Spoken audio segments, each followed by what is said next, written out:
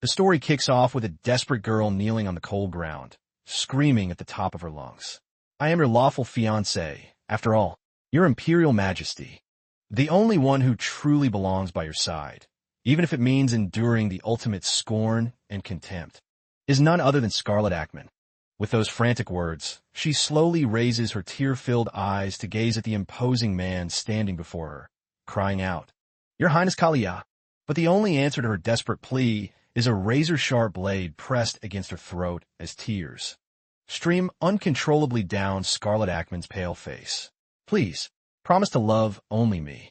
What you just witnessed was a fleeting, dramatic glimpse into the scandalous novel, The Tyrant's Private Life. This is a thrilling, high-stakes romance fantasy web novel. The ruthless male lead of this story is none other than Emperor Charlie Kalia. He has committed countless heinous atrocities and brutally slaughtered his own flesh and blood. Yet that monstrous, bloodthirsty tyrant falls utterly head over heels the moment he crosses paths with the saintly female lead, suddenly transforming into a passionate advocate for world peace. Because with just a flick of her little toe, the female lead can effortlessly tame and control this terrifying tyrant. Consequently, only those within his inner circle are privy to the dark secrets of the tyrant's private life, and they're strictly bound to take those secrets to their graves. And that is exactly how the twisted story goes. Cut to the next scene, where a miserable girl is clutching her pillow, bitterly lamenting her tragic and unfortunate fate.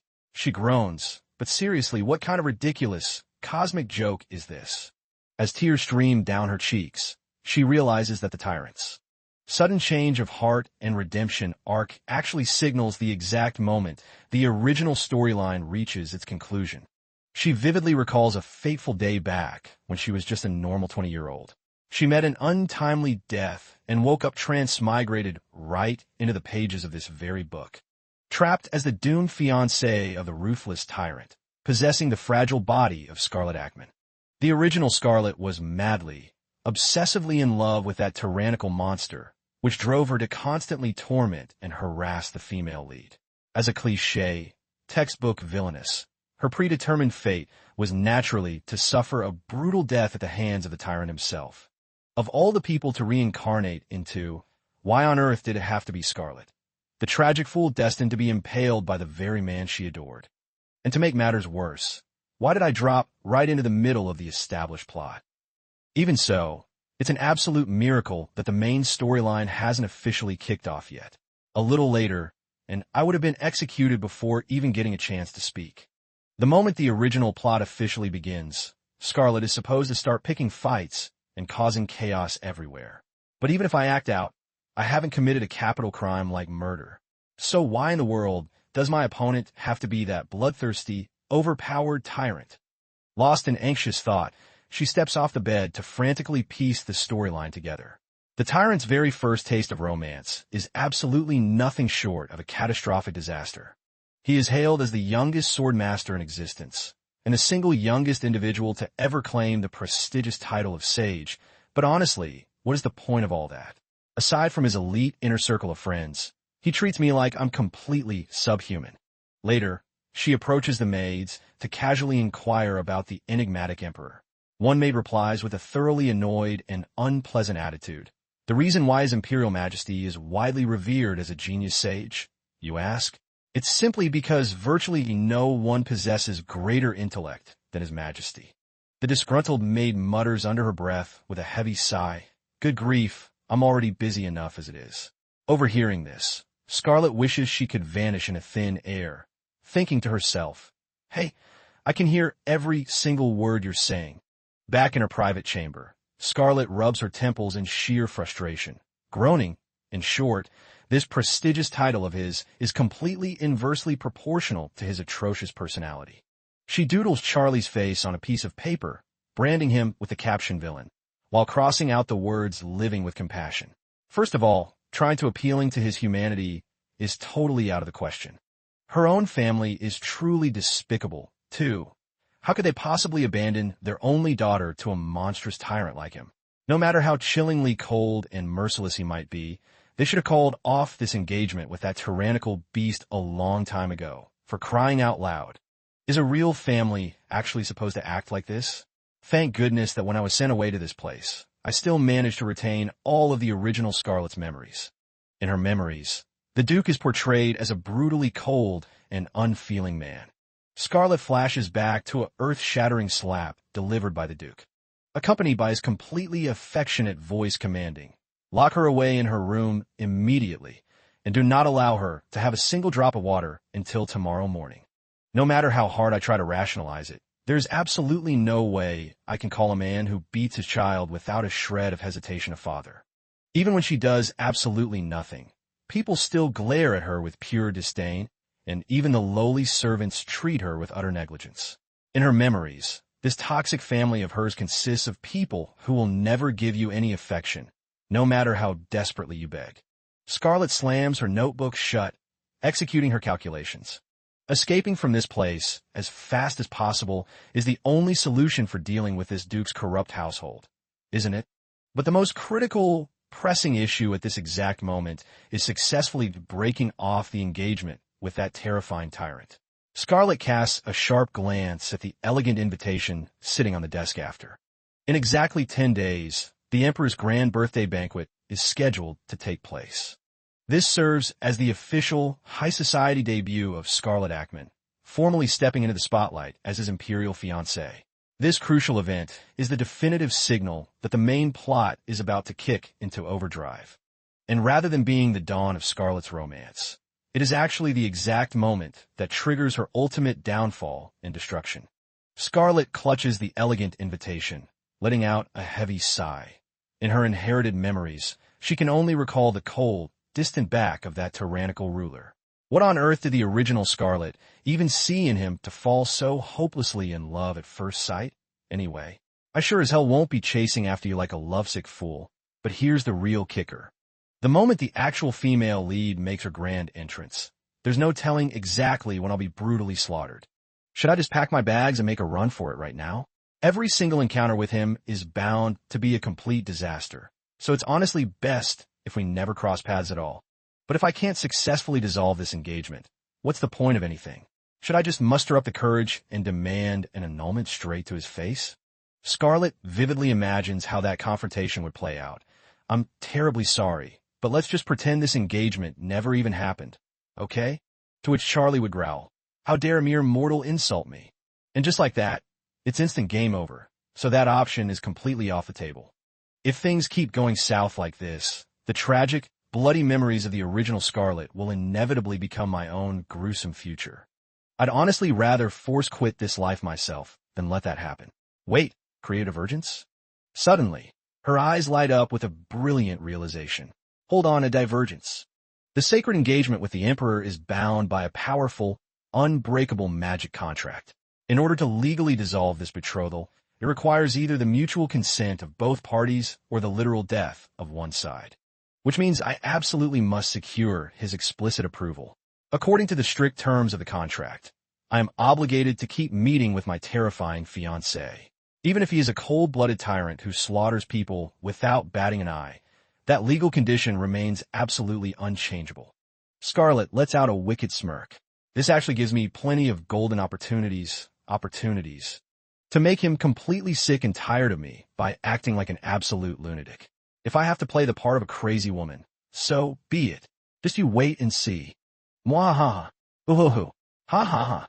Her unhinged, psychotic laughter echoes loudly throughout the empty hallways. A trembling maid approaches her door and knocks hesitantly. The maid whispers in pure panic. The young lady has been laughing and crying all by herself for ages. Has she completely lost her mind? In the blink of an eye, the fateful day of the grand imperial banquet finally arrives. In her mind, Scarlet flashes back to a vivid, haunting memory belonging to the original Scarlet of the past. This is the absolute first time anyone has ever treated me with genuine kindness. Even in death, I will never, ever forget this feeling. The Emperor is actually a deeply affectionate and emotional man. He wouldn't just change his heart so easily. As the tragic memory fades away, Scarlet rolls her eyes in utter disbelief, thinking, "Affection at my foot. You're more likely to freeze to death from his icy glare." Honestly, she was completely beyond saving. But seriously, why on earth did Scarlet's old memories have to trigger right at this moment? The maid calls out anxiously, "My lady, are you feeling all right?" "Ah, it's nothing, don't worry about it." The servant currently attending to her is none other than Lucy. "I will go fetch your gown now. So, please remain comfortably right here, okay?" "Got it," Scarlet replies, casually waving her hand. Sure, sure. Once I successfully break off this engagement, I'm skipping town immediately, so there's absolutely no point in maintaining some fake, pristine noble etiquette." Because of her chaotic vibe, the maid trails closely behind her, constantly nagging, "My lady," walking and snacking simultaneously like that will severely tarnish the impeccable reputation of our noble family, not to mention how furious the Duke will be. PFF, whatever. It's not like anyone in this house actually gives a damn anyway. The grand banquet doesn't even start until tonight, yet they're already forcing me to get fully prepped since early morning. Though honestly, even without all this fuss, I'm already naturally drop-dead gorgeous, aren't I? But her shameless moment of flexing and admiring her own reflection is instantly caught red-handed by Lucy stepping into the room. Scarlet screams in internal agony, "Oh my God, this is so incredibly embarrassing," glancing over at the collection of gowns cradled in Lucy's arms. Her eyes are immediately drawn to a certain soft pink dress. She picks it up, murmuring, "This particular dress. Do you not like it, my lady?" "No, let's go with this exact one." Lucy looks completely bewildered. "Excuse me?" I said, "I'm choosing this dress." "My lady, are you absolutely certain you want to wear that gown? Isn't it a bit too overwhelmingly plain and simple?" It's fine. Won't it look way better once we accessorize it with some jewelry anyway?" "Are you really planning on wearing such an incredibly basic, unadorned dress to a prestigious imperial palace banquet, my lady?" The moment she steps out wearing the controversial gown, the mansion's servants begin whispering, "Is that really the Duke's daughter? Has she completely lost her mind?" Scarlet smirks to herself in secret satisfaction. "Hey, you gossiping fools. I can hear every single word you're saying, you know?" Their shocked reactions are exactly what I wanted. Even when keeping it minimalist, my natural, breathtaking beauty still radiates effortlessly. I honestly thought I couldn't pull off a peach-colored outfit, but I never expected this peach shade to make me look so insanely adorable. Scarlet turns to Lucy, seeking validation. "You think so too, right?" Going with this makeup style was definitely a brilliant move. Lucy merely stands there in stunned silence, completely speechless. Scarlet glances over, only to find her maid's face clouded with absolute doom. "What's wrong? Why are you just standing there like a statue?" The maid stammers in utter panic. "My apologies, young lady." Lady Scarlet has arrived. A luxurious carriage is already waiting for her right out front. The servant standing by is completely dumbfounded the moment she catches sight of Scarlet, bowing deeply. "Please step inside, my lady." Why on earth is everyone looking so incredibly shocked, anyway? Well, it actually makes total sense. Attending the Emperor's prestigious birthday gala dressed in something this overwhelmingly simple is definitely a bold move. But this exact outfit is going to be the perfect catalyst for my upcoming unhinged behavior. Man, benefits of the wealthy, I guess. This high-quality cushion is insanely comfortable. As she chuckles to herself over her flawless master plan, she suddenly senses a suffocatingly dark, ominous aura filling the carriage. Sitting directly across from her is the Duke, glaring at her with pure hostility. Scarlet scoffs internally, "Wow, what a terrifyingly intense gaze. Do you really think glaring at me achieves anything?" This trash Duke treats his own daughter like absolute garbage. And as for that Duchess sitting over there, she looks like a walking corpse wherever she goes. Talk about pathetic. They're obviously avoiding me like the plague, just because they're terrified of getting dragged down. Well, whatever. You guys can do whatever you want. Suddenly, a sharp voice cuts through the silence. "Hey, did you forget to take your meds or something?" The one speaking is Isaac Ackman, Scarlet's arrogant half-brother. In the original novel, he was the sole individual who actually bothered to help Scarlet when she was brutally sentenced to death. And when the original Scarlet desperately tried to end her own life, he was the exact person who discovered her bleeding body and saved her. Or rather, he saved me, the soul who had just transmigrated into Scarlet's body. She vividly remembers that agonizing moment. "Arg, it hurts so bad. Let go of me," followed by the muffled, frantic instructions of the royal physician. Although the young lady has miraculously survived the immediate crisis, she is still in critical condition and requires strict monitoring. Back then, the moment Scarlet weakly asked who he was, I say, Ackman merely furrowed his brows, snapping irritably, "This stupid girl," before cutting himself off mid-sentence. Grit-toothed, Isaac muttered under his breath, "Just shut up and rest." He stared intensely at me for a long moment before letting out a heavy sigh. He was probably just worried sick about me back then. In all of her memories, Isaac was the only person who genuinely cared for Scarlet. Scarlet glances over at him, her eyes softening with warmth and affection. How commendable. Maybe I should grant you some special VIP treatment? Isaac's face turns completely pale as cold sweat drips down. What the hell is up with that creepy expression on her face? No wonder I'm suddenly breaking out in full-body goosebumps. Scarlet flashes a bright, cheerful smile and asks, "Is something the matter, dear brother? Are you seriously asking me that because you don't know? Or are you just playing dumb? I'm talking about that ridiculous dress you're wearing. Oh, this gown? It suits me perfectly, doesn't it?" As expected, I can flawlessly pull off absolutely any look. Isaac stares at her, completely left speechless. There have been rampant rumors lately that you've gone totally insane. So it turns out the gossip was 100 true. Isaac instantly claps a hand over his mouth, horrified that he just voiced his inner thoughts out loud. Fine, whatever, just shut your mouth. Seeing Isaac suddenly turn his head and stare fixedly out the carriage window, she looks completely puzzled. Huh, what's the deal? Why are you acting so weird? Lately, he seems to be paying an awful lot of attention to his words and actions, doesn't he? With a loud, violent slam, Duke Ackman roars in absolute fury. Scarlet Ackman, have you truly lost every single shred of your sanity? There's a strict limit to how much humiliation you can bring upon this family. Don't you dare set foot outside this carriage. Turn right around and go straight back to your room. Scarlet merely narrows her eyes, thoroughly unimpressed. That absolute trash Duke is always looking for a reason to snap at me. Huh? Scarlet fires back coldly. What is there to possibly be ashamed of? Are you seriously throwing a tantrum just because of this plain dress? The last time her daughter here got brutally slapped across the face, it was because I supposedly purchased too many flashy, extravagant gowns. So this time around, I intentionally chose to wear a highly modest, simple dress. If this somehow manages to tarnish the prestigious family reputation, I can assure you, the blame lies entirely on someone else. If I recall correctly, just last night, your precious biological son came stumbling home absolutely plastered out of his mind.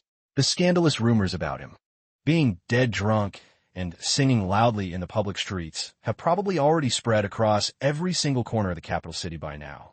Are you seriously telling me you don't care about that stain on your family's honor at all, father? With that final blow, Scarlet sneers triumphantly inside. How does that taste? Your blood must be absolutely boiling right about now, huh? After all, the original Scarlet would never dare to talk back to this tyrant. If you lack the basic intellect to win a verbal argument and can only resort to violence, then you better think twice before trying to pick a fight with me. Thinking this, she subtly cracks her eyes open to peek at her half-brother's reaction. Huh, I totally expected him to fly into a raging fit after I threw him under the bus like that. Why is he acting so incredibly calm and quiet? The Duke roars once again, Scarlet, you insolent, disrespectful brat. Duchess Milia Ackman finally chimes in with a cold, monotonous voice. Both of you, that's quite enough. Neither of you is acting with even a shred of maturity or decorum. Scarlet scoffs internally at her intervention. Immediately after the previous Duchess tragically passed away, the Duke lost no time in bringing this woman into the estate. Before their official marriage, she had actually been completely abandoned by the Duke. But here's the real kicker. She somehow managed to get pregnant while he was still legally engaged to his first wife. And that scandalous love child is none other than Isaac Ackman, which perfectly explains why Isaac is actually older than Scarlet.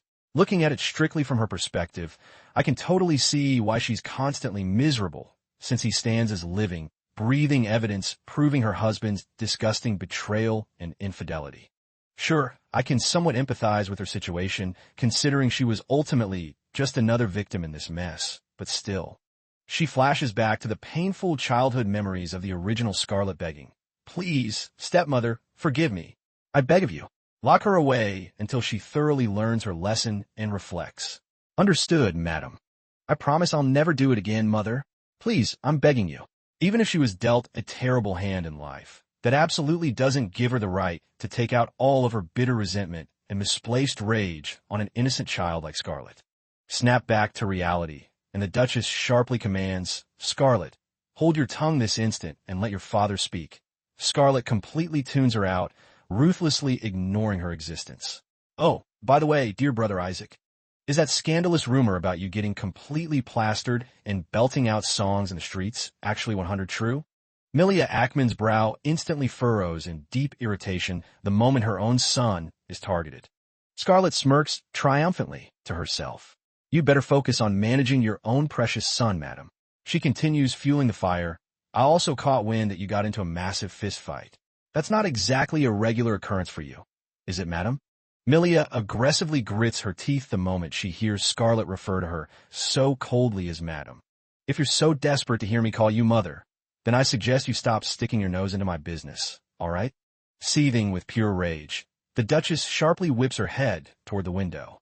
"If all of you are so convinced that I've completely lost my mind, wouldn't it be way better to just annul my engagement with the Emperor right now? All right, that's enough family drama for one day. Besides, this carriage ride is taking forever. Before I unleash absolute chaos at the palace, I need to catch some quick ZS." Literally a single second later, she passes out, snoring loudly right in front of her completely dumbfounded family, watching Scarlet fast asleep and audibly sawing logs. Milia lets out a sharp, scoffing gasp of disbelief. In the depths of her slumber, she faintly hears the echoing sound of crying. What on earth is that? This eerie noise is Solby. Who could possibly be weeping like that? A golden-haired girl is curled up on the ground, slowly raising her tear-streaked face, and it's me. Witnessing this terrifying, ominous omen in her nightmare, Scarlet awakens with a blood-curdling shriek that echoes through the entire carriage. By this time, the rest of the family has already abandoned the carriage and officially entered the Grand Imperial Palace. So it was just a horrific nightmare. Scarlet steps down from the carriage, lost in her thoughts, but seriously, being able to sleep like a baby in a situation like this. I really might be a bit unhinged. No yoke. Thank goodness I'm not entirely late yet. And of course, absolutely nobody bothered to wake me up. That horrific nightmare definitely wasn't just a basic, ordinary dream. But whatever, I shouldn't waste my energy obsessing over it, considering I have a much more pressing mission to execute right now. All right, it's finally time to go face my terrifying, psychopathic tyrant of a fiancé. Scarlet struts into the grand ballroom, quite fashionably late, sporting a completely unbothered, deadpan expression. She quickly hypes herself up to get back into the zone, whispering, "I'm still technically on time, right? Open these double doors for me at once." The guard stammers in panic, "I'm terribly sorry, my lady, but we cannot, since His Imperial Majesty has already made his grand entry. Protocol dictates we are strictly forbidden from announcing your name anymore." So that basically means I have to quietly sneak inside like a total nobody, huh? But slipping in undetected completely defeats the purpose. I need to cause a massive scene and command absolute attention from this crowd. Fine, I get it. It's not a big deal. So we'll just swing the doors open for me. You understood, my lady. The massive doors slowly creak open, and witnessing the jaw-dropping luxury and opulence inside, her mouth falls wide open. Holy crap, this place is absolutely insane. That tyrannical bastard supposedly claimed he was going to throw a birthday gala that was modest compared to the previous emperors. If a massive, dazzling spectacle like this is his idea of simple, then just how mind-blowingly extravagant were the banquets of the past? Anyway, where on earth is my monstrous fiancée hiding? The exact moment she steps inside, every single eye in the ballroom locks on her. Hey, look over there. Isn't that the crazy Ackman girl? Did she completely lose her mind today or what? Why on earth is she dressed like a total peasant at a royal gala? Scarlet sneers triumphantly to herself. Perfect. This basic look is already stirring up the exact drama I wanted. She aggressively checks out a remarkably handsome man standing nearby. Wow, he is absolute eye candy. Is that the Emperor? Wait, he has golden hair. According to the vivid descriptions in the original novel, the Emperor actually possesses striking silver hair and piercing violet eyes. So that gorgeous specimen over there is definitely not the male lead. Seriously, where the hell is this hidden boss of an emperor lurking? This is getting exhausting. Why are there so many damn people here? Suddenly, a sharp, gossiping voice cuts through the ambient noise. Lady Fleta, look over there at that train wreck. There have been rampant rumors floating around that the young lady of the Ackman family has completely lost her marbles. Looking at her now, it seems those scandalous rumors were 100 facts. Wait, huh? What's with those girls? Looking at them side by side, they remind me of something hilarious. The blue-haired girl sharply turns her head, instantly locking eyes with Scarlett's intensely judgmental, squinted gaze. Out of nowhere, Scarlett blurts out at the top of her lungs, "Oh my God, it's a traffic light." The trio of noble girls flaunting their vibrant red, yellow, and blue hair stare back at her, completely paralyzed by her bizarre insult. They immediately begin murmuring, "Lady Fleta, what in the world is a traffic light? Let me think about it." Seeing how she just spouts complete, nonsensical gibberish like that, the scandalous rumors are undoubtedly 100 true. Scarlett struts right over, slaps a hand on her shoulder, and whispers, "Want to die, honey? Don't you dare lay a finger on me. Listen up, sweetie. I'm a very busy woman, you get it? Lady Fleta, you better permanently engrave the warning I just gave you into your tiny brain." Fleta's entire body goes completely numb with paralyzing fear upon hearing Scarlett's chilling threat. Scarlett scoffs internally, mocking her. Wow, her mental fortitude is shockingly weak. I happen to be incredibly petty and sensitive like that, so who told you fools to start picking fights with me in the first place? Even though a massive crowd is gathered at this grand gala, absolutely not a single soul dares to step anywhere near my radius. They possess just enough self-preservation to actively avoid me like the plague. I guess the notorious, toxic reputation that the original Scarlett built up just a month ago is still working wonders. Scarlett actually attended this entire event for the sole purpose of meeting the one man she needs. Although the pages of the original novel explicitly stated that she fell hard for the ruthless Tyrant because of his superficial, gentlemanly courtesy toward her, the actual deepest reason was because she desperately believed she was indispensable to him, because he was quite literally the only anchor in her miserable life. But honestly, isn't that just incredibly foolish and naive? Relying on something so shallow to blindingly love a dangerous predator is an absolute recipe for disaster. Suddenly, a booming voice shouts from across the ballroom, "Look over there. That's the unhinged, crazy daughter of the Ackman noble house." Hearing this, Scarlett lets out a thoroughly disgusted, sarcastic smirk. "Oh wow, I didn't expect someone to pick a fight with me so loudly right out in the open. Let me turn around and see what kind of pathetic clown I'm dealing with." As she whips around, her eyes lock onto a man flaunting breathtaking, shimmering platinum silver hair, and her pupils instantly dilate as recognition hits her like a truck. She immediately drops into a flawless, elegant, noble curtsy. This servant greets the glorious emperor. Scarlett Ackman of the House of Ackman extends her humblest greetings to your imperial majesty. Scarlett aggressively re-evaluates the situation internally. Yeah, right? She didn't fall for his gentlemanly courtesy. She was just completely blinded by this top-tier face. He is the literal definition of a brilliant, devastatingly handsome, yet incredibly icy alpha.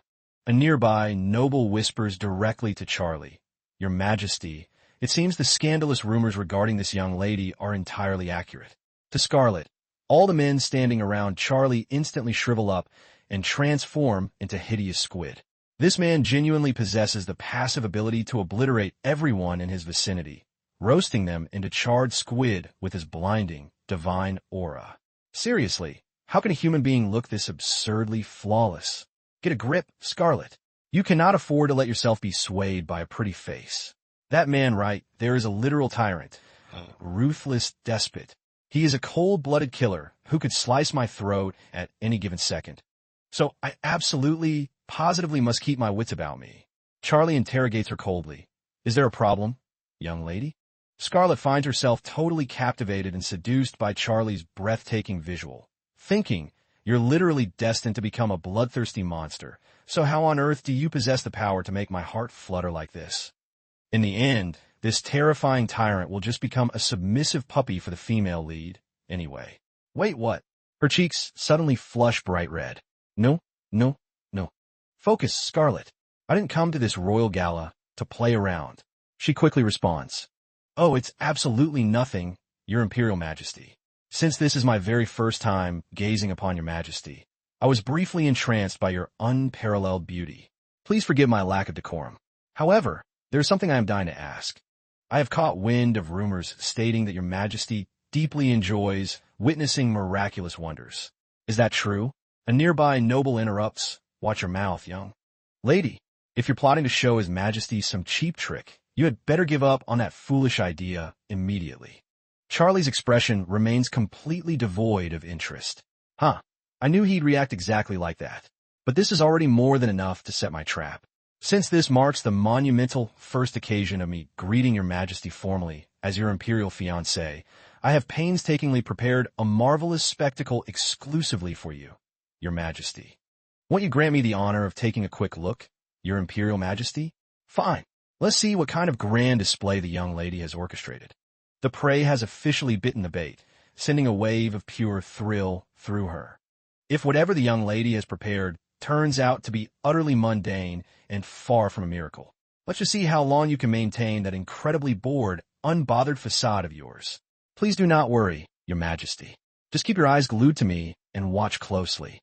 Scarlet reaches out and elegantly lifts a glass of dark wine. Keep your eyes right here, Your Majesty.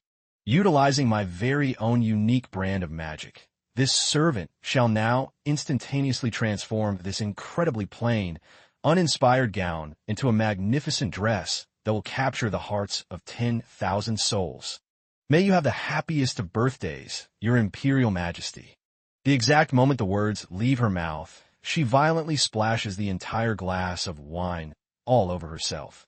Ah, behold this rich, intoxicating aroma. Look closely, Your Majesty. It has miraculously transformed into a vibrant, crimson-stained dress. Well, how do you like that? Pulling a stunt like this makes me look 100 bats crazy, right? The surrounding aristocrats instantly erupt into a frenzy of panicked whispers. What on earth? Did she seriously just drench herself in wine on purpose? Committing such an unhinged act directly in front of His Majesty. How could she? Scarlet lets out a wicked, triumphant laugh internally. There is absolutely no way you'd ever willingly marry a certified lunatic like me, right? Don't you find this to be an absolute miracle, Your Imperial Majesty? Judging by that shocked expression on his face, if I play my cards right, this single stunt might just be enough to successfully annul this dreaded engagement once and for all. In the original novel, Emperor Kalia once coldly stated this to the female lead, who had tried to sincerely celebrate his birthday. Nobody in this wretched world genuinely celebrates the day of my birth. Every single word of congratulations uttered to me is nothing but a filthy, deceitful lie. He desperately suppresses that agonizing, deep-seated yearning buried within his dark soul. So you'd better never utter those cheap words to him again. Yep, that's exactly what he coldly stated in the original novel. Usually, a typical female lead would be eager to hear that kind of poetic angst. But as for me, I absolutely loathe it. She offers a deep bow, flashing a bright, chaotic smile once more as she speaks. I truly wish you the most unforgettable birthday, Your Imperial Majesty. The moment Charlie hears her brazen congratulations, his face instantly darkens with rage. Beneath the stage, the aristocrats erupt into panicked murmurs. Good heavens, His Majesty's expression is downright terrifying right now. Well, whatever. Thanks to this spectacular disaster, I've successfully left the absolute worst possible impression on him during our very first encounter. Let's keep this momentum going and fast-track this annulment. Baby! Suddenly, the Emperor's booming voice echoes through the hall. Duke Ackman. Weaving frantically through the crowd, the Duke desperately steps forward and responds. Why yes, right here, Your Imperial Majesty. Charlie glares down at him with an icy expression, stating, it appears the young lady is quite unwell. Do you not intend to escort her back to your estate immediately to have a physician evaluate her condition? A suffocating, crushing aura instantly weighs down on the Duke's shoulders, forcing his head low as he scrambles to drag Scarlet away. I shall escort my daughter home this instant, Your Majesty. As Scarlet is being ruthlessly pulled out of the ballroom, she looks back with a hint of playful regret. Man, what a shame. Though, even when he's glaring at me with a murderous gaze that could literally slice me to pieces, I have to admit the guy is absolutely breathtakingly gorgeous. Alright, alright, my stunningly handsome emperor. This is your very first time encountering a certified lunatic like me, isn't it? If my calculations are correct, and this stunt worked its magic, I might just receive an official notice of our dissolved engagement by tomorrow morning. Before exiting, Scarlet makes sure to blow a mocking kiss right at Charlie. Charlie is completely blindsided by the cringe-worthy gesture, nearly snapping his neck in disbelief. He is so utterly dumbfounded that he is left completely speechless. Wow, she really? This is far from over, so you just sit tight and wait for what's next, Your Majesty. Once they are back inside the carriage, Duke AC. Man looks as though he is ready to rip Scarlet limb from limb. He slams his fist violently against the armrest, roaring, "You have completely lost your damn mind. What an absolute embarrassment. You have utterly dragged our family's proud name through the mud. The moment we get back, you will..."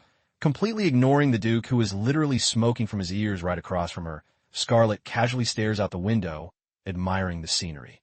Gosh, he's so loud. But hey, judging by that explosive reaction, I can pretty much guarantee my operation was a roaring success, right? Just as she's celebrating her victory internally, Isaac chimes in, demanding, "Hey, are you wasted right now? Besides, you smell like a walking brewery." Scarlet scowls in annoyance. Great, yet another mood killer trying to rain on my parade. What are you talking about? I look stunning, don't I? Stunning? Where on earth do you see stunning, you psycho? Just look closely at this shade, brother. Doesn't a vibrant, bloody crimson look absolutely phenomenal on me? Scarlet leans in aggressively, demanding, right? Am I right? Isaac frantically waves his hands in absolute horror, trying to push her away. At that moment, Duchess Milia Ackman chimes in coldly. "The second we arrive back at the estate, I'm calling a brain specialist to examine you. So you better start behaving yourself." "Oh, come on. A doctor? Why on earth would I need one?" Witnessing your utterly unhinged behavior tonight, any sane person would agree that you desperately need a medical professional to see if your brain can actually function normally again. Oh, good grief. How can you even say that to me? Scarlet is secretly rejoicing inside, thinking, yes, keep it up and force that annulment. With any luck, I might just get completely banished from this awful family altogether. But outwardly, Scarlet puts on a flawless, fake show of being deeply wronged, sobbing dramatically. I simply caught wind that His Imperial Majesty has a profound obsession with blood-red hues. Therefore, stepping up as his deeply devoted fiancée, I merely desired to present His Majesty with a truly unique, unforgettable birthday spectacle. How could I have possibly committed any crime by doing that? Scarlet's lightning-fast, psychotic mood swing leaves Isaac completely paralyzed in shock. All right, listen about that. What's his deal? Is he actually terrified of me now? Next up, I'll prepare 3 separate custom gowns drenched from head to toe in pure, dripping crimson, and then His Majesty will passionately sweep me into his embrace. Are you seriously harboring a death wish or something? Of course not. His Majesty and I are destined to officially become the ultimate power couple. The ultimate power couple, you ask? Down the line, I plan to formally request a single strand of His Majesty's hair. In fact, every single time we meet, I will beg him for another strand of his precious hair. Why in the world would you do something so incredibly creepy? Why, you ask? Duh. Doing this is the foolproof secret to achieving eternal marital bliss, don't you know? I will meticulously stash every single strand beneath my pillow and continue this sacred ritual until the day we finally tie the knot. Utterly unable to believe his own ears, Isaac stammers, Are you serious right now?" Before letting out a massive, exhausted sigh. Observing her half-brother's thoroughly traumatized expression. Scarlet réalise? Whoops. Maybe I went a tiny bit too far with the Yander act. But hey, pushing it to the absolute limit is exactly how I'll guarantee results. Shortly after, back at the majestic Duke Ackman estate. Witnessing the imperial carriage return so prematurely, a guarding knight wonders in confusion. Why are they back so early? Did some sort of massive emergency occur at the palace? Don't tell me Lady Scarlet has unleashed yet another catastrophic disaster. But she's been behaving like a literal angel for the past month, hasn't she? Before the knight's hand can even make contact with the carriage handle, Scarlet forcefully kicks the door completely off its hinges with a violent slam. Watching her foot flash past his eyes in a split second, the knight stands completely frozen, utterly dumbfounded. Wait, Was that a literal foot? With that, Scarlet bolts out of the vehicle like a raging hurricane and speeds away. The Duke roars a furious command. Restrain that lunatic immediately. Wait, what?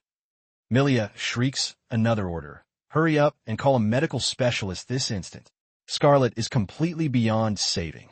The guarding knight still utterly fails to believe his own eyes, muttering, was that savage creature really the young lady?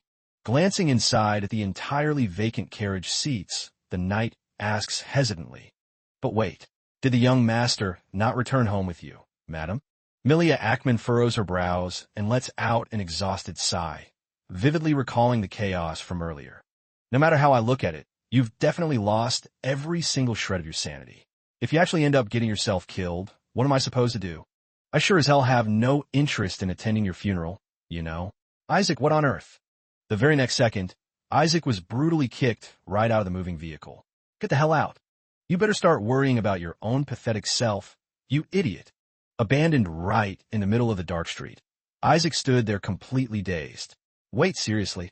Duke Ackman scowled aggressively, interrogating her. Scarlet Ackman, what in the world did you think you were doing back there? Scarlet raised her hand, signaling him to shut his mouth. And one more thing. I am currently the official imperial fiancé of His Majesty, as you well know, father. So, I highly suggest we start maintaining a respectful distance from now on. Her finger pointed directly at his face. You understand what I'm getting at, right? This right here. If any unsightly wounds or bruises were to appear upon the flawless body of His Majesty's noble fiancé, that would be an absolute catastrophe, wouldn't it? Remembering this intense confrontation, the Duchess rubs her temples in sheer dizziness. She was never this completely uneducated and disrespectful before. Now, she is truly transformed into an absolute, untamed lunatic. The very next morning, Scarlet sits down to pen an official letter to Emperor Kaliya. To His Imperial Majesty Kaliya, the glorious and radiant son of our empire. Your Majesty is like the moon, the water, the flowers, the trees, and the soaring sparrows. This servant extends her deepest regrets for having to make such a sudden, chaotic departure from Your Majesty's presence during your prestigious birthday gala. Therefore, I eagerly anticipate our very next encounter. Rereading her own words, she gagged in absolute disgust. Ooh, gross. Anticipate my foot. It would be an absolute dream come true if you just used this as an excuse to cancel the engagement right now. Well, wishing won't do much, so I need to make a definitive decision on our next move. I have to figure out exactly when we should cross paths again. According to the strict imperial laws, the emperor and his fiancée are legally mandated to meet a specific number of times each month, and every single detail regarding these official encounters must be meticulously documented in the imperial records. Thinking about this ridiculous requirement, a wave of secondhand embarrassment washes over her.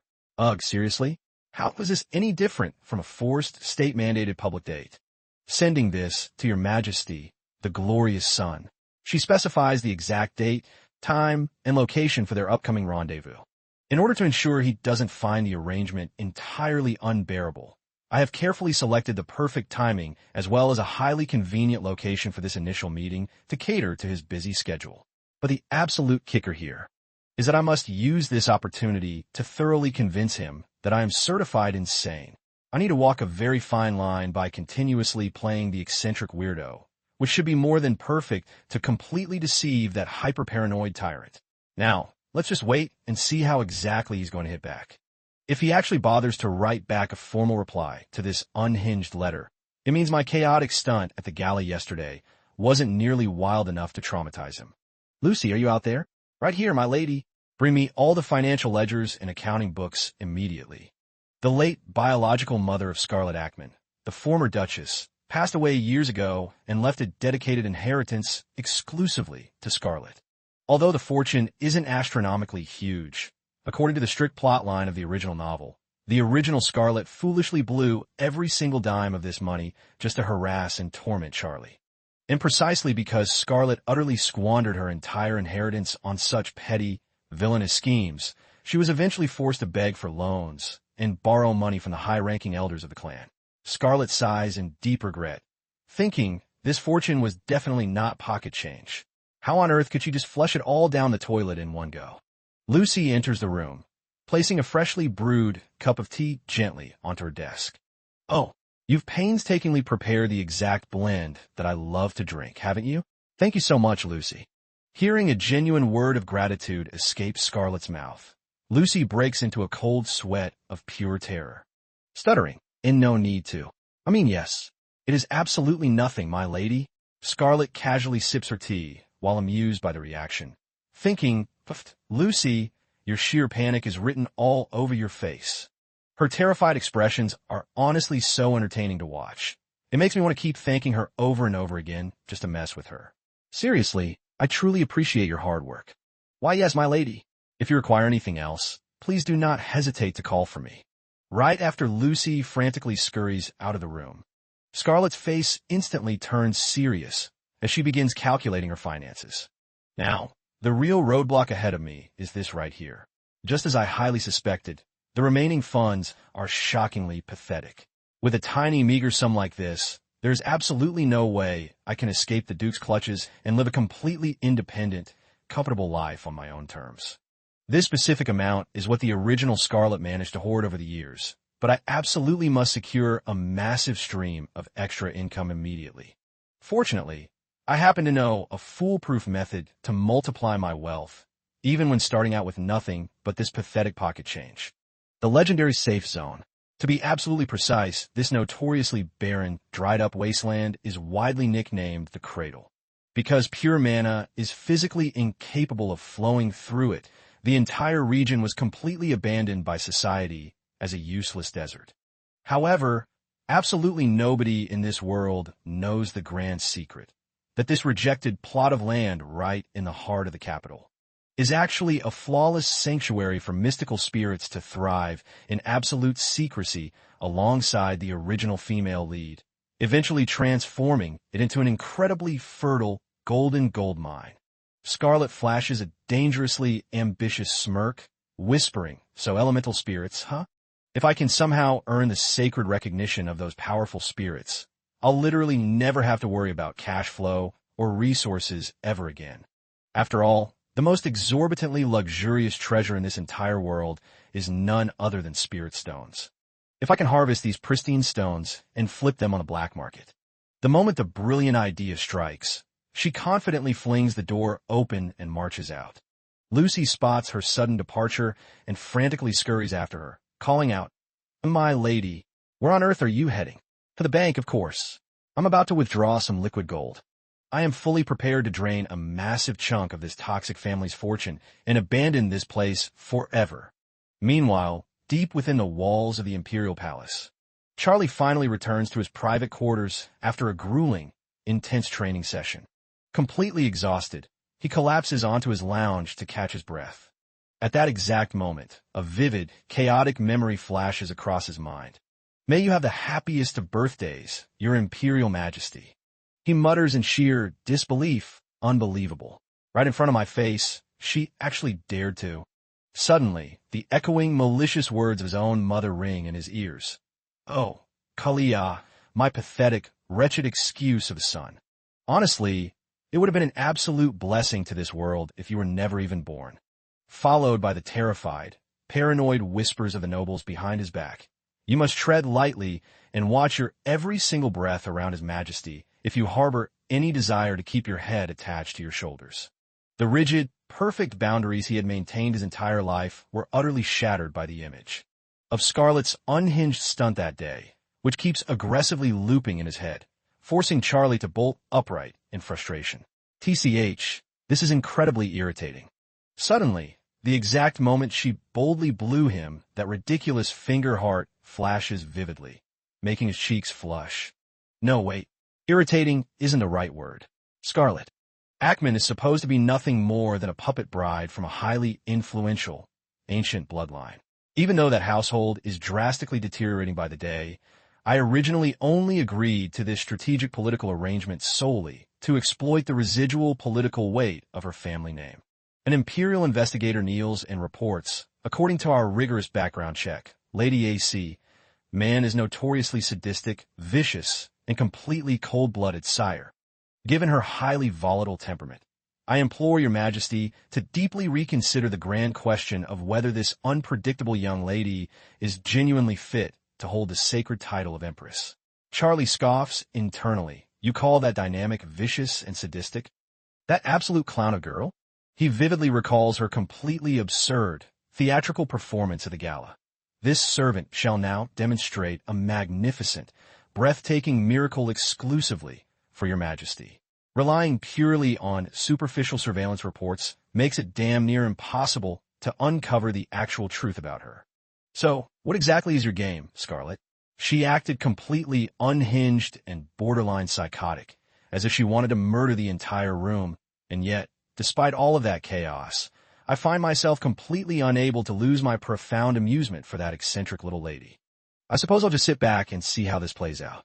I am no longer observing the political chess piece known as Scarlet Ackman, but rather the fascinating enigma that is Scarlet herself. Meanwhile, over at the Ackman estate, Lucy nervously calls out, "My lady?" "Huh." An official response has just arrived from the Imperial Palace, ma'am. Receiving the formal reply, her eyes instantly light up as she smirks. "Excellent, perfect. A complete itinerary for the upcoming month." He actually sent me a full 1-month schedule. This means I need to step up my game and show him an even more terrifying level of insanity. I am going to personally make you taste the absolute spice of pure, unadulterated madness, Kalia. Deep inside the walls of the Imperial Palace, Charlie is also staring intently at this exact same schedule, lost in thought. An official enters the room and speaks up. "Your Majesty, you summoned me? Even if you hadn't sent for me, I actually had a critical matter that I urgently needed to report to you. So it is truly fortunate that you called for me first." Saying this, the man casually drops a massive stack of documents onto the desk. Staring at the mountain of paperwork towering before him, Kalia's face turns completely dark with annoyance. It is the crack of dawn, and you're already severely overdoing it. Overdoing it, sire? Surely not. I assure you, this will not take up much of your majesty's precious time. This man is none other than Kalia's closest, most trusted confidant, Count Clover. Clover speaks up, flaunting a pair of massive, sleep-deprived dark circles under his eyes. "Since you have already finished your morning meal, it is high time you get straight to work, sire." As he says this, he silently complains internally. Some of us didn't even have time for breakfast, surviving on barely 2 hours of sleep just to keep grinding away at this paperwork. Charlie glares at him, thinking, I know exactly what you were grumbling about in your head. Right at that moment, the communication crystal ball suddenly flashes with a bright light. "Ah, Count Luan, is that you?" The man appearing is the elite chief of intelligence and Kalia's fiercely loyal aide, Count Luan. Count Clover instantly tenses up with anxiety, thinking, wait, both myself and Count Luan have been summoned here, simultaneously? Could it be? Charlie violently hurls the documents onto the floor, roaring, "Run the background check again from scratch." Clover drops his head in pure despair. Ugh, naturally. I knew this would happen.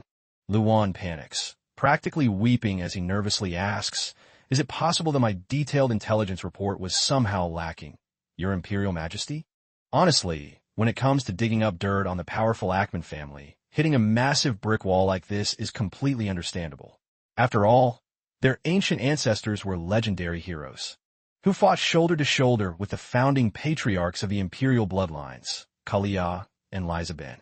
The formidable defensive barriers and secrets that those ancient heroes left behind for the Ackman clan are so insanely secure that even the most elite intelligence network of the ruthless emperor cannot breach them. However, Scarlet is notorious for frequently roaming around the capital's busy streets, so they should have at least been able to dig up some basic public gossip on her behavior. To deliver such sloppy, half-baked intelligence, Charlie barks coldly, interrogating Luan, "Are you absolutely certain you did a thorough job investigating her?" Clover winces internally, thinking, yikes, that is incredibly harsh. Things are getting real awkward now, Your Majesty. Besides, everyone knows Count Luan is an emotional, fragile crybaby anyway. If this disastrous tension keeps up and the target shifts onto me next, I'm absolutely doomed. The exact moment Luan blubbers, "Your Majesty," Charlie ruthlessly cuts off the magical transmission without hesitation. Wow, I can't believe His Majesty just ghosted a mid-sentence like that. Clover's face instantly drops, thinking, yep, I'm definitely pulling mandatory overtime tonight. Just as he highly predicted, Charlie commands coldly, make your choice. Do you want to investigate the ancient Ackman clan? We're looking at Scarlet Ackman specifically. Scarlet Ackman. Several long weeks have already flown by since she officially became his fiancée, and yet she only just decided to show her face. Even so, tackling this lead is still a million times better than hitting a dead end with her family. That is a brutally tough choice for this servant, Your Majesty. But what specific aspects of the young lady should I uncover first? Investigate the mysteries that I personally want answers to before anything else. And make sure your findings don't annoy me. Sire. I will give it my absolute all. I would honestly rather eat stale garbage than dig into the terrifying secrets of the Ackman household. By the way, Your Imperial Majesty, could you shed some light on your official royal itinerary with her? As per standard protocol, aren't you scheduled to meet the young lady twice a month, sire? While Your Majesty proceeds with this mandated schedule, if I can remain in your close vicinity, it would be an immense help for me to discreetly gather the necessary intel on her. So I'm forced to gaze upon that ridiculous face yet again. Huh? The highly unhinged, chaotic flashbacks of Scarlet's provocative antics aggressively race through Charlie's mind all over again. He lets out a subtle smirk, declaring, fine, let's go with that plan. However, the official timetable has not been finalized yet. Figure out the details yourself, count, and dispatch the schedule directly to House Ackman. I am officially tasking you to handle the arrangements once a month. The Count bows deeply, understood, Your Majesty. I shall execute it perfectly. With your permission, this servant shall take his leave. Clover exits the grand chamber, utterly consumed by a massive question mark. Why on earth did His Majesty seem so unusually amused just now? A notorious, bloodthirsty tyrant ruling over a vast empire almost never flashes a genuine, playful smile like that. Seriously, what kind of unpredictable wild card is that young lady to pull off something like this? Or perhaps, did she cast some sort of bizarre spell on him? Clover's mind vividly conjures a wild fantasy of Scarlet screaming, the glorious son of this great empire belongs exclusively to me. Could it be that Scarlet Ackman has already snared him? Within the span of a single day, I absolutely must dig up every single piece of dirt on her before it's too late. Meanwhile, in another part of the capital, Scarlet scoffs, give me a break. A monthly schedule, my foot. Aren't we literally destined to clash heads again by tomorrow morning anyway? What on earth is this? Meet the young lady of House Ackman at the Imperial Palace tomorrow morning. And here, look at this ridiculous PS. Make sure you travel here on foot. What kind of absolute garbage boot camp training is he trying to pull? He clearly doesn't give a single damn about making a swift appearance or wrapping this tedious political meeting up quickly. Wait a minute. So if that's his game, what should my counter-strategy be? I already flaunted that dramatic crimson gown to make a chaotic first impression. So if I wear it a second time and deliver a thoroughly lukewarm performance, that simply won't cut it. Should I fake a display of ultimate sincerity instead? But what if that bloodthirsty tyrant ends up genuinely displeased? Well, naturally, barging into someone else's royal territory empty-handed is a total taboo, isn't it? Shortly after, she literally drenches herself in a head-to-toe crimson aesthetic.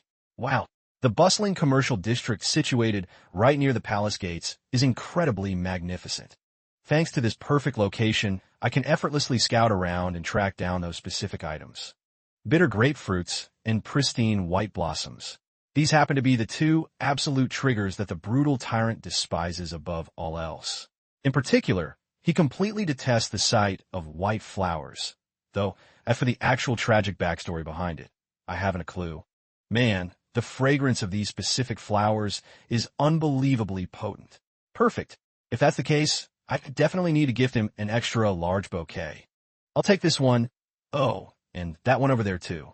Wrap up the absolute whitest ones for me, and make sure the scent is overwhelmingly strong, please. In no time at all, a massive, flawlessly wrapped bouquet is successfully assembled. The enthusiastic shopkeeper chimes in cheerily. Whoever the lucky man is, he is bound to absolutely adore this.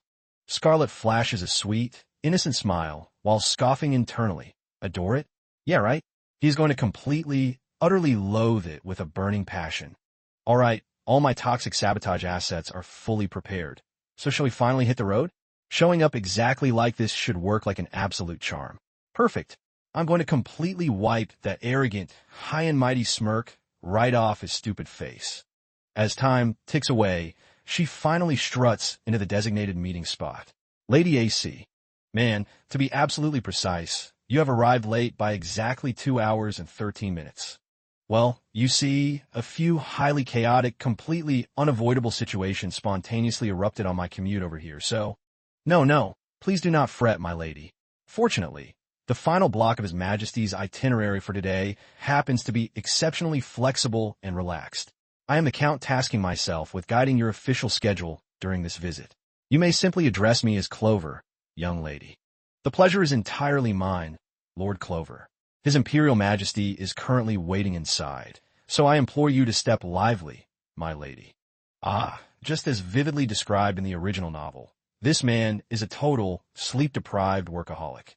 I didn't catch a single glimpse of him during the previous timeline, so I highly suspect he was probably passed out unconscious in some dusty corner. Either way, it's a bit of shame. By the time I finally step foot on the grounds, night has fully fallen.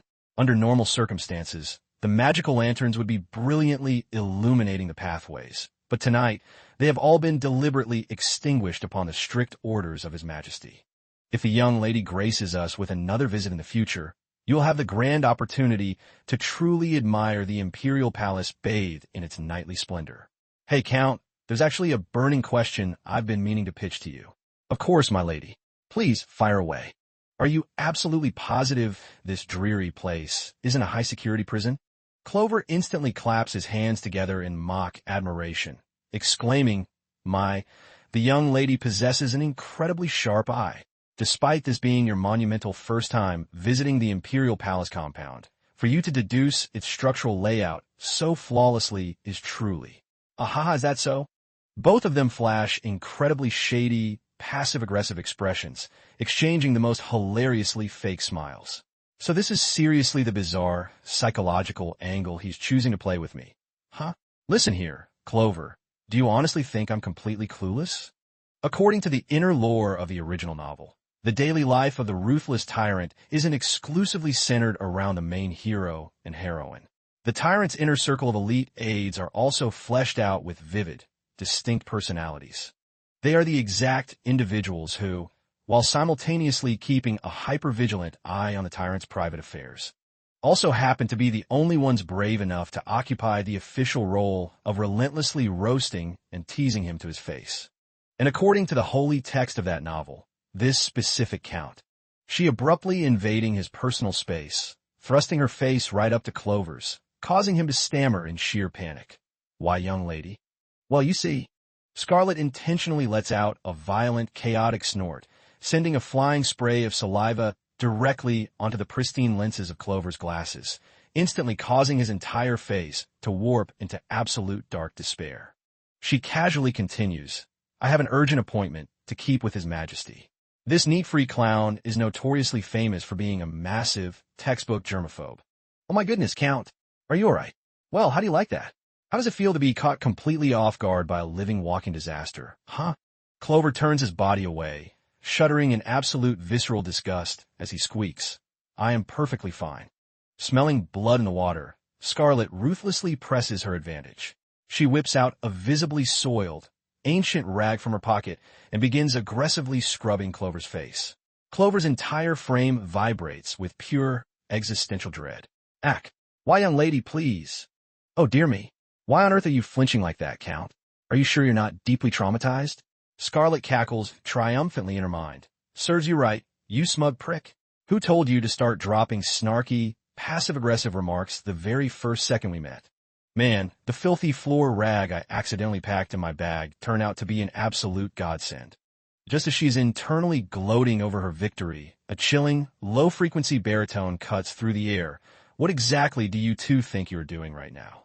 To think you would cause such a ridiculous delay directly under my nose. Both of them flinch violently in sheer terror, gasping, Why, your Imperial Majesty. Char. Lai stands there with a terrifyingly stern, icy expression, glaring down at them as if he just caught his spouse cheating.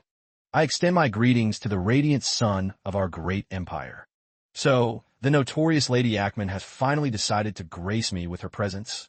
I see. Yes, Your Imperial Majesty. And I assure you, this servant desired nothing more than to rush to your Majesty's side as swiftly as humanly possible. Charlie's piercing gaze immediately locks onto the suspicious basket Scarlet is tightly clutching. My lady, what on earth is the meaning of that basket? Oh, this little thing? It's just a small token of my appreciation, sire. Since your Imperial Majesty was so incredibly gracious to invite me, I figured it would be downright scandalous to show up empty-handed. Take a look at this, your Majesty. Aren't these pristine white blossoms absolutely breathtaking? The second he catches a glimpse of the white flowers, Clover's face goes pale as he screams internally. Oh my God, she's suicidal. But wait, there's more. Scarlet then aggressively thrusts a giant grapefruit right into Charlie's face. And check this out, your Majesty. Yes, it is indeed a fresh grapefruit. Since I'm completely obsessed with grapefruits, Charlie's expression instantly. The tension in the room is unironically thick enough to cut with a knife. Through Charlie's hyper-paranoid eyes, Scarlet is actively radiating the chaotic energy of a wicked witch. This is a wild grapefruit harvested from the notorious Giroux's territory. Bingo. And it just so happens to be a luxury commodity that was meticulously imported by the elite white mages themselves. They look incredibly mouth-watering. Wouldn't you agree, sire? Charlie's face darkens into pure, menacing fury as he growls. Count Clover. Why yes, your Majesty. The Count seems exceptionally sleep-deprived and exhausted today, don't you think? And no, that's not. Go dismiss yourself and get some rest immediately. I shall personally escort the young lady inside. By your royal command, your Majesty. Well then, shall we step inside? Scarlet feels a sudden prickle of anxiety, but she silently falls in a step behind him anyway. Man, I need to break the ice with something unhinged. By the way, your Imperial Majesty, why on earth did you order the guards to completely kill all the lights outside? Oh my, could it be that you wanted to orchestrate a private, intimate moment exclusively reserved for the two of us, so that our love can shine brighter than ever in the dark? 982, exerting an immense amount of emotional restraint, Charlie retorts coldly. Fixing him with a heavy, deeply enduring gaze, Charlie replies, "We are strictly operating on business hours right now." Business hours, you say? Precisely. This is a classified matter that absolutely cannot be leaked onto the official royal itinerary. And what, pray tell, is the meaning behind that ridiculous expression on your face? Scarlet dramatically fans her blushing cheeks and swoons. Oh, it's just that things are getting so incredibly heated. I'm merely teasing, your Majesty. So, does your Imperial Majesty require my unique expertise to assist you with this classified work? Did you just say, you want to assist me? Otherwise, there would be absolutely no logical reason for your Majesty to deliberately handpick this specific ungodly hour and this highly sketchy location. I am practically dying of curiosity, sire, so please spill the details. What's the job? No matter how twisted the task, this servant is completely at your disposal. Very well. To attend to, which is precisely why I had you summoned here tonight. There is a certain high-profile individual I desperately need to interrogate and have a little chat with. Oh, Asha? Turns tighter than a violin string, making Scarlet flinch in horror as she quickly cowers behind Charlie's broad back. He internally scoffs at her pathetic cowardice, muttering, "Hurry up." But seriously, what is the deal with this absolutely colossal underground dungeon anyway? Who on earth could he possibly want to meet in a wretched place like this? This guy is completely, fundamentally unhinged. I better keep my eyes glued to the floor and avoid making eye contact entirely. Suddenly, a raspy voice calls out, Hey, you there, young lady? Over here. I'm talking to you over here. I was completely framed, my lady. Please, I beg of you, save me. Wait." But before she can react, Scarlet is violently grabbed by one of those filthy, skeletal hands. "Hey, let go of me this instant. Please don't leave me here. You must listen to my tragic, unjust story. You look like a kind-hearted soul. Surely you can help me, right?" Charlie just stands there in absolute silence, coldly observing the chaotic situation unfold. Scarlet frantically struggles against the tight grip, screaming, "Get your hands off me. What is wrong with you? Ow, that actually hurts." Suddenly, her eyes widen in pure shock when she hears Charlie calmly address her. "Young lady, you might want to watch your hand." Like a merciless demon incarnate, Charlie unsheathes his blade in a flash, brutally hacking downward with a sickening slash directly toward her, sending fresh blood spraying everywhere as she shrieks. Oh my God. Are you insane? This is completely different from how things played out in the original novel. Charlie turns to her, deadpan, and remarks, "Look at that. It got completely drenched in filthy blood." Wouldn't you agree, my lady? Is this man a completely hopeless, certified psychopath, or what? Scarlet collapses to the damp floor, paralyzed with pure terror, while Charlie casually steps forward, crushing the prisoner's severed arm under his boot, and sighs, "Well, it looks like the Count has yet another messy chore to clear up. The path ahead is still quite long. Shall we keep moving? The individual you are destined to meet is located deep within the bowels of this dungeon. But who on earth are we even going to see down here? Furthermore, he actually seems to be in a bizarrely cheerful mood right now. He's a total lunatic. Was the notorious Tyrant always this completely messed up from the start?" Scarlet looks down at her trembling hands only to realize that the toxic gift basket she meticulously prepared was left behind at the crime scene just a few moments ago. Scarlet glares intensely at Charlie's back with a deeply frustrated scowl. Even before he falls head over heels for the original female lead, the sheer level of this guy's madness is already off the charts. Man, what I wouldn't give to just deliver a massive, satisfying smack right to the back of that deceptively handsome neck. But just as Scarlet aggressively raises her fist behind him, Charlie barks, "Stop right there." Scarlet flinches in shock, immediately dropping her arm. What the hell? Could this creep seriously have some sort of mind-reading superpower or something? Scarlet frantically plays it off, stammering, "Haha. Well, since we've been trekking on foot for so long, a girl's got to do some full-body stretching to keep the blood flowing, right?" However, Charlie completely ignores her pathetic excuse, turning his head to declare, "There are exactly two diverging paths laid out before you. And out of those two distinct options, the exact path that the young lady is most heavily predestined to choose is rapidly approaching." The two of them finally halt right in front of a heavily secured cell, where an unhinged old man is trapped inside, clutching a single flower while giggling blissfully. "Cece, that is exactly what you said. Oh, my sweet Cece. Yes, me too. I am completely head over heels for you, Cece. I never knew you could whisper such sweet, romantic things into my ear, Cece." Scarlet tilts her head in utter confusion, asking, "Your Majesty, who on earth is that guy?" Charlie shifts his gaze toward her, but remains completely silent. At that moment, Scarlet leans down towards the iron bars and calls out inside, "Excuse me, old sir. Are you doing all right in there?" Charlie's piercing stare suddenly glazes over as he gets lost in a heavy memory. This man was once a legendary prophet, highly revered across the land as a great sage.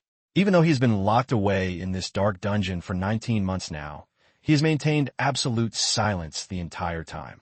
Yet, the forbidden prophecies he previously whispered regarding the ancient Ackman bloodline are things that absolutely cannot be taken lightly. Charlie vividly recalls the exact moment the old sage had desperately pleaded with him, saying, "I beg of you, your Majesty, protect this old fool from those suspicious outsiders. Yes, lock me up. Throwing me deep into the royal dungeon is the safest place for me. In exchange for my sanctuary, this old man shall grant you one final, absolute prophecy. Two separate destinies lay before you.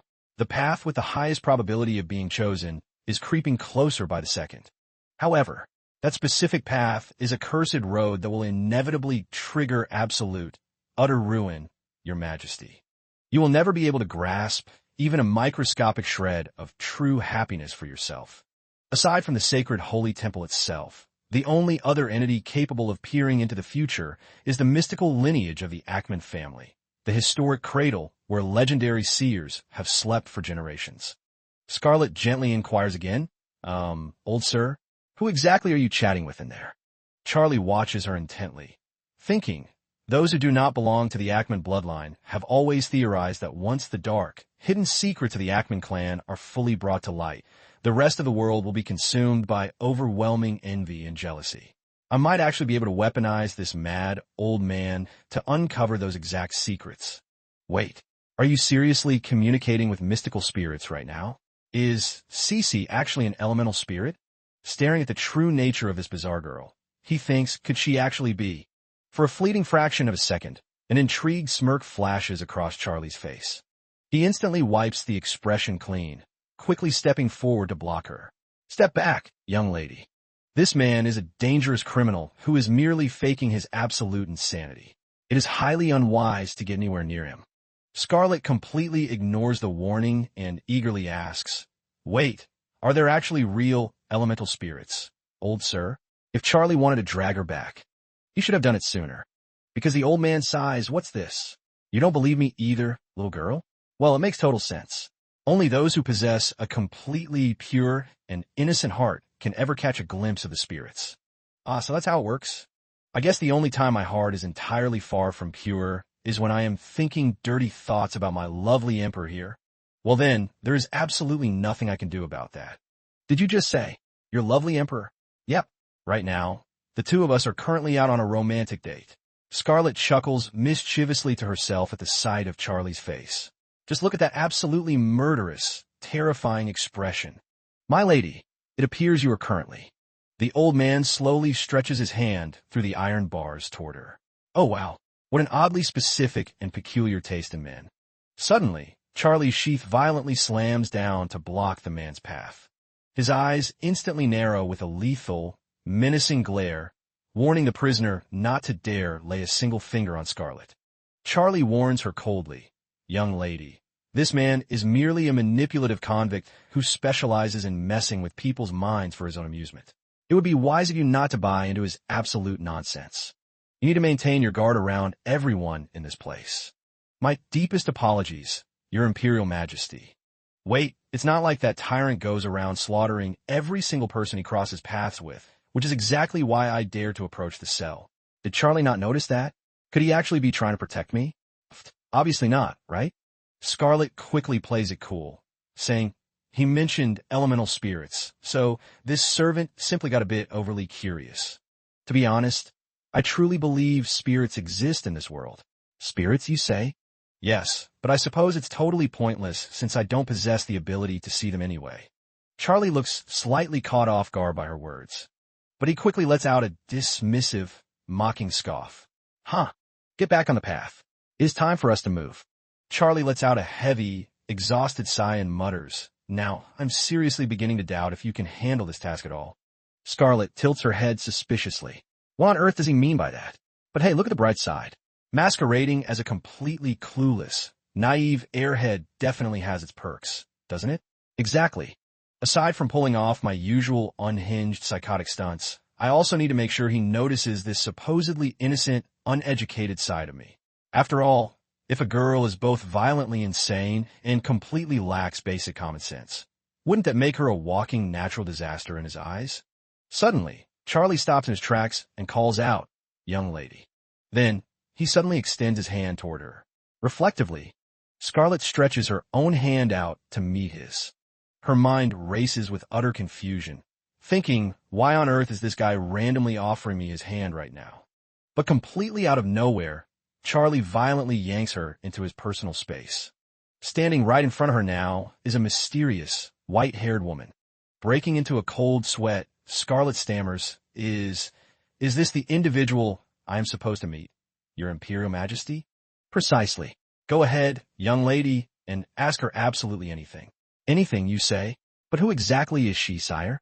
He doesn't bother answering, merely letting out a chilling, wicked smirk. The imprisoned woman locks eyes with him and rasps, Your Imperial Majesty, I trust you have been keeping well? Naturally. It has indeed been quite a while, Your Majesty. Yes. Charlie shifts his piercing gaze back to Scarlet. Well, young lady, ask away. When she remains frozen, Charlie demands a second time, Young lady. Scarlet stares in absolute awe, thinking, could these really be the omniscient eyes of a true sage? But then, Friend speaks up to be completely honest. You are standing a bit too far away, young lady.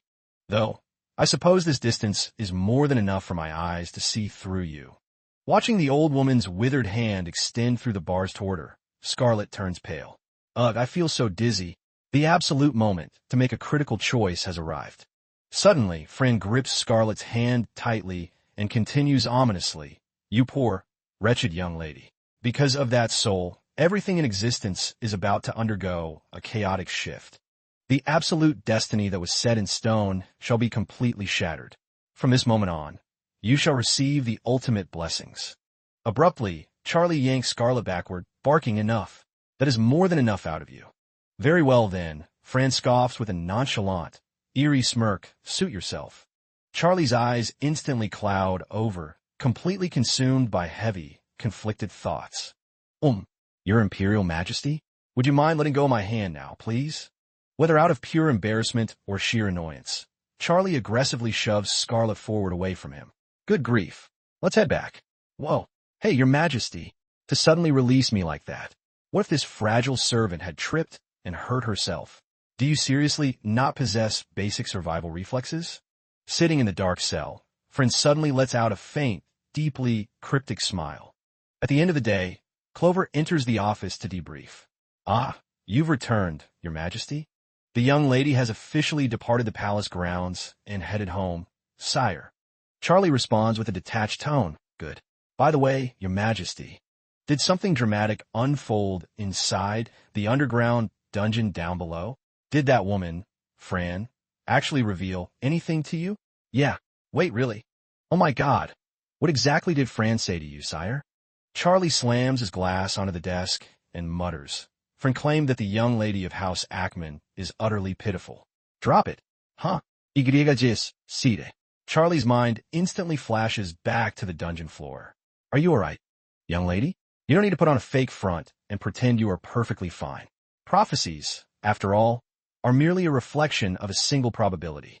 There is absolutely no need to chain yourself to the heavy shackles of that prophecy." "Haha. I assure you, Your Majesty, I am perfectly fine. This servant doesn't give a single damn about those cryptic warnings. No matter what kind of chaotic, unpredictable life destiny forces us to live, the only thing we can truly do is survive and give it our absolute all today. Therefore, as long as Your Imperial Majesty feels completely fulfilled and satisfied with this present moment, that is more than enough. At least, that is my personal philosophy, and honestly, I found today to be incredibly entertaining." Clover lets out a gasp of pure horror as he listens to the Emperor recount the chilling dungeon briefing. "Oh my God, Lord have mercy on us. So you're saying that old hag Fran is still spewing out those incredibly ominous, cursed words? What on earth does she mean by the absolute destiny set in stone shall be completely shattered anyway? Why must her predictions always be so downright depressing? Is the young lady holding up okay, sire?" On the contrary, she actually seemed to be in spectacular spirits. She even cheered, "Wow, isn't that prophecy completely magical and fascinating?" The crazy girl was literally giggling with pure delight. Though, I suppose seeing her act like that isn't entirely a bad thing. The moment she finally drags herself back to the grand estate, Scarlet stretches her aching muscles, groaning, "Man, that was way more exhausting than I anticipated. Time to pass out." Suddenly, Isa steps out from the shadows, demanding coldly, "Do you have any idea what time it is? Isa, why on earth are you still awake at this ungodly hour anyway? Did something bad happen? That is exactly the question I should be asking you. Just wrap up your late-night debriefing and go to your room to wash up already. What the hell is his major malfunction? Why is he throwing such an aggressive temper tantrum at me?" Isa aggressively closes the distance between them, snapping, "Are you seriously pretending to be completely clueless right now? You absolute idiot. After everything that just went down, do you seriously not feel a single shred of anxiety? Wait a minute, don't tell me he's talking about. It seems your memory is completely failing you. But back then, you were literally a hair's breadth away from departing this mortal coil. When a traumatic event like that occurs, how can you expect me not to worry myself to death?" Staring at Isa, who is legitimately on the verge of tears from sheer anxiety, her eyes widen in absolute astonishment. I'm so incredibly sorry, Isa. Look, I promise I'll make sure to come home much earlier next time, okay? I was completely in the wrong." Wait, back then? Is he referring to the exact moment I transmigrated into this body? Either way, thank you so much for genuinely caring about my safety. But you can rest easy now, because from this moment on, I'm going to live my absolute best life. Witnessing her vibrant, energetic demeanor, Isa finally manages to calm his racing heart a bit. "Well then, I'll head inside first. Get some sweet dreams, Isa." Oh, you sweet, precious boy. Thank you. I will fight tooth and nail to make sure I don't trigger any early death flags. And of course, starting tomorrow morning, I absolutely must put my grand master plan into motion. 3 days later, at the Imperial Bank, the receptionist beams with a highly professional smile, saying, I see. So, regarding the properties situated on the western side of the Imperial Palace, the esteemed customer's primary directive is to secure as many safe zones as humanly possible, correct? Scarlet cheerfully snaps back. You hit the nail right on the head. Based on my current liquid assets and the active market listings, my purchasing power easily extends up to 300 sins, which roughly covers about half a sports stadium. The surrounding crowd catches wind of the fact that Scarlet is aggressively buying up every designated safe zone, triggering intense gossip. Wait, isn't that the notorious young lady of House Ackman? You mean that utterly unhinged, crazy Ackman girl? Hey, you gossiping clowns, I can literally hear every single word you're whispering. Regardless, I will be registering this purchase under the premium tier standard. Understood, my lady. Please sign your name right here.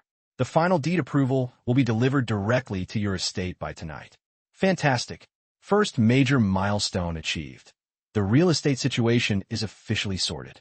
Scarlet snaps her fingers and calls out, William Lance. Yes, young lady. Go prep the carriage for me immediately. Shall we head straight back to the family mansion, my lady? No. I need to personally survey my newly acquired lands first. Just a little bit longer, my precious money piles. Ah, scratch that. I mean my adorable little elemental spirits. In no time at all, she arrives at the designated location. So this is the legendary safe zone. Huh? It's honestly way closer to the Imperial Palace compound than I originally anticipated. According to the original novel's lore, right before Carla encountered the spirits, those magical entities complained that they had been born half a year ago but hadn't eaten a single bite. Which means at this exact timeline, those little spirits must have already manifested. Elemental spirits are notoriously obsessed with the sweet, delicate aroma of fresh fruit. They are the absolute MVP creatures who granted wings of political power to Carla, a girl who literally started with absolutely nothing to her name. Because of that, as far as I'm concerned, Carla's fateful encounter with them was basically her ultimate plot armor baptism. Since these spirits are complete fruit fanatics, I should definitely swing by the magical nursery on my way back to buy some premium seeds. Though I don't really need a massive horde of them anyway. Just getting my hands on a single spirit stone would be more than enough. As Scarlet wanders through the woods, a familiar conversation suddenly echoes nearby. It appears they have strictly barred any access to the summit of Mount Bizahori. And as for the underlying cause, the higher-ups from the Holy Temple have directly interfered with the jurisdiction. Ugh, that wretched Holy Temple again. This makes the 10th bureaucratic disaster they've caused today alone. Who cares? They're all destined to end up as corpses eventually anyway. Why, Your Majesty, if they keep pushing us, we should just deploy the fleet and slaughter every last one of those religious zealots to wrap this up. Scarlet frantically dives behind a massive tree trunk to hide. She instantly recognizes the voices. It's the ruthless emperor accompanied by that golden-haired squid from the banquet. Jesus, he scared the absolute living daylights out of me. Is he seriously just out here taking a casual stroll? That completely startled me. Did his character model just wander outside for a casual stroll, or what? Regardless of the obstacles, this servant will investigate further and report back to Your Majesty. Even if our financial resources are being heavily embezzled, our royal pride remains entirely intact. Hiding behind a massive tree trunk, Scarlet suddenly reconsiders, wait, hold on a second. Why on earth am I even hiding from them? Looking at this from the absolute perspective of the notoriously crazy Scarlet, a surprise encounter like this should be treated as pure entertainment. Alright, time to give him the absolute jump scare of his life. With that wicked thought, she cups her hands over her mouth and mimics a bizarre rustling noise. Hearing the strange sound, Kalia instantly snaps his head around. What was that noise? Scarlet abruptly bounds out from the bushes, catching Charlie completely off guard. She flashes an utterly unhinged, goofy grin and squeals, Your Imperial Majesty.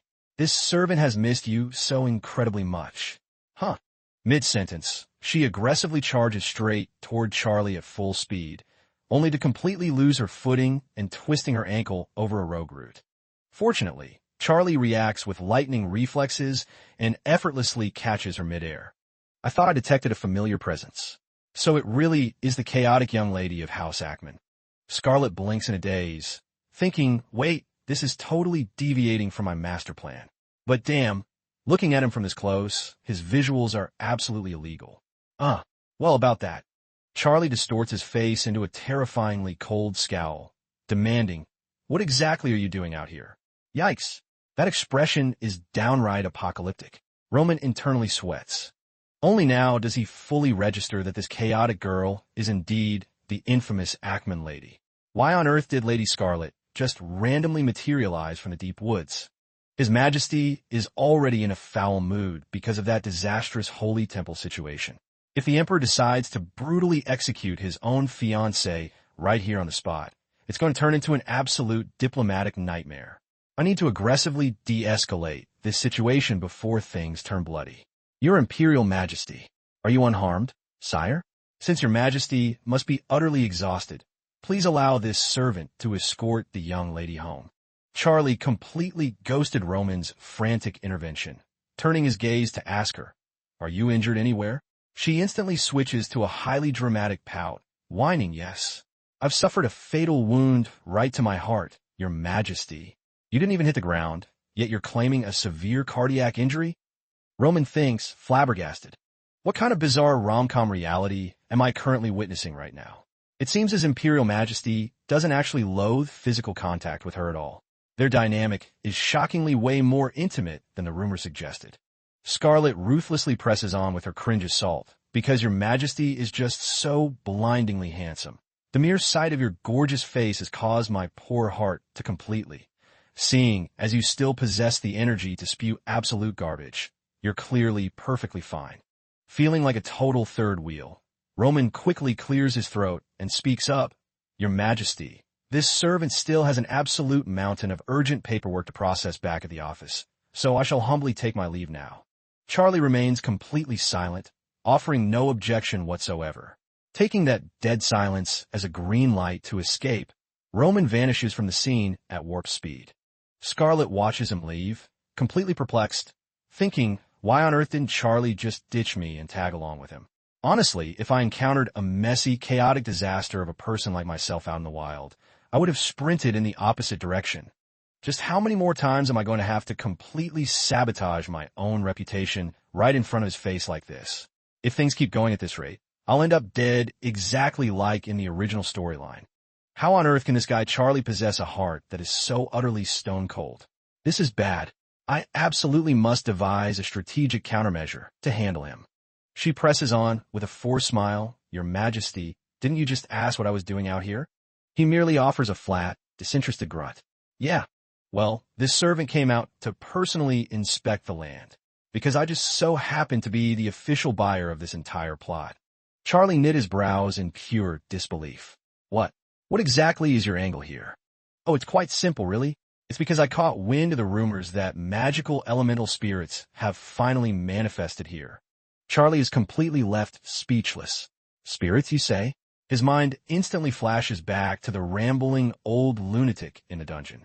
Cece, yes, I love you too, my sweet. My lady, just how old are you supposed to be this year? Having absolute faith in the existence of spirits has absolutely nothing to do with a person's age, your Imperial Majesty. If I could actually catch a glimpse of a real elemental spirit, I wouldn't hesitate for a single second to squander my entire family fortune. Having said that, she smirks internally. How's that for acting like a clueless, naive airhead who blindly falls for fairy tales and ruthlessly wastes her wealth? Yes. He's finally showing a reaction. Now, right in the eyes of my breathtakingly handsome emperor, don't I look completely pathetic and superficial to the point where you don't even want to look at my face anymore? Wait, isn't he going to try and put a stop to this madness? Oh, but I'm nowhere near finished yet. She eagerly continues, Your Majesty, that is precisely why. Operating strictly under my prestigious status as your official fiancé, could your Majesty perhaps grant me a massive, dirt-cheap discount on this land? Yikes. Did I overplay my hand and make a bit too cringe? After a brief, agonizing silence, Charlie quietly murmurs, Excuse me for a moment. Wait, what? Why on earth is he suddenly removing his leather glove? Is he about to physically assault me? Charlie slowly extends his bare hand directly towards Scarlett's face, causing her to squeeze her eyes shut in pure terror. However, he merely brushes a stray leaf off her hair and remarks, "It seems the young lady doesn't harbor a single shred of fear toward me. Very well, I shall take your peculiar request into consideration." "Oh, thank you so much, Your Majesty. It is getting quite late. We should head back." "Understood, Your Majesty. Please take extra care on your way home." The second she tosses and turns in her bed back home, she cringes. Why the hell did I say, "Please take extra care on your way home," to the literal emperor? And to make it worse, I just stood there politely waving goodbye, like a total clueless NPC. But seriously, I have to admit, that man's visuals are downright illegal. Is there some kind of universal webtoon law dictating that final bosses must be absolute eye candy? For real. To be fair, he is technically the main male lead of this world, but I definitely didn't act this incredibly unhinged when we met at the banquet. Or maybe encountering him out in the wild woods completely messed with my psychological state. No, it definitely wasn't just the spooky ambience of the forest. Rather, it felt like I was subtly picking up on an entirely different vibe. How should I put it? It's almost as if his core behavior toward me shifted. The notorious Tyrant, Charlie Kaleo, is a man whose interpersonal boundaries are always brutally black and white when comparing the woman he loves versus every other basic female on the planet. To his absolute soulmate, he acts with overwhelming devotion and gentleness. But to anyone else, his demeanor is as razor-sharp and lethal as a blade. I am clearly not the original female lead, Carla. So in his eyes, I shouldn't be any different from the rest of the generic extras. But then, why on earth did he speak to me with such a strangely gentle, subtle smirk back there? It seems the young lady doesn't harbor a single shred of fear toward me. I could definitely sense a crack in that ironclad, icy facade of his. Suddenly, an aggressive knock echoes at the door. Who the hell is bothering me at this ungodly hour? Don't tell me it's the Duke. Unbelievable. Just when I'm trying to process my thoughts, another massive problem knocks on my door. I've been completely defying his orders lately. If that old man is here to physically discipline me, I swear I will pack my bags and escape this toxic mansion right this second. Ugh. But realistically, I haven't secured enough funds to successfully elope just yet. She sits up instantly and calls out warily, "Who is it?" "It's me. Open the door. Don't tell me you've already passed out." "Wait, this familiar voice belongs to ISA? Seriously, open up." Thank God it's just ISA. Scarlett yells through the wood. "Hold your horses. There's a living soul occupying this room. What do you think this is, a public restroom or something? Cut the attitude and just open the door already." All right, I'm coming." Phew, for a split second, I genuinely thought it was the terrifying Duke. As Scarlett reaches out to twist the doorknob, she suddenly freezes in her tracks. Wait, now that I think about it, it's literally the dead of night. What business does ISA possibly have visiting my private chambers right now? Could he secretly be acting as a double agent for the Duke? Scarlett immediately changes her mind. You know what? Screw that. I'm absolutely not opening up. Wait, what? Barging into a young lady's private bedroom at this hour? What exactly are your intentions? You are acting incredibly sus right now, mister. What absolute nonsense are you spewing out there? Ugh. Plus, you constantly address me in that incredibly obnoxious, bossy tone. I have something of extreme importance to discuss, which is why I came. Stop being stubborn and open this door for me right now. Scarlett reasons internally. Even if he doesn't have bad intentions, I should still steer completely clear of him. The original Scarlett and this guy were never even close enough to sit down and have a cozy, heart-to-heart chat anyway, right? Scarlett shouts out a blatant lie. "I'll have you know I'm completely naked right now." What the? Are you completely insane? Yep, judging by that pure panic, it seems he came alone. Keep your voice down, will you? After all, if you and I keep aggressively bickering like this, who knows what kind of toxic nightmare the Duchess will orchestrate to completely ruin my life, right? ISA stands frozen outside, sighing, "All right, fine. Good grief. I get it, okay? It wasn't anything strictly important anyway. I merely wanted to, huh? Speak up a bit, will you? I can barely hear you." "It's nothing. I just wanted to wish you a good night's sleep, all right?" Scarlett blinks in utter disbelief, thinking, wait, what on earth? Did he seriously march all the way here in the dead of night, just out of pure concern for me? Was he actually worried that the Duke's terrifying presence would keep me awake? Touched by the gesture, Scarlet finally unlocks and swings the door wide open. Isa. The second he sees her, she quickly adds, "See? I am completely dressed, you overprotective idiot. Are you running a fever or something?" "What? Absolutely not. It's just that lately, you've been acting incredibly soft and doing all these sweet, wholesome things that the old, cold version of you would have never dreamed of doing. Just go get some sleep already." Yeah, sweet dreams to you too, ISA. Fortunately, the Duke didn't bother summoning Scarlet for a lecture for the rest of that night. And during that brief peace, I managed to concoct a brilliant strategy to completely mess with the Emperor. When the biting winter blossoms wither and fall, leaving the branches entirely barren, they look exactly like those terrifying, ghastly phantom spiders bred inside the depths of the magic tower. What absolute pity for someone like ISA.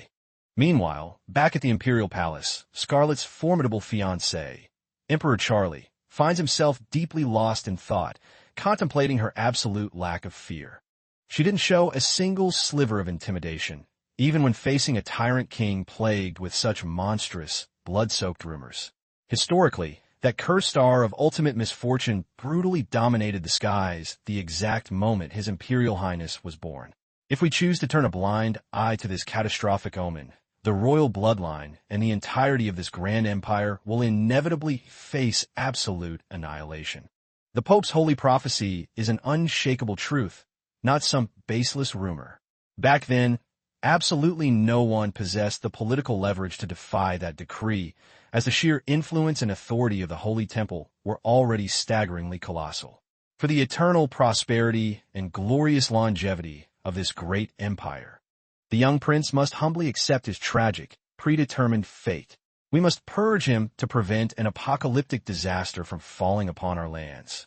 While the entire world mindlessly swallowed that fabricated holy prophecy whole, choosing to completely reject and dehumanize him, he was forced to unsheathe his blade and paint the world red just to secure his survival. To cling to life, he didn't care if he had to slaughter thousands without a shred of remorse. The collateral blood of those who dared to oppose him flowed so heavily that it literally drenched an entire mountain range. A ruthless monster like him could no longer be classified as a mere human being. At this point in time, the only legacy left trailing behind his name is the terrifying, blood-stained title of the ultimate tyrant. Yet to him, Scarlet Ackman is proving to be an exceptionally unique anomaly. She looks at him as if he is an entirely different person than the monster described in the rumors, refusing to give him a hard time. But if she ever were to uncover the absolute, horrific truth of his past, would she still look at him the same way?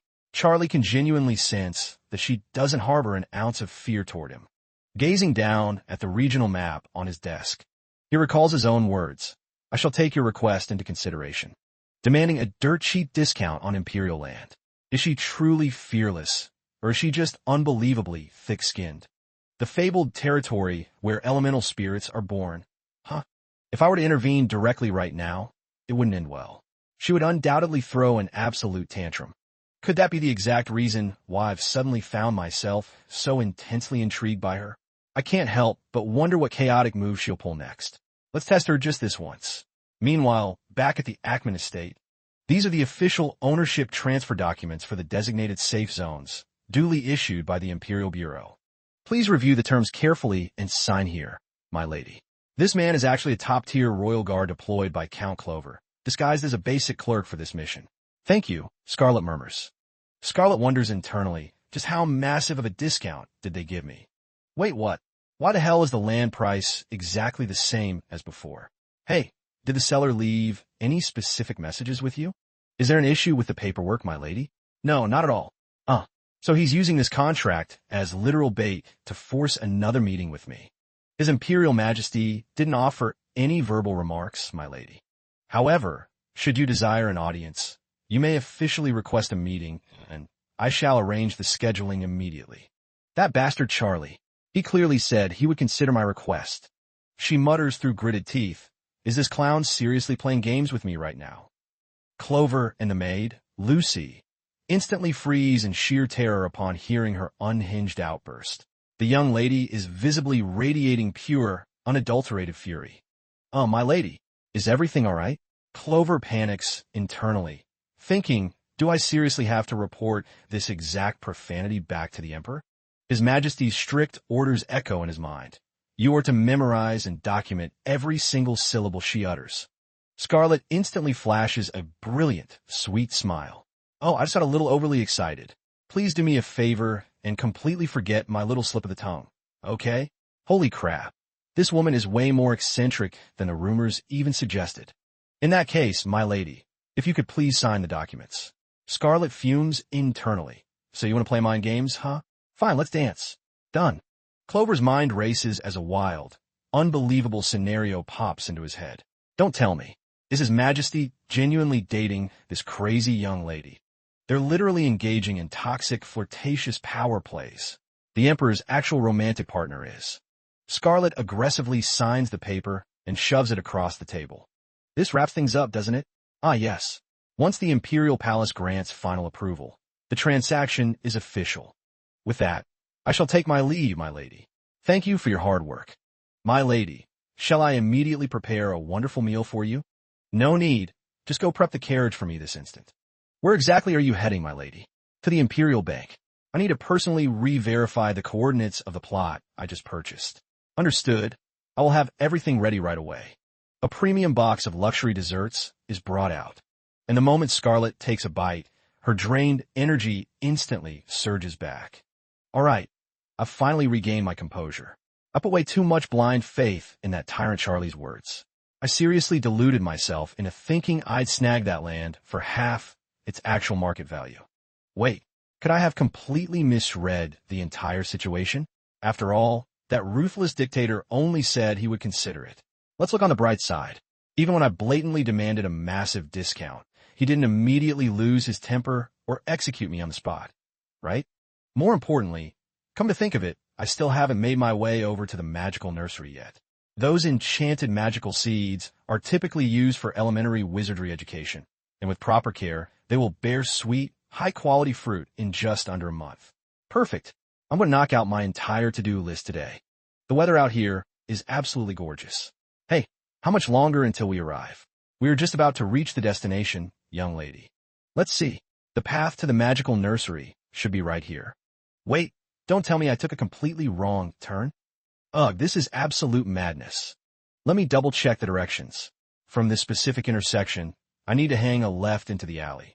As she navigates the streets, an incredibly obnoxious voice suddenly calls out, "Hey, you over there." Scarlet stops in her tracks and turns around to look. Freya glares at her intently, scoffing. Are you completely lost or something? I heard rumors circulating that you had completely lost your mind, and looking at you now, it seems the gossip was 100 accurate. Last time, you caught me completely off guard, so I let your atrocious behavior slide. But things are going to go down very differently today. Scarlet freezes in place for 2 solid seconds, thinking blankly, who the hell is this clown anyway? How dare you threaten me? Did you seriously look me in the eye and ask if I wanted to die? How can a high-born, noble lady spew such utterly vulgar and uncivilized threats out in a public space like this? Threaten? The gears in Scarlet's brain finally turn as she remembers this annoying face. Do you have a literal death wish? Oh, if it isn't the generic green-haired lady from the banquet. Freya gasps in absolute shock at being designated as the basic green-haired girl. What absolute nonsense. My hair isn't basic green, it's premium olive gold. Is that so? Yeah, absolutely no one gives a single damn.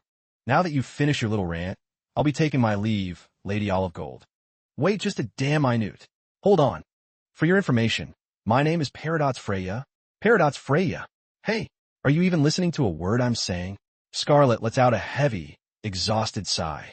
All right, look, Lady Freya. I'm just asking this purely as a precaution, but is this incredibly aggressive routine your bizarre way of trying to become my friend? Upon hearing those words, Paradox Freya's face instantly flushes with intense embarrassment. If that's not the case, then thank goodness, because you are absolutely not the type of person I'd ever vibe with. Paradox snaps back, friends. Who on earth would want to be your friend? You're always acting like this, constantly flexing that you're the high and mighty young lady of the prestigious Ackman family. Yet every single one of your toxic antics makes people tremble with absolute fear and utterly disgusted by the mere existence of someone like you. You can't even be bothered to remember another noble's name. Do you actually comprehend the gravity of what I'm saying? Listen closely, my lady. A girl like you isn't going to survive very long. The warnings she's spewing right now aren't entirely baseless. What I mean to say is, look at the historical facts up until now. Every single one of that tyrant's previous fiancés has met a gruesome end. They either ended up crushed inside the palm of that monster's hand, or brutally manipulated under the total control of enemy factions. Even if that happens to be the absolute, cold hard truth, those are highly dangerous, treasonous words that you definitely shouldn't be screaming out in the public streets in broad daylight like this. She's got some massive nerve, boldly declaring that I'm destined for an early grave. I had no idea you were capable of fabricating such absolute garbage, fairy tale nonsense. Standing here debating with you has zero actual value to me. Why on earth did I even waste my breath interacting with you? Consider this my absolute final warning to you, so you better just watch your back and see. Listen up, my lady. If you don't want to part this mortal coil before I do, you better start guarding that reckless mouth of yours very carefully. Because I'm going to survive this plot, no matter what it takes. As Peridot's Freya shrieks at the top of her lungs, "You absolute brute. Just you wait." The entire chaotic scene is witnessed by a concealed Clover. Shortly after, he heads straight back to the palace to debrief Charlie. Timestamp: Hour X, Minute X, Day X. Purchased enchanted magical seeds at the magical nursery. Is this seriously the absolute extent of the intelligence gathered on the young lady? Yes, sire. This is the complete log of her activities investigated throughout the day. Her daily behavior and her unhinged conduct in front of me are identical. It seems those erratic movements and that completely wild way of speaking are simply woven into her natural, chaotic personality after all. So, she claims I'm playing games with her, does she? Suddenly, Charlie lets out a low, amused smirk, sending a wave of sheer terror through Clover. He instantly turns to stone, thinking, did His Majesty just smile? Your Majesty. There is one burning question this servant humbly wishes to ask. Are you, by any chance, genuinely dating the young lady of House Ackman, sire? What absolute nonsense. Did I send you to tail the young lady for so long that your mental sanity has completely deteriorated? Clover, I commanded you to conduct a stealth surveillance mission, yet it appears you've been entirely infected by her madness instead. Forgive me, your Majesty, that was completely out of line. This servant has clearly asked a highly unnecessary question. Drop the ridiculous gossip already and focus entirely on your actual duties. By your command, sire. Currently, the young lady of House Ackman is lingering at her destination. According to the latest live updates from our shadow operatives, she is currently stationed right in the middle of the safe zone. At that very moment, Scarlet exhales a massive sigh of relief. Phew, the planning process is finally 100 complete. Back at the palace, Charlie strictly orders, I will handle the rest of her surveillance personally. I have already completely dealt with that stalker-like noble girl from earlier. Meanwhile, Scarlet calculates her finances internally. Those seeds were way pricier than I budgeted, but thank goodness I managed to successfully clear the remaining balance. Outstanding. Every single detail is still playing out exactly according to my master plan. Suddenly, Charlie's deep voice echoes from behind. So, this is where you've been hiding. Scarlet swiftly spins around, her eyes widening. Your Imperial Majesty. Scarlet instantly curses him out internally, labeling Charlie an absolute liar. What exactly are you doing out here? Did you seriously think I came to this wilderness just to play around? Despite her inner raging, she immediately forces a dazzling, bright smile. This servant is currently cultivating premium fruit seeds. Fruit seeds? Yes, this servant heard fascinating rumors that these specific magical seeds will completely sprout in just under 3 weeks, which I find absolutely miraculous. So you're referring to that low-tier educational plant. Scarlet gasps in sheer shock as she watches Charlie casually lower himself onto the ground right beside her.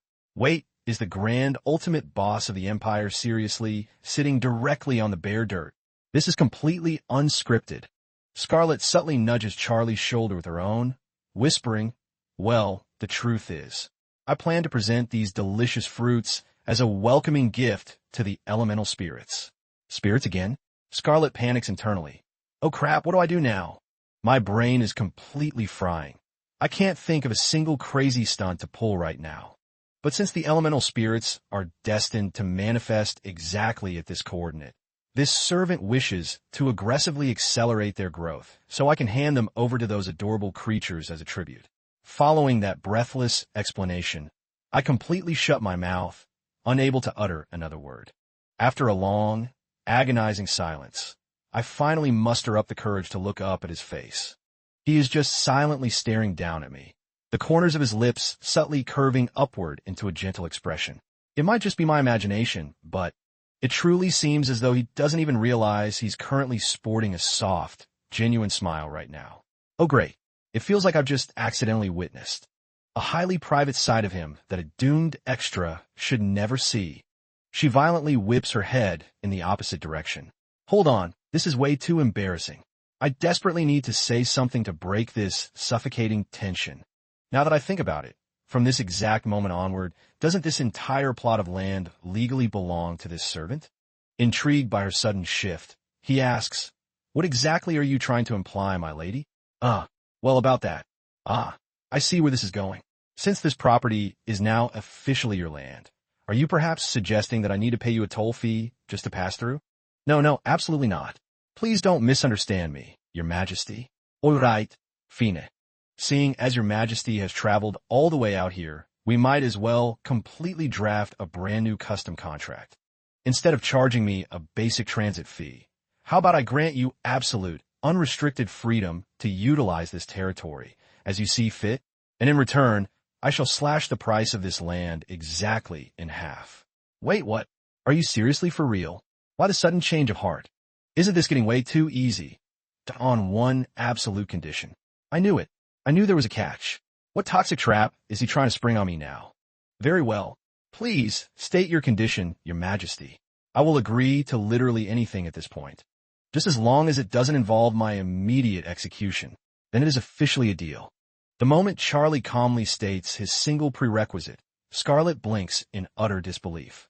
Wait, unrestricted transit rights? That's it. You're telling me you literally just want the right of way to freely come and go through this property? Does this mean every single harvest and all the magical fruits cultivated here will belong entirely to me? Correct.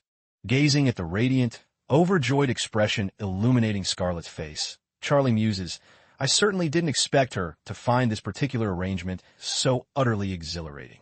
Though I had anticipated a positive reaction, I never imagined she would show her true feelings so transparently. Scarlet lets out a victorious, joyful laugh internally. Half price. This is an absolute, total win. He casually granted me a massive discount just like that. Now we're talking. Yes, at this rate, successfully calling off our engagement will be an absolute breeze. I shall have the official addendum finalized and signed during our next scheduled formal appointment. Scarlet stiffens up, her inner monologue screaming, wait, we have to meet up again. Is this official meeting to finalize the breakup? Yes. Wait, an official appointment? For real? I will have the specific dates dispatched directly to the Duke's estate. The young lady simply needs to select whichever date fits her schedule best. This supposedly chaotic, highborn lady just skips around exhibiting pure, unadulterated excitement. Does she seriously not feel a single shred of anxiety regarding my presence? As for the final venue, I shall be the one to determine it. Until then, Scarlet completely freezes in her tracks. Did he just seamlessly lock me into another date? Hold on. This is completely deviating from my survival strategy. A few days later, deep within the lavish primary estate of the Ackman family. My Lady Scarlet, what on earth are you meticulously crafting over there? Are you dying of curiosity? Want to take a closer peek at my masterpiece?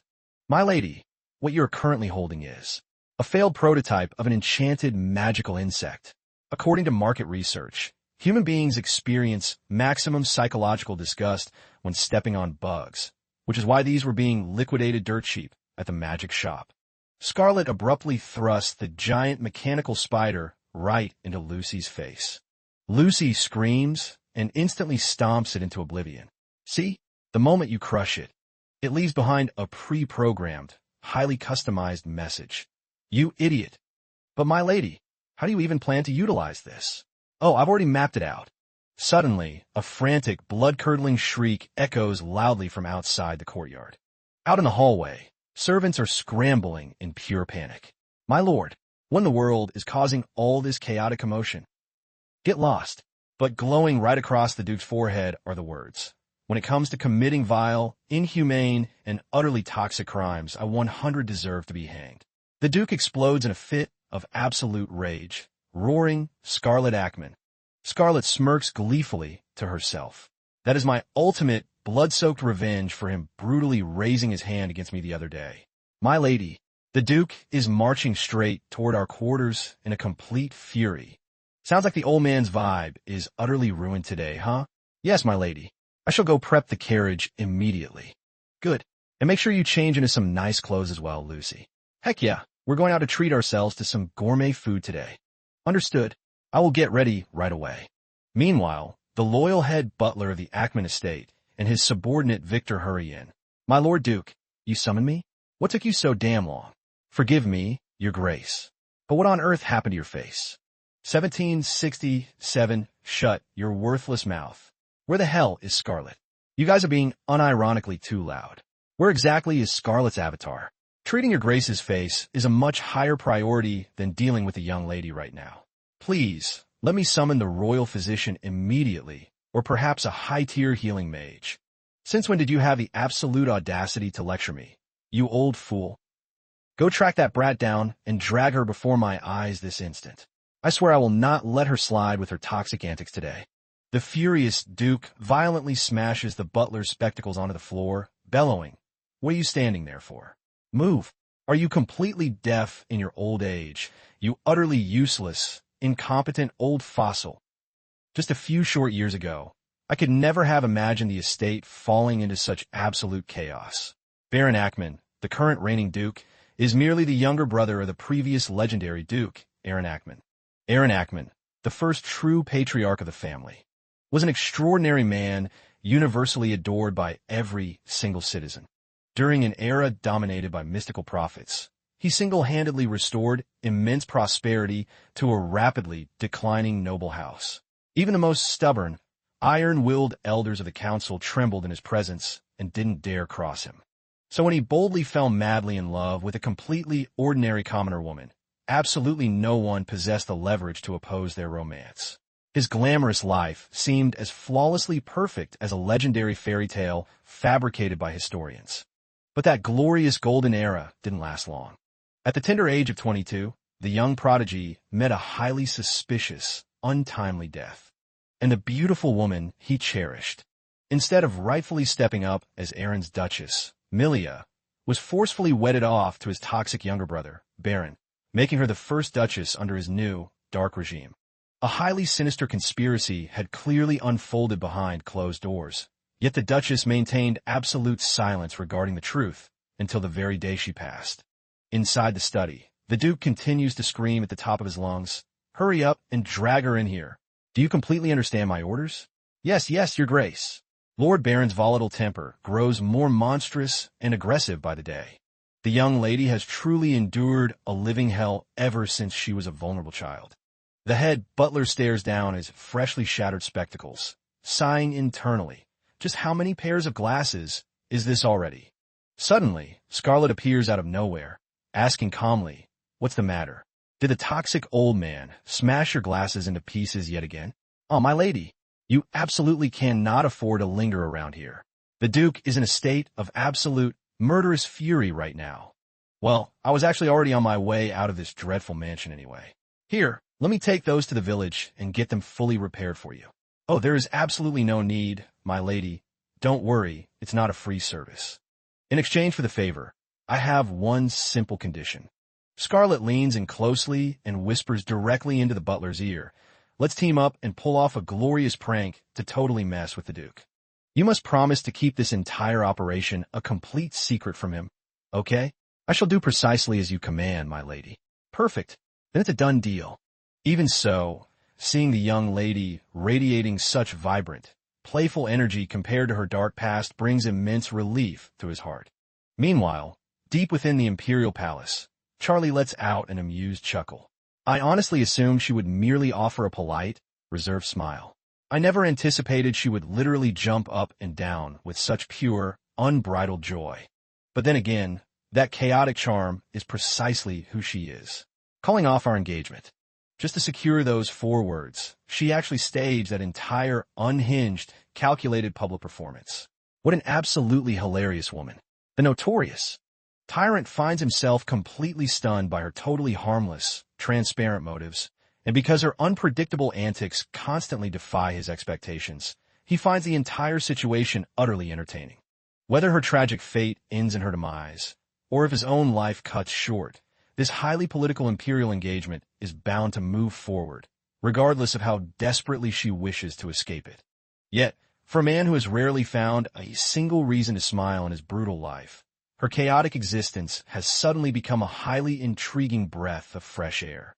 For the time being, I shall simply pretend to be entirely clueless about her schemes. Keeping a close eye on her isn't half bad either. I'll let her play her little game for now. Over the course of this next month, I wonder if executing every trick up my sleeve will allow me to fully capture her heart and make her mine. The following morning, as ISA, Ackman strides down the grand hallway. Scarlet calls out to him, "Hey, ISA." ISA spins around, and Scarlet immediately looks him up and down with immense amusement. Well, what we have here? Did you actually slick back your hair today? Are you finally trying to embrace the vibe of a sophisticated, noble gentleman? Good grief, I almost didn't recognize you at first glance.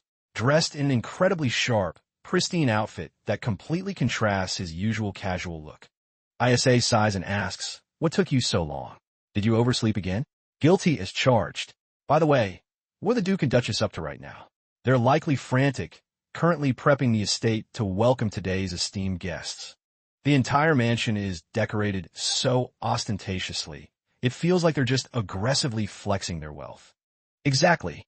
Today is a massive milestone for the Duke, marking the long-awaited banquet and strategic discussions with the council elders. Word on the street is that the Duke always orchestrates these elaborate family reunions whenever he's hosting highly influential VIPs.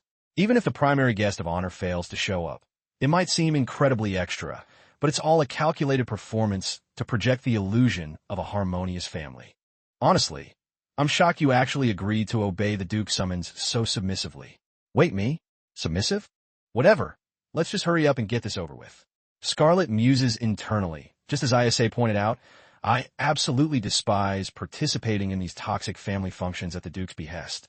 However, I am intensely curious to see the look on those corrupt old geezers' faces, so I couldn't resist.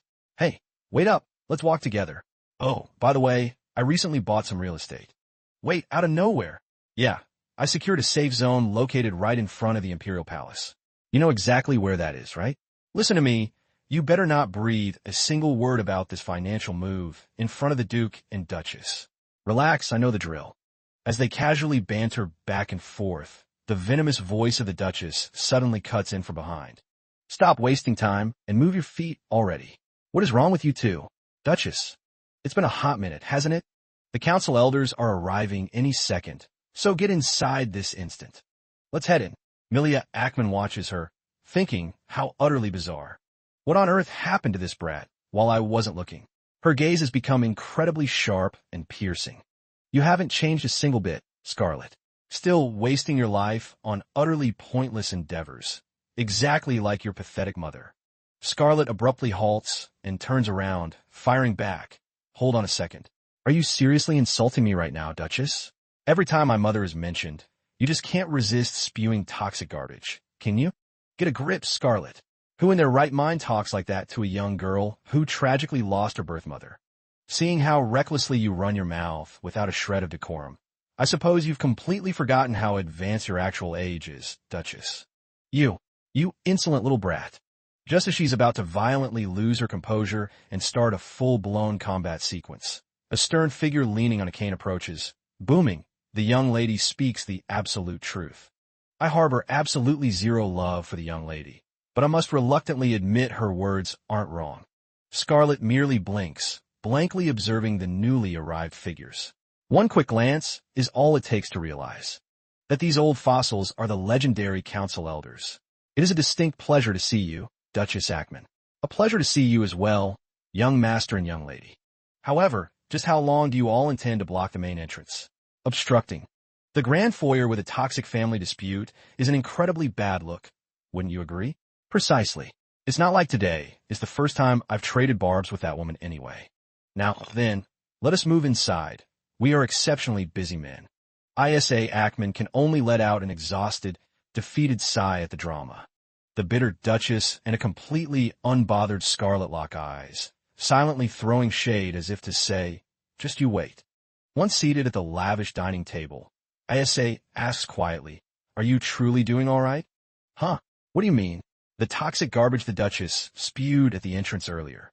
I'm deeply sorry that you had to endure such vile remarks. Why on earth are you apologizing for her? That's not your burden to carry. Don't let it ruin your appetite. Just enjoy your meal. Your anxiety is completely wasted on me. If you say so. But hey, speaking of those high and mighty council elders we ran into outside, it's pretty obvious that their terrible personalities are easily on par with the Duke and Duchess. Wouldn't you say? During the high-stakes strategy meeting last week, I had the misfortune of interacting with them firsthand.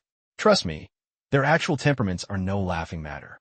In reality, the dynamic might be vastly different for you. Vastly different? Why on earth would it be different for me specifically? Are you genuinely clueless, or are you just playing dumb right now? Aren't you a literal carbon copy of your biological mother? Do you honestly not comprehend the immense weight that carries in the eyes of those council elders?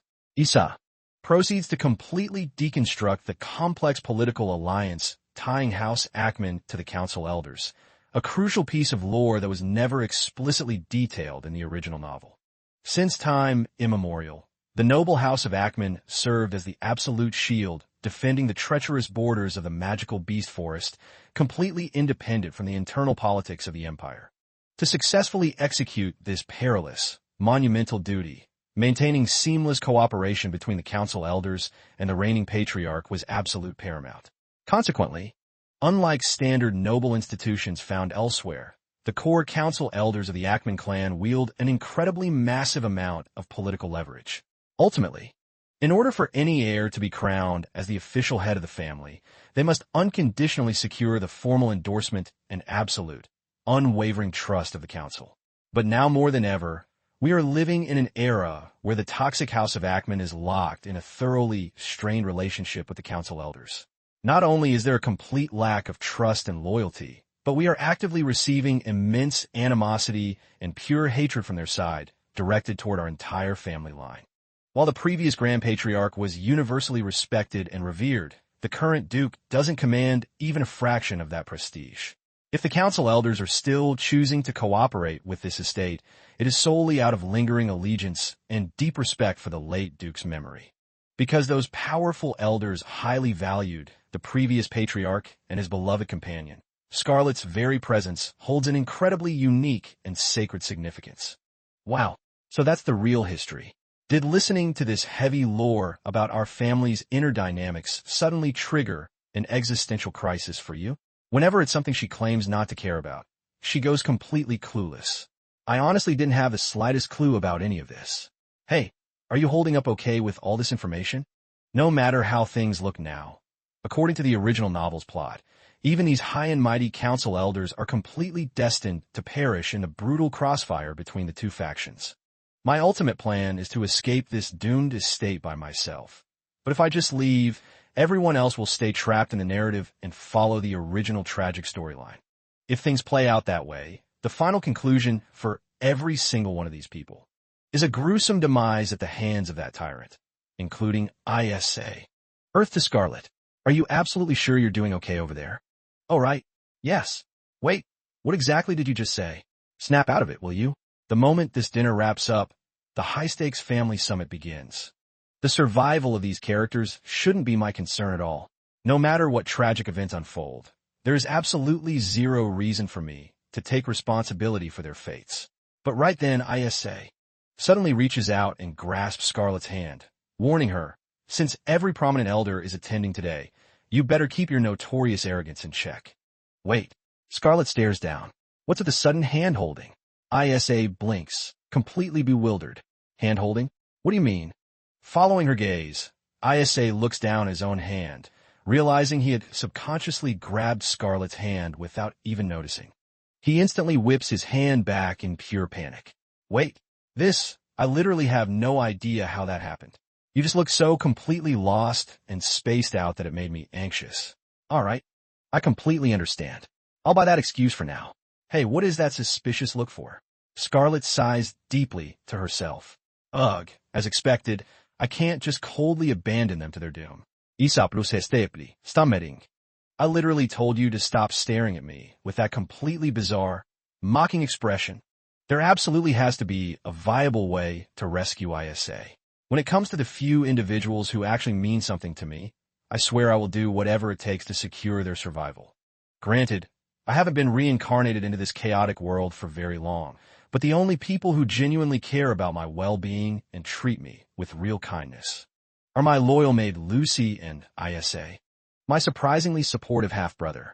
At the very least, within the toxic walls of this dreadful mansion. At the absolute least, I must save these two from their tragic fates, no matter the cost, so I can finally enjoy a peaceful, guilt-free retirement in the future. But the real problem is figuring out a solid game plan. Sutenni, Isa, stands up and snaps me out of my thoughts, saying, Scarlet, get up. The high-stakes family summit is about to kick off. Oh, right.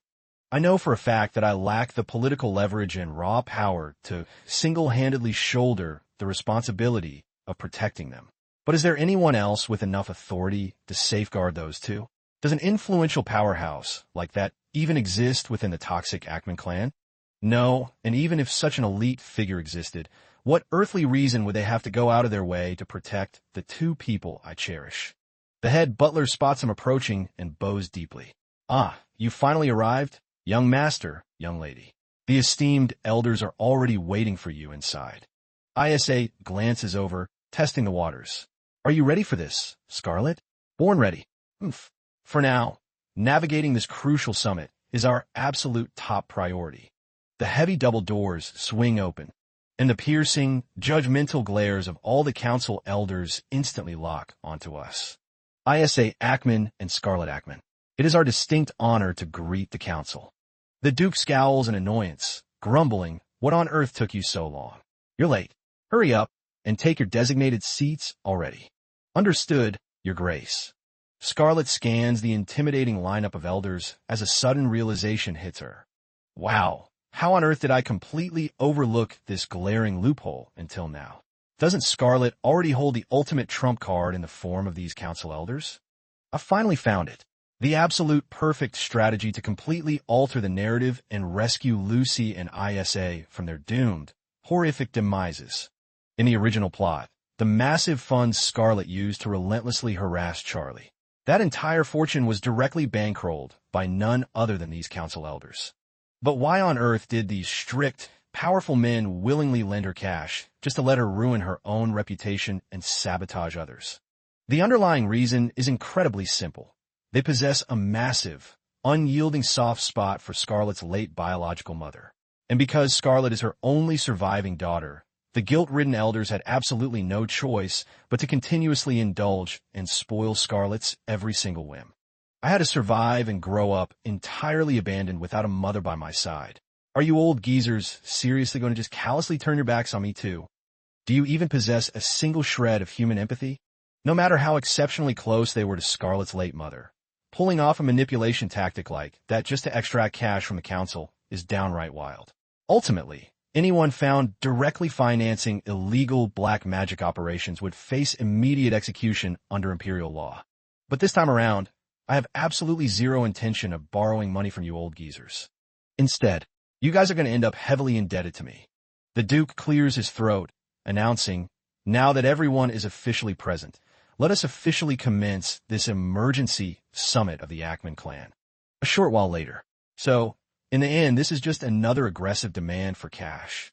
Let me make this crystal clear to the entire council. This is not merely an isolated crisis for my immediate household, but a catastrophic threat facing our entire lineage. If the sacred barrier protecting the border of the magic beast forest collapses, this entire fiefdom will instantly plunge into absolute ruin. Are you old men completely blind to that reality? Enough. We have absolutely no clue what this Caban nonsense even is. For all we know, you're demanding an astronomical fortune just to hoard toxic mushrooms. Caban is absolutely not a toxic mushroom. It is a highly specialized, ancient botanical specimen that possesses unparalleled efficacy in neutralizing and capturing high-tier magic beasts. If this critical situation spins entirely out of control, the Grand Patriarch will certainly not be absolved of criminal negligence. Are you old fossils seriously threatening my authority right now? So this is a high-stakes noble summit, huh? Honestly, compared to what I expected, it looks a whole lot more like a petty, toxic dogfight between two bitter factions. Isa nudges her, whispering sharply, "Keep your voice down before they overhear you." One of the senior elders stands up, stating, "This past month, by imperial decree of the Emperor, our forces were ordered to completely exterminate the massive goblin hordes plaguing the magic beast forest. As everyone in this chamber is well aware, a terrifying minotaur has suddenly manifested within that exact sector." What? A minotaur? How on earth do we counter a threat of that caliber? Didn't I literally just give you the solution? It's Caban. Utilizing Caban is our only viable strategic countermeasure against a minotaur. At this current juncture, it is the absolute only choice left. Exactly. I remember this now. The original novel explicitly detailed this crisis involving the magic beast forest. The ancient barrier magic erected by the original Ackman ancestors to maintain a hard seal between the monster-infested woods and the civilization has dramatically begun to decay and fracture. They're scrambling to use Caban to temporarily patch up the disaster, but relying solely on Caban won't even come close to permanently resolving this systemic issue. Well, I guess it's finally time for me to join the chat, isn't it? Scarlet confidently raises her hand to address the room.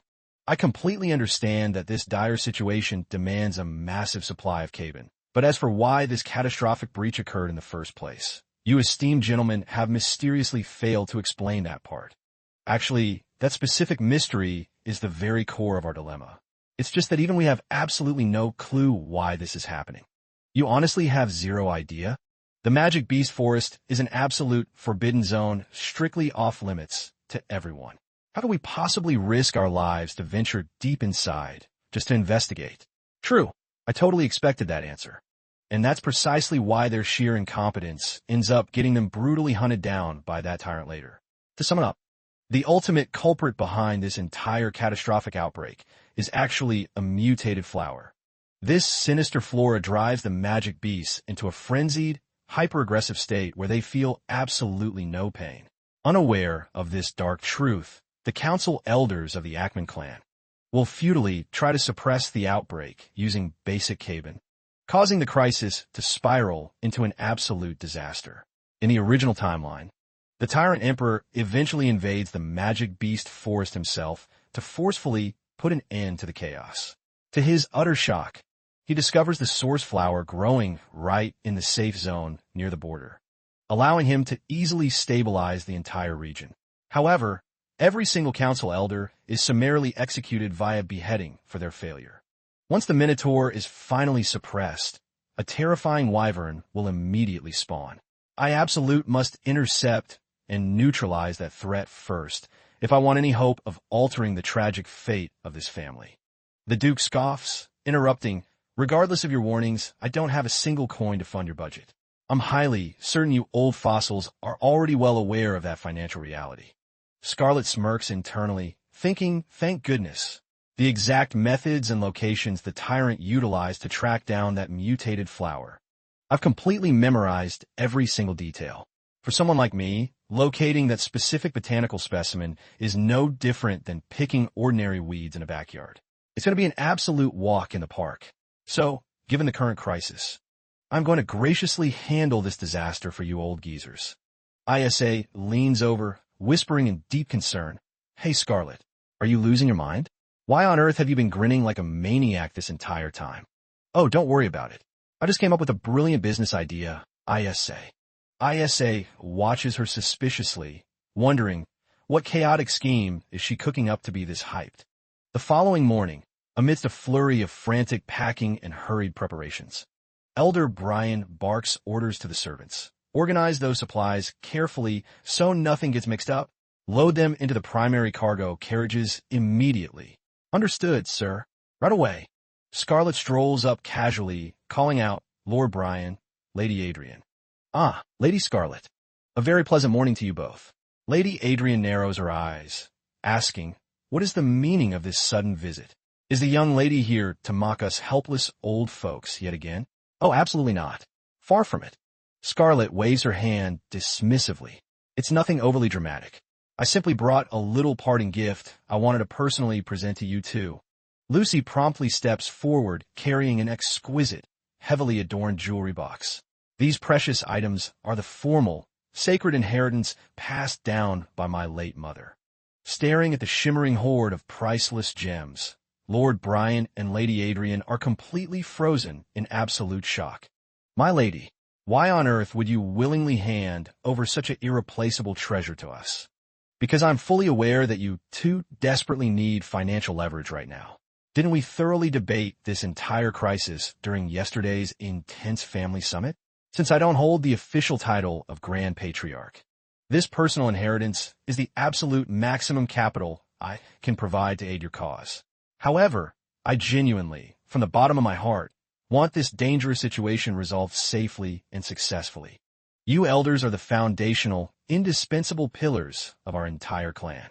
Even if your demands were coldly rejected by the Duke today, I deeply pray that you will prioritize your own safety and well-being above all else. With that said, I wish you a safe and peaceful journey. Lady Adrian offers a faint smile, replying, we aren't retreating from the territory just yet. We are merely relocating our strategic base of operations. Oh, is that so? In just a few short days, we will march right back to this mansion. There's absolutely zero chance we would throw in the towel after a single day of rejection, is there? The catastrophic threat looming over us remains unchanged. We will formally accept the young lady's immense generosity for now, and we swear we will fully compensate you for this debt in the future. They bow their heads in profound gratitude, murmuring, thank you, my lady. Think nothing of it. Scarlet smirks internally, thinking perfect. Building up this initial baseline of goodwill is more than enough to set my grand plan into motion. Once the immediate threat to the forest is completely neutralized, that is when I will officially cash in my chips and show them what I'm truly capable of. When the absolute perfect moment presents itself, I'll drop my real condition. Once I inevitably make my escape from this toxic household, I need these powerful elders to unconditionally protect Lucy and ISA at all costs. Suddenly, Lucy rushes into the room, reporting, my lady, the council elders just announced that they will be taking up residence at the Eastern Estate for the foreseeable future. Oh, really? It seems like they're fully digging in for a long, drawn-out political siege. Furthermore, an official imperial letter just arrived from the palace. Let me see it. Right here, my lady. Wow, I'm seriously losing my edge lately. I was so thoroughly consumed by all the chaotic drama of the family summit that it completely slipped my mind that today was the designated deadline to receive the official royal itinerary. Let's see. His Imperial Majesty is currently buried under urgent state affairs. Regarding the scheduling of the upcoming official royal banquet, the palace requests that you finalize the dates and send a formal response as expeditiously as humanly possible. After scanning the royal text, Scarlet mentally bursts into tears. Are you kidding me? For real. I was 100% convinced that this incoming letter would be an official notice of marriage annulment.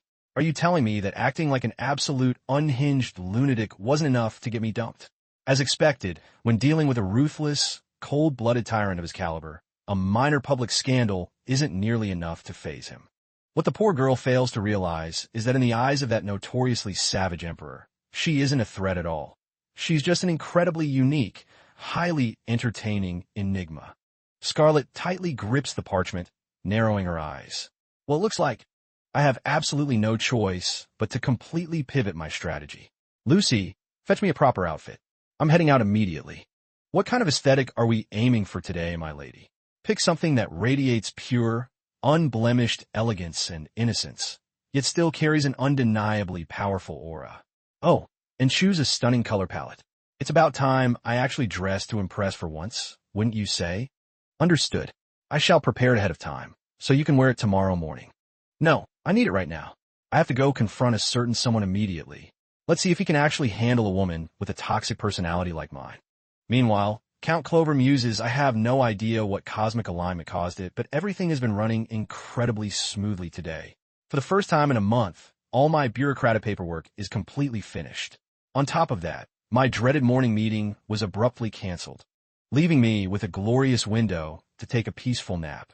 Man, if only tomorrow could be just as perfect as today, life would be a dream. Or, at least, that's the naive delusion I was thoroughly enjoying. Right up until Scarlet crashed my peace. Count Clover's blissful relaxation is violently shattered when a frantic guard reports that Scarlet has suddenly arrived at the estate. Wait, what did you just say? Are you seriously telling me the notorious Lady Ackman is here to see me? Claiming she has a matter of absolute urgency. The young lady arrived unannounced without sending a single prior notice. Ugh, tell her to wait inside her carriage for now. But before he can even finish his sentence, Clover nearly jumps out of his skin as he spots Scarlet strolling into the courtyard. She already stepped out of her carriage and bypassed security entirely. Right at that exact moment, Scarlet looks up and locks eyes with a panicked Clover. She cheerfully waves her hand at him with the pure, radiant energy of an innocent child. Once inside the drawing room, the nervous Count pours her a cup, stammering, "Please enjoy. This is an exceptionally rare, premium blend imported straight from the East. If the young lady finds tea unappealing, I can immediately have coffee prepared instead." Scarlet doesn't utter a single syllable, choosing to just stare at him with an intense gaze, which completely sends Clover's anxiety into overdrive as he struggles to find words. Cold sweat breaks out across his forehead, and his hands begin to tremble. "So, my lady, to what do I owe the absolute honor of this unexpected visit?" Only then does she finally break her silence, purring, "Despite my incredibly abrupt arrival, your staff has treated me with such impeccable, lavish hospitality. As expected, my initial intuition has been thoroughly confirmed." "I'm sorry. What exactly are you referring to?" "The fateful day we first crossed paths. Do you recall? Our very first encounter took place within the dark depths of that prison, completely devoid of a single ray of light. This profound melancholy and the beautiful, twisted joke of destiny officially began right then." The more Clover listens to her poetic words, the more his entire body freezes like stone. Oh yes. Oh heavens. My throat is completely parched from nerves. Please, do not trouble yourself. After all, you are my guiding hand. The very breath in my lungs. This is so overwhelmingly embarrassing. I honestly don't even know how to express it. This is unironically so embarrassing, I literally have no idea how to phrase this dialogue loop. Lord Clover instantly scrambles to save himself from Scarlet's aggressive flirtation campaign, stammering, "There has absolutely never been any such thing between us." But Scarlet completely ignores his protest and doubles down. "Suffering all by yourself in complete isolation must have been incredibly painful and miserable for you, wasn't it? Despite being the Emperor's closest right-hand prime minister, you've secretly harbored such intense, passionate feelings for me." Scarlet smirks triumphantly to herself, thinking, if acting like a total, unhinged psycho directly in front of the Tyrant failed to scare him off, then I'll just destroy this engagement using a completely different angle. Clover desperately raises his voice. "What on earth are you even talking about right now, my lady?" Right outside the door, the servants are shamelessly eavesdropping on the tea party. Oh my God, what kind of spicy drama is unfolding in there? Do you have any idea what's going on? Scarlet puts on a masterclass performance of a coy, blushing maiden, murmuring, "Ugh, the complex web of high society romance is just so utterly exhausting. Prime Minister, you are completely head over heels for me, aren't you? Good heavens, I fully comprehend the depth of your devotion now. Forbidden love truly tortures our poor souls, doesn't it? Whether we actively fight it or not, at some point, those intense feelings inevitably embed themselves deep within our hearts. As for me, this isn't my first or second time dealing with obsessive admirers, so I've grown quite used to it by now. But no matter how much you try to deny it, that passionate flame burning in your chest won't simply vanish into thin air." Clover completely hits his breaking point and snaps. "Just what kind of delusional lens are you looking through to twist reality into something so utterly absurd? Oh please, it's glaringly obvious to anyone with eyes. Don't your very actions give you away completely, Prime Minister? Whenever you're in my presence, you become an incredibly nervous wreck. Your speech gets completely tongue-tied, and you're literally dripping with cold sweat. That is definitely not My dear Prime Minister, you can't hide a single thing from my sharp intuition. After being relentlessly gaslit by Scarlet's flawless monologue, the brilliant Prime Minister Clover finds himself trapped in absolute existential dread. This terrifying woman, how on earth can she be this insanely confident? Could my sheer panic and anxiety actually be misinterpreted in such a romantically tragic way? Is this really how the entire high society views my behavior? The Prime Minister is universally hailed as the sharpest genius in the entire empire. Yet how on earth is he being so effortlessly manipulated and swept away by a ridiculous delusion like this? It's a complete disaster. Clover literally begins to question his own sanity. As a man who has strictly had zero romantic experience throughout his entire life, Clover's face flushes a violent shade of crimson as he stammers, "I harbor feelings for you." Scarlet beams with pure joy, leaning in closer and gasping loudly, "Oh my goodness! Are you finally confessing your undying love for me?" Clover finds his brain running in absolute toxic circles. Are romantic feelings seriously supposed to make a person this incredibly frustrated? My entire life has been nothing but a relentless, workaholic grind. How on earth am I supposed to comprehend what love even is? Oh, good grief. I have no idea. Let me just try to defuse this situation first. Whether my analysis is correct or completely flawed, I must beg the young lady to stop throwing around such reckless claims. Wait, why? Why on earth am I the one getting completely trapped in a corner by this unhinged Ackman heiress? And why does it matter? Because you are the official fiancé of His Imperial Majesty. Pure terror suddenly grips Clover as he imagines what happens if the Emperor catches wind of this. A violent, icy shiver instantly runs straight down his spine. He thoroughly terrifies himself, vividly picturing a horrific scenario where Charlie creeps up from behind, places a heavy hand on his shoulder, and whispers, "My dear Prime Minister Clover, I recently caught a fascinating rumor that you've fallen desperately in love with someone. And it turns out to be my very own fiancé, no less. The Tyrant will absolute sentence me to a gruesome execution for this." Noticing Clover's completely shattered and unstable emotional state, Scarlet breaks out in a cold sweat, calling out, Prime Minister Clover, are you actually crying right now? Does the mere thought of loving me make you miserable enough to weep? Wow, I'm incredibly sorry. You are taking this way too seriously." Clover snaps his head up, glaring at her as he asks, "My lady, does relentlessly tormenting me bring you some kind of twisted joy?" Scarlet blinks in utter astonishment. Man, this guy's dramatic reactions are definitely on a whole different level. All right, look, even if the Prime Minister is head over heels for me, it's completely futile. Besides, I really didn't mean to drive the nation's top official to tears like this. Wait, what? Ah, exactly. As expected, it was all just a bizarre, chaotic joke she brought to my doorstep to mess with me. But wait, what did she mean by love? The harsh reality is, I simply cannot return your passionate affections. I deeply apologize for breaking your fragile heart like this. Staring at Clover's completely dazed and traumatized expression, Scarlet lets out a playful, mischievous chuckle. I look absolutely stunning today, right?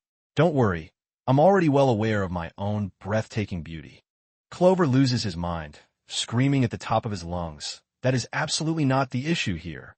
Back inside her carriage, Scarlet smirks triumphantly, thinking, wow, that was an absolute blast. He's way more emotionally fragile and easily rattled than I ever anticipated. Turns out he's a total lightweight when it comes to psychological warfare. Now, if the Prime Minister successfully spreads this chaotic rumor and spills the details of my unhinged behavior to the Emperor's inner circle, if his entire loyal faction grows to absolutely despise and loathe my existence, then there's no way the throne's advisors won't aggressively push for an annulment, right? Because no matter how ruthless and stubborn that tyrant is, he still absolute has to maintain the dignified face of a supreme ruler. Meanwhile, the scene shifts back to the office as Rumen walks in, asking, "So this is where you've been hiding?" Regarding the agenda for this afternoon's briefing, I will handle the formal report to His Majesty. Clover remains slumped at his desk like a lifeless ghost, completely incapable of uttering a response. Rumen looks at him with deep concern, asking, "Prime Minister, is everything all right? What on earth happened?" Out of nowhere, Clover looks up and asks, "Count Rumen, You're incredibly popular with the high society ladies, aren't you? Huh. Well, yeah. But why bring that up so out of the blue? Tell me, do you actually know what falling head over heels into the trap of love is supposed to feel like? Not really. But what in the world are you rambling about right now? Does it feel like your limbs are trembling, your heart is racing so fast you feel physically sick, and you're completely paralyzed with anxiety? Is that what true love is? If we're going by your extreme description, Prime Minister. Absolutely not. Are you experiencing some kind of severe medical crisis right now? Clover's expression goes dead serious as he presses. Are you absolutely sure? Seriously, what on earth is going on with you today? Why are you acting so incredibly unhinged and talking nonsense? Never mind. It's nothing. Just completely erase everything I just said from your memory. Yeah, something definitely went horribly wrong today. It's probably best if I keep this bizarre conversation strictly to myself.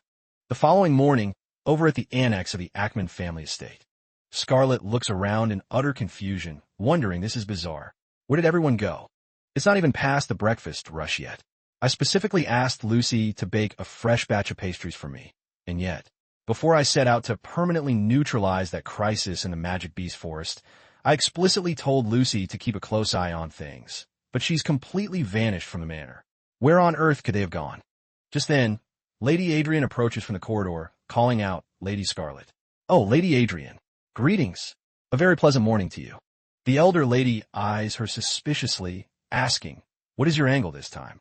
I was simply taking a brief stroll and happened to cross paths with you. By the way, where are you returning from, if you don't mind my asking? I was out meeting with the merchant coalition that supplies our cabin. Moving forward, we're going to need to secure it in massive, industrial-sized quantities. Oh, right.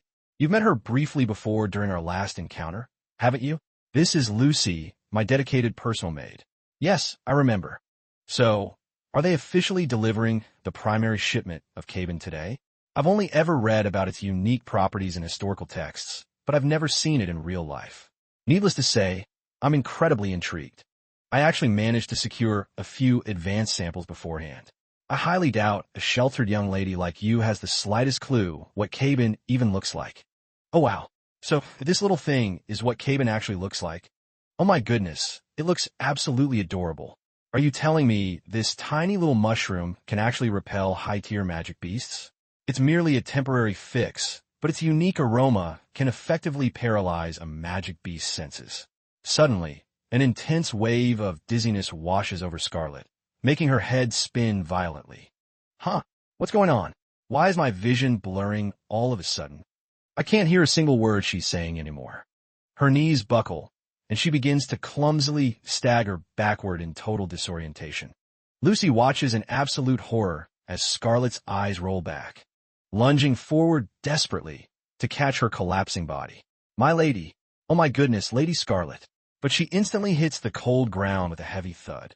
A moment later, her consciousness slowly drifts back, and she finds herself sitting in an entirely unfamiliar space. Ugh, my head feels like it's absolutely splitting in half. Just what on earth happened to me? A mere second ago, I was literally standing outside the annex, having a normal conversation with Lady Adrian. Is it even remotely possible that I was abruptly teleported away during that conversation? No way. That's practically impossible. But then again, the timing of this weird vision is absolutely immaculate, isn't it? It seems like my consciousness is being forced to witness another vivid, highly detailed prophetic flashback. Yet, this is a grim territory I have absolutely never set foot in before. Judging by the suffocating aura, this has to be the infamous Magic Beast Forest. Suddenly, a sharp rustling sound echoes directly behind Scarlett, causing her to snap out of her thoughts in sheer alarm. Emerging from the thick fog is a young woman sporting vibrant, fiery red hair, clutching a glowing lantern while catching her breath. Wait, that distinct crimson hair. That's undeniably Charlie's beloved heroine, Charlie. Why on earth would the future partner of that ruthless tyrant willingly venture into an incredibly treacherous death zone like this? Right then, Charlie mutters to herself, the source explicitly stated it would be growing right here. The ultimate biological tool that can seamlessly replace Cabin. A tool? Wait, what? Once I secure this specimen, I will finally win the absolute adoration of the entire high society. The missing pieces are finally clicking together in my brain. According to the original novel's plotline, Charlie allegedly stumbles upon a legendary alternative that renders Cabin completely obsolete. However, looking at her frantic demeanor right now, it's glaringly obvious that she didn't just accidentally stumble into this groundbreaking discovery. She literally just muttered. The source explicitly stated it would be here in the Magic Beast Forest, which means someone with omniscient knowledge deliberately fed this insider information to Charlie. But who could the mastermind behind the scenes possibly be? First of all, it's definitely not that bloodthirsty Tyrant Emperor. If Charlie already knew the solution, he would have mobilized his elite Imperial Knights to permanently resolve the entire monster crisis before ever uttering a word to her. This plot hole is incredibly frustrating, but I need to quietly shadow her for now. Right here, right now, I absolutely must identify what this mysterious biological miracle actually is. Charlie frantically sweeps her lantern across the brush, whispering, "Where on earth is it hiding?" Scarlet racks her brain, thinking, let me think. Was a bizarre detail like this ever written into the original chapters of a novel? Compared to the book I read, the reality unfolding before my eyes is shockingly different. Hold on. She stopped moving. Ah, so you were hiding right here, Slim Geppetto. The Slim Geppetto, an extraordinary organism that carries absolutely zero toxicity, yet its primary, absolute favorite prey happens to be magic beasts. It looks incredibly small, harmless, and completely cute to humans, but the exact microsecond it opens its maw to swallow a magic beast. No matter how monstrous or colossally violent that beast is, it gets completely devoured whole. So the legendary ultimate replacement for Cabin turns out to be the Slim Geppetto. Talk about an absolute stroke of luck. I've fully memorized its general coordinates, so the next time I visit, I'll easily be able to track it down all by myself. Now, as for dealing with those corrupt power holders, suddenly, a desperate voice fractures her vision, calling out to her from the void. Scarlet, can you even hear me right now? Come on, Scarlet. You need to snap out of it and wake up. Hearing the frantic shouting, Scarlet's eyes abruptly fly open as she bolts awake. ISA immediately presses, his voice laced with panic. Scarlet, are you genuinely all right? Standing right behind him, Lucy looks completely sick with worry for her mistress. My lady, Lady Scarlet. Scarlet dazedly scans the room before asking, what is everyone making such a massive fuss about? A few seconds later, she abruptly sits straight up in absolute shock. Wait, seriously? You're telling me that because I completely passed out cold right in front of the annex, you literally had to carry me on your back all the way to this bedroom? Unbelievable. Your troublesome head really knows how to cause a scene. Scarlet frowns, pondering silently. This is incredibly bizarre. Even though I've thoroughly analyzed the detailed plot lines of the original novel multiple times, I have absolutely never experienced a sudden, fainting spell like this before. Lady Adrian lets out a heavy, exhausted sigh, asking, is the young lady truly out of harm's way now?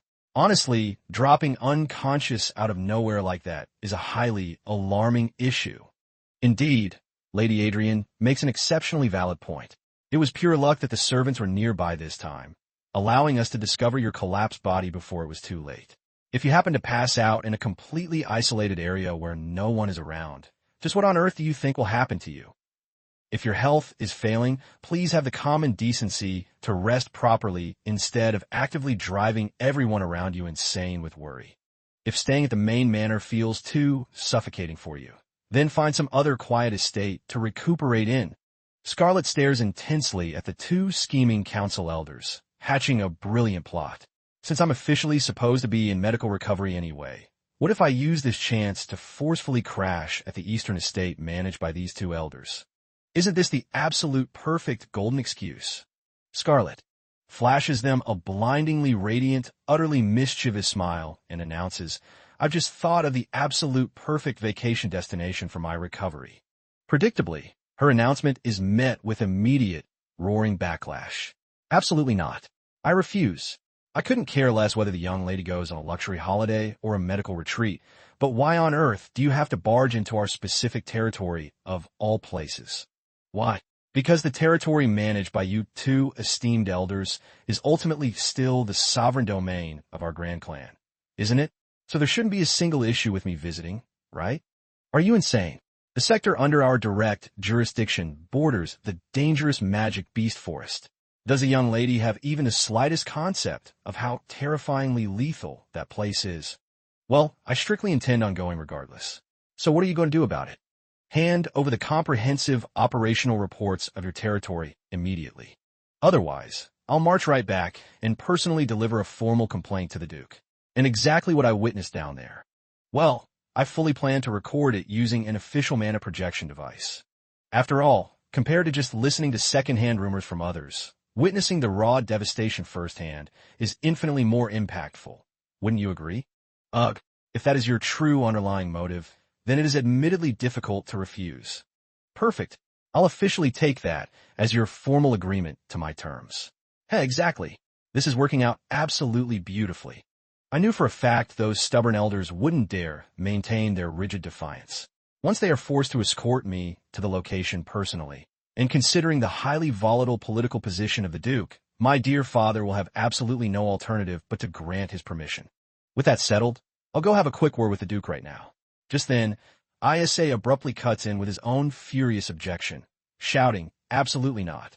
I said you are strictly forbidden from going. Even if the Duke foolishly gives his consent, I will never allow this madness.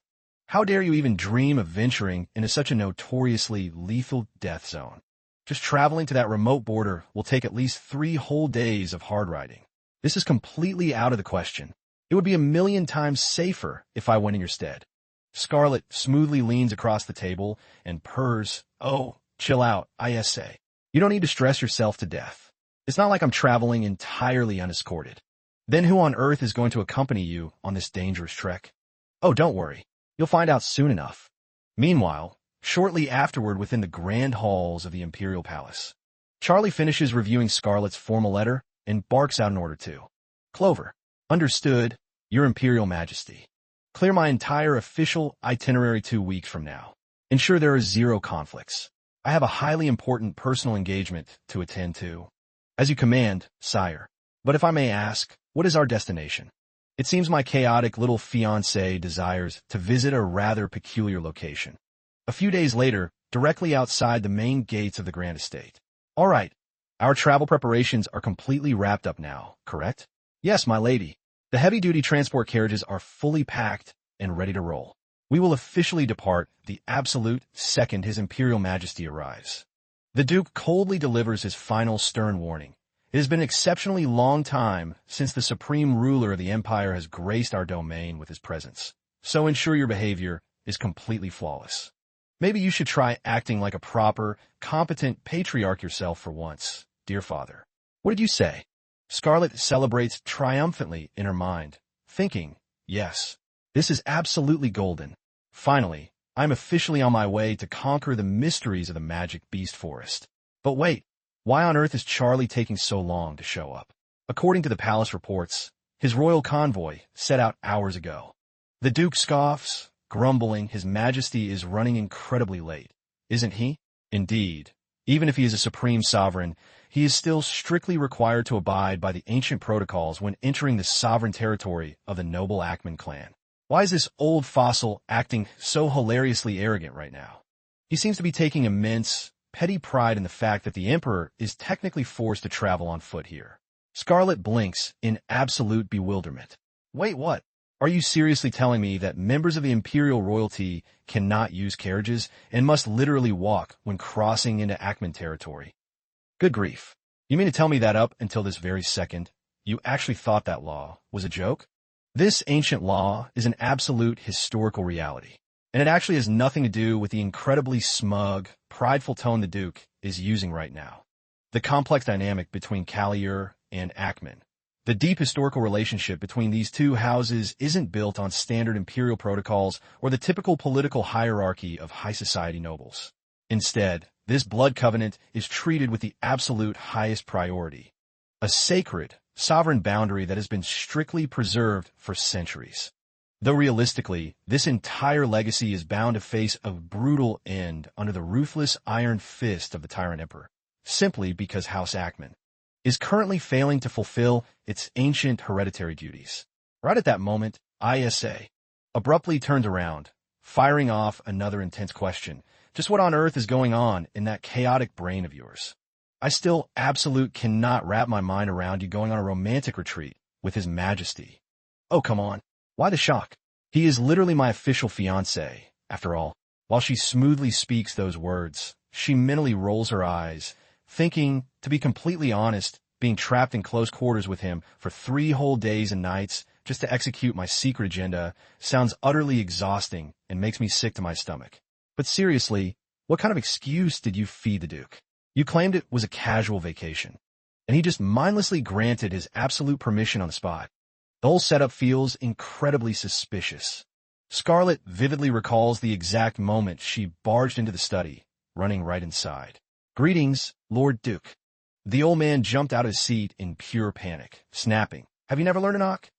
"I absolute did knock, Father. I have a highly important matter to discuss. Do you happen to have a brief moment to spare for your daughter?"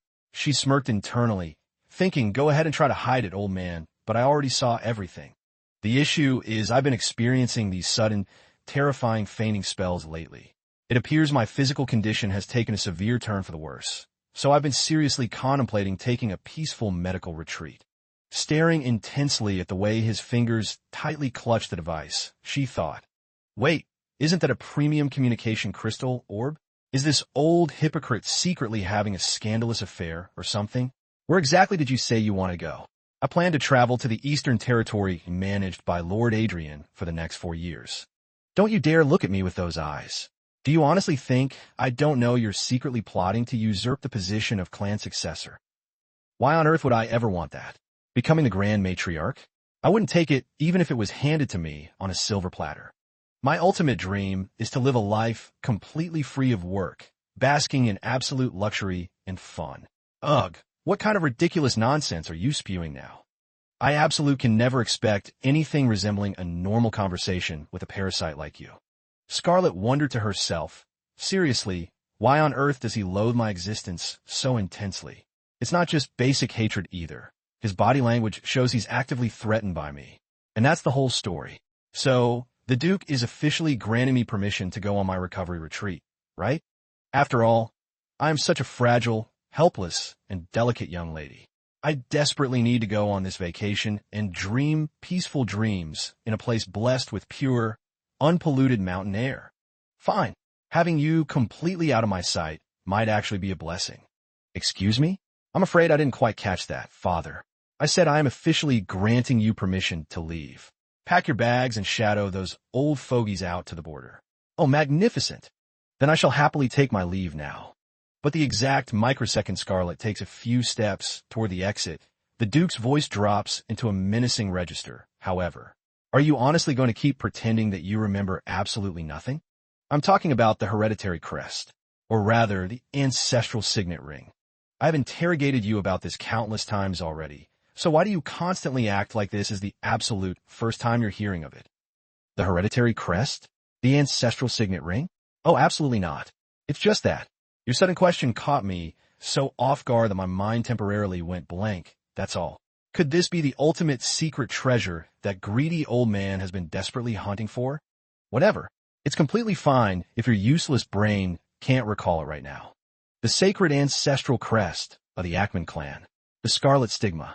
It is a legendary bloodline magic bound exclusively to the true chosen successor and passed down meticulously through generations of the Grand Ackman family.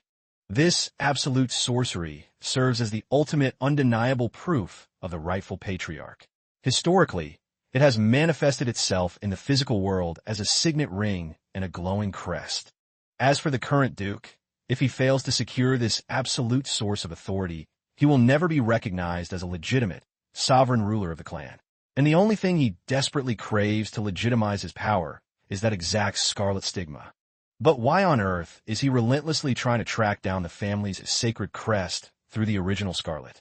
Even though the underlying motive remains a complete mystery, it is absolute vital that I recover the lost memories regarding that stigma. Since it routinely alters its physical manifestation down the family line, there's currently no telling what shape or form it has taken in this era. Suddenly, Isa snaps her out of her deep contemplation. Scarlet, what are you daydreaming for? Hey, hurry up and bow your head in proper greeting. His Imperial Majesty has finally arrived. The Duke of Ackman instantly scrambles forward with an oily smile. I offer my humblest greetings, Your Majesty.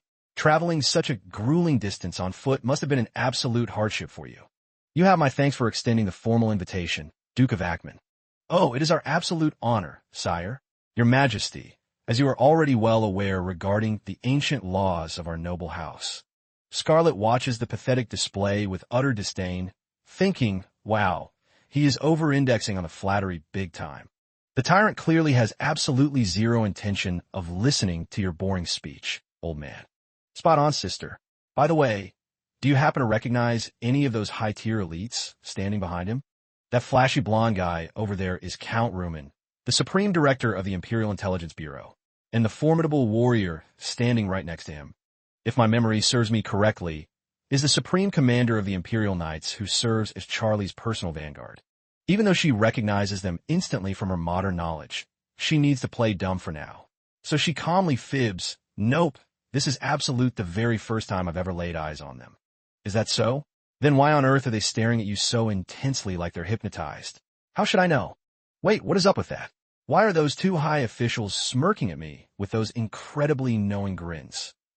Just as Scarlet opens her mouth to demand answers. Hey, you two. Charlie smoothly glides up from behind her, his deep voice purring, Lady Ackman. Hearing Charlie's dangerously close voice send a shiver down her spine, Scarlet gasps and whirls around. Whirling around way too fast causes her to instantly lose her balance. By now, he's already standing dangerously close, right flush against her back. Catching her swaying body with effortless precision, he murmurs, My lady, you still seem remarkably prone to taking clumsy tumbles, aren't you? Scarlet's face instantly flushes a violent shade of crimson as she thinks. Is it because it's been so long since we last met? Why on earth is my heart pounding so uncontrollably? Scarlet Ackman offers her humblest greetings to the Supreme Emperor. A standard greeting is perfectly fine. Are you holding up well? Yes, Your Majesty. Truth be told, because my mind was completely consumed with thoughts of Your Highness, I utterly lost all track of time entirely. Is that so? How absolutely fascinating. Scarlet blinks in sheer astonishment. Wait, did he just say fascinating? Charlie abruptly turns to his aide and barks, Rumen, bring it over here. Right away, sire. A blindingly vibrant, blood-red bouquet of flowers is formally presented to Scarlet. Lady Ackman, His Imperial Majesty specifically requested to present this floral arrangement to you. Her cheeks burn even hotter as she panics internally. Why on earth is he randomly giving me flowers? The absolute moment I laid eyes on this specific flora, you immediately sprang to mind, my lady. Oh, and what is the underlying reason for that, if I may ask? Could it be because I'm as breathtakingly gorgeous as a premium blossom? Because its chaotic, untamed nature perfectly mirrors that wild head of hair of yours. That completely unhinged, devastatingly blunt response from Charlie leaves everyone on the scene completely frozen in absolute awkwardness. Scarlet aggressively curses him in her head, You absolute piece of work. What complete jerk. Standing directly behind the Emperor, Rumen is literally shaking as he desperately suppresses his laughter. He quietly whispers to his comrade, See, didn't I tell you I was spot on? Yeah, it seems the Count's dynamic analysis was perfectly accurate. I absolute cannot believe His Majesty is actually teasing a woman like that. There's no doubt about it. Those two are definitely in a passionate relationship. Well then, we formally invite Lady Scarlet to step inside the traveling carriage. Staring at the incredibly run-down, basic vehicle, Scarlet frowns and asks, Excuse me, but what on earth is the meaning of this sketchy carriage? Lady Adrian coldly replies, It's my personal mode of transport. Is there an issue? Or are you just painfully lacking in funds? Oh, about that. I naturally assumed we would be traveling in a luxurious imperial carriage similar to His Majesty's. Seeing as the Emperor hasn't raised any objections, perhaps we should test our luck and ask? Fine by me. After all, we are all strictly heading toward the exact same destination. Scarlet fumes with deep irritation, thinking, Are you serious right now?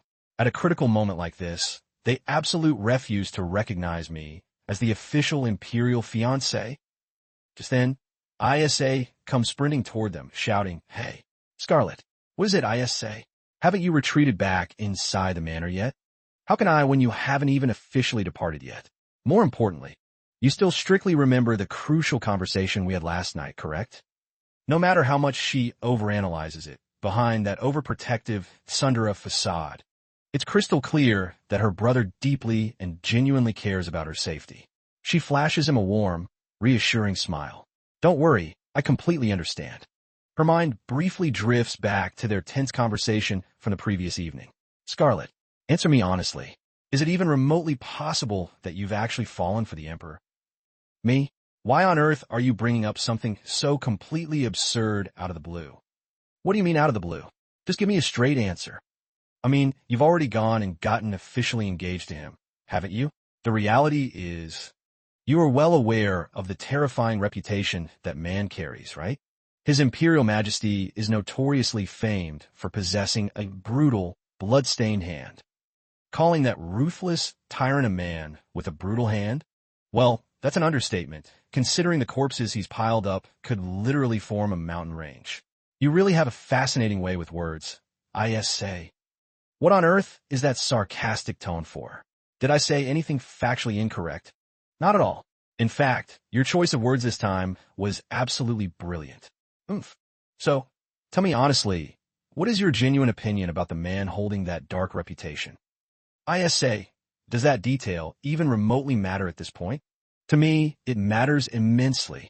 Are you seriously telling me you haven't given a single thought to spending your life married to that monster? Discussing these raw, personal emotions is admittedly a bit awkward for her.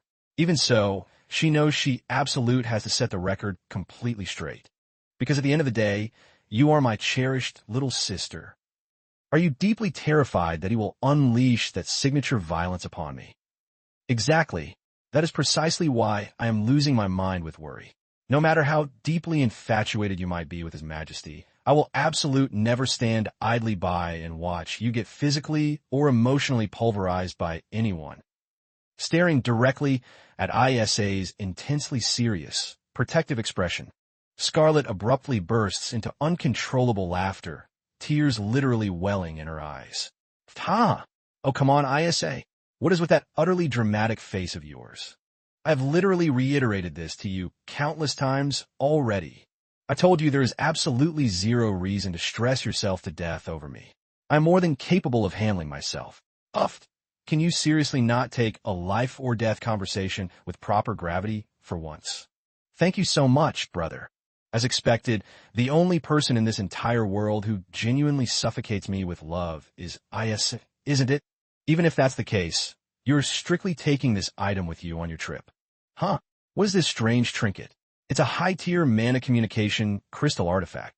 Once you bind your magical signature to the recipient, you can instantly establish a flawless connection even if you are separated by countless miles. The absolute moment you find yourself trapped in a volatile or dangerous predicament, do not hesitate for a single second to contact me. I will personally ride out to rescue you. Snapping right back to the present reality, Scarlet says, you're the one who needs to focus. Do not dare forget the critical task I officially assigned to you. Once every single week, make absolute sure to thoroughly water my designated safe zone for me. Got that? Perfect. I'm heading off now. Ensure you travel with absolute caution. All right? The grand convoy departs, but after traveling only a remarkably short distance, it grinds to a sudden halt. Rumen lets out an exhausted, deeply irritated groan. Good grief. We literally just commenced our journey a mere moment ago. Yet we've already halted an absolute ridiculous number of times. Outside the windows, the elite Vanguard soldiers are actively subduing violent criminals. Where on earth do these reckless bandits keep spawning from anyway? Tell me about it. But more importantly, why on earth is the Count lounging inside our carriage? Aren't you strictly supposed to be riding inside the luxurious Imperial carriage alongside His Majesty? Oh, please, my lady, give me a break. How could I possibly survive stepping foot inside the Emperor's personal carriage right now? I beg of you, please stop spouting such utterly suicidal nonsense. Go back to your own carriage right this instant. Rumen glares out the window, desperately trying to change the subject. Oh look, there's another massive brawl with bandits over there. As expected, the security management in this territory is absolutely abysmal, wouldn't you say? Wow, nice try. Are you seriously trying to deflect right now? Sitting right beside them, The elder dejectedly mutters, "Please accept our humblest apologies. Lady Scarlet, we are utterly ashamed and have no right to face you." All right, this specific border sector falls directly under the jurisdiction of these two old fogies. Oh, spare me your pathetic excuses. The only reason these road bandits are swarming us is because of the Emperor's grand carriage. Honestly, it's an absolute miracle we have elite Imperial Knights escorting us. His Majesty is literally sitting inside the heavily armored transport vehicle directly ahead of us, anyway. Wait, could these bandits actually be undercover enemy assassins? Suddenly, a frantic soldier bellows out from the front line, "Commander, one of the rogue assailants has broken through our perimeter and escaped." What? Fan out and hunt down that fugitive right this instant. Do not dare let a single one of those bastards return alive under any circumstances. Out of nowhere, the escaping bandit lunges straight towards Scarlet's carriage window. His face is completely covered in grotesque, rugged scars. Brandishing a wicked blade, he roars, "Found you at last, you filthy Ackman wrench." But the exact microsecond, he hoists his dagger to strike. Charlie violently intervenes, intercepting the threat from behind and slamming the assassin's head brutally against the carriage frame. Thanks to his lightning-fast reflex, Scarlet barely evades a fatal strike. After instantly neutralizing the bloodthirsty attacker, Charlie lowers his voice, asking with deep concern, "My lady, did you sustain any injuries in that chaos?" "Thanks to your Majesty's swift intervention, I am completely unscathed." Meanwhile, Elder Adrian along with his wife are weeping in absolute despair over their premium luxury carriage, which was just completely wrecked and ruined in the scuffle. A few seconds later, Scarlet finally processes the adrenaline rush and asks, "But sire, why on earth were you outside on the road in the first place?" The Imperial Vanguard comes sprinting up from behind, panicking, "Your Imperial Majesty, are you unharmed, sire?" Scarlet peers outside and spots Charlie's personal stallion, thinking, isn't that the legendary, prized warhorse belonging exclusively to the Emperor? Don't tell me that from the very moment we departed the estate, he has been personally riding horseback alongside us just to act as my shield? She opens her mouth to speak, "Your Majesty," but Charlie abruptly cuts her off. "This rundown vehicle is no longer safe. Step down immediately, my lady. You will be riding alongside me in the Imperial carriage." Shortly after, inside Charlie's incredibly lavish and spacious Imperial carriage. "What exactly did you mean by your statement earlier? Did my mind happen to interpret your words correctly, sire? As I thought, you're completely oblivious to your own situation, aren't you? The true target those ruthless executioners were hunting for was you, Lady Ackman. Tell me, are you familiar with the notorious shadow assassins of the Fan clan? Ah, the legendary Fan family of assassins. Within the deep history of the Empire, there exists a notorious clan that has birthed the most lethal, highly skilled killers in existence. The notorious Fan clan. Their dark name is historically bound to a blood-curdling legend. The very microsecond someone is marked as a target by the Fan clan, that unfortunate soul is fundamentally guaranteed a brutal, inescapable demise, absolutely regardless of how rich, powerful, or heavily guarded they might be. But wait, Scarlet shouldn't have any connection to those underground killers at all, right? Scarlet calmly responds, "To be completely honest, sire, aside from the basic fact that they are a notorious syndicate of lethal assassins, I know absolutely nothing about them. Furthermore, if those attackers truly belong to the legendary Fan clan, didn't the tactical execution of those supposed bandits feel a bit too clumsy and utterly amateurish?" Yes, your observation is spot on. However, their unique breathing technique undeniably belongs to the Fan clan. So even if they weren't direct blood relatives of the main Fan family, those bastards were definitely professional, highly trained executioners. There's absolutely no way they were just simple, opportunistic highway bandits. Tell me, my lady, do you have any suspicious enemies who are actively hunting for your life? Scarlet's mind instantly races, thinking, could the mastermind behind this literally be the Duke of Ackman himself? Right now, that's just a raw gut instinct, but Scarlet nervously presses, "Do you believe they will launch another ambush?" Without a doubt. Staring intensely down at her white-knuckled, trembling hands, he offers a grounding reassurance. Though realistically, you don't need to waste a single shred of energy stressing over it. Excuse me, the elite executioners of the Fan Clan are actively hunting me down, and you're telling me this isn't a massive, life-threatening crisis? Are you seriously saying that whether I get brutally murdered or not doesn't matter to you at all?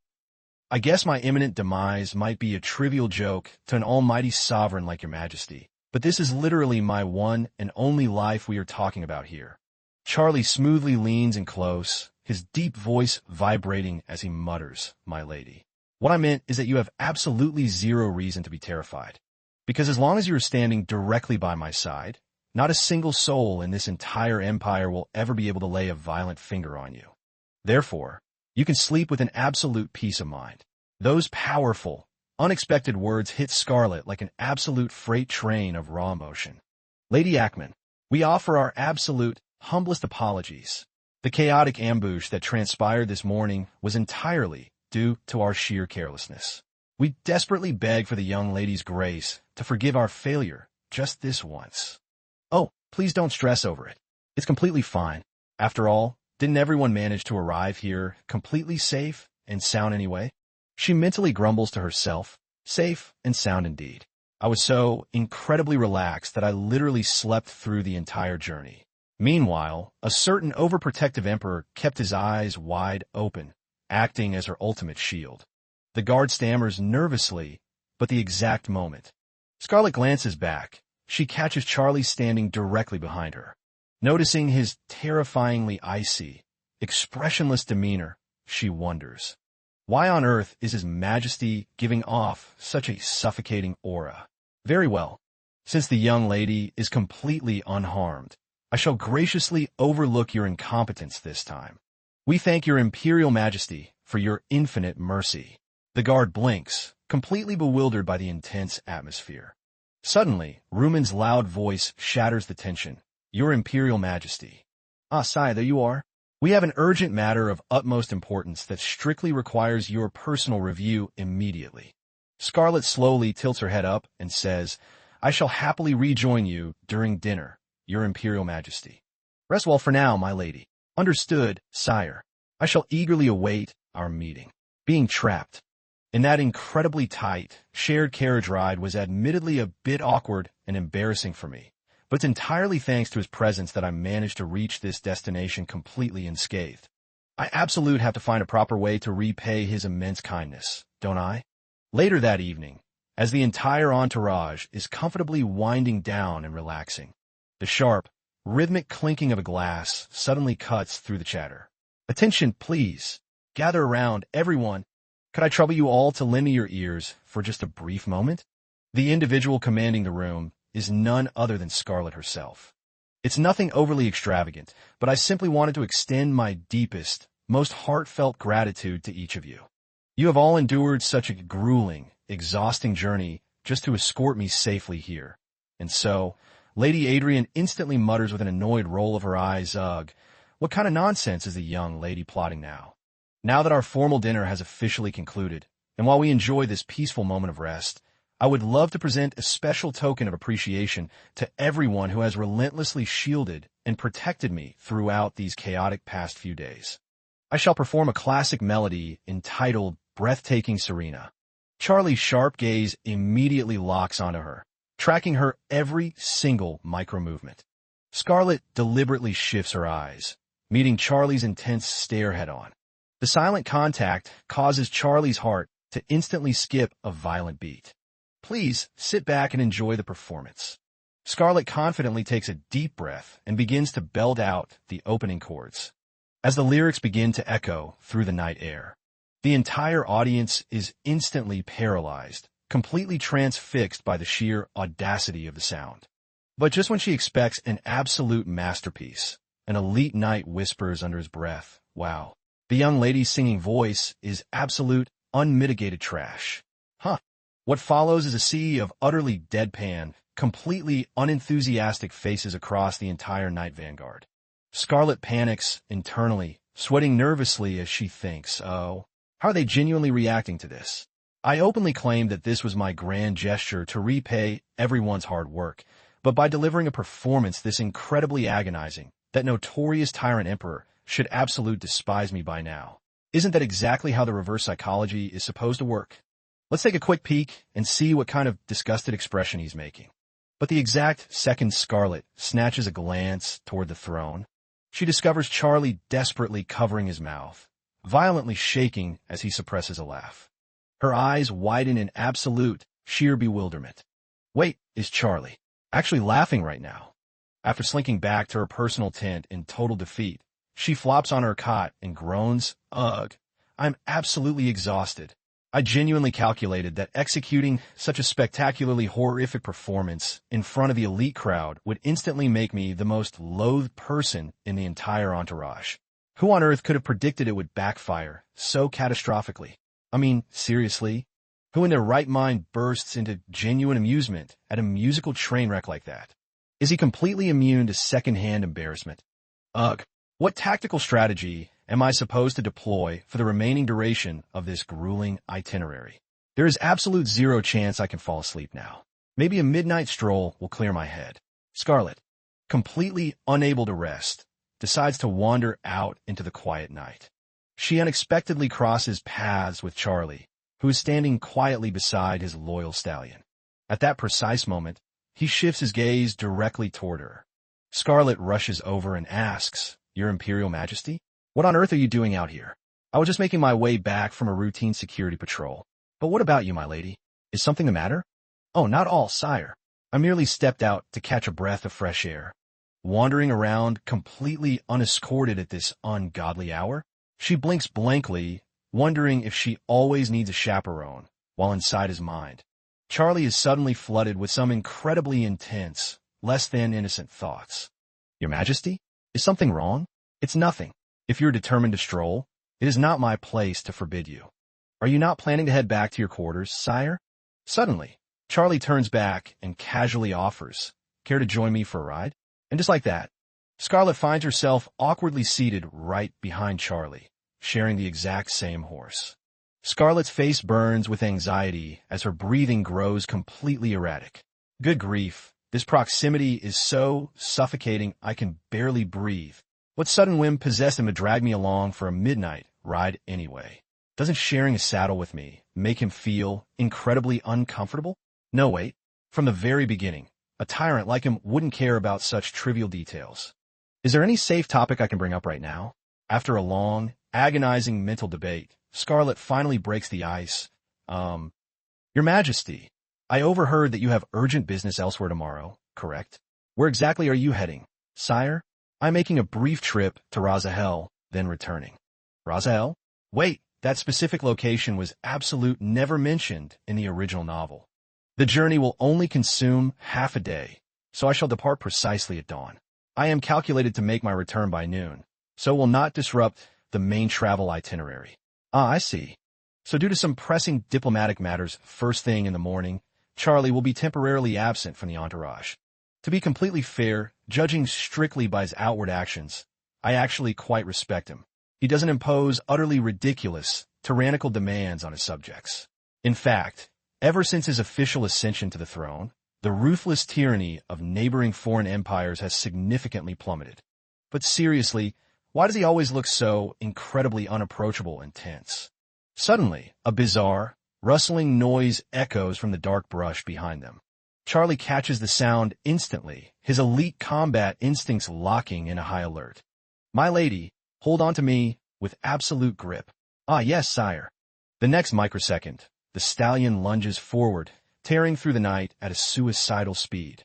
Scarlet panics in pure terror, thinking, "Oh my God, I am absolutely going to fly off." In a desperate bid for survival, her hands tightly clutch onto Charlie's broad chest. After sprinting a considerable distance, he glances back to check on her safety. Scarlet is hanging on for dear life behind him, her face completely drenched in cold sweat. The warhorse continues to charge ahead like a literal missile through the dark. Suddenly, she shrieks at the top of her lungs, "Your Majesty, look out. There is something directly ahead." Her hands grip his clothes so violently, she is a hair's breadth away from tearing Charlie's shirt to shreds. The absolute moment they screech to a sudden halt, they are greeted by an incredibly adorable baby piglet staring up at them with wide, innocent eyes. Scarlet quickly recovers from her absolute panic. Wait, it's just a tiny wild boar cub? Scarlet finally lets out a massive sigh of relief, slumping her shoulders. Oh my goodness, look at that absolutely adorable little piglet. I genuinely thought another ruthless wave of bandits was jumping us right now. Sire. Charlie lets out an exhausted sigh, leaning back against a massive tree trunk as he mentally grumbles. In what universe is that creature even remotely cute? Her taste is seriously a complete mystery to me. To maintain such an incredibly carefree and laid-back attitude in a volatile situation like this, the original Scarlet Ackman is truly built different. Excuse me? Oh, it's nothing. Wait, what exactly did he mean by situation? He's probably deeply stressed about those rogue bandits, since he has to leave the convoy unattended for a brief period tomorrow. No wonder his defensive instincts reacted so violently earlier. Since I'm already out here enjoying this midnight stroll with him, maybe I should throw him a bone and put his anxious mind at ease? Your Imperial Majesty, you possess an absolute master-level knowledge of swordsmanship, correct? As she speaks, she eagerly begins rummaging through her pockets. Take a look at this. I actually purchased this bad boy with an absolute fortune of cold, hard cash. What is your professional assessment, sire? This is a premium-grade, mana-infused dagger designed strictly for close-quarters self-defense. I literally blew through the entire medical retreat budget that the stingy Duke granted me just to secure this weapon. And right here is a high-efficiency magical catalyst used for instantly sparking fires. Oh, and this one is a customized smoke bomb that generates an absolute blinding visual shroud. Charlie blinks in utter bewilderment, staring at her stash as he wonders, where on earth was she even hiding all this illegal tactical gear? Your Majesty, please don't give me that look. I absolutely have zero intention of using these for anything sketchy. They might look slightly intimidating, but they strictly lack the necessary lethality to actually murder anyone. Just then, the communication mana crystal slips from her grip and tumbles to the grass, instantly catching Charlie's sharp eye. Your Majesty, careful with that one. Is this strange trinket also one of your tactical magical gadgets? This is a premium tier, long-range communication matrix fueled by ancient sorcery. Pretty neat, isn't it? If I ever find myself in a pinch, I can seamlessly transmit my exact coordinates to an ally stationed miles away in real time. Scarlet secretly sweats bullets, thinking, though realistically, I didn't buy this one. ISA literally forced it onto me, so I could call for a tactical extraction to escape from you. Charlie scrutinizes the glowing crystal orb intently before asking, why exactly are you carrying an item like this on your person, my lady? Well, it's strictly an absolute insurance policy to guarantee my survival, even with an almighty powerhouse like your Imperial Majesty guarding my side. Hearing that logical, self-reliant response subtly puts his overprotective mind at ease. The male lead of this dark fantasy epic is notoriously known as a ruthless, ice-cold killing machine. Yet he possesses an absolute, fiercely loyal devotion to the woman he loves. Out of nowhere, he breaks the silence, murmuring, I like it. Pardon? Your answer is absolute music to my ears. Even if it's just a fleeting, ethereal illusion underneath the beautiful moonlight tonight, Scarlet feels as though she has officially stepped into the shoes of the story's true heroine. He quietly mentions that the mother of this little piglet must be lurking nearby, noting that he caught a glimpse of her massive shadow just a moment ago. We should probably make our exit as well. Right, sire? He effortlessly extends his hand, adding, well, don't just stand there, come along. It is honestly so surreal to hear his deep voice sound this incredibly affectionate and warm. Yes, your Majesty. His touch isn't nearly as freezing as I originally calculated. Every single passing second of this night feels absolutely intoxicating, like a beautiful, ethereal dream from which I never want to wake up. Early the following morning, Scarlet is jolted from her peaceful slumber by a weird sensation. Ugh, that tickles. Wait. Is there actually someone lying directly beside me? A mysterious figure is casually playing with her hair, whispering, time to wake up, lazybones. Wait, could this incredibly soothing voice belong to Charlie? Did that man literally sneak in her private tent and crawl on her cot, still refusing to open those eyes? Were you actively searching for your precious emperor? Or were you just in the middle of a beautiful, romantic dream starring him? The exact millisecond Scarlet snaps her eyes wide open. She's greeted by a completely unfamiliar, menacing thug staring daggers down at her. At that identical moment, the tent flap is violently thrown open. Lady Ackman, are you unharmed? Before anyone can react, a lethal blade is instantly pressed flush against her throat. You're a day late and $1 short, Mr. High and Mighty Knight. If you value the fragile life of this precious noble lady, even a single bit, I strongly suggest every single one of you take a massive step back right now. Outside the tent, the campsite is locked in an absolute, chaotic bloodbath. Utterly useless. Damn it all. No matter how many we slaughter, they just keep coming. Where the hell are they spawning from? What about Lady Ackman? Where is Scarlet? Oh, give me a break. Speaking of that spoiled brat Scarlet, she's undoubtedly still dead to the world, having a grand old snooze in her luxury tent. Are you completely insane? Why on earth didn't you fortify her position? Please, that useless girl doesn't possess a single shred of combat capability. Leaving her entirely unescorted and completely defenseless is an absolute death sentence. If you're so incredibly pressed about it, why don't you go play hero and rescue her yourself? The two old fogies aggressively bicker mid-battle, leaving the enemy combatants completely bewildered.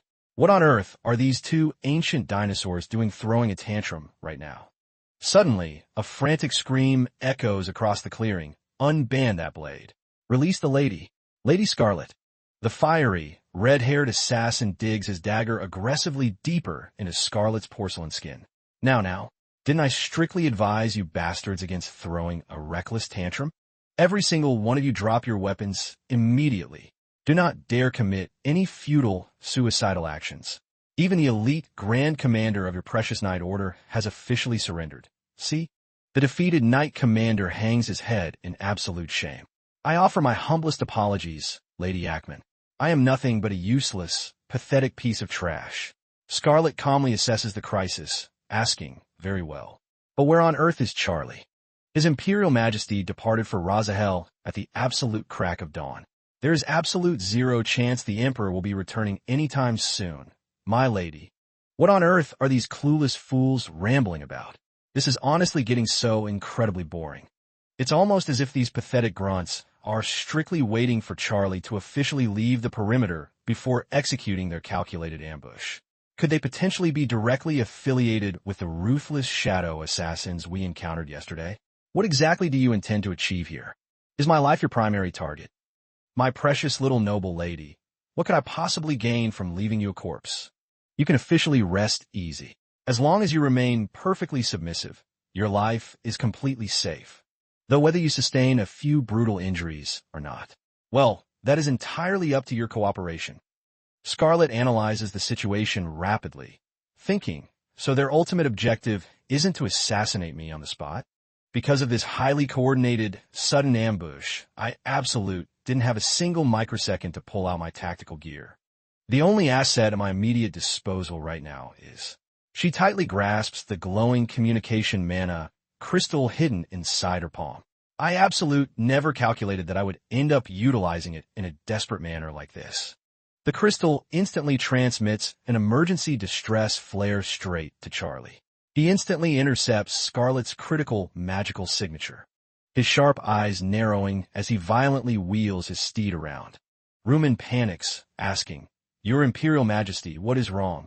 Count Rumen, you are to ride out to the garden immediately to investigate, then report straight back to me.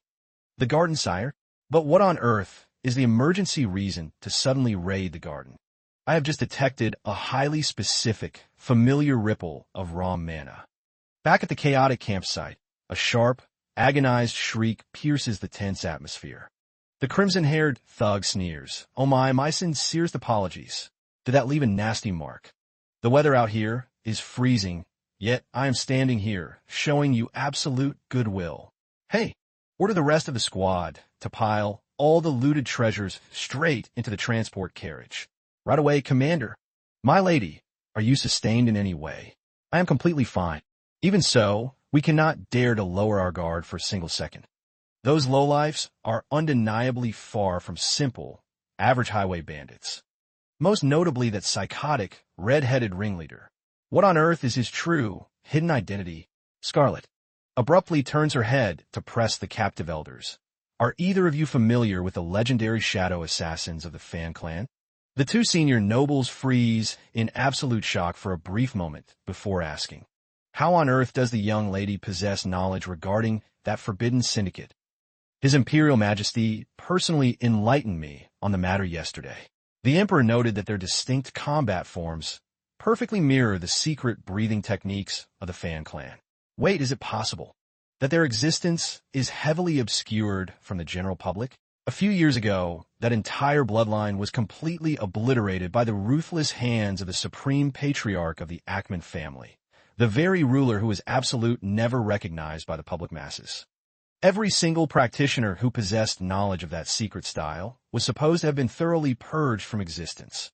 If that is truly the case, then there is absolutely zero room for doubt. Could that maniacal thug potentially be a secret operative under the Ackman family's payroll?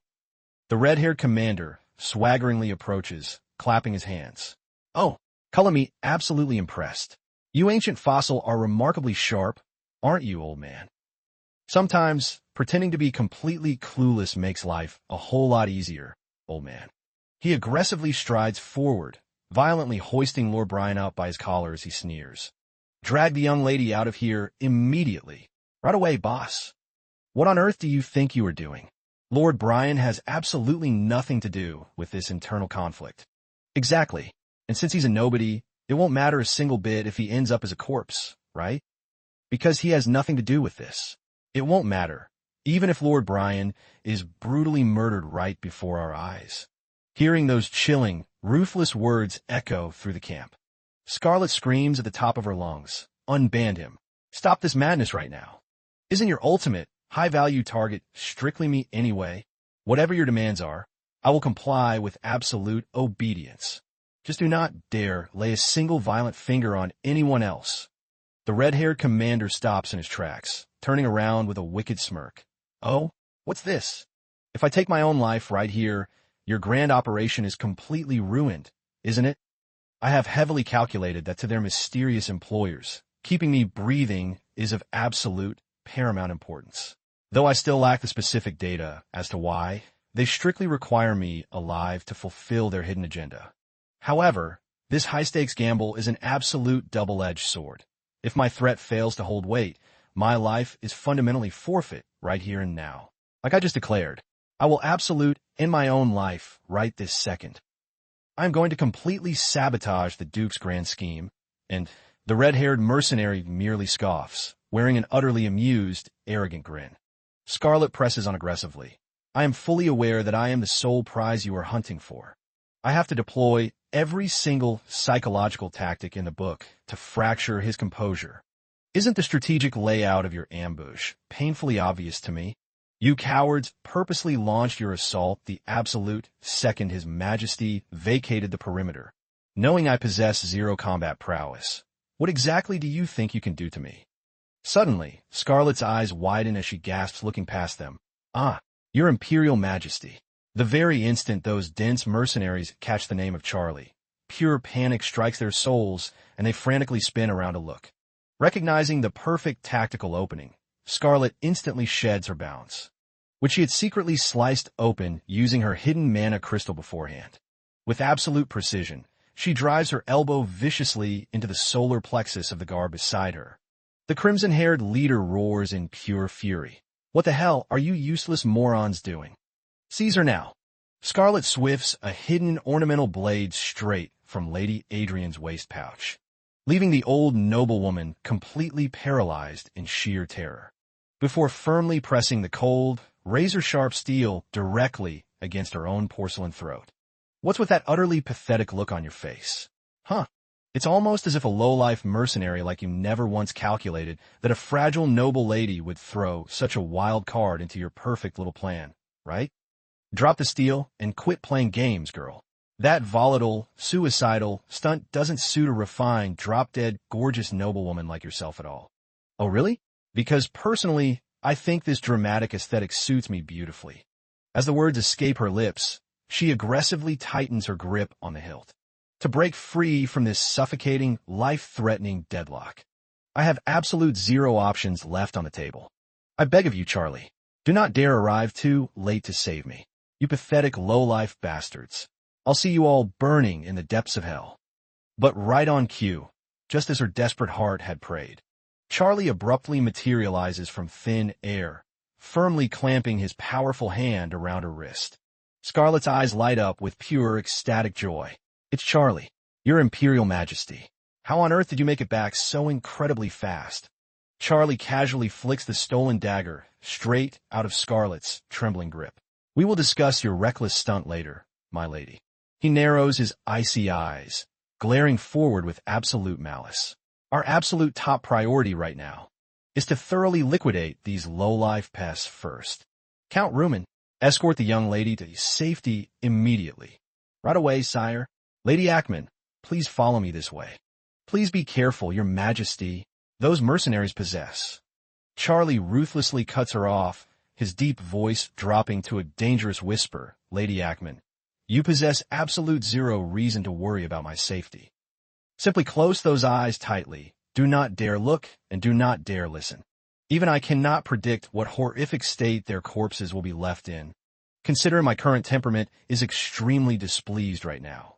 The one-sided massacre is executed and concluded in a mere matter of minutes. Following that bloody incident, the narrative of our travel schedule advances rapidly. Though our timeline suffered a minor delay compared to the initial calculation, the Imperial entourage seamlessly resumes our grand journey forward. But Commander, what is to become of your military standing now? Fortunately, after my relentless, incredibly persistent badgering of the Emperor, the disgraced Knight Commander successfully evades a brutal execution or severe demotion. Instead, the moment this diplomatic expedition officially concludes, his reassignment orders will immediately deploy him straight to the highly volatile, conflict-ridden border sectors to serve out a temporary penance of several months. Throughout this wild journey, not only did I completely fail to hatch any villainous schemes, but I somehow managed to become incredibly close confidants with the Tyrant's top 2 high-ranking officials. Lady Ackman, how on earth did you pull off such an absolute miracle? To successfully sway the cold heart of His Imperial Majesty so effortlessly. You are truly an absolute goddess. Effortlessly? Are you completely insane? I literally had to hound his royal backside for 3 grueling days and 3 sleepless nights. You have absolute zero clue how utterly exhausting that diplomatic negotiation was. From this day forward, Lady Ackman, I offer you my truest, most eternal gratitude. I swear upon my honor and my name that I shall repay this immense debt to you tenfold. Oh, I am absolutely holding you to that sacred vow, Commander. You better believe I am going to milk you for a fortune of favors down the line.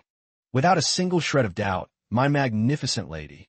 Rumen eagerly chimes in as well, wiping away a tear. Oh my goodness, unlike the rest of the nobility, the young lady possesses an absolute ocean of benevolence and generosity. Wow, these 2 powerhouses are remarkably more simple-minded than their terrifying status suggests, aren't they? Even when I openly mock them, they just stand there wearing silly, grateful grins. Even when I deliberately act like a toxic, spoiled brat, they look at me with absolute adoration. Count Rumen literally breaks down into dramatic tears at the absolute drop of a hat. He can no longer be classified as a sophisticated golden squid, but rather a certified, chronically weeping golden softy. And it turns out our Grand Knight Commander isn't much different behind his tough exterior either. These emotional wrecks, both the Grand Knight Commander and the head of intelligence, possess an absolute, endless supply of words. The 2 of them honestly never stop blabbering. My lady, the temperature will plummet tonight, so please wrap this scarf tightly around yourself. Wow, thank you so much. Meanwhile, Lady Adrian remains highly suspicious and guarded around them, which is incredibly bizarre. And whenever Lord Brian looks at me, he instantly remembers the late Duke, constantly muttering to himself in melancholy. Good grief. The emotional baggage around here is getting suffocating. As for the Tyrant, my lady, ah yes, your majesty, how is your physical condition holding up? Ah yes, sire, your humble servant is perfectly fine, though being cramped inside that carriage for so long has left me feeling slightly stiff and exhausted. Is that so? Then from this exact moment onward, we shall travel on foot. Pardon me? Of course, by we, he strictly meant that only I would be walking. I absolute have no idea what sick, twisted pleasure he derives from teasing me, but his sadistic sense of humor is getting bolder by the day. It's absolutely not funny at all. But regardless of his petty bullying, our entourage has successfully braved an absolute sea of wild ups and downs together across this grueling journey. We have officially arrived at our destination. Everyone, please disembark. We have finally set foot upon the exact disaster zone mentioned by the council elders. This is the sovereign territory of the Adrian family, the magical beast forest. The absolute, ultimate turning point that will decide the fate of both the Ackman clan and the Council of Elders. I purposely dragged this notorious tyrant all the way here with a hidden agenda, to force him to witness firsthand the catastrophic crisis the Elders are currently facing. Because in the absolute worst-case scenario, the Elders will have no choice but to desperately beg for his imperial intervention. After all, trying to negotiate a resolution regarding this monster-infested forest with the current Duke of Ackman is an absolute, utter exercise in futility. I vividly recall the Duke barking, "How many times do I have to repeat myself, you fossils?" I distinctly ordered that we need to launch an immediate military strike right now. Ugh, I don't give a damn anymore. Deal with this mess yourselves. It appears we are getting incredibly close to the perimeter. What on earth transpired here? Is this the pathetic way the Ackman clan secures its sovereign borders? Your humble servant shall elucidate the entire situation immediately, Your Imperial Majesty. And that is the absolute, unmitigated truth of the disaster. Even if we possessed 1,000 tongues, we wouldn't dare fabricate a single excuse before you. We offer our deepest, most agonizing apologies for causing Your Imperial Majesty such immense anxiety. Enough. Regardless of your groveling, I have absolute zero trust in your words anyway. Scarlet steps forward to break the ice. Your Majesty, wouldn't it be far more strategically sound to execute a brief scouting expedition directly inside the forest perimeter first? Wait, wasn't the sole purpose of Lady Ackman's journey to seek medical therapy? Yes, I technically arrived here for my health recovery, but since this entire ecological crisis is fundamentally tied to the jurisdiction of the Ackman family, I intend to conduct a first-hand, thorough investigation myself. So, are we officially launching an expedition straight into that cursed forest? Exactly, which is why I must stop you from proceeding, my lady. This forest is a highly volatile death zone. We absolute cannot afford to recklessly trespass into its depths. I completely understand your concern. In that case, I will merely inspect the immediate perimeter and return shortly. Oh, and there is absolute zero need for everyone to tag along with me, since I will be strictly accompanied by His Imperial Majesty. Lord Brian calls out with an anxious, deeply worried tone, "Lady Scarlet, is this dangerous investigation absolute necessary? I simply want to confirm with my own eyes the exact catalyst that has thrown this entire ecological system into absolute chaos." Charlie nods approvingly, placing a firm, protective hand on Scarlet's shoulder. We shall proceed exactly as she has suggested. As it happens, I was already calculating an expedition into this sector myself. None of you need to stress over the lady's physical safety. With me at her side, what could possibly harm her? Quite the contrary.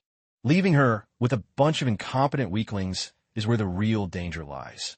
Charlie was clearly taking a savage, passive-aggressive jab at Benson. Scarlet quickly hurries to catch up with Charlie's long strides, saying, "Your Majesty, let's officially begin our scouting mission. Now let's see.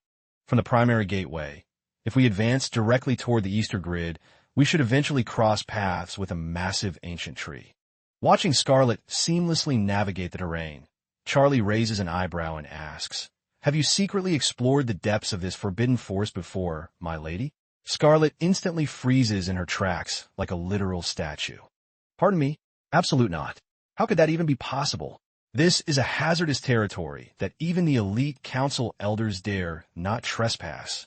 For someone who claims this is their absolute first time visiting, you are doing a remarkably flawless job leading the vanguard on foot, aren't you?"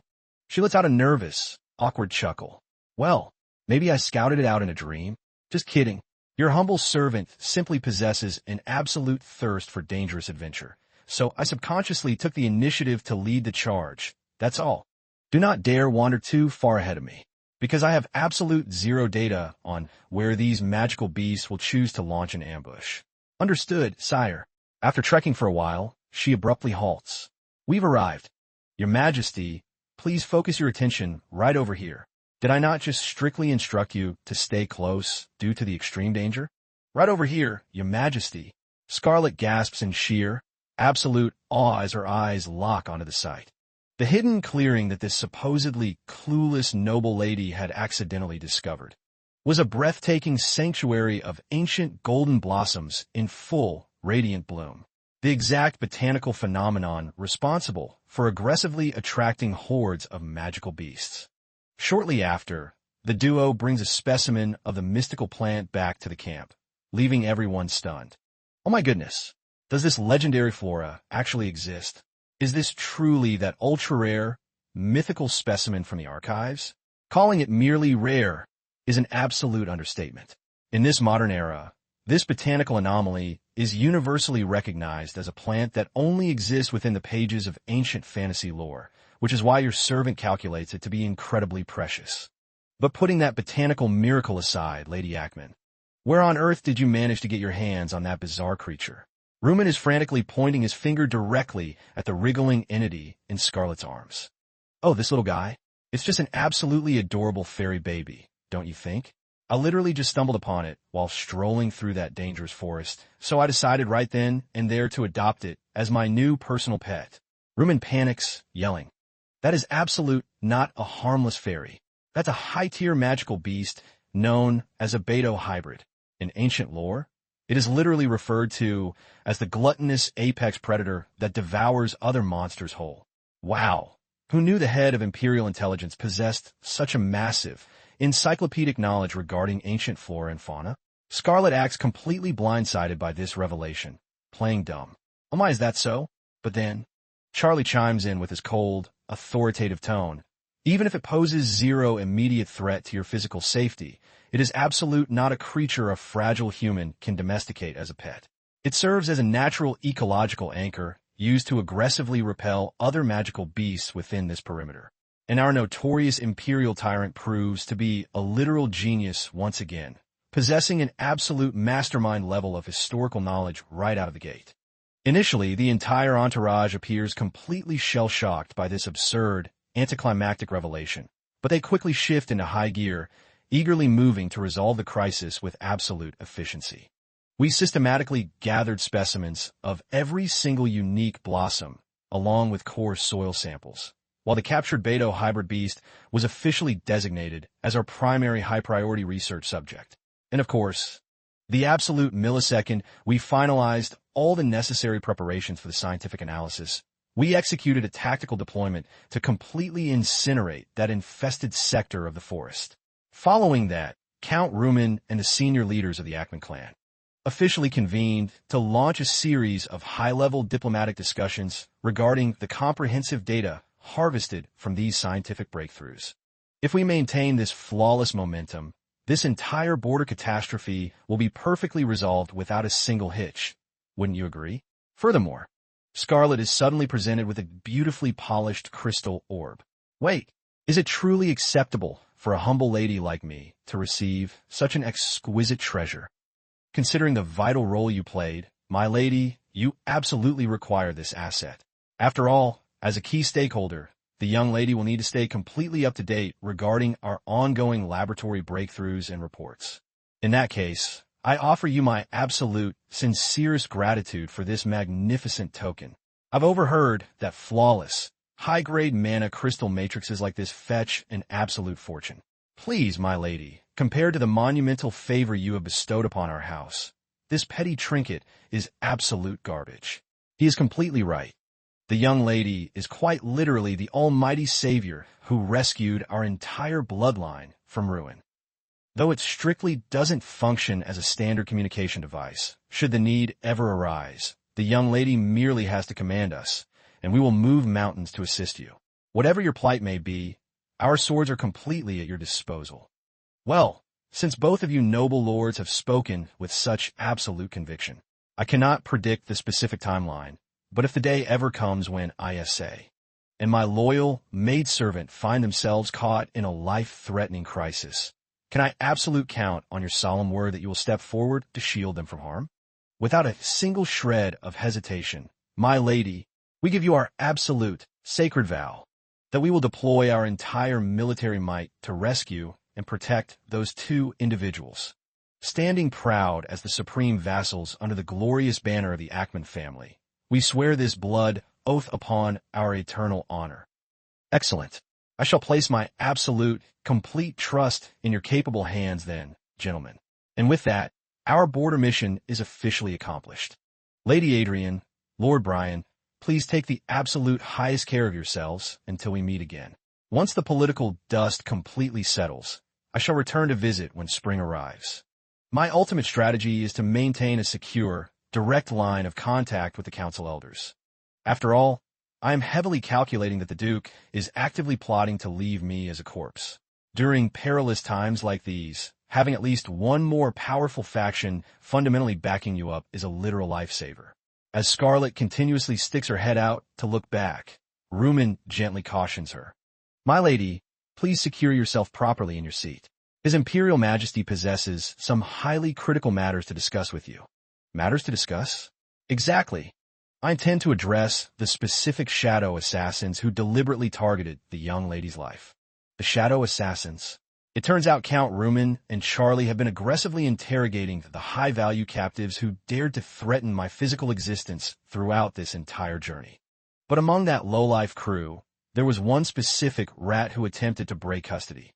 Under the absolute, terrifying pressure of Charlie's wrath, the bastard thoroughly confessed to everything. Count Rumen takes over the briefing, his expression turning visibly shaken and sickened. The intelligence we extracted consists of absolute, stomach-churning truths. The exact millisecond I set foot back inside the Imperial capital, I must devise a foolproof blueprint to permanently neutralize the Duke. His ultimate, hidden motive remains heavily shrouded in mystery, but the Duke's treasonous actions have officially crossed a line that cannot dare be ignored. Rumen asks with a deeply somber, worried gaze, Lady Ackman, are you holding up all right? She instantly flashes a perfectly fabricated, synthetic smile. Of course I am completely fine. But internally, she schemes. Naturally, my absolute top priority upon arrival is to check on my little magical fairy project first. Meanwhile, back in the lush palace gardens, ISA is diligently watering the vegetation exactly according to Scarlet's strict instructions. His hands are entirely covered in raw, painful bruises. Good grief, Scarlet. That chaotic girl is honestly unbelievable. She never fails to give me an absolute, massive headache. When on earth is she finally going to grow up and act mature? Who in their right mind orders someone to cultivate random fruits in a place like this? As if doing something this ridiculous would magically make legendary fairies spawn. Isa remains completely absorbed in his relentless grumbling, totally oblivious that up in the branches, a cluster of absolutely adorable, glowing little fairies have actually manifested. In the moving carriage, Scarlet is busy running complex geopolitical calculations in her head. Come to think of it, while our notorious Tyrant is completely occupied hunting down the Dark Magician, this creates the absolute, golden window of opportunity to eliminate the female lead's future boyfriend. I must strike first before he can ever become a threat. Seated directly across from them, Rumen breaks the silence, asking, Your Imperial Majesty, regarding the upcoming diplomatic summit with the state of Razahel. When exactly shall it be officially scheduled? The most critical emergency has been thoroughly contained, so indefinitely postpone it for now. Scarlet tilts her head in genuine confusion, asking, Wait, if we were discussing Razahel, didn't your Imperial Majesty already travel there personally just the other day? Oh, it seems the young lady is surprisingly well-versed regarding the affairs of Razahel as well. No. I've simply overheard casual mentions of it. Or rather, that's how it seems. Because as of right now, Razahel is a completely obliterated bloodline that remains utterly shrouded in secrecy. A bloodline? Oh, I completely assumed it was a geographical location. Since back in Kalia, that specific territory is still widely referred to as Razahel, and a vast majority of Imperial citizens are well aware of that fact. Of course, a sovereign new kingdom has officially been established upon those ruins by now. Just like that, I'm suddenly being enlightened with an absolute treasure trove of lore that I had never once encountered in my past life. The three most ancient, legendary, noble houses across the continent are Kalia, Razahel, and Akman, along with their respective mythic progenitors. Among them, Kaliya, the progenitor of Charlie's line, was the god of the east wind who passed away, which fundamentally implies that deity transcended into an absolute, supreme entity, a god who wielded an unfathomable cosmic power capable of tearing straight through multiple dimensions. A literal primordial deity. Oh, then does that mean the Akman and Razahel bloodlines share a similar cosmic origin? Precisely. Those 2-foot remaining clans also trace their lineage back to a deceased primordial deity. The progenitor of the Akman family was an omniscient prophet and likewise a fallen god, while the progenitor of Razahel was a deceased goddess formerly known as Clover. Clover? Wait, so our prime minister was literally named after a literal deity? That specific title used by the prime minister isn't actually his legal birth name. Huh. Then what on earth is his true, hidden name? Let me calculate. Your servant is also. Scarlett's mind races, thinking, wow. Even within the original novel's text, he was strictly referred to by the moniker Clover and nothing else. Ruman fails to disclose Clover's true identity as well, instead pivoting smoothly. Let us resume our historical briefing. The very first ancient bloodline to suffer absolute annihilation was the Razahel clan. Exactly 20 years ago, their sovereign territory was completely erased from the world map. If it transpired 20 years ago, that was an absolute timeline before I was even born. Indeed, originally, this highly elusive family kept their existence heavily obscured from the public eye. As things stand today, it is an absolute, near impossible task to track down a living, legitimate heir to this shattered bloodline, because the perpetrators executed the massacre with absolute, stomach-churning cruelty. Furthermore, rumors suggest it was orchestrated by the malicious dark magicians. Is there absolutely zero methodology to track down a surviving Razahel descendant? Ruman visualizes the distinct biological traits of the Razahel people in his memory. Your servant cannot say for absolute certain. But if the records serve, they prominently possess striking blonde hair and crimson eyes. Well, that vague data is absolute garbage for identification purposes, isn't it? I mean, I literally possess blonde hair and crimson eyes myself. Suddenly, the moving carriage violently screeches to a grinding halt. Charlie instantly springs to his feet, alert. He pokes his head out and demands, "Report. What is the meaning of this abrupt halt?" "My apologies, sire, but an unconscious body is currently blocking our path forward." Scarlett immediately shifts her gaze to follow Charlie's line of sight. "Your Majesty, has something gone horribly wrong with our transport carriage?" "Wait, why on earth is there a solitary child collapsed in a desolate sector like this?" Scarlett rushes to the figure's side, calling out gently, "Hey there, little guy. Can you hear me? Are you still breathing properly?" The child's eyes slowly flutter open, locking onto Scarlett in absolute daze. "Big sister, you." Suddenly, the boy desperately clutches Scarlett's elegant sleeve, muttering, "Don't tell me. Could you potentially be a fellow survivor as well?" Scarlett blinks in utter confusion. "A fellow survivor? What do you mean by that?" "Hey, little guy. First, you need to take a deep breath and calm down. Where exactly are your parents right now? What is your name, sweetie?" The boy's grip suddenly goes completely limp as he murmurs, "Master," before instantly plunging back into unconsciousness. Did he just say master? Charlie steps forward and notes. It appears his vital signs and breathing have stabilized for now. There is zero need to panic. His nervous system likely shut down from sheer psychological exhaustion. I understand, Your Majesty."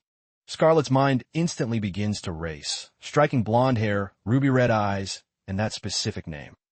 In the original novel's timeline, isn't this the exact brat who ends up making Charlie grind his teeth in absolute, agonizing frustration? According to the canonical plot, this individual eventually makes his grand debut as the tragic ex-lover of the heroine, ultimately meeting a brutal end at the hands of the tyrant himself. And that precise execution is what ignites the toxic, vengeful dynamic that completely defines the relationship between the tyrant and the female lead. A short while ago, intelligence reports indicated that the House of Mars had been utterly annihilated by an unknown force. To think a solitary survivor actually managed to escape that slaughter. Fascinating. Wait, does that mean the horrific massacre wasn't orchestrated by your hands? The malicious culprit who thoroughly liquidated their entire bloodline deployed the exact same signature methods used during the historical fall of Razahel. Rumen chimes in to add context. Your Majesty, regarding the absolute destruction of Mars. There's a massive catch. Furthermore, that individual collapsed on the road is absolute, not the simple child he appears to be. Scarlet turns her head back, responding, "Pardon me? The global archives state that the Lord of Mars sired only one legitimate son. That specific heir suffers from a rare, magical affliction that permanently stunts his physical growth. An ageless anomaly like him could absolute not have emerged by pure coincidence from a fallen clan that was supposed to be thoroughly erased from the face of the earth yesterday. In other words, that brat right there is the absolute direct legal descendant of Mars. Chronologically, he is already 20 years old, making him the exact same age as you, my lady. At that specific stage of maturity, he is legally qualified to inherit the title of Supreme Patriarch over his entire noble house. After carefully analyzing the strategic variables, the Emperor decides to dump the high-value target straight into the custody of the Council Elders, because our schedule leaves us with absolute zero luxury to play bodyguard to anyone else. Right at the exact location where those who plot my death originate. Inside the grand Ackman ducal mansion, the Duke furiously slams his fist on the table. Damn it. Absolute hell. Scarlet Ackman. Where on earth did that wretched brat hide it? The ultimate proof of patriarchal sovereignty. Despite officially holding the title of head of the family, he possesses absolute zero authority to freely access his own ancestral domain simply because that vital, sacred token is not currently in his physical possession. In other words, the absolute, true master of this domain remains the deceased former duke. That brat obviously possesses the proof of sovereignty, yet how am I completely failing to uncover a single trace of it? Back when she was just a fragile little child, a single terrifying threat was enough to make her curl up in absolute horror. But now, she doesn't break under pressure at all. She has officially reached 20 years of age. If she would simply hand over that proof of sovereignty to me, then in my absolute authority as the supreme patriarch of this ancient and glorious Ackman bloodline, I would officially bestow upon her the status of a legitimate, recognized daughter of this house. As morning dawns right before the imposing Ackman estate, Scarlet Luxury stretches her limbs, sighing, "Ah, I am finally back home." Due to a chaotic cascade of completely unpredictable incidents, our timeline suffered a far more sluggish pace than initially calculated. But honestly, this works out perfectly. I have absolute zero clue what treasonous plot the Duke is hatching next. I must infiltrate the mansion first to thoroughly scan the situation. Charlie glances over, instructing, "My lady, proceed inside ahead of me." "Understood, sire." But wait, wasn't your Imperial Majesty planning to visit the Duke's residence as well? I must first issue strict strategic directives to my Imperial Knights. The absolute second my business is concluded, I shall follow immediately in your footsteps. Then your humble servant will head inside to pay respects first. Please take your absolute time, sire. The moment Scarlet departs, Rumen steps forward and inquires, "Your Majesty, do you truly intend to launch surveillance on the Duke?" As your Imperial Majesty is well aware, the sovereign territory of the Ackman bloodline is heavily fortified by an incredibly powerful ancient magic barrier. Even with the supreme authority of the imperial family, it is fundamentally impossible to forcibly breach the sacred ancestral wards of these ancient founding houses. To successfully execute an operation of this magnitude, we absolutely require the direct tactical cooperation of an internal bloodline member. I'm fully aware. I have already run the calculations. Simply proceed to calibrate the mana crystal orb strictly according to my explicit parameters, and that will suffice. The moment the words leave his lips, Charlie's legendary blade suddenly begins to vibrate violently. The steel itself is actively resonating with something close by. Deep within the manor, a horde of loyal servants rush toward the entrance to welcome Scarlet. "Everyone, line up in the grand foyer immediately. Welcome back home, my lady." "Lady Scarlet, it has certainly been a while, hasn't it? Is everyone holding up all right?" Lucy appears completely frantic as she sprints towards Scarlet, crying out, "Lady Scarlet." "Lucy, what's the matter? What exactly have you been up to while I was away?" I hope you weren't utterly bored. My lady, there's an absolute, far more critical matter I desperately need to disclose to you. Before Lucy can even finish her sentence, the Duke of Ackman's furious roar echoes through the hall. Get the hell out of my way. My Lord Duke, please restrain yourself. Behaving like this is completely unacceptable. High-ranking guests from the imperial family are standing right outside. We must maintain our absolute dignity, Your Grace. Are you going to unhand me this instant, or do I need to force you? You are nothing but a pathetic, low-ranking house butler, yet you dare lay your filthy hands upon my noble person? Good grief.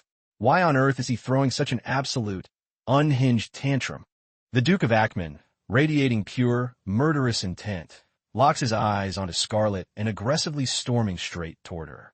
Scarlet only manages to stammer, "Wait a minute. Did I do something to offend you?" The entire assembly of manor servants can do absolute nothing but bow their heads, trembling in sheer horror.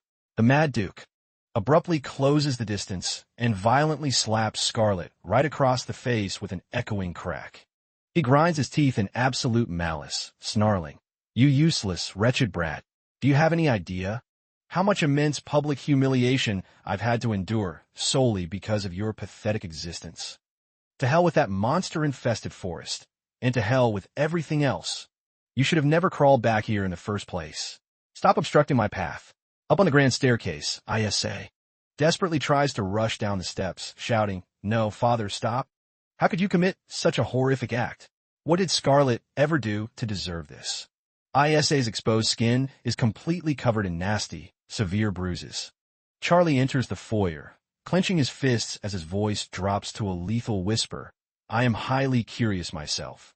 What absolute madness is running through that pathetic skull of yours? You dare violently strike my official fiancé right before my very eyes." The absolute, terrifying reality finally registers in the Duke's mind, leaving him sweating. "Why, Your Imperial Majesty, that incident just now." Charlie ruthlessly presses his psychological assault. "If that isn't the case, then you are openly mocking my supreme authority, correct?" I would never dare, sire. I have absolute zero intention of sparing the life of a vermin who tries to step on my head. You've been hiding your true colors quite well, crawling around like a disgusting parasite." The Duke instantly collapses onto his knees, groveling. Your servant has gravely sinned, Your Majesty." Scarlet watches the scene unfold, completely bewildered. Is Charlie actually detonating in pure rage strictly on my behalf? Over the past few days, I've spent an absolute eternity plotting how to make him thoroughly loathe and discard me. Is it statistically possible that I accidentally made him fall for me instead? The trembling Duke of Ackman desperately stammers. "I swear upon my absolute life, I meant zero disrespect to Your Majesty. This was strictly a private domestic matter. It is completely unrelated to, how could I ever dare raise a hand against Your Imperial Majesty's official fiancé? It seems rotting away in the deep, dark corners of this mansion has thoroughly blinded your vision, Lord Duke. The young lady is exhausted, so I shall graciously pretend I witnessed absolute nothing today. Besides, having to arrange an unexpected state funeral for you right now would be an absolute hassle." Charlie turns on his heel and barks a direct command to Lucy. "Escort your mistress to her quarters immediately. I shall await her outside." "Understood, Your Imperial Majesty." Lucy asks anxiously, "My lady, are you all right?" Before she can finish, Scarlet suddenly bursts into a dynamic, mocking laugh. "Wow, just look at how absolutely pathetic and terrified you look, Lord Duke, cowering in fear, right in front of the very people you normally view as absolute garbage. Honestly, witnessing this spectacular fall from grace is completely embarrassing. Oh, Lady Scarlet, oh, my bad. Let's head upstairs immediately." The loyal servants of the Ackman household look on with an absolute mix of deep sorrow and burning, explosive rage inside their hearts, especially those who share an absolute, tight-knit bond with Scarlet. "Oh, my lady, please tilt your face this way so I can inspect the damage. Oh, like this. But hey, Lucy, did you catch that priceless expression plastered across the Duke's face just now? He honestly looked like he was on the absolute verge of bursting into tears. Lucy stares at the swelling bruise on Scarlett's cheek, her heart breaking with immense pain. How could the Duke viciously harm her like this? Every single time I am forced to witness this horrific domestic abuse, an absolute, murderous fury boils within my blood. Lucy. Yes, my lady, I am listening. During my travels, I managed to score an absolute, special gift just for you. A gift? For me? MHM. I can't physically hand it over to you this exact second, but I guarantee it will serve as an absolute, ultimate lifesaver for you one day. Oh, I also picked up that ultra-famous gourmet dessert from that popular tourist hotspot. Let's feast on it together, shall we? I don't quite comprehend the hidden meaning, but I offer you my absolute thanks in advance, my lady. Oh, stop it. No thanks are necessary. Scarlett is actively deploying every strategic safety net to absolute guarantee the survival of Lucy and ISA. This is undoubtedly the absolute best course of action. Because to Scarlett, this loyal maid is an absolute, irreplaceable best friend. Outside the estate grounds, Charlie stands waiting with an absolute, imposing aura. Scarlett hurries toward him, calling out, "Your Majesty." Ah, thank goodness. I was desperately worried that Your Majesty had already departed for the capital. Please forgive your servant's sluggish delay. I kept you waiting entirely too long, didn't I? Beholding her radiant, vibrant smile, Charlie's cheeks suddenly flush with a subtle, unexpected crimson. Well then, your humble servant is officially at your disposal, Your Majesty. Is your face truly absolute fine after that savage blow? It is definitely not painful enough to leave me bedridden, Your Majesty. And since we are back, we should officially finalize the blueprint for our upcoming itinerary, shouldn't we? The upcoming itinerary? Scarlett meticulously calculates her options, thinking, I absolute must keep a tight, hypervigilant eye on the Duke for a brief duration from here on out. Furthermore, this is the exact seasonal window where the mystical fairies will officially spawn inside my designated safe zone. Wait, wouldn't a temporary hiatus from this chaos be absolute perfection? Scarlett casually proposes, let us officially take a 1-month hiatus from our duties, and we can resume our dynamic investigations next month. How does that sound to Your Imperial Majesty? After all, since Your Majesty literally spent an entire week on a relaxing retreat, wouldn't that immense volume of data be more than absolute sufficient to log in our archives? We just need to hit our basic target quotas, and that's it. Besides, if Glenn Mars has no valid reason to pursue blood vengeance against this notorious tyrant anymore, then the core, tragic plot lines of the original novel will absolute never kick off, right? I absolute must analyze this angle to rewrite the future. But then, at that exact moment, Charlie speaks up, a shadow crossing his face. So, you won't grant me an audience until next month? What on earth is up with that intensely melancholic, puppy dog expression?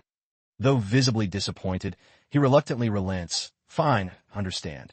However, during this month-long separation, I shall be sending you personal letters on a regular basis. Understood. Wow, there he goes acting bizarre again. Did I absolute mess up somewhere?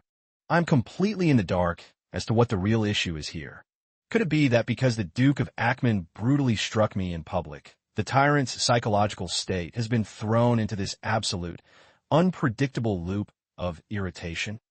Elsewhere, Lady Adrian is carefully drafting a confidential missive address to Scarlett. Lady Scarlett, I trust you are enjoying absolute, radiant health these days. Bri and I are currently doing exceptionally well.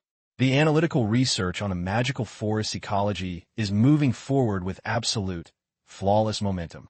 Oh, by the way, we are actively exhausting every top-tier medical resource to stabilize and heal the young heir whom you so graciously placed under our direct protection.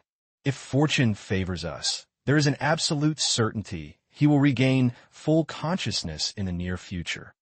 I shall establish contact with you the literal millisecond he wakes. Warm regards, Adrian. As for the fallen house of Glenn Mars, I am well aware of the circulating reports stating that the Mars clan was utterly liquidated by the direct order of the Emperor himself. However, that narrative is an absolute, fabricated lie. There's an overwhelming mountain of malicious, fake rumors surrounding His Majesty. Therefore, during the official grand engagement ceremony of the high-profile couple, I must absolute verify, Scarlett, on the other hand, is doing this solely for the sake of her ultimate savior. Who knows, perhaps that intense feeling of raw disgust will finally be completely erased from his mind. We will undoubtedly uncover the absolute truth and get our long-awaited answers the precise millisecond this poor, tragic young man finally awakens. Meanwhile, Scarlet, their ultimate benefactor, is currently paying a secret visit to her secure garden sanctuary. Wow, the botanical crops have finally blossomed and borne magnificent fruit. During the entire duration of my absence, it appears IS has managed and cultivated this plot with absolute, flawless precision. Perfect. Now, all that's left is to sit back and comfortably wait for the mythical fairies to manifest. Wait, what on earth is this? Are destructive pests already colonizing my precious crops? If this keeps up, trying to offer these ruined fruits as a welcoming gift to the fairies will be. Right at that exact instant, her eyes lock onto a tiny, ethereal fairy actively harvesting a fruit. Scarlet's face instantly flushes with an absolute, overwhelming wave of adoration. Oh my goodness, that little fairy is incredibly, heartbreakingly adorable. This fateful encounter with the legendary fairies happened far sooner than my calculations predicted. Oh wow, look at it. Isn't this essentially a tiny, glowing human baby? The way it tiny steps around and tries to speak makes it look exactly like a living porcelain doll. The tiny fairy stammers in absolute terror. Human. Angry. No way, absolute not. She wonders internally, but wait. Is this creature truly identical to the high-tier magical fairies that prominently made their grand debut in the original canonical plot? Didn't the original text explicitly state that the fairies were sinister underlings bound to an archdemon? And weren't they depicted as frail, emaciated, and fiercely ravenous ghouls? Scarlet asks gently, "Hey there, little one. Aside from yourself, are there any other fairies residing here?" "Yes, my dear companions are here. If they are its companions, then does that mean they're all just as absolutely, blindingly cute as this one?" "Ah, I see. In that case, do you happen to have any absolute clue what a fairy stone is?"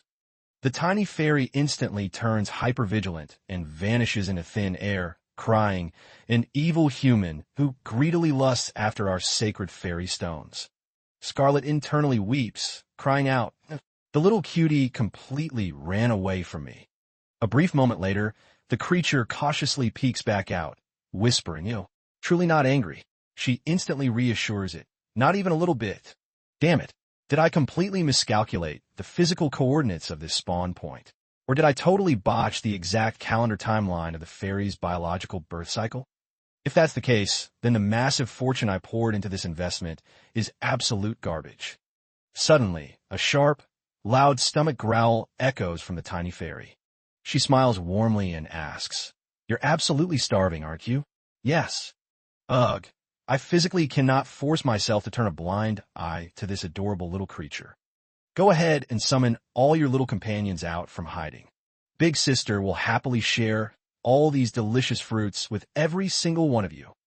Hearing her generous offer, a whole cluster of other tiny fairies slowly poke their heads out from the leaves. "So tell me, what are your individual names?" "Our names? We don't know." "Wait, you guys don't possess names at all?" As expected, this confirms they are absolute not the same entities from a novel, because Charla's fairies all possess distinct canonical names. Well, for the time being, let's just assign you guys some temporary, cute names to keep things organized, shall we? All right. The little green-haired one, your name is now Geo. The little red-haired one, you shall be Ben. And finally, the little blonde-haired one shall be called Nan. Nan? No way. I'm absolute Nancy. Well, that settles it perfectly then. These precious little creatures haven't done an absolute single thing wrong.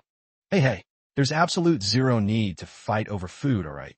We have an overwhelming abundance of fresh fruits harvested here, so just pace yourselves and eat.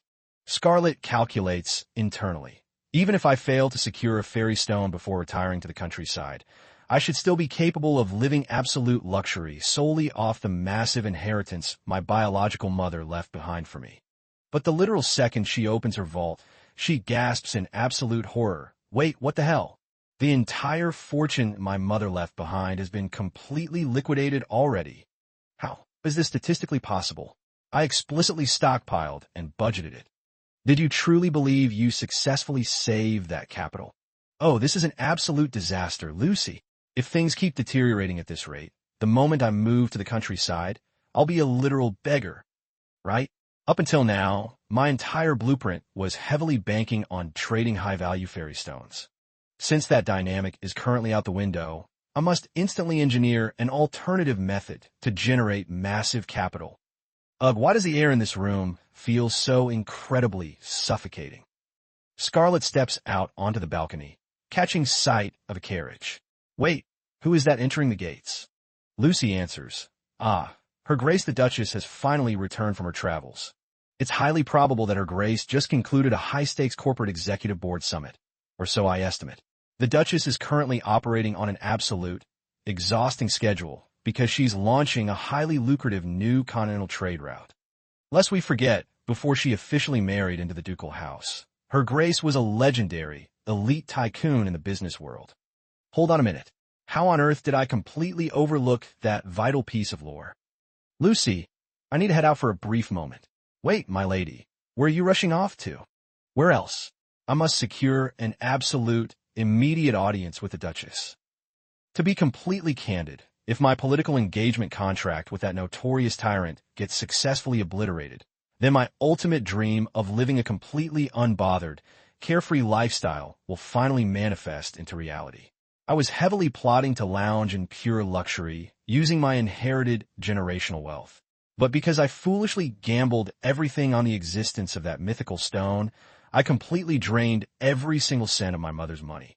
Reflecting on my financial decisions, I was absolute clown's level of naive. Now, I'm left with one solitary strategic option, exactly as I calculated earlier.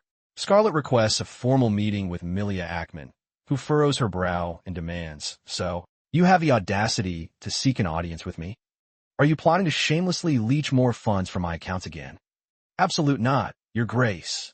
I have come to humbly request professional entrepreneurial mentorship from the Duchess."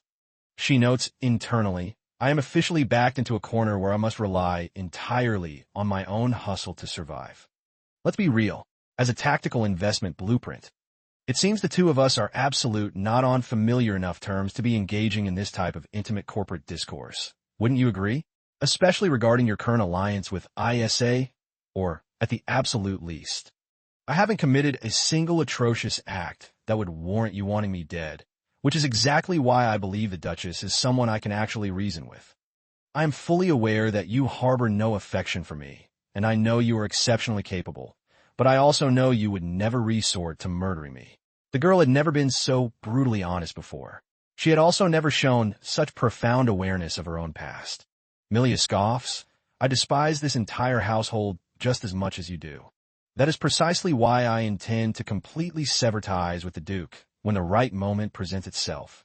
However, you are gravely mistaken if you think you can negotiate while maintaining such a dangerously nonchalant attitude." "Ah, so you are advising me not to wear my heart on my sleeve, correct? See, you are absolute the only one foot capable of giving me such invaluable, hard-hitting advice. What is it that you truly want?" Scarlet calculates her next move. She can no longer rely solely on the fleeting memories of the original novel. The intricate economy, the deep social structures of the empire, and even the rapidly shifting fashion trends currently dominating the high society aristocracy, none of these nuanced details could be mastered just by reading a fiction book. This is a living, breathing reality that she has yet to fully comprehend. I want to master the art of high-stakes economics directly from you, alongside the fundamental knowledge and sophisticated etiquette that a proper noble must possess. If you suddenly require an etiquette tutor at your absolute age, I can easily arrange a private instructor for you. No, I'm not referring to basic, superficial manners. I'm talking about the genuine, noble dignity that you embody, Your Grace.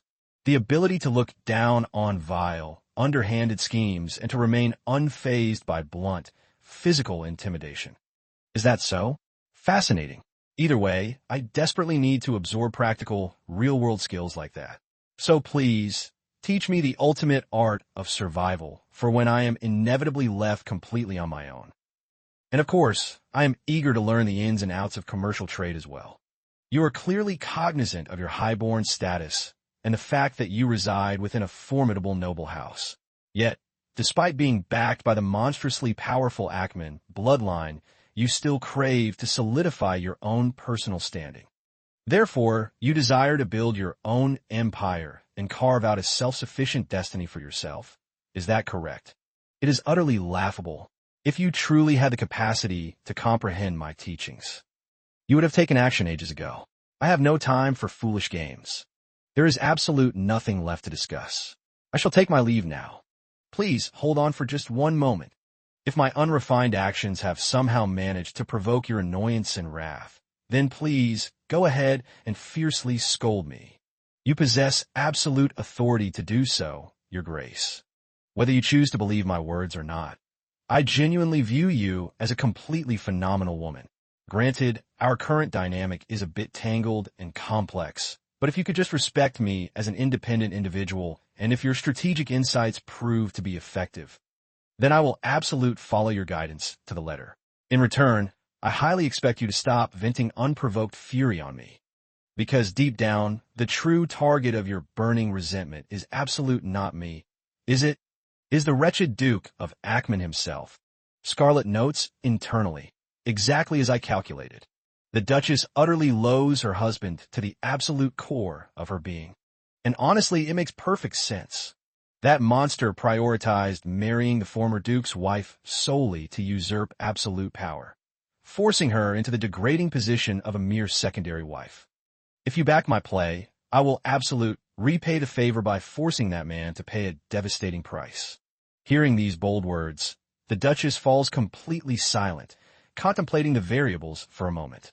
She slowly turns her head back and demands, "What absolute madness are you plotting to pull off? Just watch me. I will absolute extract the ultimate vengeance on your behalf." And just like that, a highly strategic, temporary alliance between myself and the Duchess is officially forged. So, you actually went and negotiated with the Duchess. She absolute locked down my proposal without a single second of hesitation. You possess an absolute, terrifying amount of audacity, my lady. However, mistress, I am still plagued by one massive question. What exactly was your true objective in visiting Grazio Temple? That? It was simply a calculated move to present myself as a deeply devout and pious believer to the public. Lately, the empire is being torn apart by two absolute superpowers: the Kaleo imperial royalty and the holy Grazio Temple.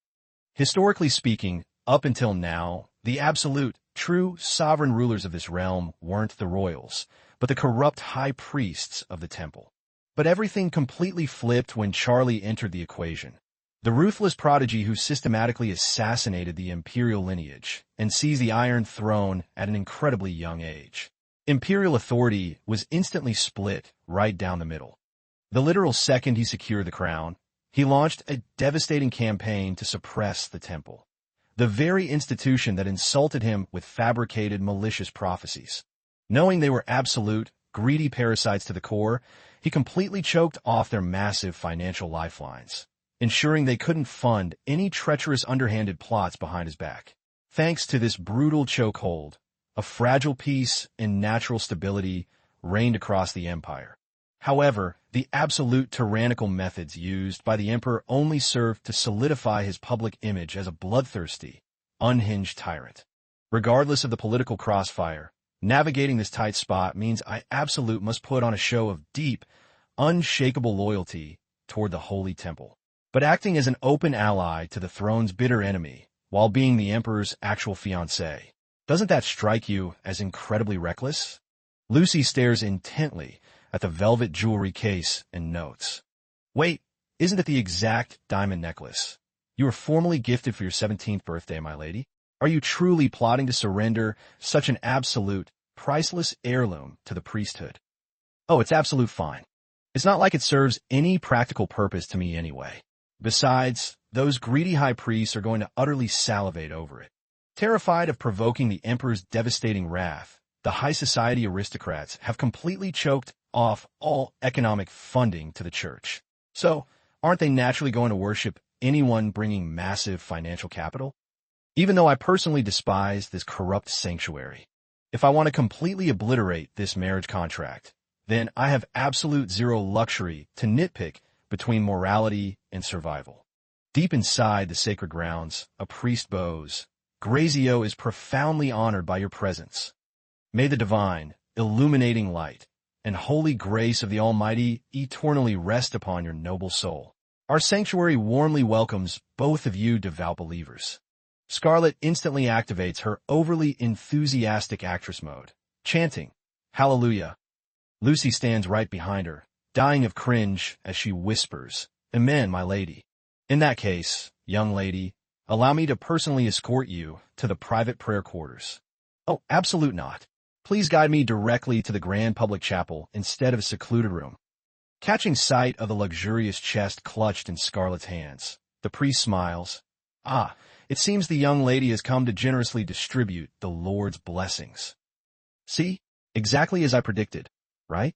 Their eyes are guaranteed to pop out of their skulls the moment they see this fortune.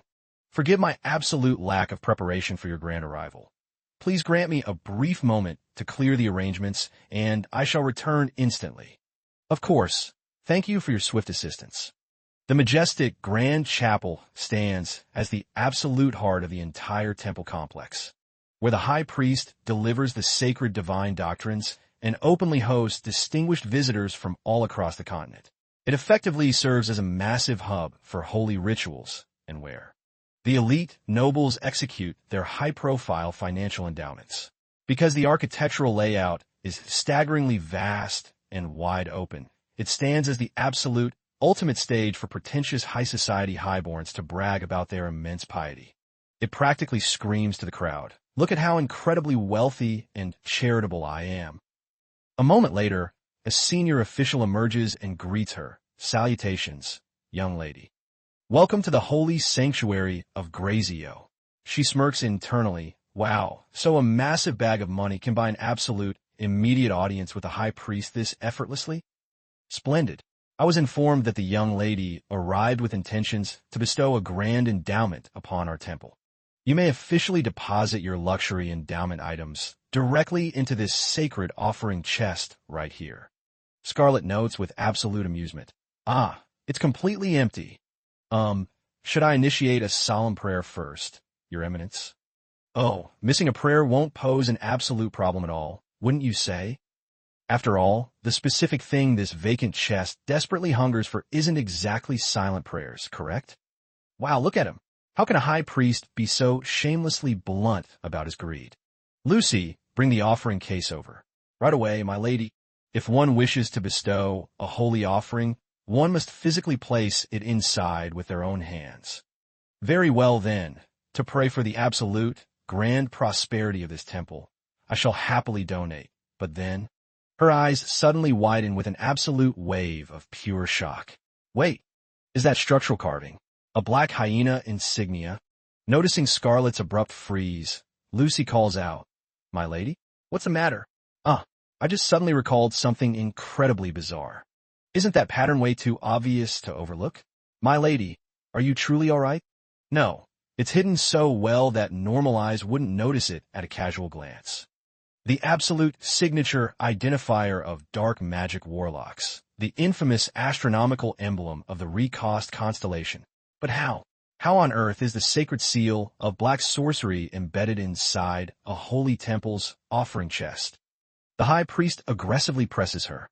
"Young lady, what is causing this delay? Do not hesitate any longer. Hurry up and deposit your grand donation." Scarlett instantly yanks the diamond necklace back into her grasp. Hold on. Just a moment. Scarlett calculates frantically. This political board is already complex enough.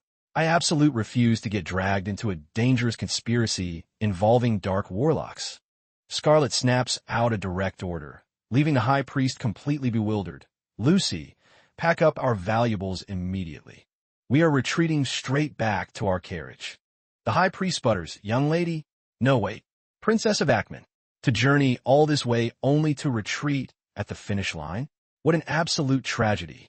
Well, Your Eminence, it appears even the great Grazio cannot override my deep, inherent obsession with material wealth, so it's a massive shame indeed. But honestly, what can a girl do? It seems the heavens themselves have dictated my departure. I have a highly important engagement to catch, so I must take my leave. Wait, where does the young lady intend to run off to? You are absolute obligated to share your grand wealth with Grazio. Meanwhile, in a nearby corridor deep within the sanctuary. This has to be an absolute joke. Why on earth would you do this? This is utterly, downright tyrannical. Do you truly intend to completely freeze our financial budget for humanitarian food aid?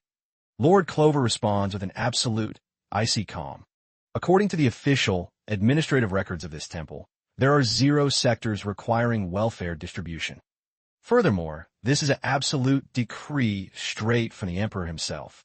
I have successfully delivered His Imperial Majesty's precise message. Now, I shall formally take my leave. Lord Prime Minister, wait just one absolute second. Right at that exact second, Clover suddenly catches a shockingly familiar voice. Hey, stop right there. Why on earth are you relentlessly hunting me down? It is none other than Princess Scarlet herself. Down in the courtyard, Scarlet is sprinting at absolute full speed to escape the High Priest. This is an absolute case of corporate extortion and daylight robbery. You are fully aware of that, aren't you?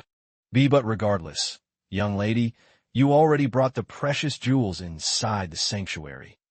Up on the balcony, a voice calls out to Clover. Salutations, Prime Minister Clover. Agent number 1 and number 2, huh?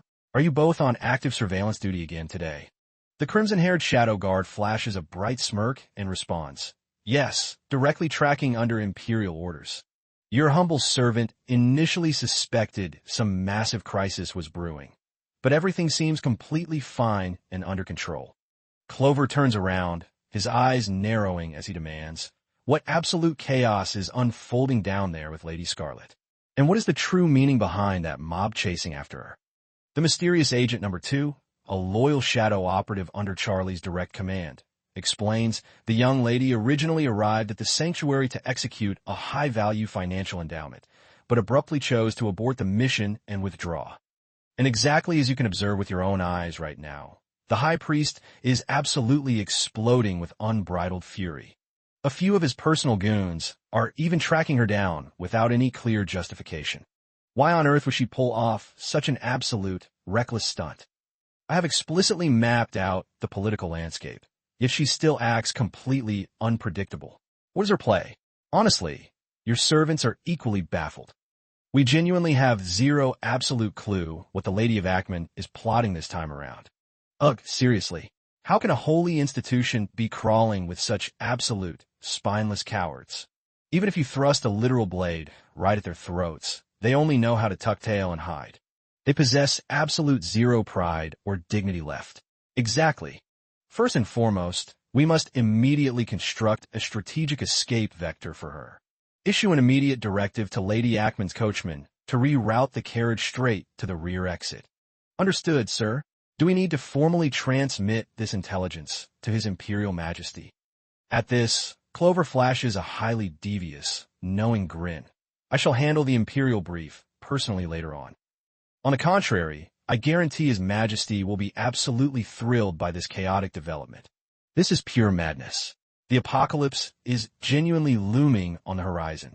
This realm is the absolute reality I'm forced to survive in from here on out. So how can I possibly just stand by and watch it burn to absolute ashes?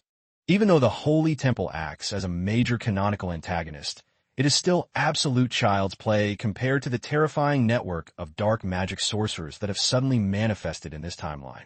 The rogue cell belonging to the infamous Recost constellation. The Orthodox Temple is already a thoroughly rotten, hypocritical establishment. They literally embody a different brand of absolute malevolence. Even if their ideological tiers vary drastically, it highly appears that both of these factions are secretly operating on the exact same page, and the entire socio-political board is rapidly descending into absolute, chaotic anarchy.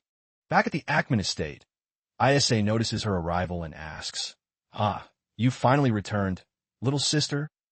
"Oh, you're actually home today, ISA. I haven't gone anywhere at all. What perfect timing. I was just plodding ahead over to your private chambers." Wait, huh?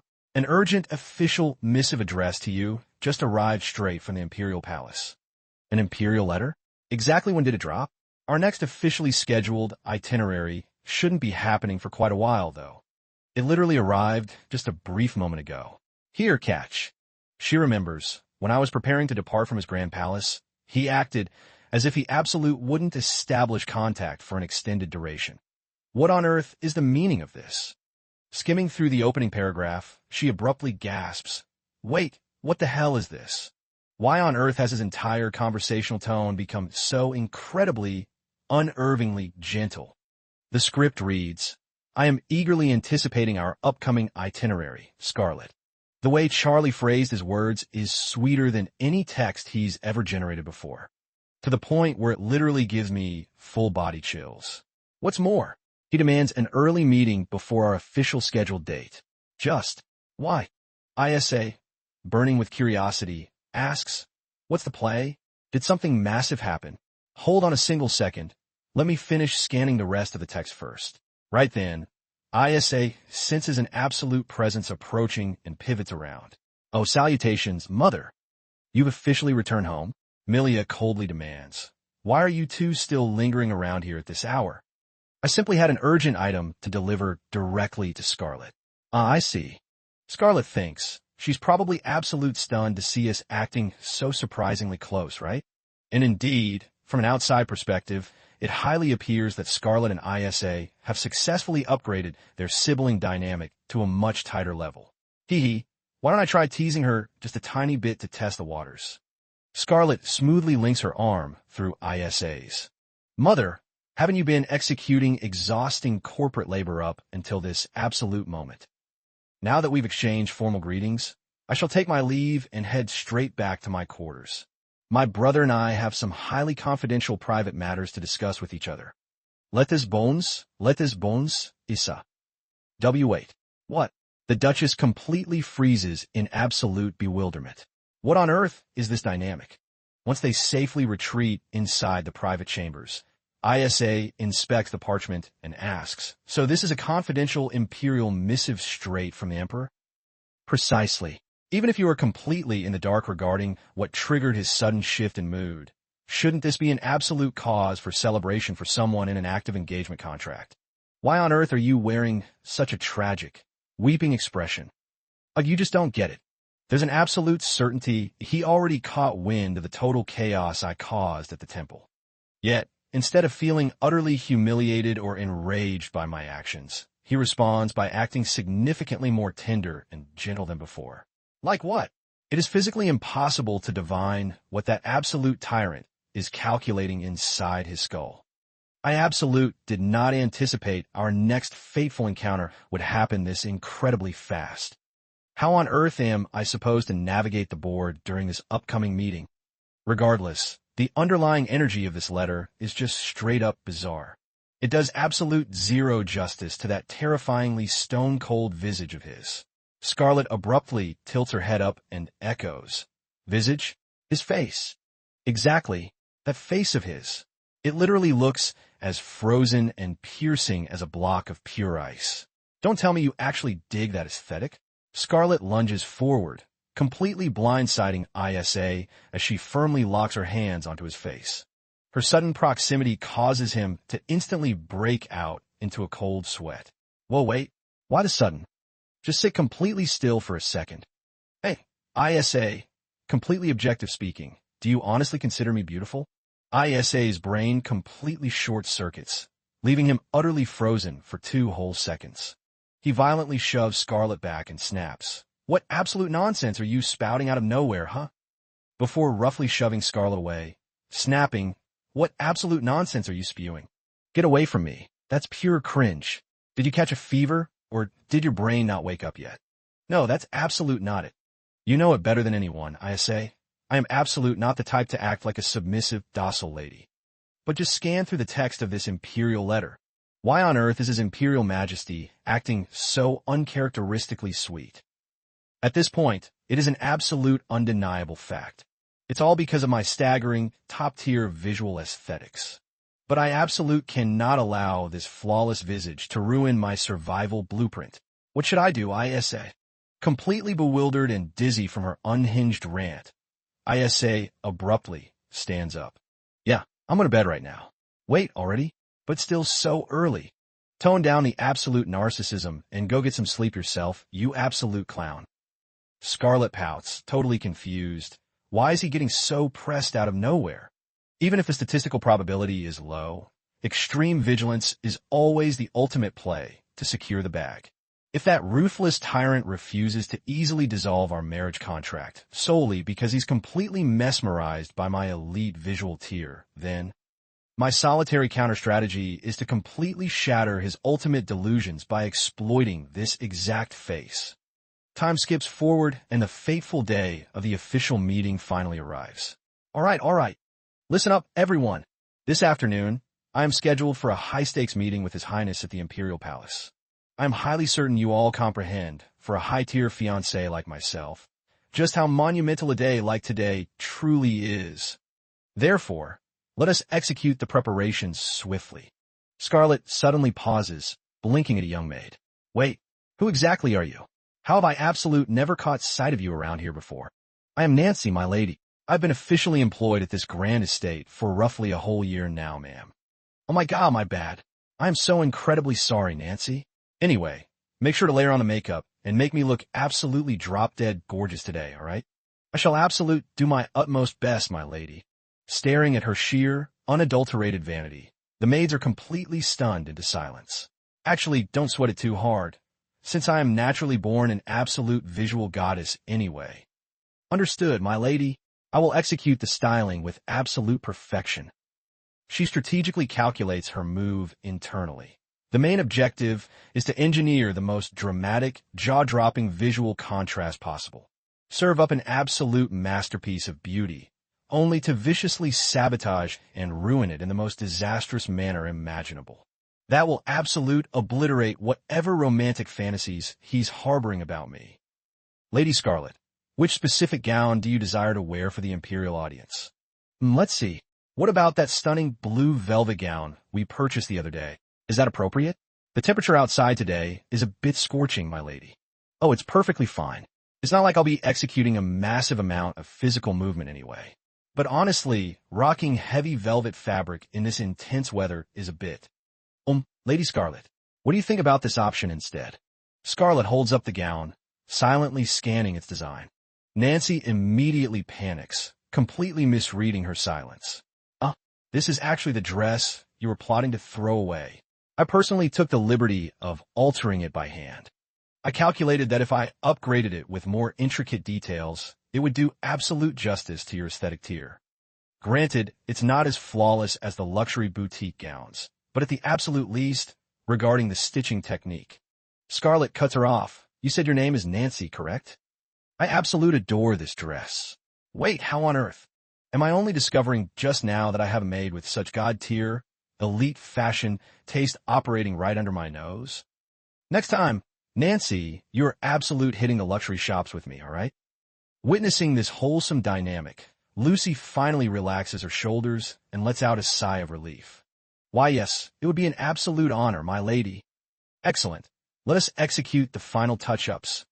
The grand imperial palace grounds where she had been formally summoned were staggeringly massive, radiating a majestic beauty that made it feel exactly like a self-sustaining citadel. The central plaza looked like an absolute masterpiece pulled straight from a painting, anchored by a breathtaking, multi-tiered fountain. As Scarlet stands there waiting, Charlie suddenly materializes and speaks. It appears I have forced you to wait for me yet again. Have you been lingering here long? Oh, absolute not, Your Majesty. I was completely mesmerized by the stunning botanical gardens, so I completely lost track of the variables of time. Have you officially wrapped up your imperial administrative duties for the day? The bulk of the high-stakes paperwork is handled. So, what is the agenda for today? Wait, what on earth is that scent? An absolute, sharp metallic tang suddenly hits her nostrils. Where is that coming from? Are you plotting to stand frozen there for the rest of the day? Come over here. I explicitly commissioned the royal pastry chefs to bake your favorite delicacies. Now, come along. Right away, Your Imperial Majesty. Their hands gently brush against one another. Scarlet stares at his palm, analyzing the situation internally. Wait, did I miscalculate? It's true my sleep schedule has been completely chaotic lately, so my senses might be warped. No, there's an absolute, undeniable scent lingering here, isn't there? It's not just basic iron. It's the unmistakable tang of. Scarlet abruptly demands, Your Majesty, have you sustained an injury? Charlie locks his gaze onto her, his eyes narrowing as he counters, What makes you say that? Scarlet steps in closer, tilting her head slightly. I can smell the distinct aroma of fresh blood radiating from your person. Earlier that very morning, the lethal clash of cold steel resonated deep within the Emperor's private chambers. A squad of 4 elite assassins launched a stealth ambush while he was sound asleep. They were heavily hyped as the most dangerous operatives in the underworld, yet they were completely wiped out without making a single absolute sound, dismantled in a matter of seconds. Standing over the blood-soaked corpses of the assassins, he muttered, Why did they have to execute this raid today, of all days? Exactly. Today happens to be the fateful day I meet that highly intriguing young lady. Yet I had to waste energy butchering these low-tier assassins sent by Ban, an organization so absolute terrifying that they would even exploit the cold corpses of their own operatives. Right before my eyes is the exact proof of a sinister collaboration between that place and the temple. Utterly, deeply despicable. No matter the defensive strategy, navigating around their dark sorcery is highly impossible without wielding supreme divine force. Scarlet anxiously presses, Won't you please just tell me what happened? This is absolute, unmistakable metallic blood scent, Your Majesty. Charlie observes her silently before asking with a smirk, And if it is, what of it, young lady? Scarlet freezes for a brief second before frantically exclaiming, Look at you, you're literally bleeding out. Don't tell me. You sustained these graphic injuries, yet force yourself here solely to maintain our scheduled appointment. What about the Imperial Infirmary? If you haven't gone yet, allow me to summon the medics immediately to patch you up. Are you genuinely agonizing over my well-being right now? Well, obviously. What else could this absolute panic possibly mean? Scarlet logs internally. The ultimate objective is to cancel this marriage contract, not witness the absolute demise of Charlie. Just how catastrophically did you get slashed for the scent of blood, to be radiating this intensely? However, his internal calculations run completely opposite to Scarlet's panic. This crimson aroma absolute doesn't belong to me. But honestly, seeing the young lady turn this incredibly frantic makes me almost regret that it isn't my own life force dripping away. Scarlet instantly pouts in absolute frustration. If that's the case, you should have led with that variable, Your Majesty. I just wasted precious emotional energy agonizing over nothing. Without either of them fully registering the precise shift, the dynamic between these two has upgraded to a highly intimate tier. Charlie lets out a low chuckle. Young lady, where exactly are you storming off to? You absolute do not need to follow me. People might lose track of us. Besides, I highly prioritize sweet desserts over a casual stroll right now. Inevitably, Scarlet swiftly anchors herself right at the grand dining table. Charlie darts an amused glance at her before probing. So, you aren't even a fraction curious to extract the details of what transpired this morning. Is it truly that irrelevant to you? At the crack of dawn, elite killers from the Ban organization orchestrated a hit to execute me. Furthermore, there were 4 high-tier targets, which is a significantly higher body count than their usual deployment. I see. Sitting upon that absolute iron throne must be highly exhausting for you, sire. Scarlet panics internally. Wait, why is he flashing that unhinged expression? Did I somehow drop the wrong script lines? But honestly, the fact that they're direct operatives of Ban is an absolute, highly concerning variable. During our previous encounter, I was genuinely terrified to my absolute core. But against your absolute powerhouse status, Your Majesty, they don't even qualify as opponents. Let's halt the heavy discussion here. You should indulge in more treats. No, thank you. I have officially reached my absolute capacity.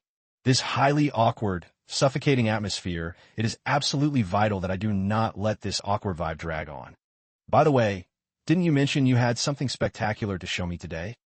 Precisely. Yes, that is absolutely correct. There is indeed something special I plan to display for you. Scarlet hypes herself up internally. All right, lock in and focus. I got so completely derailed by that metallic blood scent that I almost forgot my grand strategy. This is the perfect opening. I have noticed your emotional wavelength has been looking a bit dark and tense for a while now. The absolute, definitive way to shatter whatever romantic delusions you have left, while simultaneously forcing a shocked reaction out of you, is to deploy the secret weapon I spent 3 grueling days and nights practicing to absolute perfection. Scarlet dips her head low and declares, "Your Imperial Majesty, lock your eyes on this." She aggressively shoves 2 fingers straight into her mouth, then yanks her head up, pulling an utterly hideous, distorted face that leaves Charlie staring at her with wide, completely dumbfounded eyes.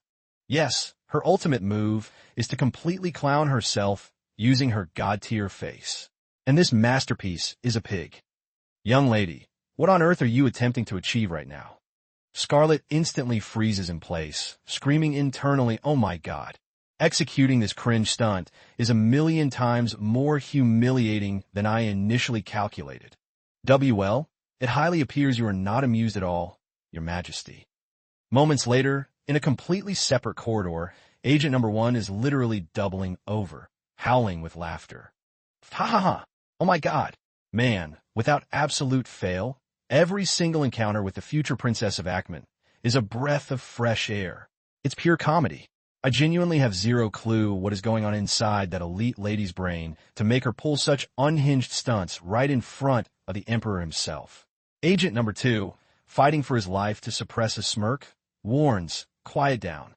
That noble lady is His Majesty's official fiancée." Oh, come on, Number 2. Don't tell me you didn't find that absolute madness downright hilarious too? Suddenly, the grand doors pivot open, and Agent Number 1 instantly cuts his laughter short. Your Imperial Majesty, you have officially returned. How did you find the official itinerary with your lady today, sire? Charlie brushes past them with an icy, dismissive tone. Drop it. Cancel everything. Oh, so you have finally calculated a definitive solution regarding that matter, Your Majesty?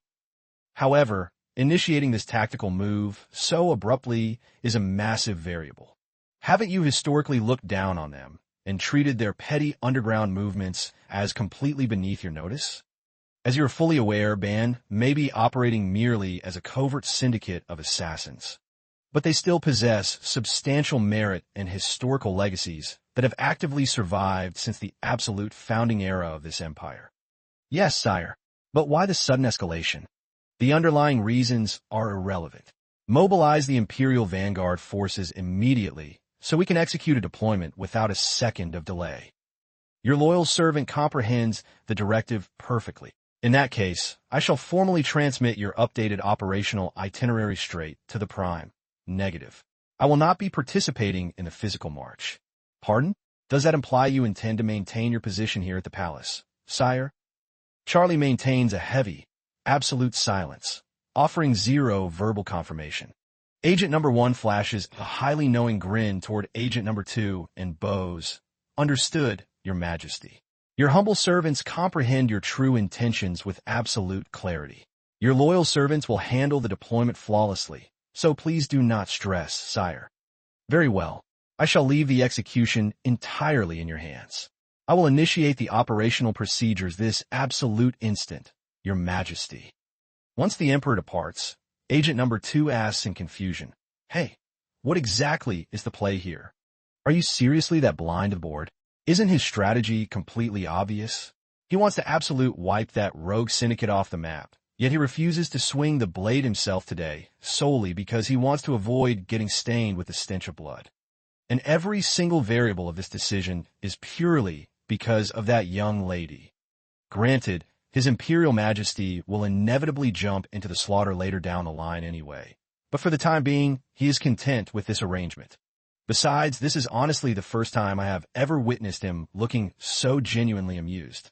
As Charlie strides down the grand hallway, the memory of Scarlet's unhinged face stunt suddenly flashes in his mind, causing him to finally break into a rare, genuinely relaxed chuckle. Meanwhile, back in her own territory, Scarlet is practically drowning in pure mortification. Ugh, a pig face. Seriously, replaying that absolute cringe sequence in my head makes me want to die of embarrassment. But hey, It highly appears my desperate strategy actually had a massive impact on Charlie, right? After all, the atmosphere turned so awkward that neither of us uttered a single syllable until the final goodbye. Well, it makes perfect sense.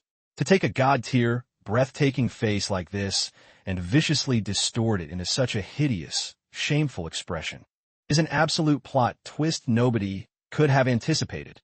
Oh, whatever. Let's completely wipe it from memory. I need to get home, take a hot bath, and stress-eat some snacks. The moment she steps onto the estate grounds, Isa spots her and calls out, "Scarlet, wait, you're out here waiting to welcome me back again?" He sprints over with an absolute look of pure panic, grabbing her arm. "Do not enter the grand mansion yet. Come on, let's go for a casual stroll together for a bit." What on earth is wrong with you? I'm completely exhausted today. All I want is to shed this heavy gown and get some absolute rest. Why are you flashing that terrified expression at me anyway? Right at that exact second, she shifts her focus and scans the environment. The underlying atmosphere, choking the entire estate, feels completely warped and unnerving compared to their usual daily routine. An absolute, spine-chilling sensation washes over her, signaling that a massive disaster is brewing. Isa whispers under his breath. The Duke has officially started heavy drinking again. Whenever the Duke turns to the bottle, it is absolute miles away from a basic case of intoxication. The absolute moment the alcohol takes over his senses, he becomes a violently unhinged monster and exerts a terrifying, supernatural physical strength. Let's move right now. Wait, where on earth are we supposed to escape to at this hour? Absolutely anywhere but here. We just need to linger outside the perimeter until the Duke finally passes out drunk. Hold. Just hold on a single second. If we completely abandon the board and run away, the innocent domestic servants will absolute take the brunt. Scarlet violently clamps her hand around Isa's wrist. He instantly flinches, breaking into a cold sweat as he stares down at her grip.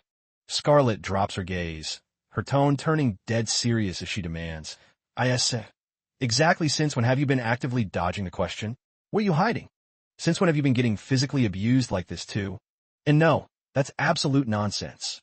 This specific mark, it's just a minor injury from my recent horseback riding session. Stop lying to me. How on earth could a graphic, violent trauma like this be caused by a simple riding accident? Ounces, it was the Duke who inflicted this, wasn't it?" Inspecting the dark, horrific bruises on Isa's arm, her heart completely sinks. To think he bore such severe trauma, and I'm only discovering it right now. Of course, it's because I was so desperate to detach myself from this cursed family, focusing solely on my own survival blueprint, that I completely overlooked his suffering. Suddenly, a torrent of Scarlet's suppressed traumatic memories comes rushing back, flashing to the vile things the Duke would roar to young Scarlet, while completely intoxicated. "You are nothing but a pathetic, wretched creature, despised and utterly unloved by your own mother. You should have stayed hidden and lived like a corpse. What are you even struggling for anymore? A worthless piece of trash that should have never been born. You will remain eternally locked away and rot inside this mansion."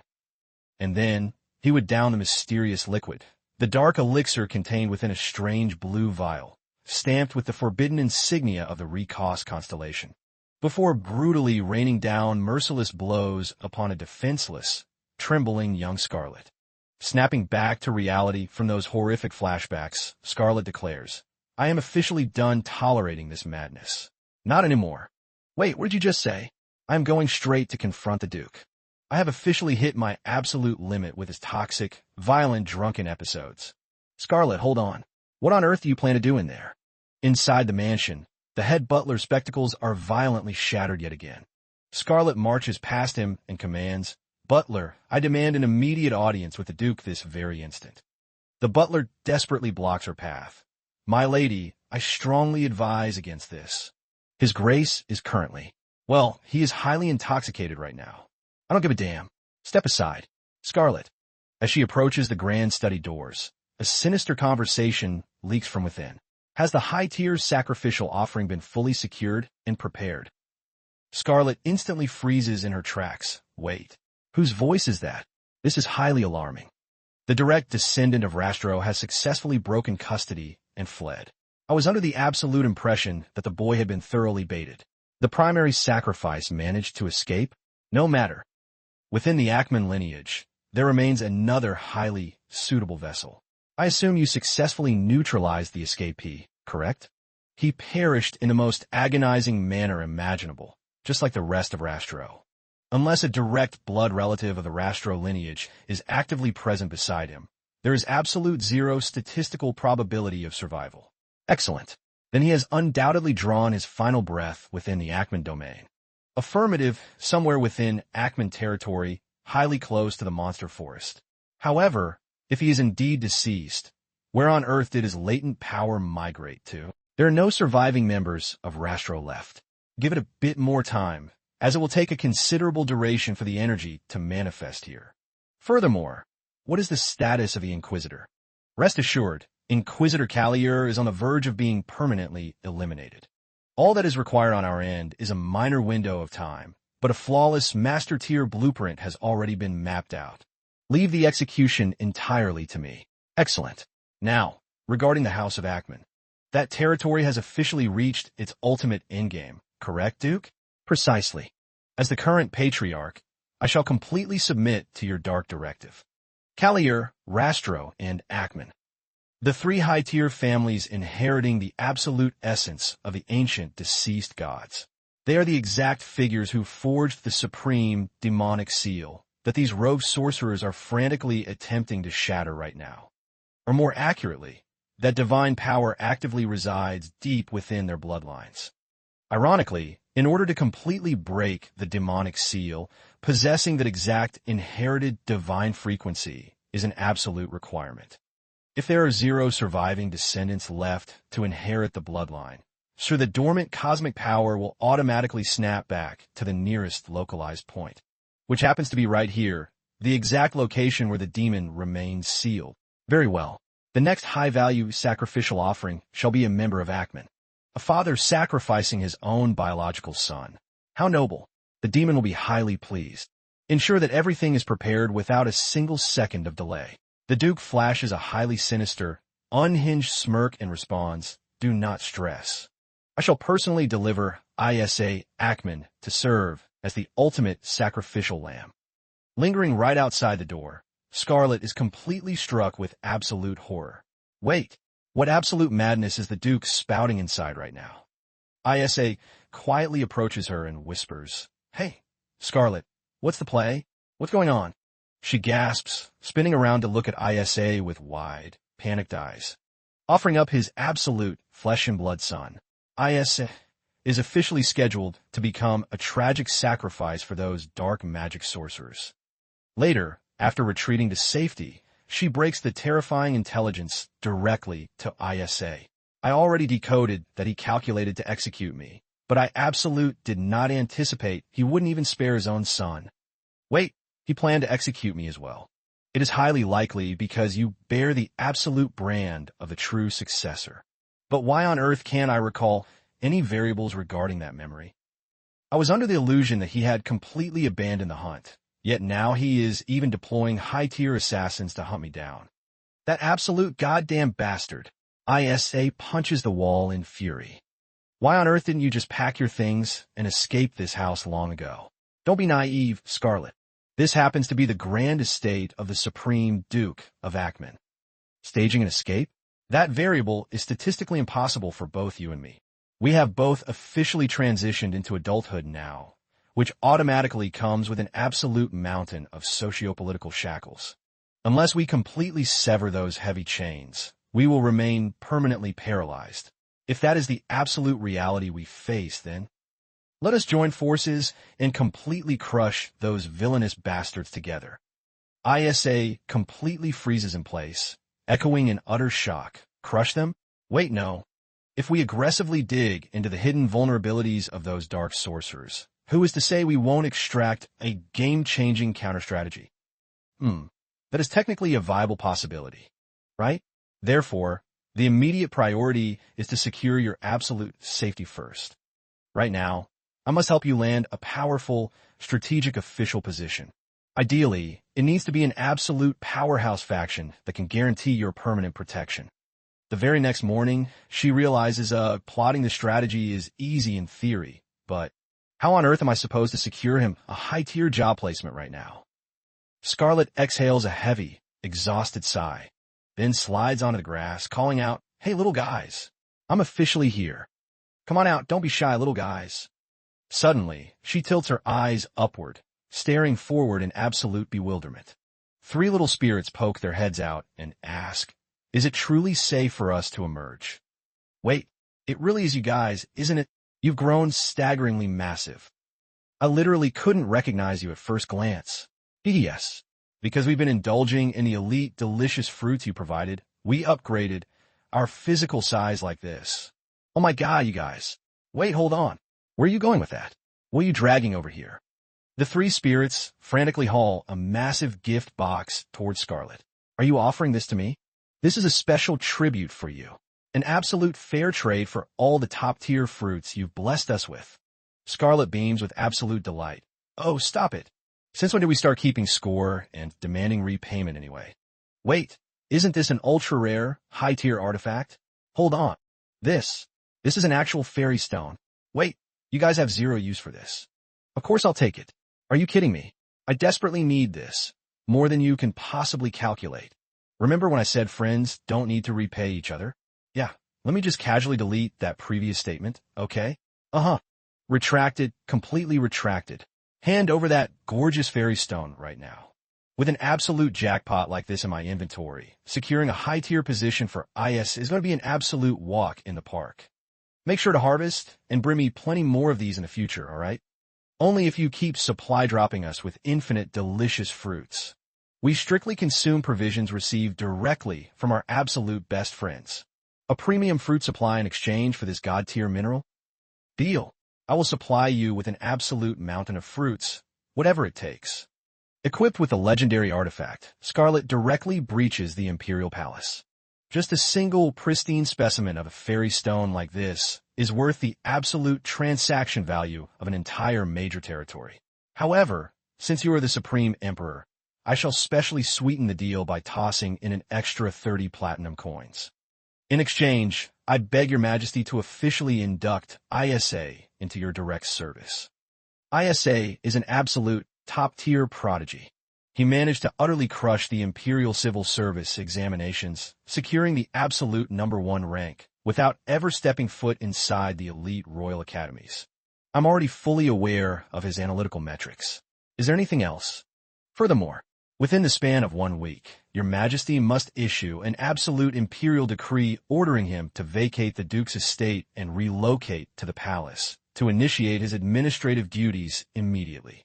Subsequent to that, until he explicitly confirms that his personal safety variables are stabilized, sir, please continue to allocate high-stakes assignments that keep him anchored right by your side within this fortress. In addition to that request, I formally demand a full-scale guarantee for his absolute physical protection and survival." Charlie locks his gaze on her for a heavy moment before answering, 200%. I completely agree. If procuring his intellect is an absolute necessity for the future of this empire, I can fully execute and restore the entire asset within a mere 2 days. Scarlet watches him with pure suspicion. Is it seriously that simple? Regardless, that legendary artifact yields such high-tier utility that possessing it is an absolute win. Therefore, I shall formally accept every single one of your terms. Do not stress.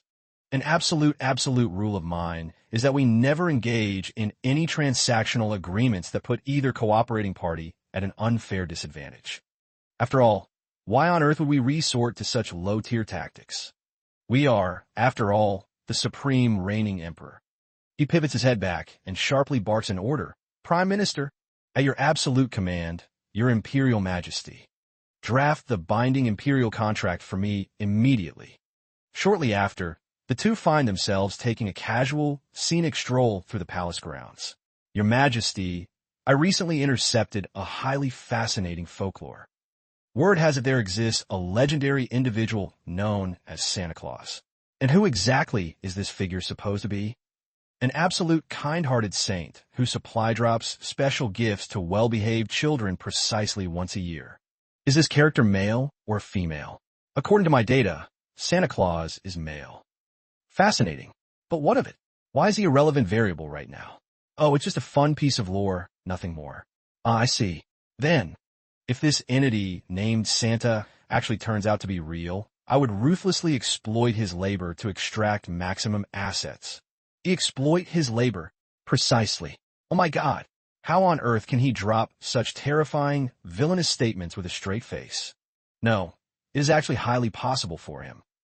But before anything else, we must define the exact metrics of what qualifies as good. After all, as long as we aren't dealing with completely hollow, idealistic metrics, sure, the ultimate strategy is to utilize their output in the most optimal positions. Exactly. However, we must first map out the precise parameters of what defines a genuinely good individual. Regardless, as long as we aren't chasing completely unrealistic, imaginary standards, sure, one would absolutely never have to agonize over the underlying value of the ultimate reward. No matter who the target happens to be. That approach actually isn't a half-bad concept at all. Charlie sneaks another side glance at her, a subtle smirk playing on his lips. But here's the real issue. If this Santa Claus figure discovers your majesty is approaching him with such absolute sinister intentions, sure then, he will absolute blackball you and refuse to ever collaborate with your administration. Charlie raises an eyebrow. Oh, why is that? Well, the lore states that he strictly prioritizes and rewards well-behaved individuals. Therefore, your Imperial Majesty, it highly appears you still need to log some serious training hours in basic ethics. Excuse me? Oh, wait a single second, sire. I have actively been reading an absolute masterpiece of a book lately. It is titled Happiness Within Arm's Reach. I calculate that this specific text could serve as a prime, high-tier blueprint for you. Is this literature truly that engaging? The absolute moment you skim the pages, you will understand perfectly. Right here, right now. Why are you grinning so brightly? Yes, this absolute moment. A short while later, Charlie aggressively snaps the book shut and declares, this is nothing but a basic, completely generic romance novel with 0 unique variables. How on earth can you claim there is nothing unique about it? Isn't the male lead in this story literally the definition of perfection? This clown. Scarlet winces internally. Wow. He literally just referred to the ultimate heartthrob as this clown. Your Majesty, take a close look at the board. Even with a casual skim of the text, it's completely obvious this gentleman is a top-tier, incredibly gentle man. Genuinely gentle? Are you blind? Look at this parameter. He is simultaneously gentle, yet completely, aggressively possessive. He is the absolute epitome of a high-tier alpha male. This young lord is, oh, my bad. I mean, he is exceptionally handsome, sire.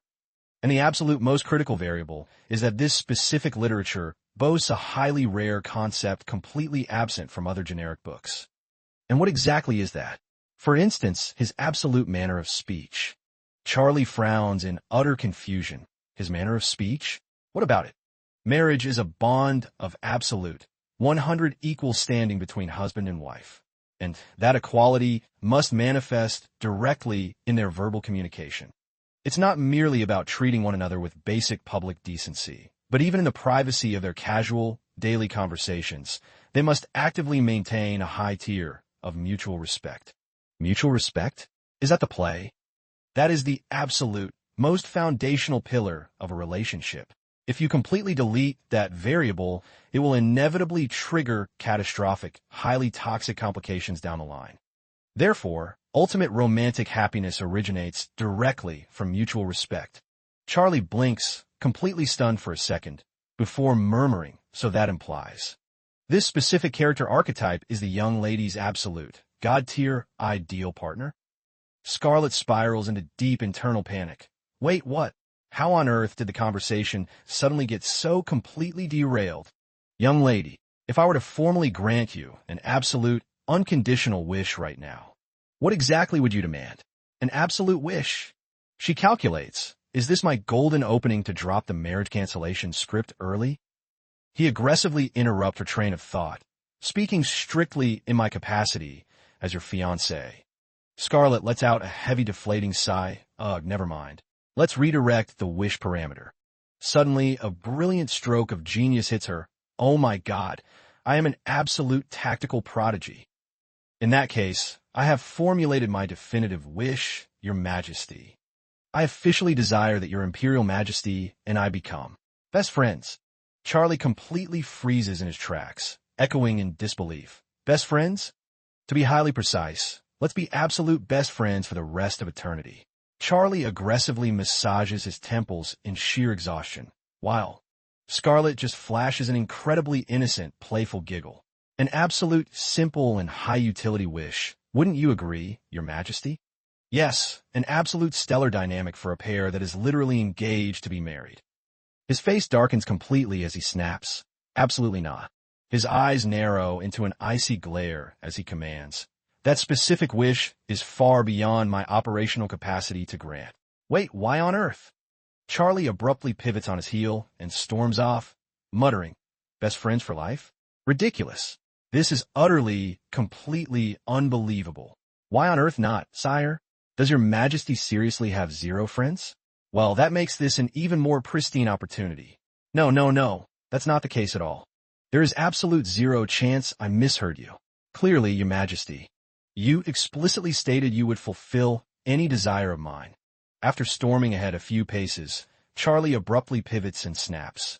Exactly when did I utter such a reckless statement?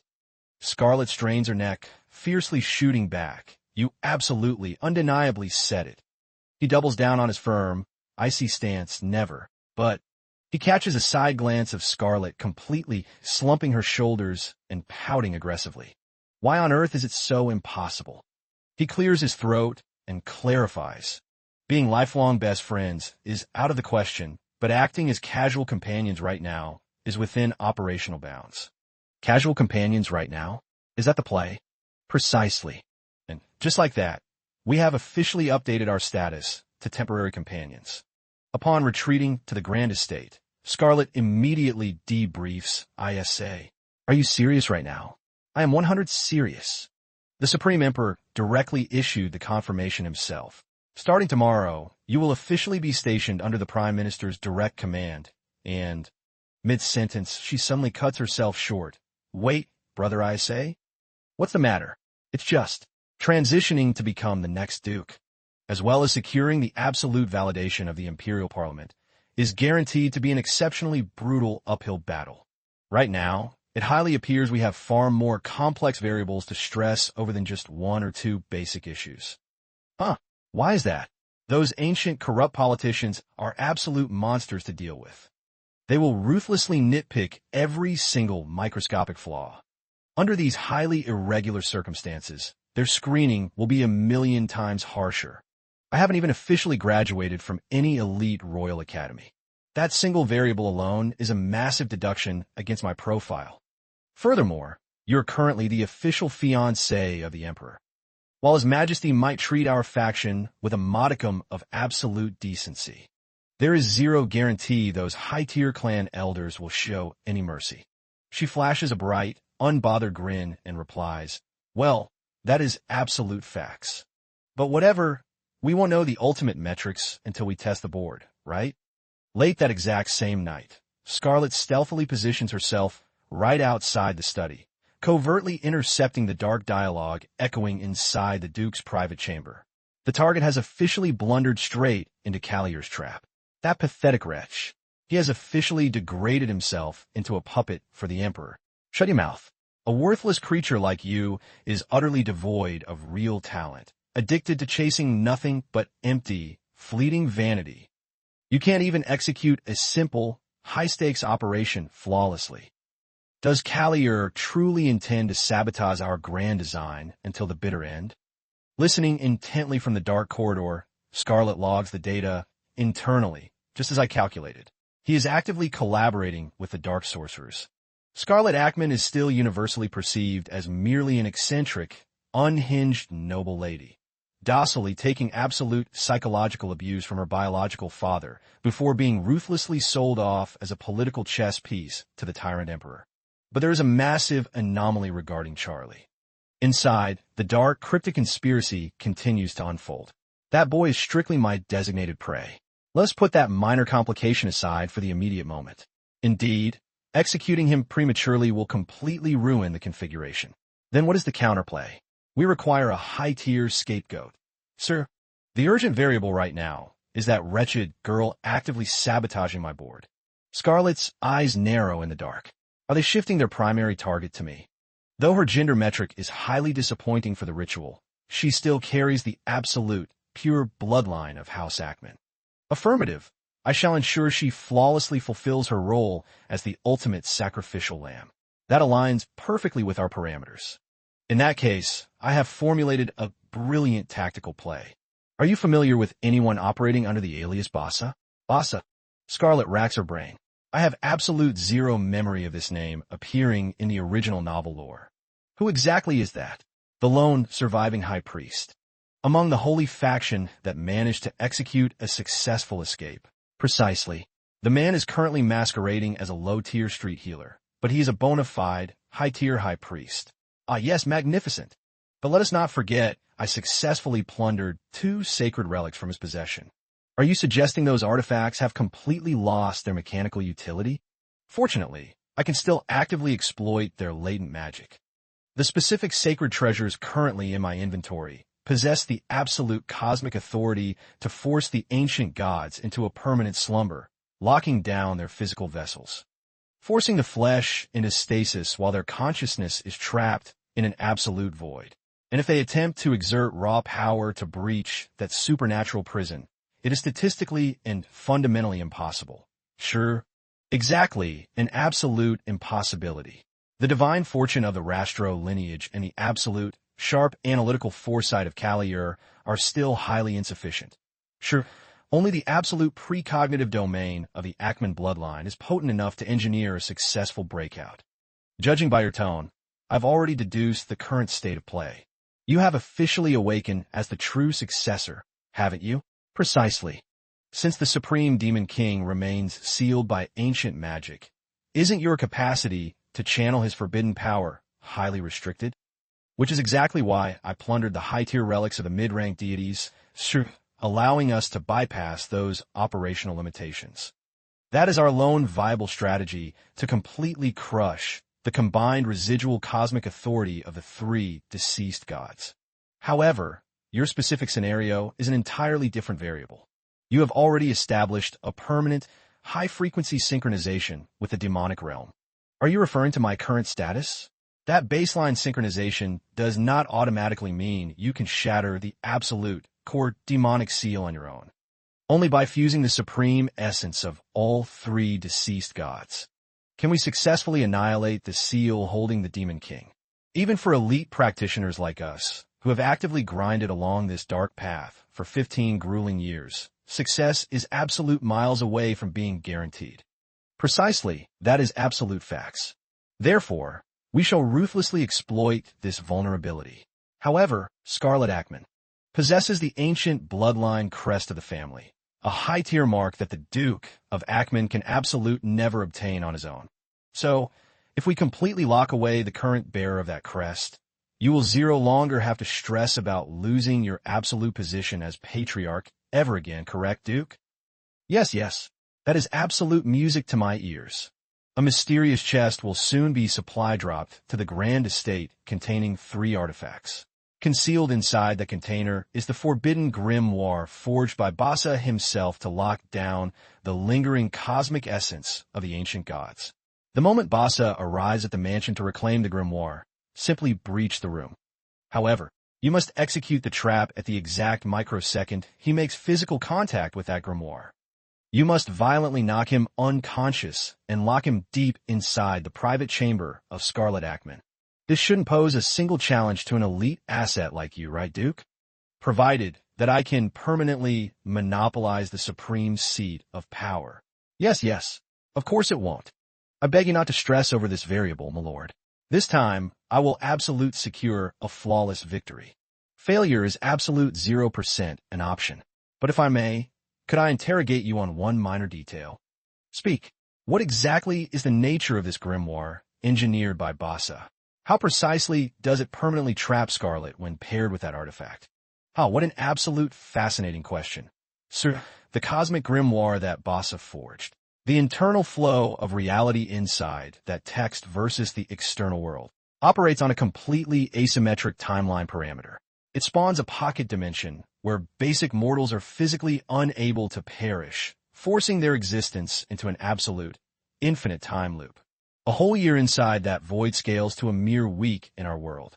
Therefore, sure, Scarlet Ackman will rot eternally within that pocket loop, draining her sanity.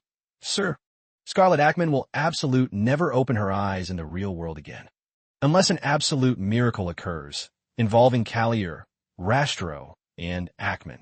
The bloodlines cannot naturally channel the combined authority of two distinct gods, unless they breed a direct successor with one another, forge an absolute bond as spiritual soulmates, or enter a binding engagement sealed via a high-tier magic contract with formal signatures.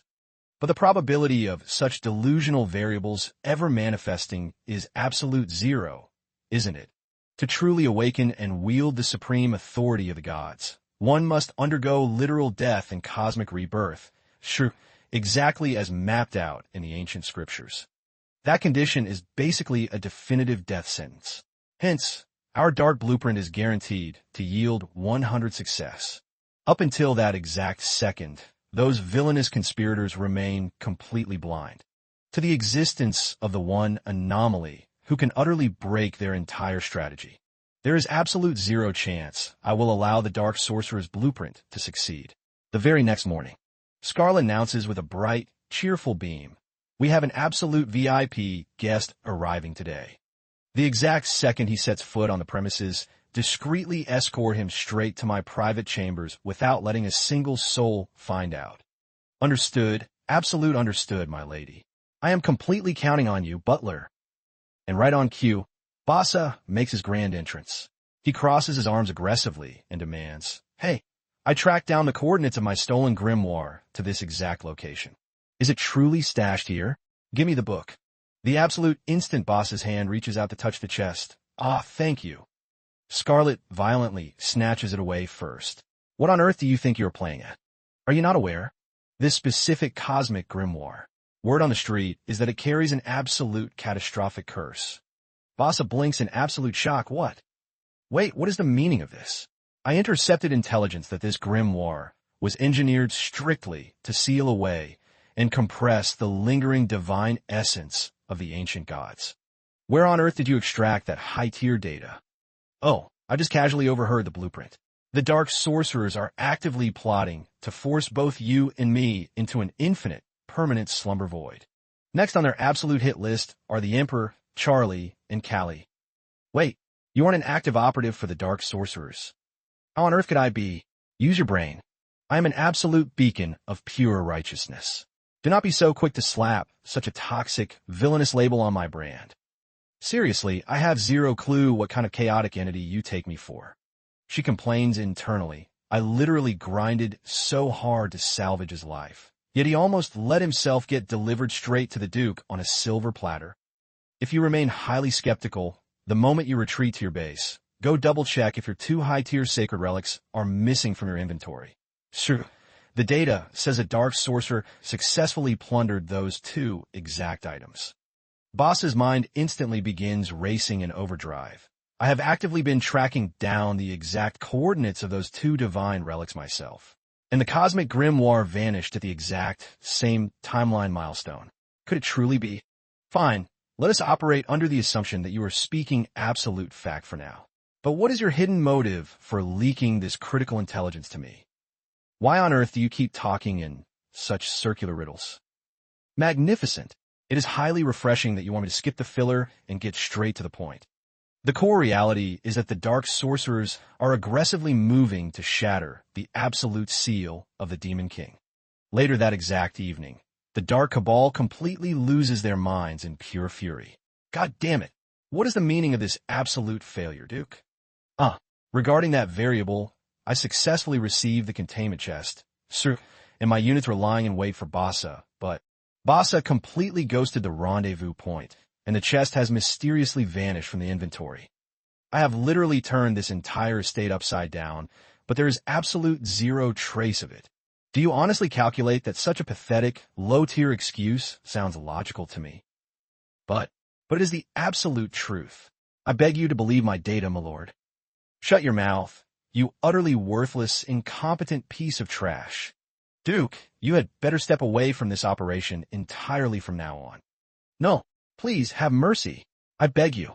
Eavesdropping right outside, Scarlet giggles silently to herself. A total skill issue. Serve him right. Luckily, the Duke has a toxic, volatile temper paired with utterly trash-tier talent. Looks like I can finally cash in on a flawless, peaceful night of sleep tonight. Meanwhile, in a shadowy sanctuary, the Dark Sorcerer's command, Chandler. It is officially your turn on the board. Deploy immediately. Infiltrate the capital and ensure that, by any desperate means necessary, you force Callie and Scarlet Ackman to completely terminate their marriage engagement. She flashes a highly sinister, unhinged smirk. In that case, I guess I'll just have to assassinate one of them. Later on, Scarlet carefully unboxes the container, marveling at the contents. So this is genuinely a top-tier divine artifact. To safeguard our physical safety, as the direct descendants of Callie and Ackman against the looming dark magic threat, we formally secured the absolute bracelet of the Flame Goddess, along with a legendary ring of the Moon God, directly from Boss's inventory. However, I still haven't fully mapped out the entire utility tree of these treasures. Sure, but take the ancient Flame Goddess, for example.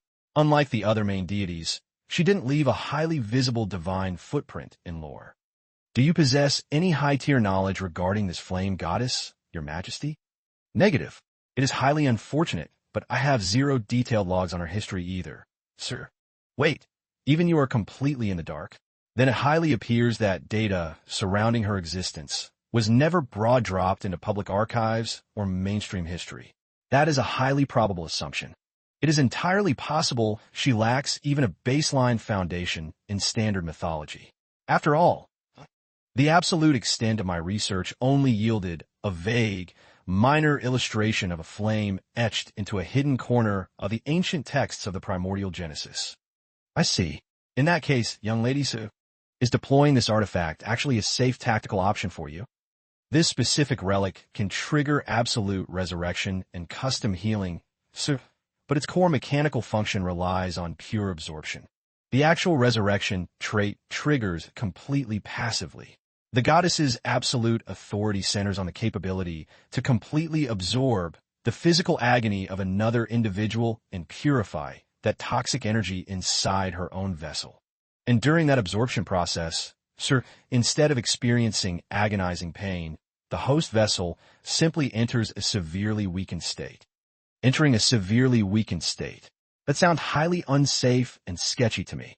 No, it might visually appear devastating, but fundamentally, it triggers zero actual pain. Remaining entirely immune to the disease itself. Isn't that an absolute net positive? The texts state that the exact millisecond you execute this absorption, your divine synchronization with the flame goddess scales higher. I don't fully comprehend the underlying lore implications of that parameter, sir, but it highly seems it doesn't yield a toxic outcome. Even so, it is mathematically optimal for you to avoid abusing its power on a regular basis. I'm deeply stressed that you might fall ill. Wait, are you actually stressing over me? Stressing, you say? Charlie Callie, the literal tyrant emperor himself. Ahaha, oh my God, Your Majesty, you are truly something else. I swear is absolute 0% painful. So why on earth is Your Majesty acting so terrified? You are absolute terrified, aren't you? Charlie freezes in utter disbelief. Terrified me? Witnessing Charlie's stunned reaction, she instantly covers her mouth, realizing she just slipped up. She quickly clears her throat to break the awkward silence. Ahem. Regardless, I explicitly want to log one more critical variable concerning the divine artifact of the moon god. There is zero actual moon in this current world, as the young lady is well aware. The celestial body floating in the night sky right now is absolute not a moon, but an entirely different massive star. However, Bassa explicitly confirmed that the moon is merely being blocked from our metrics. Is this entity named Bassa truly 100 trustworthy? Affirmative. To completely neutralize the dark sorcerer threat, sir, his high-tier utility is absolute non-negotiable. If the young lady insists on that parameter. However, young lady, sir, I 0% desire to see you gamble with your life, attempting to resolve catastrophic crises in such a highly reckless, unhinged manner like you did this time. Had the Duke intercepted your positioning and caused the operation to fail, sure, then at this exact timeline milestone, I might absolute never have seen you again. Yes, I log your concern. Therefore, moving forward on this server, if any anomalies manifest, you must consult with me before executing a play. Your Imperial Majesty, I am dropping this next data point strictly as a precaution. Sir, MHM, proceed. It concerns your absolute verbal style. The exact parameters I mapped out previously were merely the ultimate, god-tier traits of a fictional male lead from a romance novel. Okay? A fictional male lead? To rephrase, it's the ideal romantic partner. In a broader scope, sir, it's the gold standard blueprint for a healthy husband and wife dynamic. Charlie rhythmically taps his fingers against the chair and notes. That is strictly because they are in love. Exactly. Bingo. You finally processed the core concept. And? What's the next play? Wait, what do you mean what's next? Your Majesty, we have updated our relationship status to companions. Setting aside our formal, public political connection. Sir, in our private domain, we are absolute peers. Charlie lets out a heavy, dramatic sigh. Young lady. Why on earth are you sighing? You are way too rigid, Your Majesty. Which is exactly why. When you're interacting with your casual companions, you absolute do not need to force yourself to use that artificially soft, gentle tone. Yes, just act completely normal. Does Your Majesty copy that? Charlie crosses his arms confidently and mimics completely normal. Huh? Data received. Genuinely? In that case, strictly when dealing with a young lady. True. I can simply execute my standard behavior pattern like this, correct? Scarlet blinks in utter confusion. Wait, what? Can you repeat that? Young lady, there's an annoying visual glitch that has been bugging my vision system for a while. Huh? What kind of glitch, sire? He locks his gaze directly onto her and commands, hold absolute still. Cookie crumbs. Where exactly? He extends his hand and gently brushes the corner of her lips, before drawing his hand back, maintaining absolute, lethal composure as he speaks. And now I have officially broken my own code too. Staring blankly at the breathtaking man standing right in front of her, Scarlet's eyes intensely flash with absolute wonder. Good Lord, His Majesty is a world-class heartthrob capable of saving humanity with his looks alone. Charlie casually pops that exact crumb into his own mouth and murmurs. It highly appears the young lady thoroughly enjoyed her dessert. Therefore, at our next scheduled rendezvous, I shall ensure a much larger supply of premium cookies is prepared so you can loot some back to your base. Scarlet stands completely paralyzed in absolute, jaw-dropping shock. Wait, if I analyze his behavioral metrics closely, could this man actually be actively practicing how to romance me right now? By the way, Scarlet, have you successfully locked in a dance partner yet? A dance partner? For the upcoming Imperial Gala, that is. That's right. Brother ISA already briefed me on the event parameters. However, I have still 0% finalized my designated partner to accompany me to the banquet. Barring any sudden variables, I initially calculated on entering the venue with ISA, since he is my official family guardian. Her eyes narrow into a calculating squint, but debuting with Charlie Callier, the very tyrant who is officially engaged to me at a massive public summit like this. Wouldn't that trigger absolute chaos and relentless gossip among the high-tier nobility? If Your Majesty doesn't object to the configuration, would you perhaps desire to breach the Grand Hall alongside me? Charlie flashes a highly satisfied, genuine smirk and replies, I would be honored. Scarlet internally does a victory jump. Wow, absolute jackpot. But there is a critical mechanical flaw. I don't know how to dance. In that case, I shall personally instruct you. Your Majesty, MHM, is that layout unacceptable? How on earth could it be unacceptable? In fact, I am completely 100 thrilled about this play. When the Supreme Emperor himself offers private coaching, how could I possibly hit decline? Excellent. Then tomorrow morning, I shall deploy directly to the Duke's estate. Sure, historically, I held an absolute deep-rooted distaste for ballroom dancing. It wasn't fundamentally because I loathed the mechanical steps themselves, but rather the hollow, deeply artificial, plastic smiles plastered on the faces of the high society aristocrats. Twirling across the floor, That was the exact variable that made me utterly sick to my stomach. But at this current milestone, being branded an unfeeling tyrant by the public makes me feel exceptionally aggravated. This divine silver ring has officially synchronized with me, recognizing me as its absolute master. Though its high-tier mechanical properties remain completely unmapped for now, because Scarlet personally gifted this asset to me, I finally possess a treasure I genuinely desire to cherish with my life. It is highly probable that I am no longer as sharp as I used to be, and my physical execution has grown quite rusty. He sharply barks to his shadow guard. Number 1. At your command, sire. Bring the ultimate dance master in the Empire to my chambers immediately. Sure, someone who can completely max out my ballroom proficiency within a mere 24-hour window. I am well aware that executing a desperate maneuver like this makes me look like an absolute fool, but just to ensure that her beautiful eyes are locked on my movements during the ball, I will flawlessly master this choreography. Floor with those gorgeous, starry eyes of hers. The following morning. Young lady, please do not be anxious. Your humble servant isn't anxious in the slightest, so you absolute do not need to stress over me. Is that so? Affirmative. Charlie extends his hand gracefully and murmurs, well then. Scarlet instantly catches the cue and places her hand upon his, gripping it tightly. Charlie blushes slightly, staring at their joined hands before whispering, young lady. Yes, you merely need to rest your hand lightly upon mine. I see. Therefore, please loosen up and relax your grip a bit. All right. My bad, I apologize. Shall we officially commence now? Yes, let's do it. The two of them awkwardly execute their very first steps. Every single awkward movement of the pair is closely monitored by the surrounding servants and the live orchestra, all wearing expressions of utter gloom and intense disdain. Wow, their dancing is unironically trashed here. The sight of those two stumbling around looks exactly like a pair of vultures aggressively mauling each other. Indeed, Scarlet immediately senses the absolute lack of synergy and logs the anomaly. Okay, my own trash-tier execution is one variable, so I won't complain. But why on earth is this man playing so terribly? Wasn't he supposed to be an absolute master at ballroom choreography? Talk about a blind teacher leading a blind student. Your Majesty, what is going on with your parameters? We need a total tactical reset. Let us take a brief intermission. A short while later.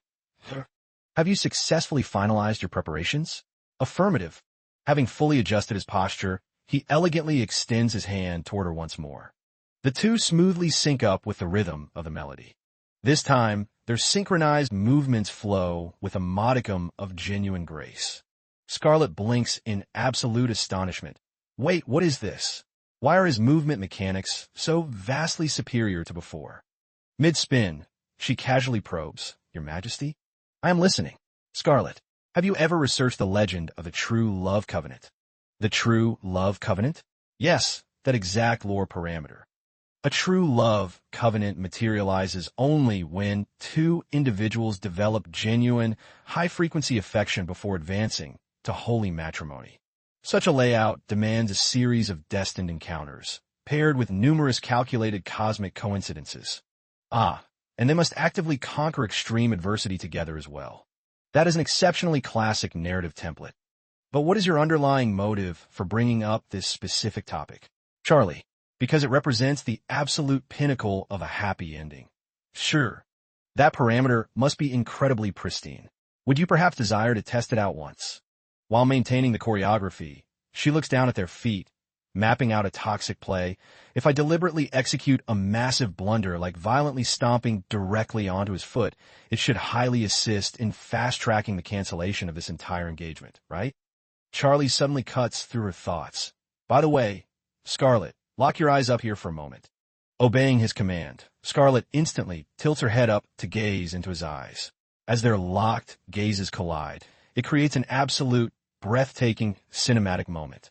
His lips curl into a soft, teasing smirk. Finally willing to look straight at me, aren't you? Scarlet's face turns bright crimson under his intense gaze. Seriously, your visual metrics are god tier. Absolute peak aesthetics. I appreciate the high praise, young lady. It genuinely boosts my mood. Feeling a wave of intense embarrassment, Scarlet blushes and swiftly averts her eyes. By the way, Your Majesty, MHM, proceed. The reality is, I was way too embarrassed to drop this specific data point earlier, but my dancing proficiency is unironically trash tier, basically level 1. Is that so? He smoothly glides his arm around her waist and abruptly hoists her clean off the ground, executing a flawless, cinematic spin in midair. Your Majesty. In that exact millisecond, Scarlett's heart violently skips a critical beat. He looks down at her with a remarkably gentle, mesmerizing smile, before softly setting her back on her feet. That variable poses absolute zero issues, correct? Am I right, Scarlett? Yes, absolute facts, but why on earth did you suddenly bring up the true love covenant parameters? Well, Your Majesty might have zero experience with it now, but what if your absolute fated partner suddenly spawns into your life out of nowhere one day? If that manifests, this entire political engagement becomes completely void and meaningless. You speak as if you actively desire to run that exact simulation yourself. Scarlett freezes instantly, pointing a finger at her own chest. Me? Absolute 0%. Your humble servant is a hardcore, absolute realist. Okay? I see. In that case, let us conclude today's training session right here. I have urgent imperial business that requires me to deploy to the palace. Is that fine? Scarlett, wait, did the timeline scale that fast already? Of course it is absolute zero issue, Your Majesty. If your schedule is completely packed, you should execute your departure immediately. Sure. Nearby, Nancy whispers to Lucy, "Hey Lucy, is it mathematically possible that our young lady genuinely has zero dance skills?" I have zero data on that variable. There have literally never been any public leaks or rumors regarding Milady's dancing metrics. That is absolute facts. There are zero logs stating she is a high-tier prodigy, but simultaneously, nobody has ever flamed her for being a trash-tier dancer either. Lucy mutters, "It is highly probable she is." Nancy sharply spins around. Probable what? Lucy analyzes the situation internally. Milady is intentionally running a low-skill script. Noticing Lucy spacing out, Nancy nudges her. "Hey Lucy, what's with the look? Did some toxic data ruin your mood?" "Negative. My mind is just casually processing some wild theories, that's all." "Like what? Don't leave me hanging, that's so bland." If she's intentionally throwing the performance, what is her ultimate endgame? What kind of calculated play is she trying to execute? Because whenever His Majesty locks his eyes on a Lady Scarlet, he is exceptionally attentive. The raw emotion radiating from his gaze cannot be decoded as any other variable, besides the absolute, unmistakable aura of a man who is deeply in love. A few days later at the Ackman estate, Scarlett asks Bassa, "Well, Dr. Bassa, what's the verdict?" "MHM, it appears that even when you are casually picking your nose, you look exceptionally elegant." "Is that so?" To translate, you're confirming this outfit is an absolute 10 out of 10 perfect fit, right? Bassa had officially taken up residence inside the Ackman mansion as an absolute VIP guest ever since that specific incident. "But did you seriously breach my private quarters strictly to interrogate me about that?" "Yep, my data logging is officially complete, so I should make my exit now." Bassa blinks in absolute bewilderment. "Hey, my own schedule is exceptionally packed too, you know?" As Scarlett walks out and gazes down from the grand balcony, she calls out, "Your Majesty?" Charlie looks up, and his vision system is instantly flash-blinded by her absolute radiance. She offers a gentle, elegant smile. "I deeply apologize for delaying your departure, sire. My unit arrived at this coordinate a mere millisecond ago, so drop the stress, Scarlett. Shall we officially deploy then?" She beams and replies, "Affirmative." "Are you experiencing a modicum of anxiety?" "Absolute 0%, sire. Though this is mathematically my very first time infiltrating an event of this scale. Never forget the baseline parameter that I am right here by your side." Suddenly, her eyes widen in surprise as Charlie elegantly extends his hand toward her. "Cool me." After running a brief mental calculation, she locks her fingers into his secure grip, presenting the absolute son of the Empire, the Supreme Emperor, Charlie Callia, and accompanying him is Lady Scarlet Ackman. Sure, the direct bloodline daughter of Duke Ackman. "Scarlet?" "Yes, Your Majesty." Our tactical layout dictated that we execute the opening dance sequence together. Indeed. Right here, Your Majesty. Witnessing her proactively initiate the handoff protocol, Charlie is caught slightly off guard with surprise. After a brief pause, a warm smile breaks across his face. Scarlet, if your anxiety metrics are too high, you can substitute me with Count ISA for the first round. Wait, Your Majesty, is there a sudden glitch in the plan? Negative. Disregard my statement. She blinks in utter confusion. What on earth? Did you seriously alter the dialogue just to say that? Charlie locks his gaze onto her with absolute intensity and whispers, "You look breathtaking tonight." She casually shrugs and retorts, "Fact check. Absolute true. My baseline aesthetics have always been top tier, but tonight I buff my stats to be exceptionally gorgeous, obviously. When I double-checked the mirror, I literally mistook myself for a divine goddess." Charlie completely freezes on the spot, utterly stunned by her absolute lack of modesty. He chuckles softly. A faceless, generic goddess in a myth holds absolute zero value or significance compared to you. Your aesthetic form is simply absolute perfection, Scarlet. Her face instantly explodes into a massive, burning blush. I need to immediately deploy outside to refresh my internal cooling system. She rushes out to the terrace, burying her face in her hands. Oh my God, holy crap. Her mind instantly replays Charlie's deep, mesmerizing voice in a loop. You are unironically exceptionally beautiful, Scarlet. Spitting game with a god-tier face like that is literally making my heart rate skyrocket in overdrive. No, stay grounded, it's a trap. Regardless of his words, he is fated to belong to the original female lead. Suddenly, her resolve hardens back to 100 intensity. Seriously, just analyzing his visual assets is overwhelming enough, and yet he actively drops lethal compliments like that on top of it. He is legally my fiancé on this server right now. How on earth am I supposed to resist the absolute urge to lock him down immediately? I absolute cannot let Charlie Callier decode these chaotic internal thoughts of mine. Mid-thought, a shadow moves toward her as a voice asks, "What exactly are you plotting here?" That absolute ear-splitting pitch. Bassa. Bassa casually raises his hand in a lazy salute. Yo, what's up? Since when did you arrive on this server? I didn't see you enter the coordinate. Well, I intentionally executed a stealth entry without letting a single soul detect my presence, so obviously you wouldn't spot me. I bet you absolutely despise drawing attention to yourself. Whatever. Putting that aside, what exactly are you grinding for out here? Are you intentionally dodging the ballroom dance floor?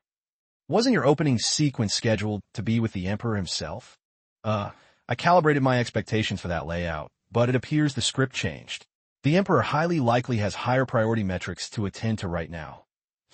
Scarlet notes, hey, I strongly calculate that it is mathematically superior to execute an action and face regret than to completely sit back and do absolute 0% of anything.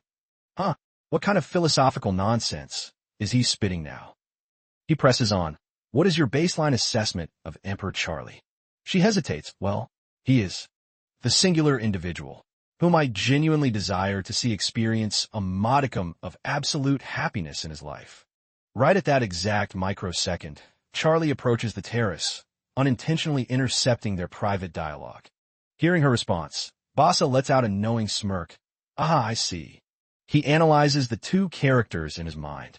Scarlet functions exactly like a brilliant, blazing summer sun, while Charlie operates like a calm, yet fiercely intense winter wind. Visually, it might project as a completely mismatched combination, yet their core harmony levels are unironically off the charts. Scarlet abruptly turns, shattering Bassa's internal monologue. That data drop was highly out of character for you.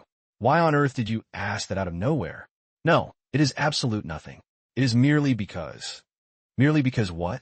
Drop the filler data already. Suddenly, Charlie's icy tone cuts sharply through the evening air. What business are you executing in this specific coordinate? Ah, Your Majesty. Yes, I casually ran into Bassa. Oh wait, Your Majesty has never mapped his profile before. Allow me to introduce Bassa. Baja Barcelona Broco. His direct lineage traces back to Broco, a legendary high priest from the ancient lore. Is that so? Bassa, I have critical intelligence to discuss privately with Scarlet. Understood. Your humble servant shall clear the area immediately to grant you space.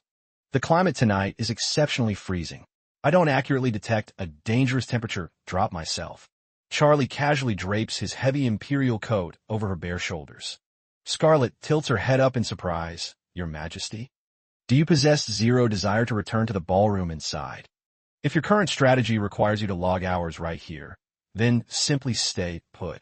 I shall match your positioning and remain here as well. Since we missed our scheduled dance execution, we will substitute it with this layout.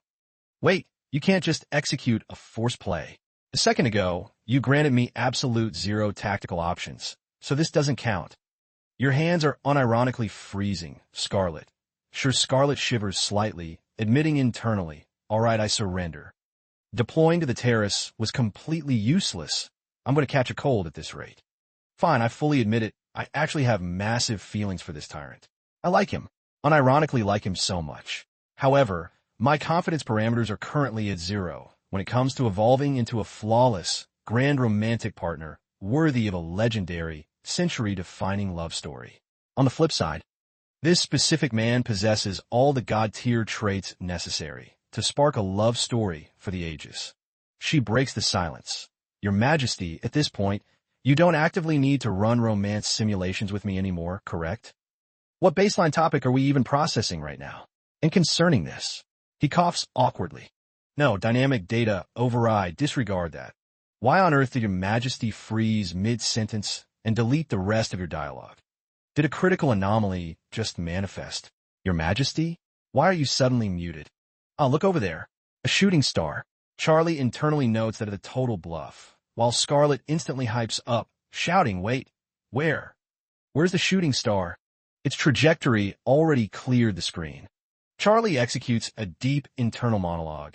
Even with supreme, absolute authority under my control, there was mathematically 0% of actions I could execute aside from keeping my own unit safe. Consequently, I deliberately aligned myself with entities who required zero protection, sure, attempting to coexist within their server environment. I swore I would never grant anyone access to my core thoughts. What the heck? She complains, totally clueless. Why did my vision system completely miss it? Charlie gazes down at her, his lips curling into a soft, genuine smirk, while she keeps scanning the horizon in desperation. Shooting star, seriously, where did you spawn? Charlie's internal thoughts continue to sink, and yet, the reality that her eyes perceive remains breathtakingly beautiful. Later, back at her mansion, she groans mid-slumber before violently snapping awake, gasping for air in pure exhaustion. Something feels heavily glitched. What kind of cursed nightmare simulation was that? If these specific vision scripts that I keep unlocking are tied directly to the fated prophecy mechanics exclusive to the premium bloodline of the Ackman family.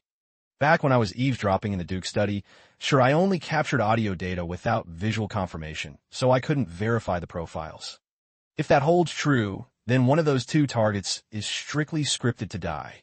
But based on the audio frequency from this nightmare, the voice of the Dark Sorcerer and the vocal profile of Chandler seemed to overlap perfectly, even if the pitch was slightly distorted.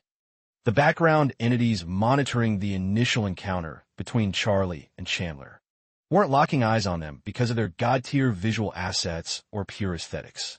It tracked exactly like a high-level assassin locked onto a high-value target, particularly when their crosshairs were fixed on Charlie. The map layout looked like a holy temple, but the lighting parameters were exceptionally grim and dark. But analyzing the specific emblem of the Rico constellation could possibly mean that the Holy Sanctuary and the Dark Sorcerers are actively collaborating. The following morning, unbelievable. In the end, I was completely denied a peaceful night of sleep on this server. Suddenly, a familiar voice echoes outside. Scarlet, it's me, Bassa. She blinks in utter surprise, recognizing the profile. Bassa? Bassa? What urgent quest brings you to my coordinate at this hour? I deployed strictly to hand over this specific asset to you. It was sitting in my quarters, uncovered in a hidden corner of the room last night. She looks at it curiously. What kind of item is this? I have zero clear data on it, but your specific ID is clearly etched onto the surface. Inside that dusty, dilapidated chest Bassa salvaged from his room lay nothing other than the secret personal diary of the original Scarlet. Stashing a high-value diary in a sketchy spot like that is highly anomalous, exceptionally weird. A diary is a treasure trove of data that one desperately desires to hide away, yet simultaneously craves to keep within close proximity. The original Scarlet's chambers are located quite far from that hidden stash coordinate. What kind of logical calculations was she running when she stowed it there? I feel a minor ping of guilt for illegally reading another player's private logs. But currently, my avatar is officially recognized as Scarlet. During that timeline, she was actively sustaining physical damage from the Duke. Wait. Suddenly, her face turns completely pale with shock. Naturally, I could already run a predictive scan and guess that the underlying contents wouldn't exactly be the type of wholesome lore that makes one smile with pure happiness. But as I scanned through the text, I felt the absolute blood in my veins turn completely ice cold upon reaching the final log. What on earth is this? I'm an absolute fake? My bloodline is 0% legitimate. Correct. It is mathematically optimal for you to never recall that toxic truth. Because I loved him so deeply, you were scripted to be born into intense agony. This catastrophic system failure is entirely my fault.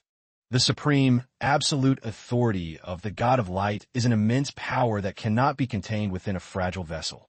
But I loved him to such an unhinged degree that I completely overrode that safety metric. That magnificent man who radiated like the brilliant sunshine. For the sake of your own survival, Scarlet, you must fight to stay alive. Prioritize your own safety, value your life above all else, and execute zero sacrifice or pity for any other player on this server. If you ever calculate that you can no longer endure the weight of this script, then immediately activate this specific item. It will provide you with absolute Tier 1 assistance. So, Duke Aaron was unironically Scarlet's biological father all along, and that absolute trash tier Baron completely abandoned his own committed, perfectly fine romantic partner strictly to secure the family crest, forcing himself to marry the pregnant girlfriend carrying his own biological brother's child. Wow. So Scarlet held absolute zero genetic connection to Baron Ackman. If that's the case, has the family's absolute sovereign crest already transferred its ownership over to my entity? However, I still have zero coordinates on where it is currently hidden. But if I successfully ascend to the rank of the next ruling duke, then mathematically nobody would expect me to hold that absolute sovereign family crest anyway. Therefore, hunting down its location is not a high priority, urgent quest. The real problem is, how should I execute the ultimate takedown of this absolute trash tier Baron? Her personal maid, Lucy, breaks into a nervous sweat. What on earth is this terrifying, dark bloodlust? Scarlet resolves internally. I need to fast-track my counter-offensive parameters immediately. I want to ensure that absolute scumbag suffers as agonizingly as possible. Simultaneously, I must quickly uncover the exact coordinates of the family crest that the vile bastard is so unhingedly desperate to lay his hands on. Scarlet, why do you breach my chambers so early in the morning? Has an anomaly occurred? It's absolute 0% critical, mother. But I highly desired to deliver this specific item directly to the Duchess. What is this asset? It is a concentrated serum extracted from winter roses. Winter roses are a highly unique botanical specimen. When crushed into a dry powder, the properties function as an effective depilatory agent. However, if you extract its raw juice, it transforms into an exceptionally toxic, lethal substance. Duchess Milia goes completely silent, staring intently at the vial before asking, "Where exactly did you farm this specific material?" That data is classified as a strict trade secret. Scarlet notes, internally, I absolute cannot leak the info that I secured for Bassa. Milia descends into deep, calculating thoughts.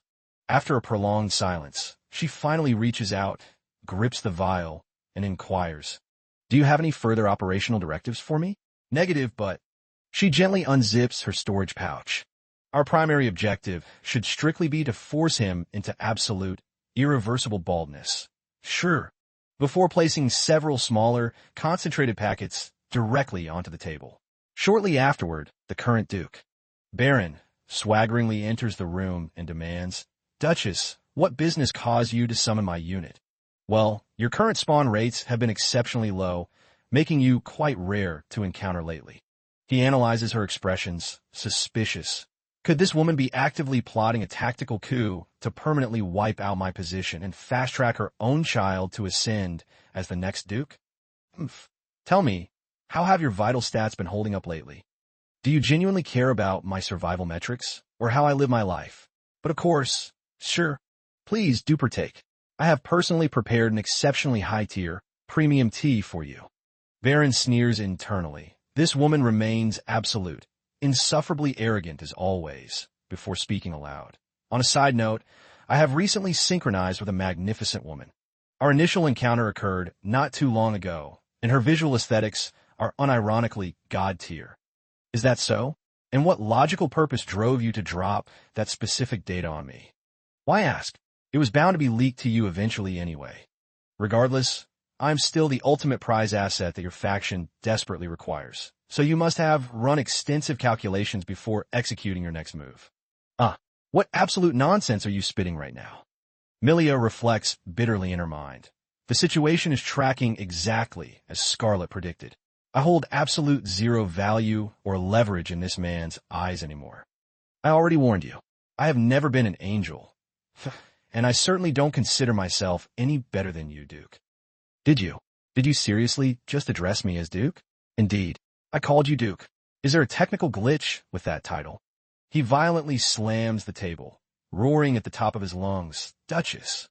How dare you maintain such a toxic attitude toward the head of the house? Are you insane? Do you even comprehend the words currently exiting your mouth right now? What kind of wife on this earth addresses her own husband strictly by his noble title?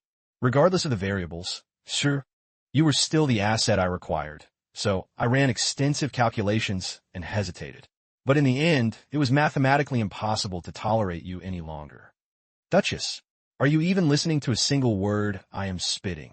Or have you completely lost your mind just like that wretched Scarlet? My daughter explicitly stated that she grants me full authorization to execute this play. Execute what? This is unironically hilarious. What a dark, twisted comedy life is. The ultimate truth that not a single soul could decode. Only that girl managed to grasp it. That is an absolute fact that even Count IS cannot possibly deny or override. And just like that, the Duchess bursts into an eerie, uncontrollable fit of laughter, even though she genuinely had zero desire to smile. Baron, flying to an absolute rage, barks, Duchess, are you openly mocking my authority? Suddenly, his complexion turns completely dark as he gasps out in agony. Arg, gasp, choke. The next moment, his field of vision blurs entirely before his body crashes heavily onto the floor. It appears the chemical properties of the serum have successfully taken effect. Duke Baron, completely paralyzed with shock, wheezes out, What did you do? Allow me to congratulate you, Lord Duke, on launching your brand new, miserable existence. With those final cold words, Duchess Milia turns to her personal maid and commands, deploy immediately and deliver the message that I will fully cooperate with their faction. Sure. Understood, Your Grace. A brief intermission later. Young lady, an urgent letter has just been delivered to your coordinate. Though I must clarify, it did absolute 0% originate from His Majesty the Emperor. Geez, seriously. If any of the staff eavesdrop on that data, they'll assume I'm sitting around waiting for his letters all day long like some desperate lover. Lucy, if you truly calculate the situation that way, it's an absolute, massive misunderstanding. I am not. No, it's absolutely not like that. Well, it's not that I completely don't care, but I'm unironically not that desperate for his notifications. Besides, I'm scheduled to rendezvous with His Majesty soon anyway, so letters are entirely redundant. Right. I have other pending chores, so please excuse my departure, milady. Scarlet tracks her exit, noting internally, lately, Lucy's mood metrics seem exceptionally passive-aggressive, don't they? Or is my internal radar just picking up false anomalies? Shaking it off, she unseals the parchment to scan the contents. To Lady Scarlet, I trust your vital stats are perfectly stable. My own condition remains optimal.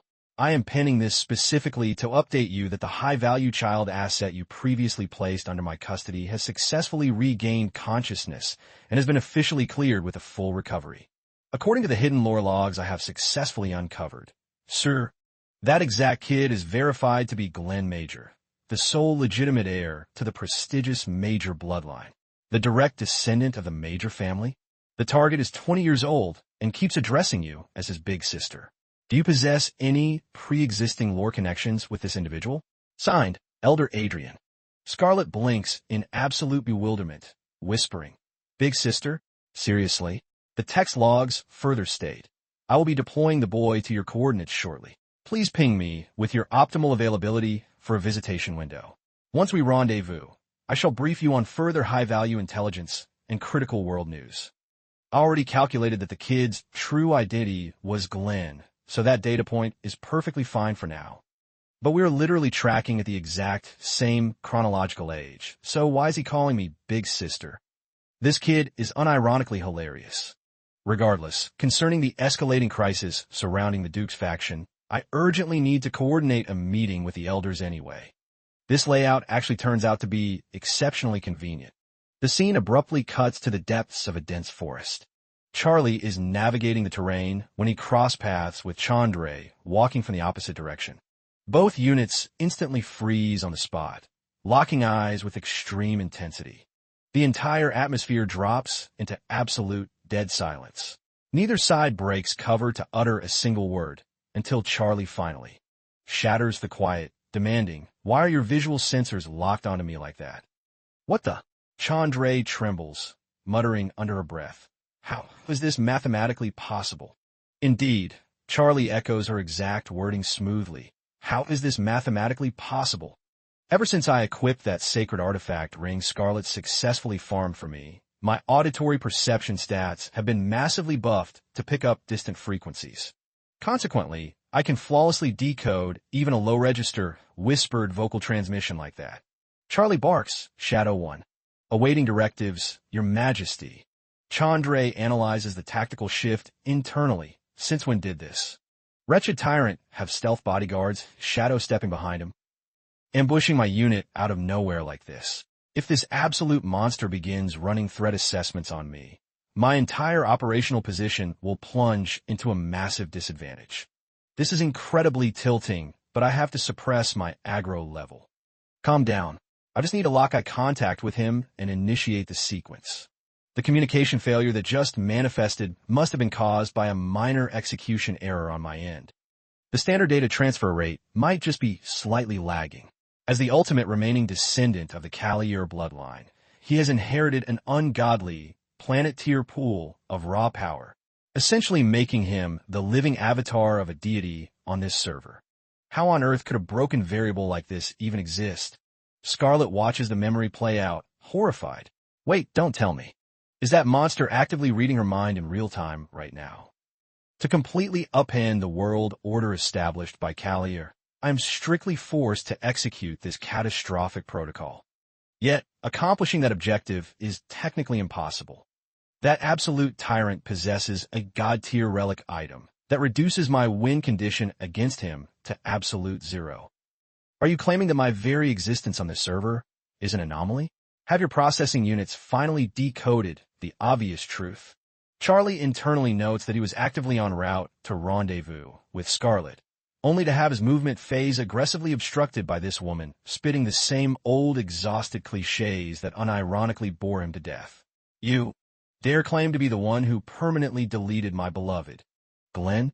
Tell me, do you still hold any recollection of his avatar now?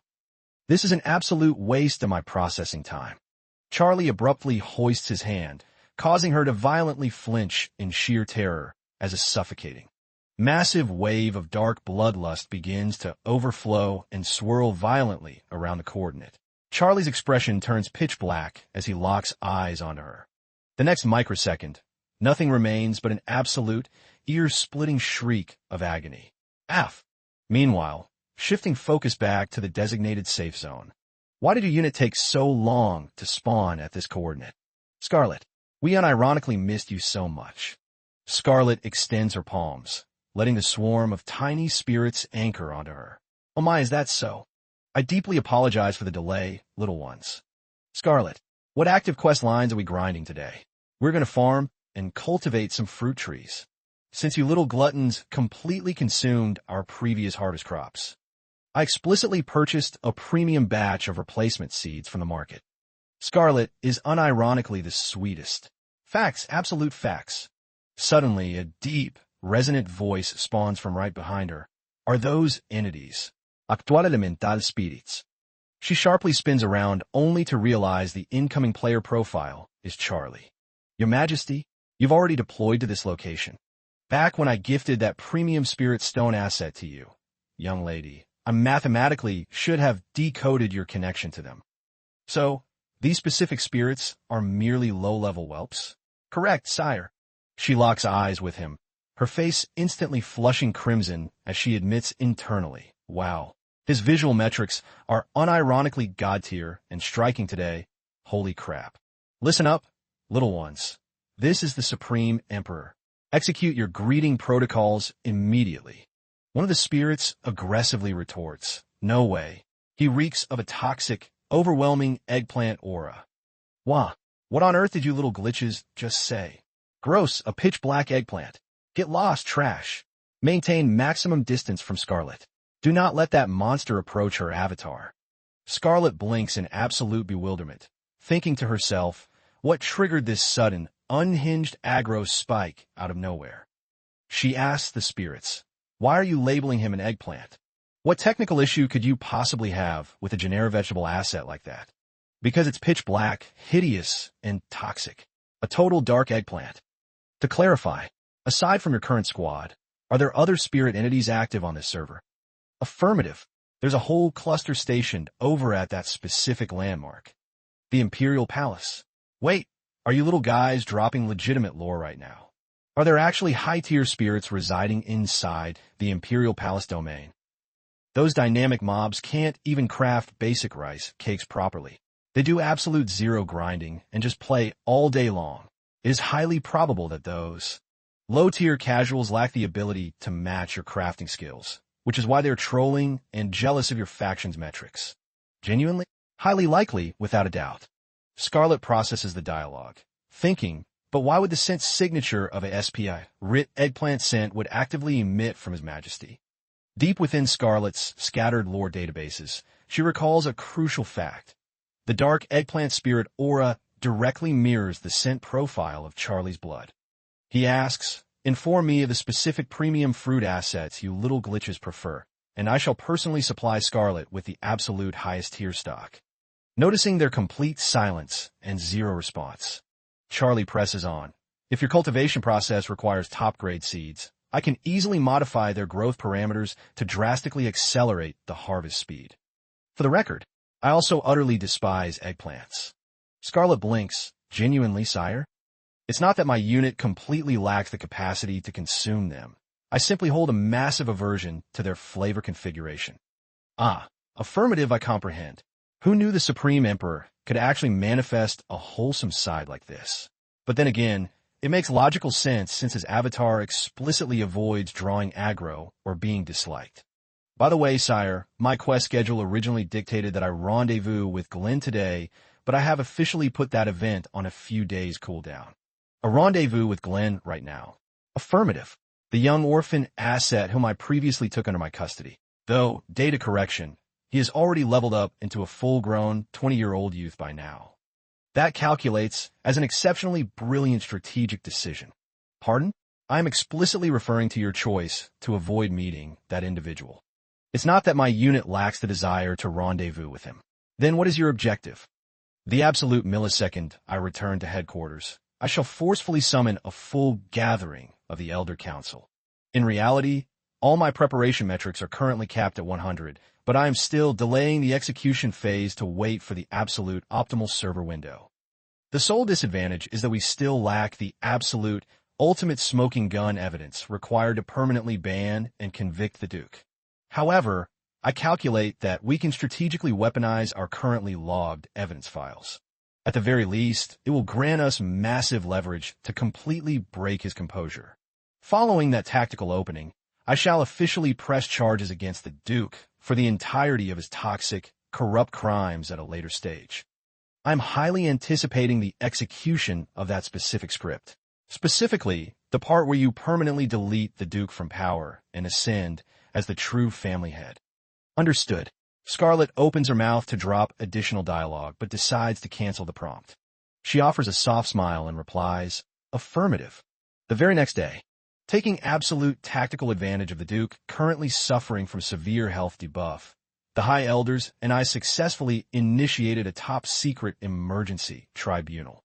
The session is officially designated as the Grand Elder Council, and our primary objective is the absolute, formal impeachment of the current Duke, alongside appointing the supreme proxy representative for the family line. As you have all been briefed, today I am officially pushing two critical motions onto the floor: the immediate impeachment procedure and the vote to elect an emergency replacement patriarch. Adrian, Sidian, Dion, Elfin, and my own cousin Freya. Sir? Suddenly, a sharp, challenging voice cuts through the air, questioning Scarlet. Listen here, young lady. If you genuinely aspire to ascend as the sovereign proxy of this noble house, you should calculate your vocabulary with extreme caution. Even if you somehow unlock the proxy's status, the absolute highest rank within this chamber belongs strictly to those who possess the absolute right and qualifications to sit here. Scarlet scoffs with a cold smirk. Oh, is that so? Staring right at his pitch-black, furious expression, Scarlet inquires, is something glitching with your vitals, my lord? It's absolute nothing. She scoffs internally, keep flexing that arrogant attitude for now because very soon my ultimate hidden trump card will permanently delete that smug confidence from your face. Elder Dion clears her throat aggressively. It has been ages since a Grand Elder Council was officially summoned onto this server. And the moment we deploy, you abruptly claim to be the proxy representative? The actual Patriarch is currently executing a self-reflection protocol to correct his errors, is he not? Precisely. He is currently patch-fixing his mistakes, so why on earth do we need a proxy? Because I will be the one executing those corrections in his place. Hearing Scarlet's savage declaration, the entire chamber falls into absolute shock. Unbelievable. This situation. What is the core, tactical meaning behind this move? What kind of absolute nonsense is she spitting on the floor? Suddenly, Gabin snaps. Enough of this clown behavior. Since when did this main family line ever actually give a damn about the High Elder's metrics? How does any of this administrative drama concern our faction? It absolute does. Your entities hold massive value on this server. Because it appears the dark, forbidden sorcerers from Razahel and Kaliur are hyper-focused on targeting your coordinates. If the elite guardians of the demonic beast forest boundary are deemed non-essential, then who else in the Ackman domain could possibly hold any value?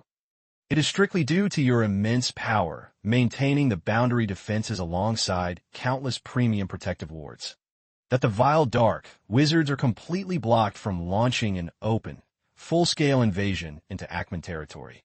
I urgently require your full leadership, Elder Elfin. While the rest of the room sinks into heavy, silent calculations, Freya aggressively voices her objection. And is that toxic threat the reason you panic summon our units so abruptly? It seems that in the young lady's eyes, our council is an absolute joke that could be easily looked down upon. That could be a valid calculation, or perhaps it's completely off the mark. Look, what is this? Sir, should we categorize this asset as a forbidden, top-secret file that can never be leaked to the public? Scarlet muses internally. This specific secret was heavily buried in the original storyline layout, which ultimately triggered a catastrophic, worst-case bad ending for everyone. Furthermore, there's another hidden variable. The exact reason the Duke was able to reclaim full sovereign control over this territory so smoothly, despite receiving absolute zero validation from the Elder Council, is tied directly to this very secret. Somehow, by strategically utilizing the assistance of my personal butler, I successfully bypassed the security blocks and uncovered this data. She speaks aloud. How could an anomaly of this magnitude even manifest? The Duke absolutely loathes the idea of this data being leaked to any active user. She calculates further, thinking that perhaps because the imp, Roar, had ruthlessly purged anyone associated with dark sorcery, the Duke was utterly consumed by paranoia, forcing him to bury this dirt deeper. While casual onlookers might claim it's no big deal, everyone on this server has skeletons in their closet, right? Why are all your faces turning so sour and twisted? As the saying goes, blood is thicker than water. The Duke undoubtedly planned to weaponize this leverage to blackmail us all. Scarlet abruptly bursts into a chilling laugh. Am I right? Well, maybe blackmail is a bit too aggressive of a term. I genuinely just desire for our factions to coexist in perfect harmony. Sidian snaps, leaping to his feet as he roars in sheer frustration. Damn it. Who in their right mind would ever buy that absolute garbage? Oh dear, watch your toxic language, shall we? I legitimately summoned your units here to establish a mutual alliance. Scan the contents of the files I distributed with extreme care. The catastrophic anomalies that Duke Baron utterly failed to patch, my unit can resolve flawlessly. Furthermore, if I ascend as the absolute proxy head of this house, isn't that a massive win-win scenario for both our sides? I guarantee that I possess the exact solutions to fix your faction's current crisis.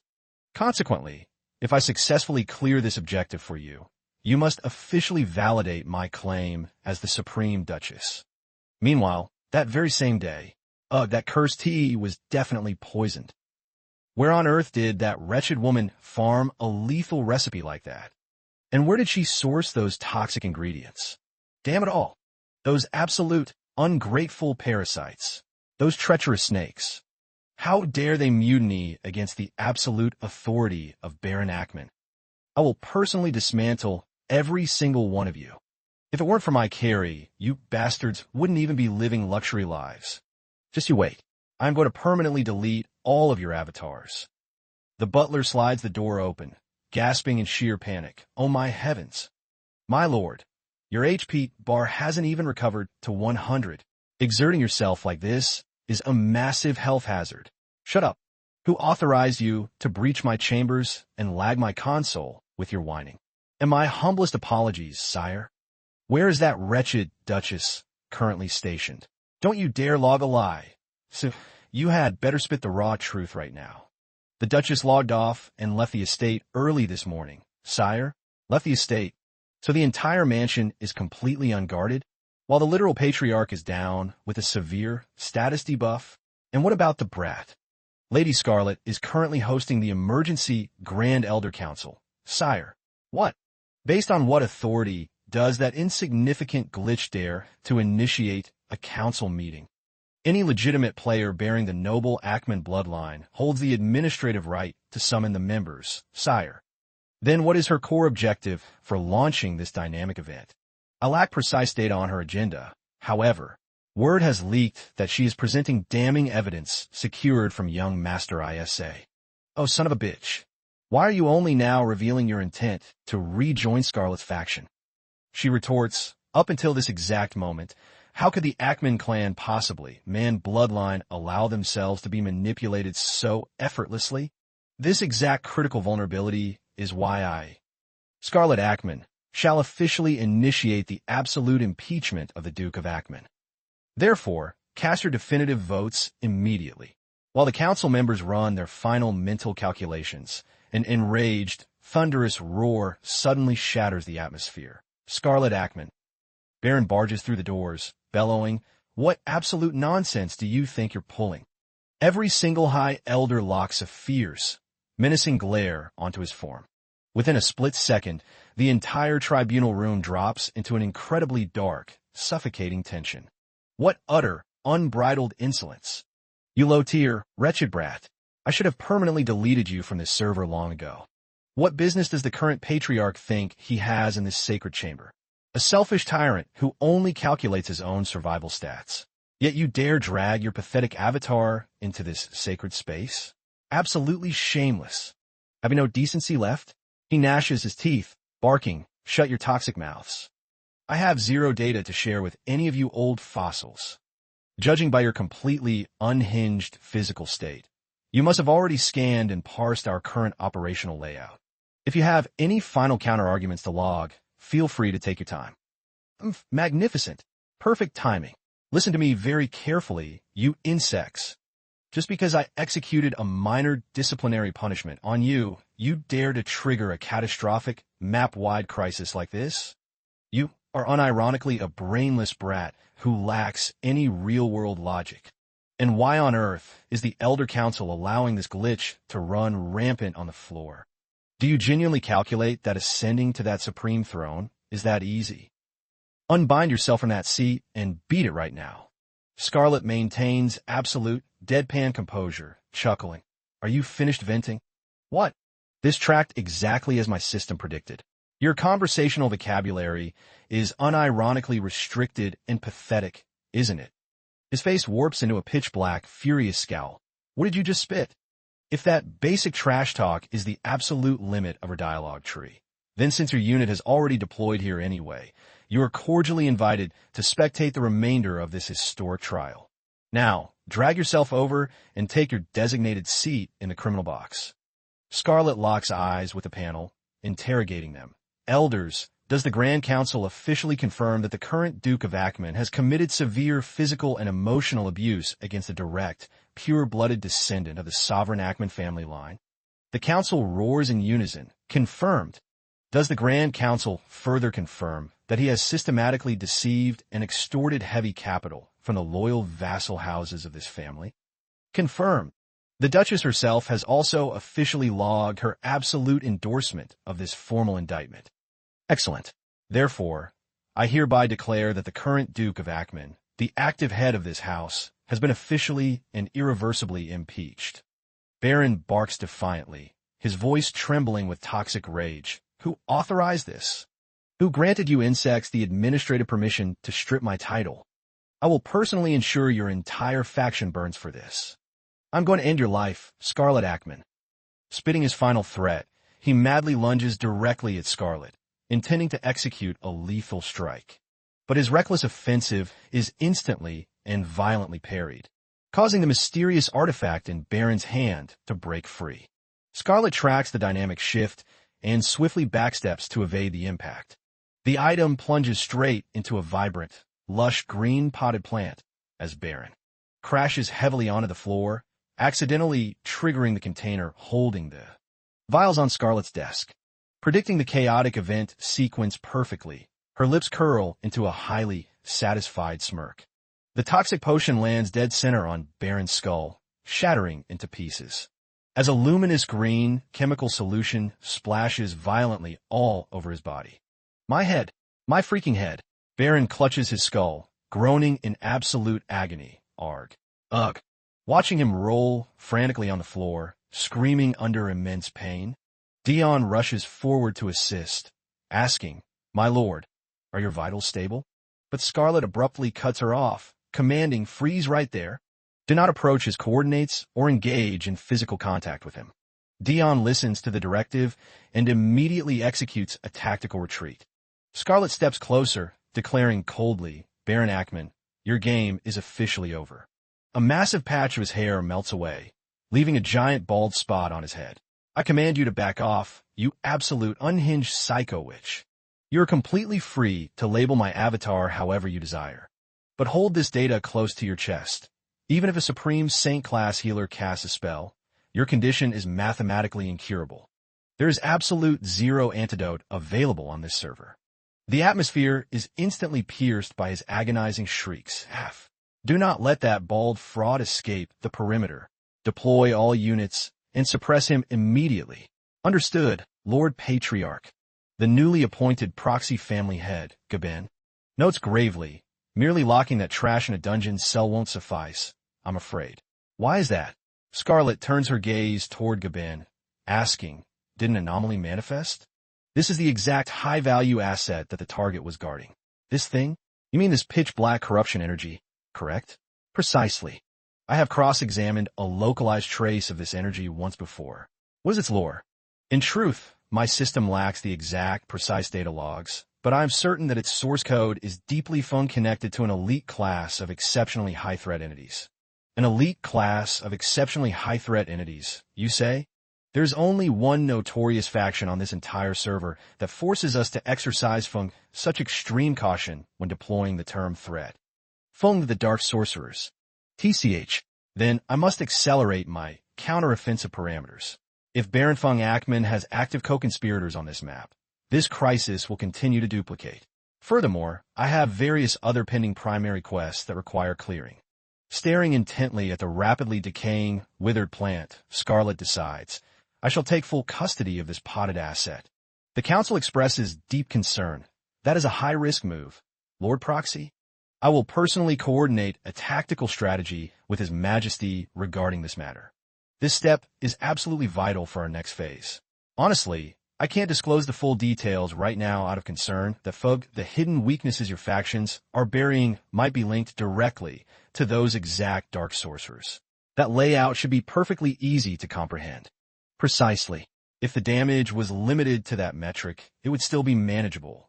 But the millisecond direct, undeniable evidence linking them together spawns directly from the inventory of the mastermind, Baron Ackman. The entire dynamic changes completely.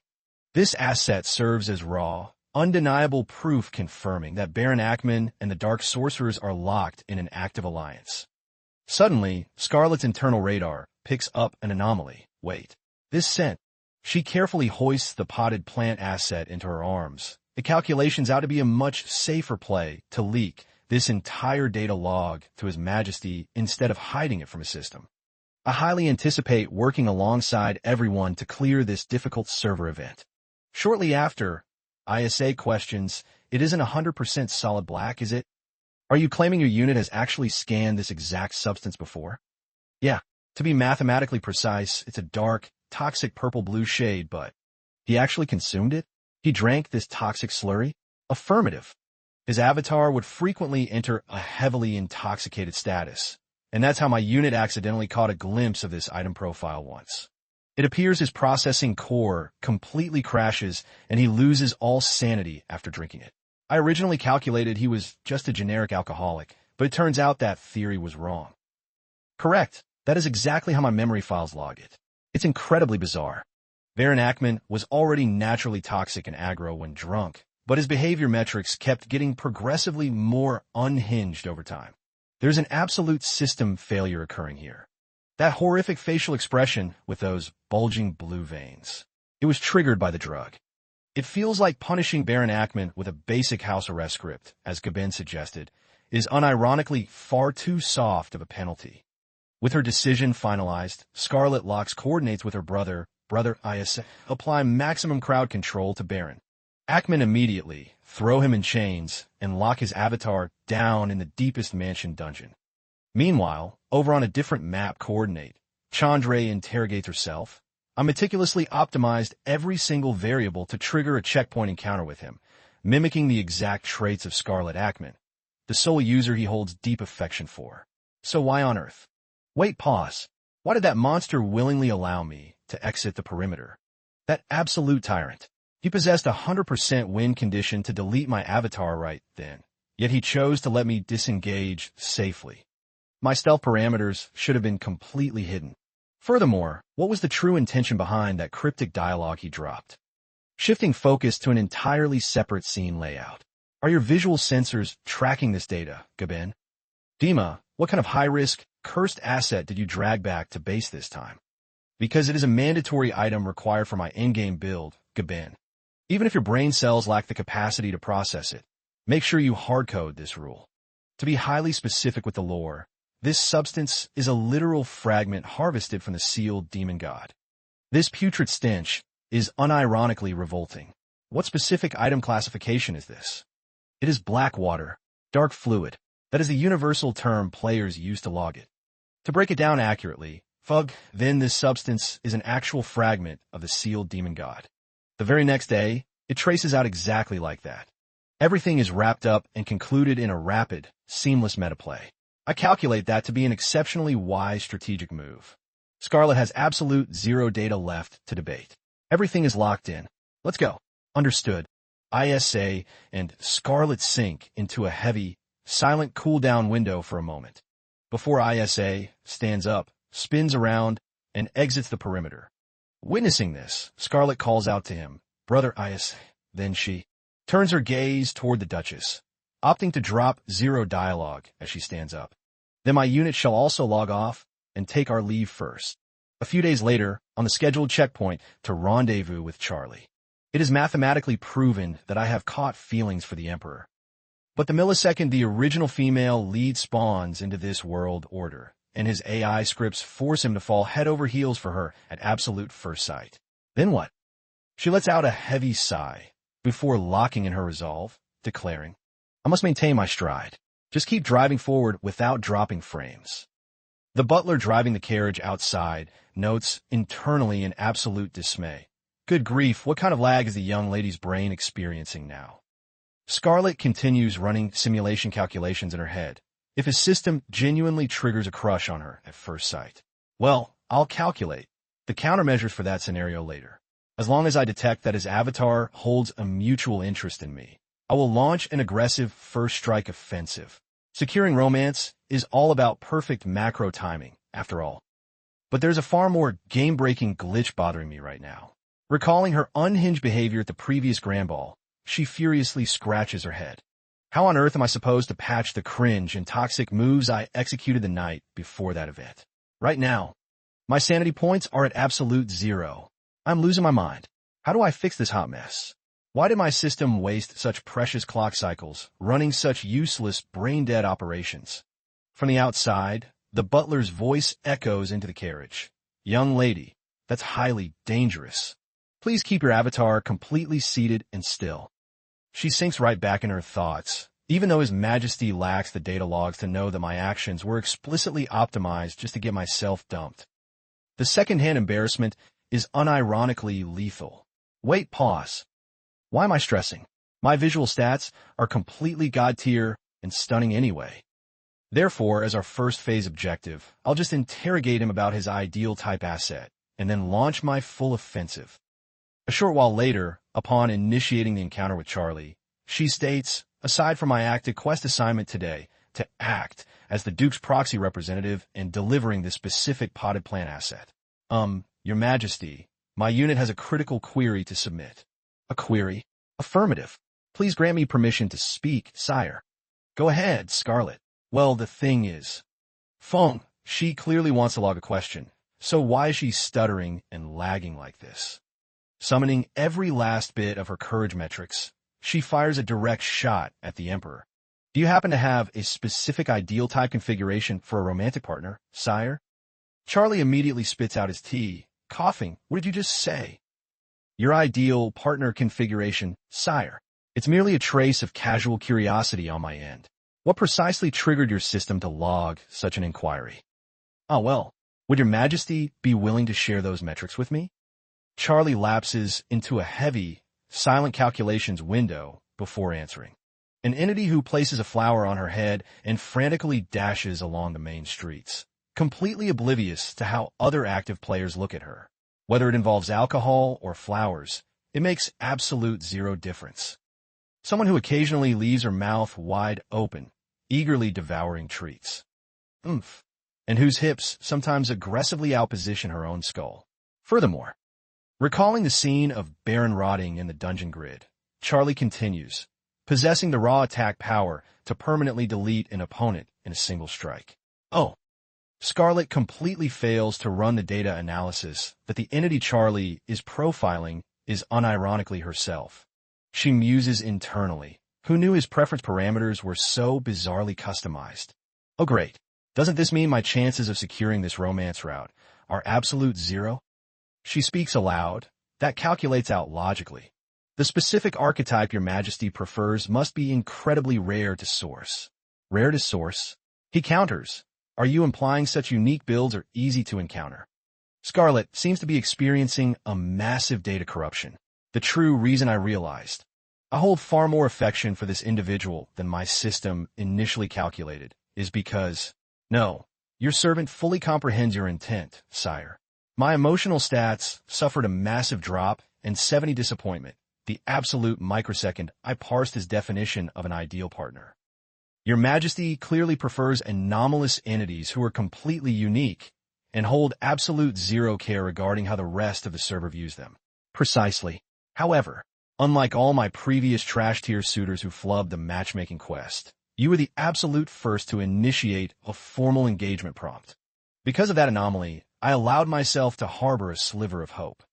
Your Majesty, may my unit submit one final inquiry into your logs. Fire away.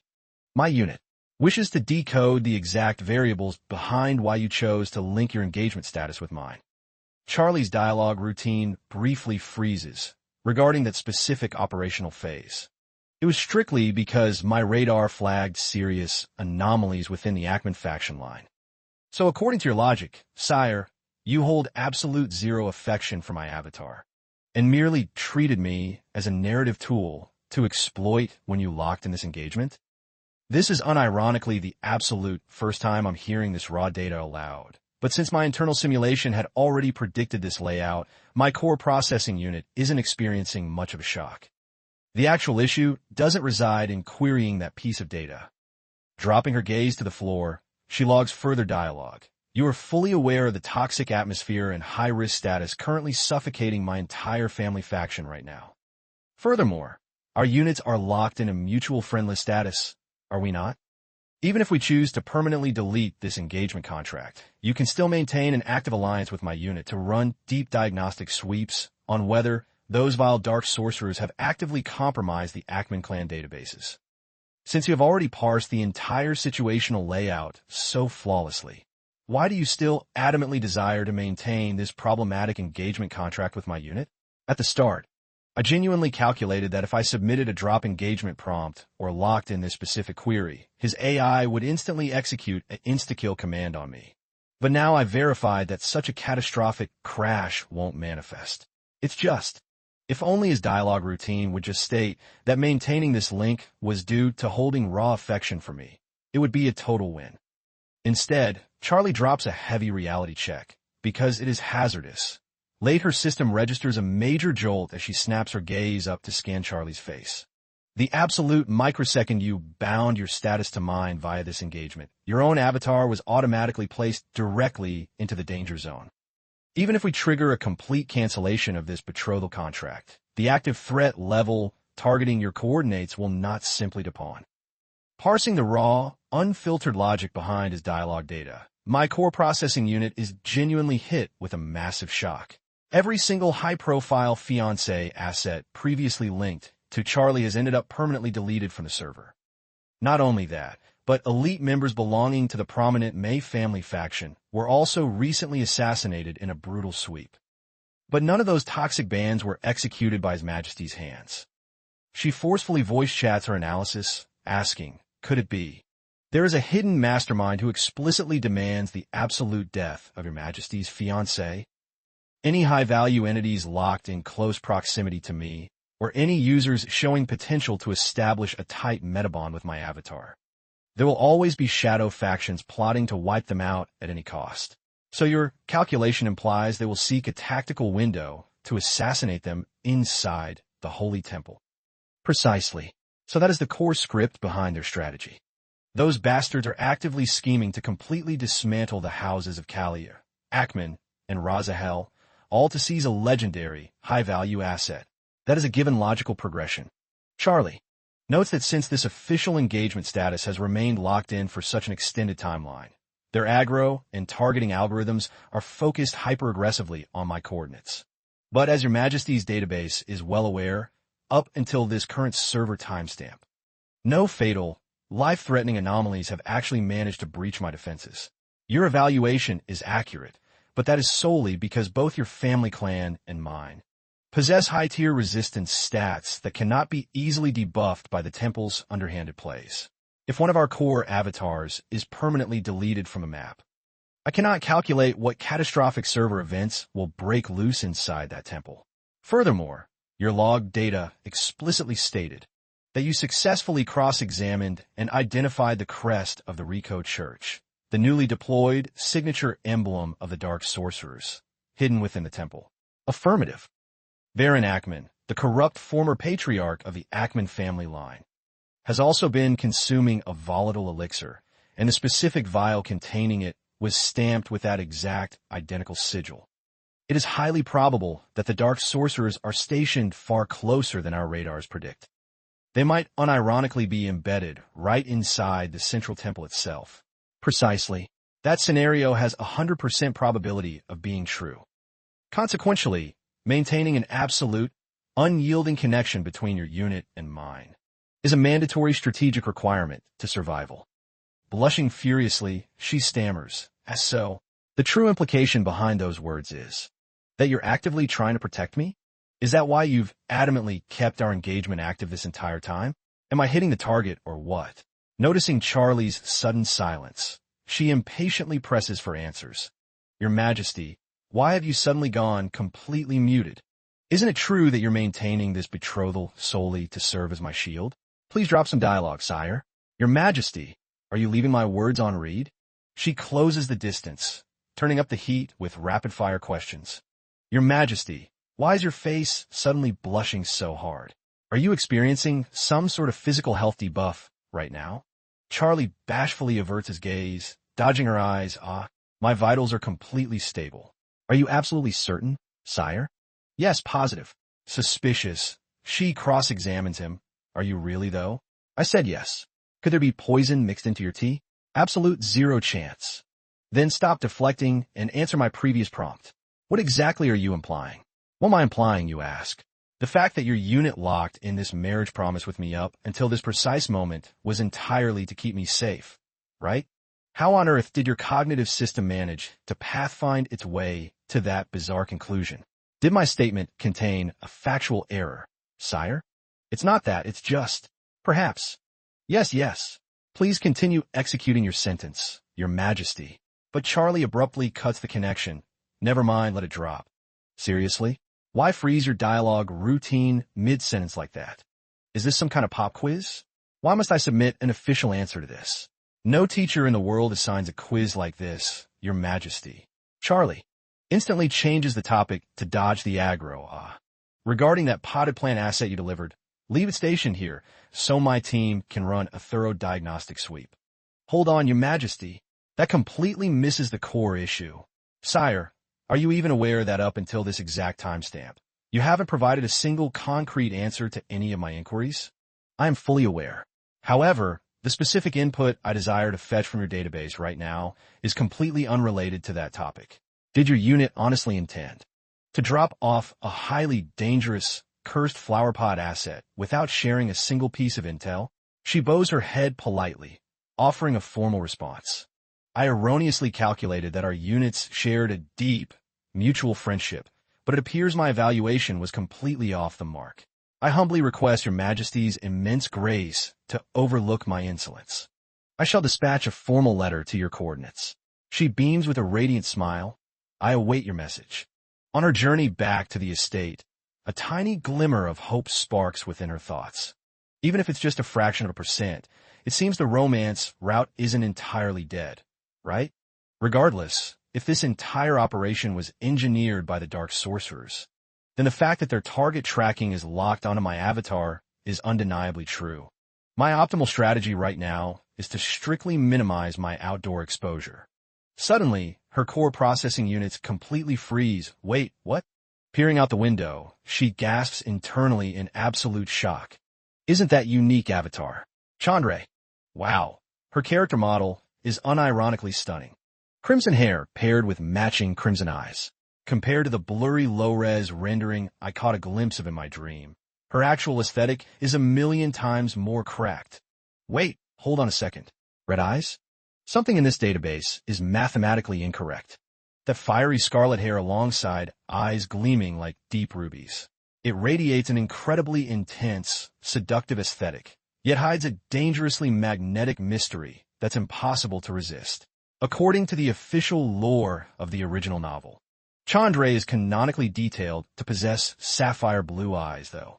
Furthermore, can a simple swap of the eye color asset completely shift the entire vibe and atmosphere surrounding a character model like this? Or did my visual sensors just experience a glitch? Regardless, we still have a countdown of several months before the main plot officially boots up. So why on earth is my system logging such intense anxiety right now? I'm not entirely certain if this operation will succeed, but let's attempt to channel the literal power of the divine god and scan the results. If my memory logs serve me right, that cheat skill isn't restricted to basic healing buffs. It can also be deployed for tracking in a scenario exactly like this. Assuming this mechanic actually functions properly, I just need to inject a trace of divine tracking energy onto Chandra's coordinate.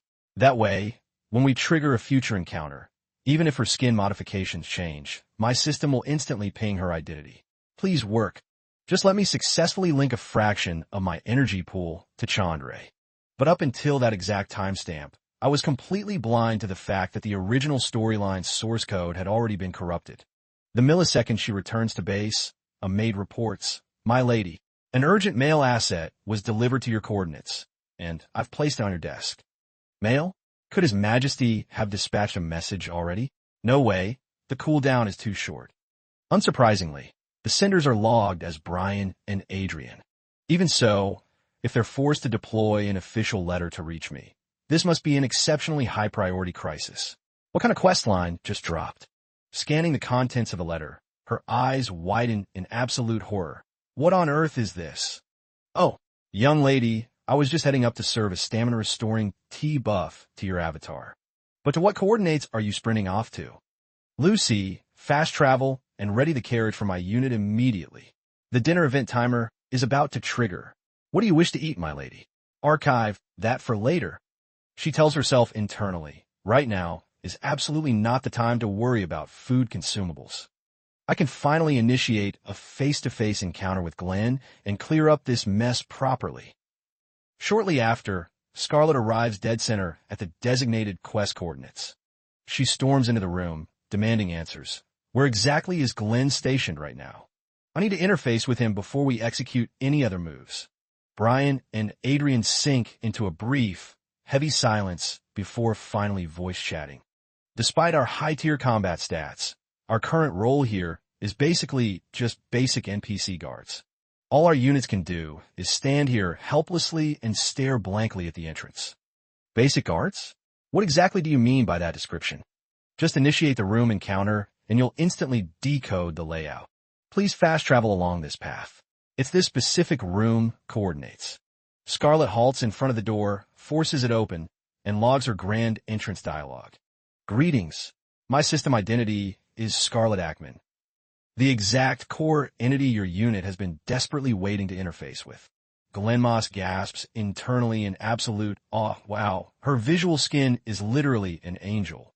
Wait, my eye fluid levels. Why are tears suddenly auto-generating? He aggressively lunges forward to embrace Scarlet, emotional stats maxed out, crying, "Big sister." She's caught in a massive stun lock, thinking, what kind of event trigger is this? Sobi. You won't permanently log off and abandon my unit again, right, sister? What exactly is the lore behind this insanely adorable, hyper-fixated brat? Even though my memory banks lack the context, I'll just spoof the system and roleplay as a sister. Scarlet's defense matrix is completely melted by the brat's angelic puppy eye status. However, my database still lacks your profile name. What should I call your avatar? Glenn Moss, the sole surviving unit of the wiped-out Moss faction. Is that so? She runs a quick mental diagnostic. Are we 100% sure this unit is level 20? His physical character model looks like he hasn't matured or scaled up his stats at all. Furthermore, there's a high probability this innocent look is just a cosmetic mask. I absolutely cannot allow the Ackman clan's initial impression metrics to be nerfed. I must optimize my performance to the absolute limit as the official representative of House Ackman. She delivers her formal dialogue line.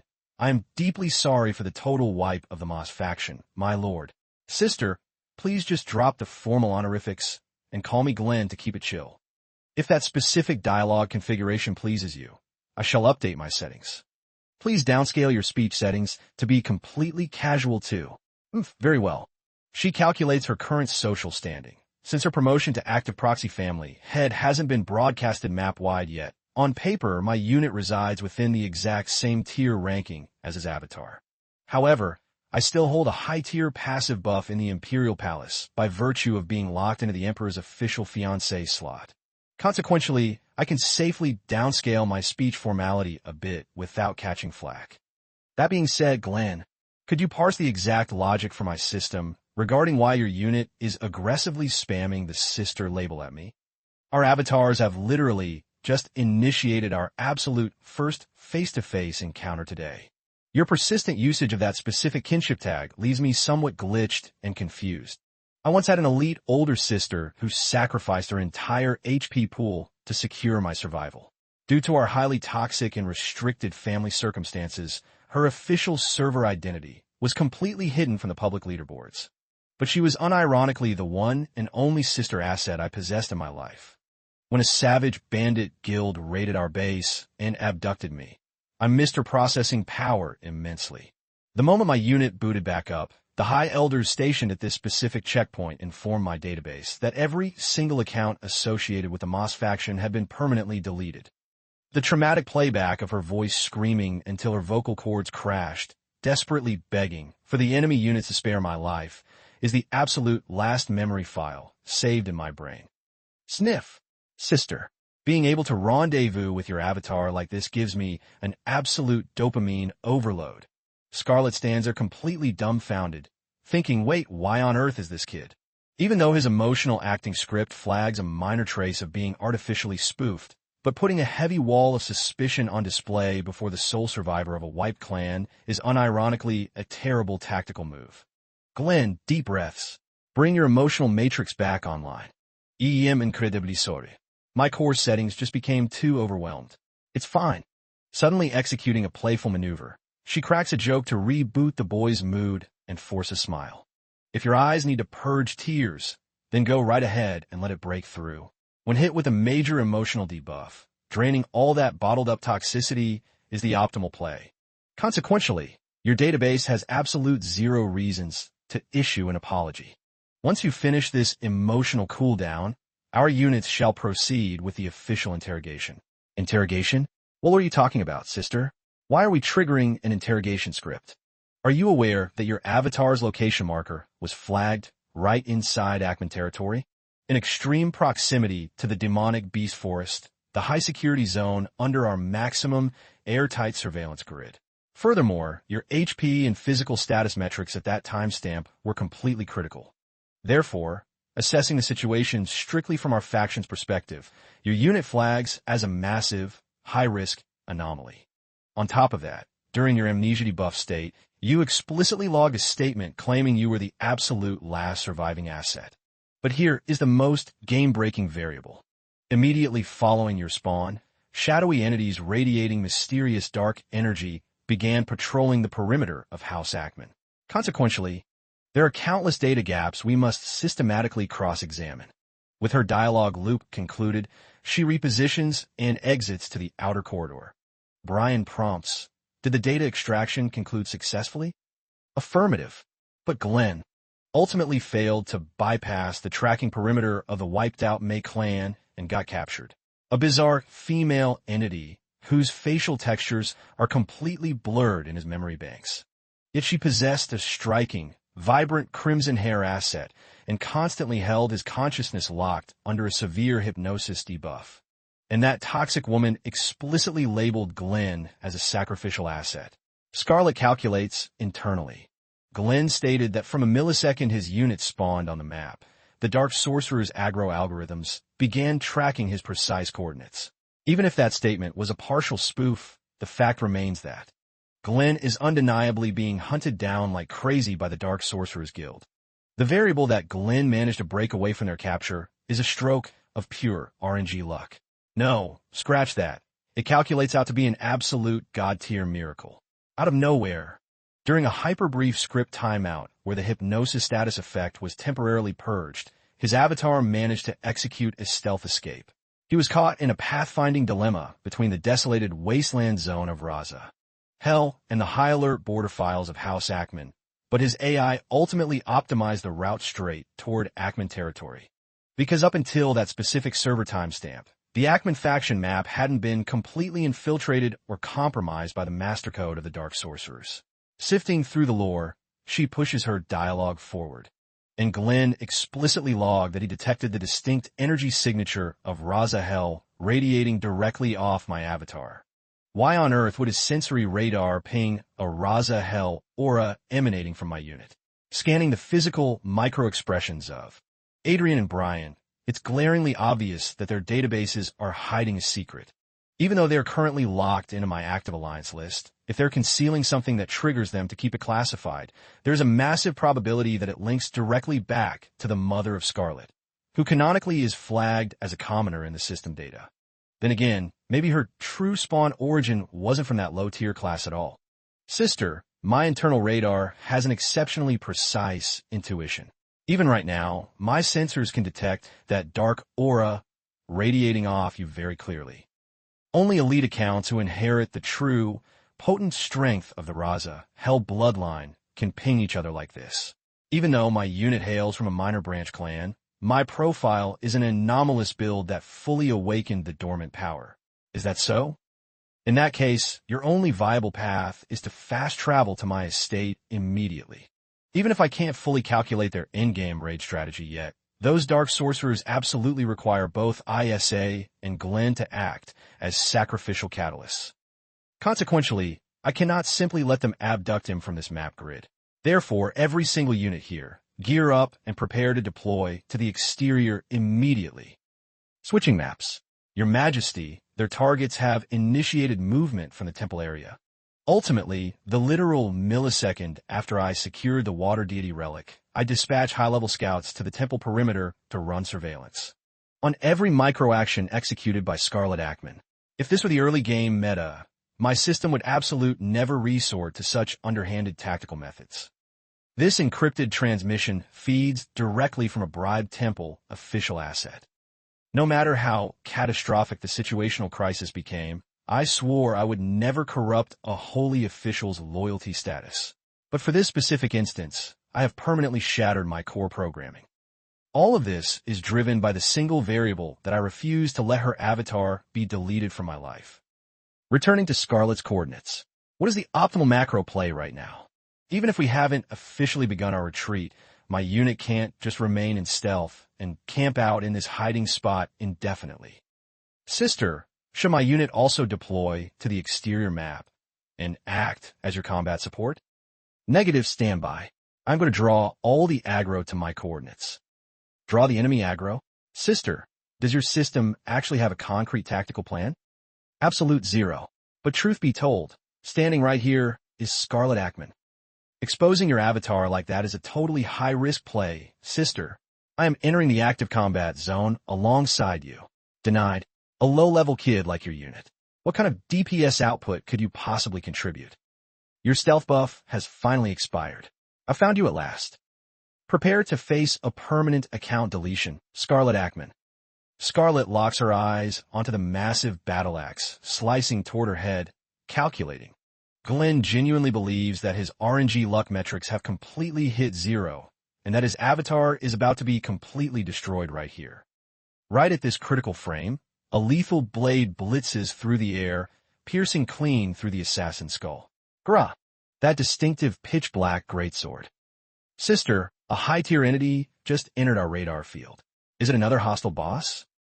Negative. Lower your guard. Everything is under control.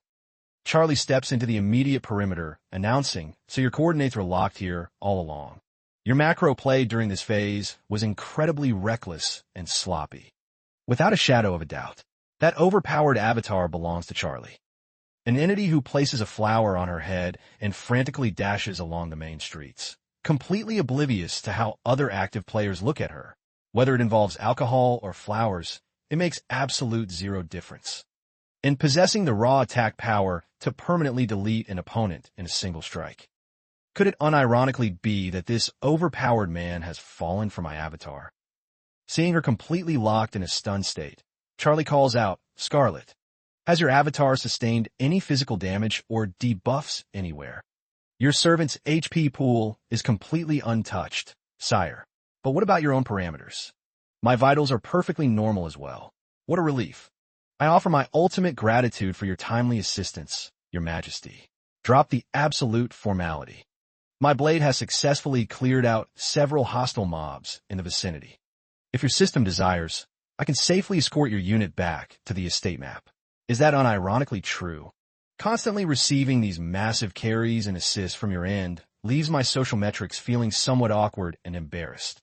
But would Your Majesty allow me to submit one critical support request. As your sensory radar can detect, my carriage asset has been completely destroyed and glitched out. Ahem.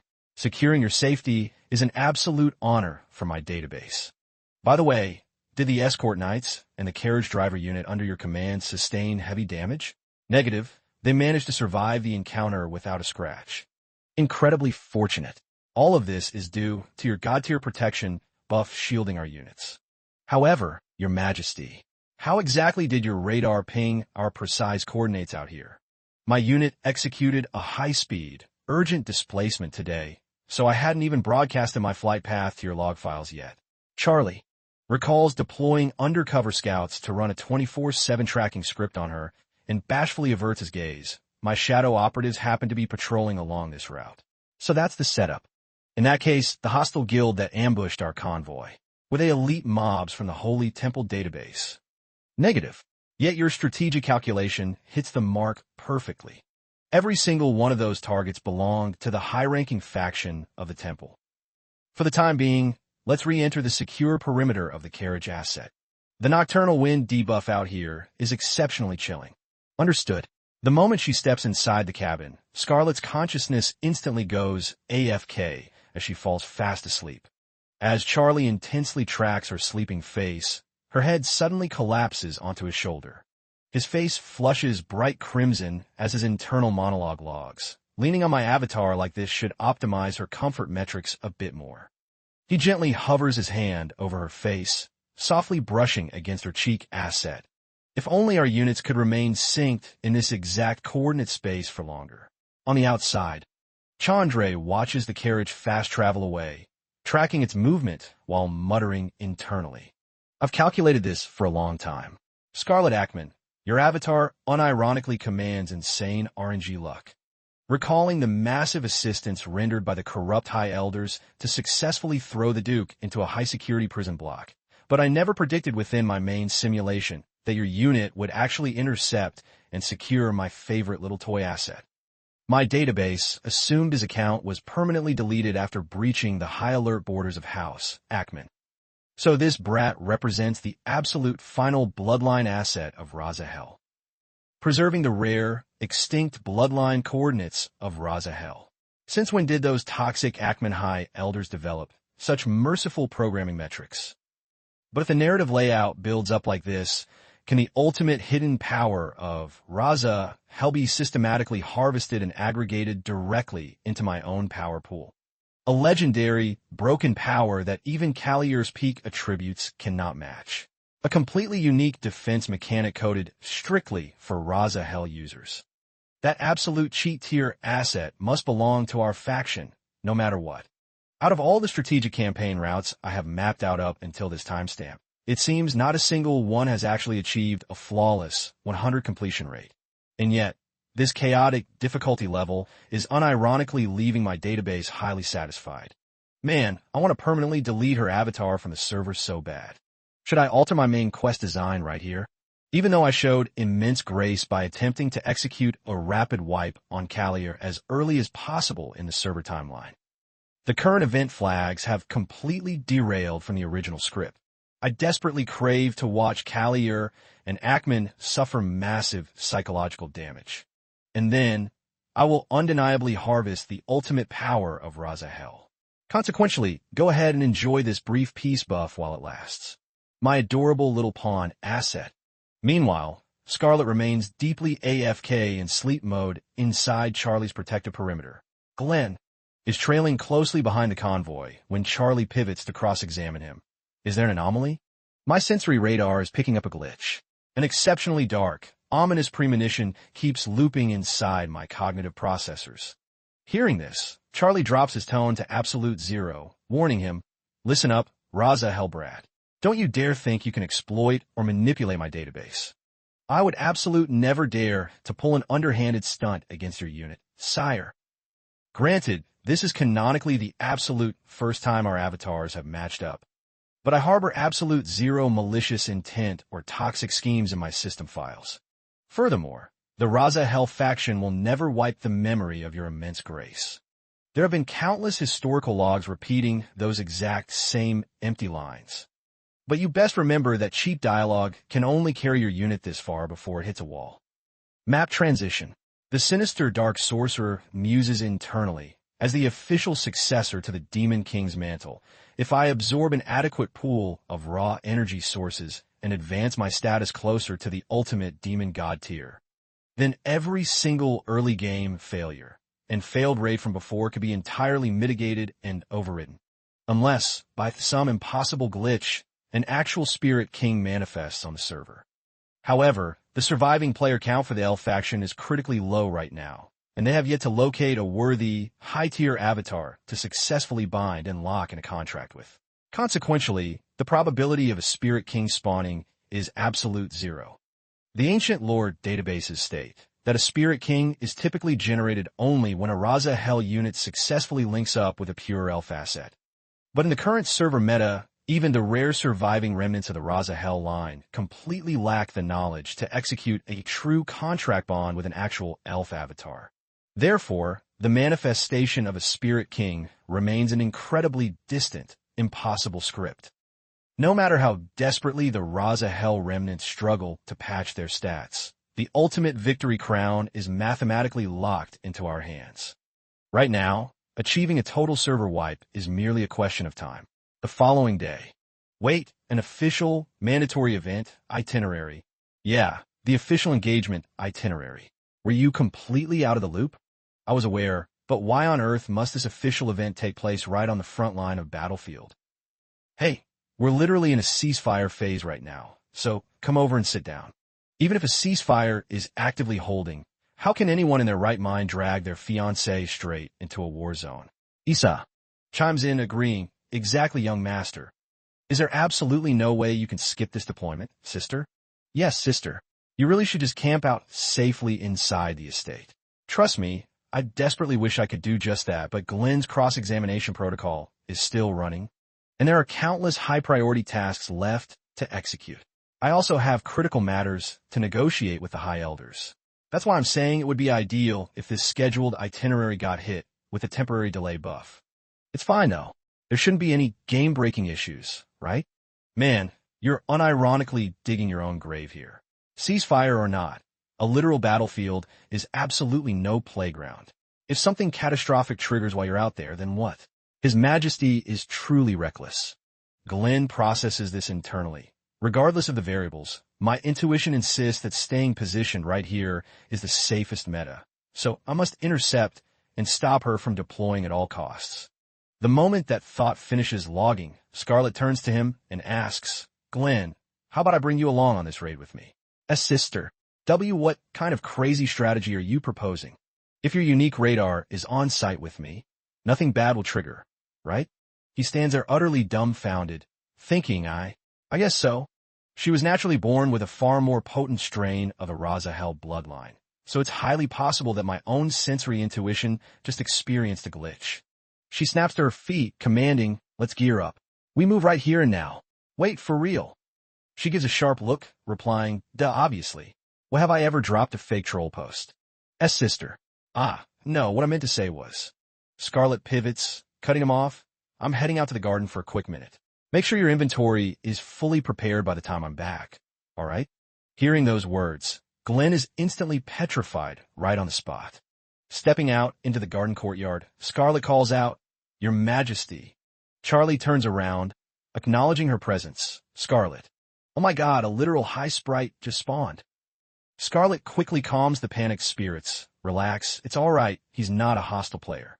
You guys already scanned his character model last time, remember? Charlie notes that the toxic eggplant sprites have all been completely relocated to a different map zone. Wow, he unironically kept his word down to the last detail. Thank goodness. Those annoying eggplant sprites can't troll us anymore. Let's go play. Scarlet gushes internally. You guys are unironically way too precious. Charlie snaps her out of it, prompting, Scarlet, what about your own feedback? Aren't you going to drop a single compliment for my performance? Scarlet instantly stands there frozen, her system experiencing a complete lag state. Your Majesty executed the task flawlessly, sire. You flatter me too much, unironically. Ahem. All right, since everyone's connectivity has stabilized, I shall initiate the introductory sequence. This unit is Junin Bell.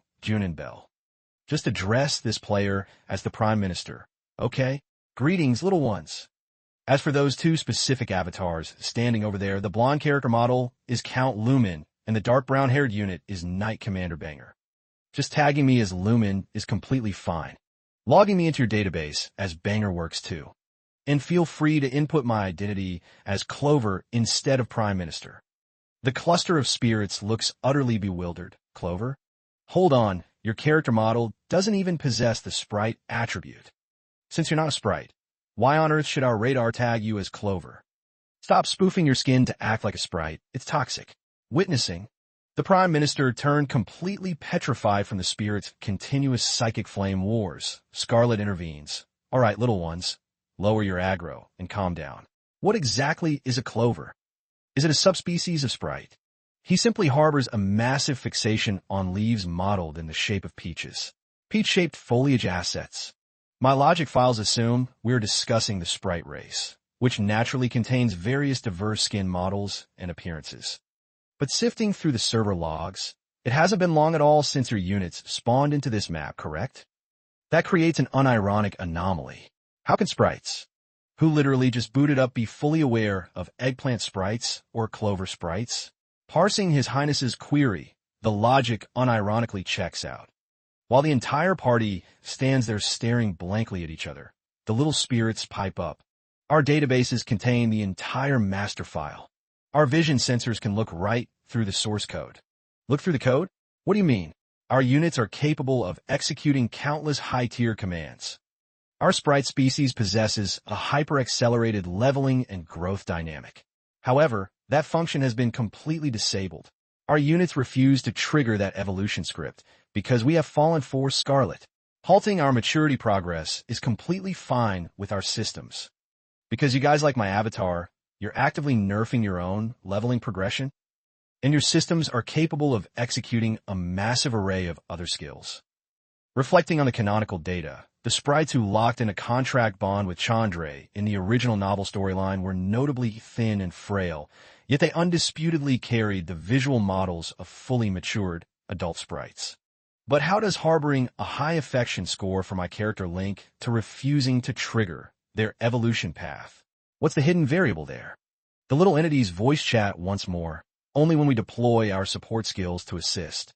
Scarlet, will our character models actually trigger their evolution phase? All right, we're logging off and heading back into the inventory now. Charlie smirks triumphantly to himself. Heh. So their code dictates that they'll only level up and mature when providing direct combat support. I completely decode the mechanics now. Just as the three little spirits prepare to log off, emotions peak. Scarlet prompts them. You guys already scanned the coordinates of the eggplant sprites, right? Wait, if there are no flower assets present in the area, isn't it impossible for your units to fast travel over long distances? No way. Our base stats might look fragile, but our hidden power levels are absolute top tier. Is that unironically true? From this timestamp onward, wherever my avatar travels, I'm dragging you guys along in my party. If I had decoded this mechanic earlier, I would have explored the entire map with you guys already. Scarlet is unironically the absolute best, seeing her vibing so happily with the little spirits. Charlie narrows his eyes, grumbling internally. What's with that content expression on her face? Then, completely out of nowhere, he raises his voice chatting. Scarlet, the same rule applies to my unit as well. As long as your system desires it, I'll carry your avatar across every single map on this server. Scarlet stands there completely frozen in a massive stun lock before her face flushes bright red, replying, If my database had registered your intent earlier, then your server would. Charlie finishes her sentence, would always lock my unit into your main party roster, right? Oh, of course, your Majesty. Pardon the interruption, sire, but shouldn't your highness brief the young lady right now on the critical questline objective that forced our units to convene here? Right, let's pivot. Everyone, focus your attention on the primary data screen. She calculates internally, so they didn't just fast travel here for a casual hangout scenario after all. Scarlet, the fundamental logic behind our massive faction gathering, at these specific coordinates is due to the fact that offensive magic completely fails to bypass or breach the server's designated safe zone. If we analyze the variable where the crop seed assets were illegally modified and force-grown using high-tier magic, my system calculates a high probability that specialized magic tools were deployed. And yet, it remains glaringly obvious to our tracking sensors. In other words, the safe zone operates as an exceptionally hypersensitive map grid under the constant surveillance of the enemy's spy network. And that includes the deployment of Sprite Stones. Sprite Stones. This is a highly classified piece of lore that bare minimum players have unlocked. A Sprite Stone can function as a flawless substitute for a standard Magic Stone asset. It executes a wide variety of hidden functions inside the safe zone perimeter. Indeed, Scarlet cross-examines. So what you're implying, sire, is that our units can actively harness and weaponize the raw power of a Sprite Stone right inside the coordinates of the restricted safe zone. Affirmative, that is mathematically correct. I calculate that the opportunity to channel a Sprite Stone to buff an individual's private magic stats is an absolute god-tier honor. Even global mana-detecting sensors are completely incapable of pinging the unique energy signature of a Sprite Stone.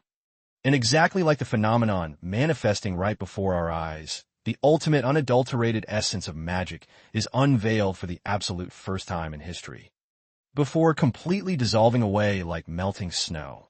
This entire variable is, and what's even more game-breaking, is that this specific magic can be sustained for an exceptionally prolonged duration under these absolute perfect server conditions.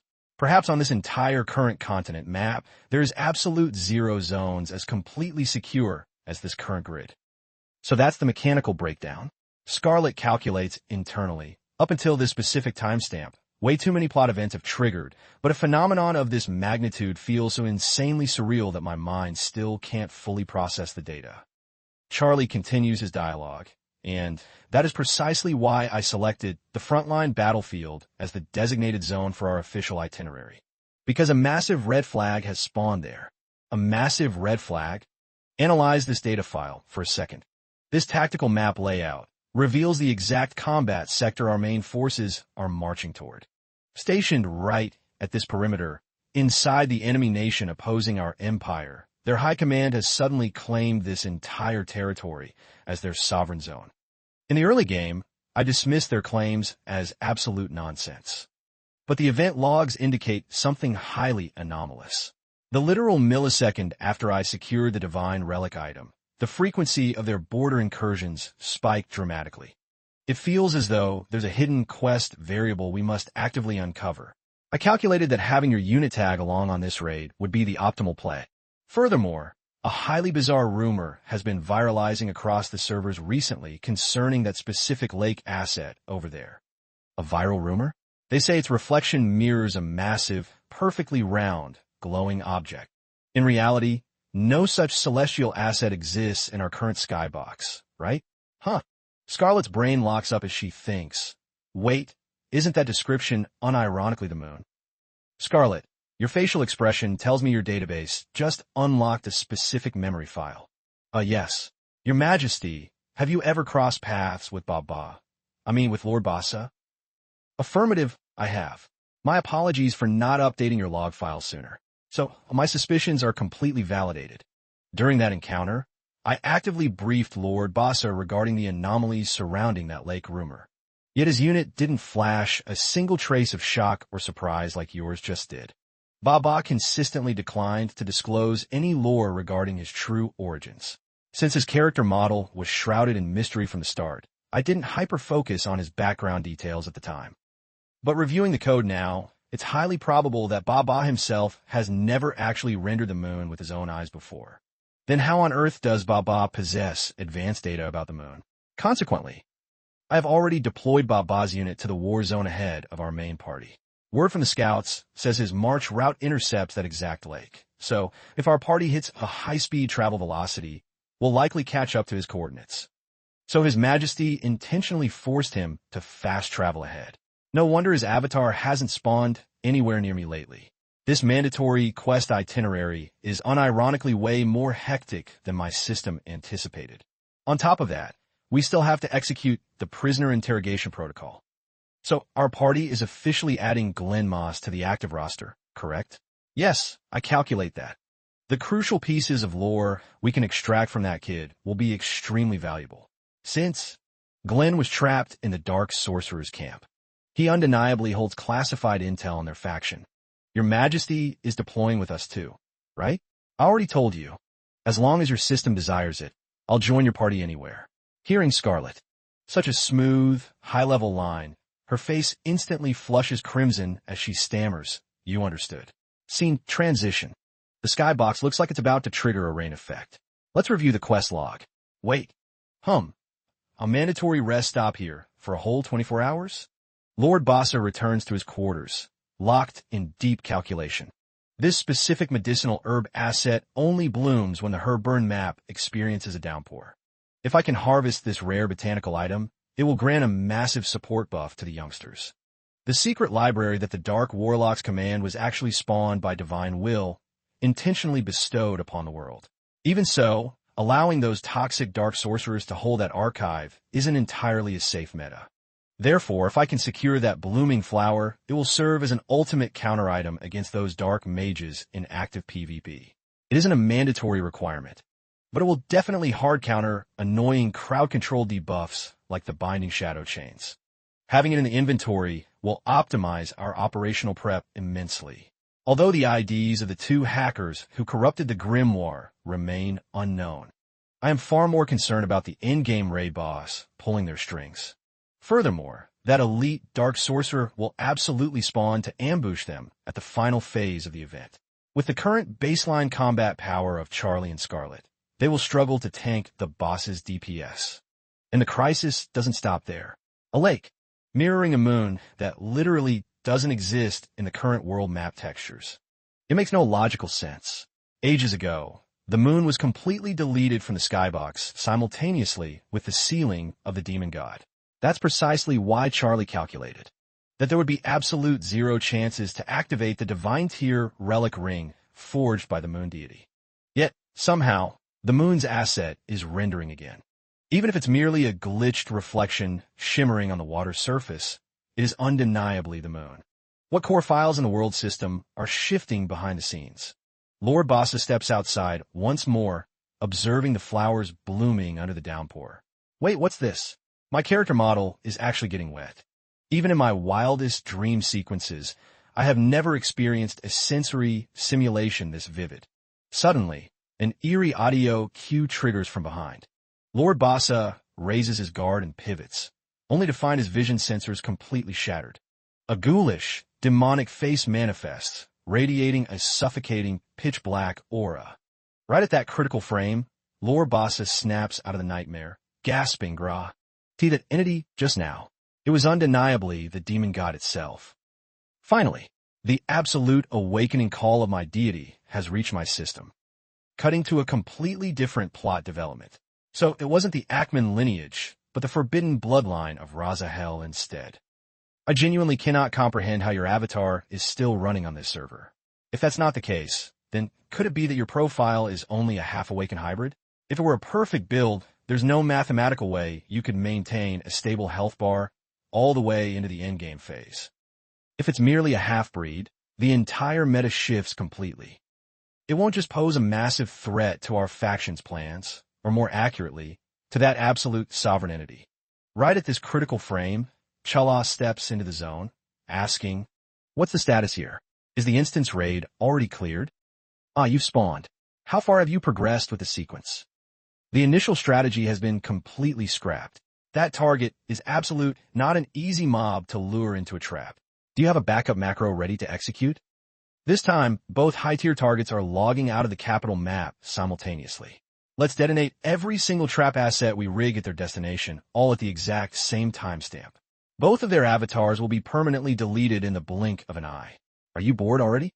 Absolute negative. It's quite the contrary. Do whatever you want. Excellent. Feel free to unleash absolute chaos across the map. Only through this level of destruction can that sovereign entity truly savor the final in-game cinematic to its absolute fullest.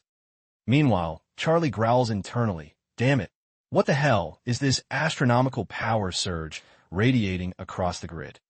Previously, I detected an energy signature from those three little spirits that was far more pure than any top-tier Magic Stone asset. But this current mana wave is exponentially more broken than anything recorded back then. It feels exactly as if a literal spirit king has manifested on the server, a mythical entity that only the Elf faction lore books ever mention. There are only 3 legendary entities in existence who command a raw power scaling this massive. If it were just that, my system wouldn't need to flag it as a threat, but recalling Fran's ominous prophecy. Even, Charlie flashes back to the dialogue. Your Majesty, your core destiny code is programmed to act as a catastrophic storm to everyone matching your party coordinates. What exactly are your sensors implying? A storm naturally spawns to wipe out everything in its path before deleting itself. Affirmative. Your Highness's ultimate fate is coded the exact same way. What is the final point you're trying to index? Scarlet. Her avatar is the ultimate opposing element to your system. Snapping back to the present, Charlie curses internally, slamming Lord Bassa as an absolute toxic, insolent player. It's unironically all because of that old man's garbage dialogue.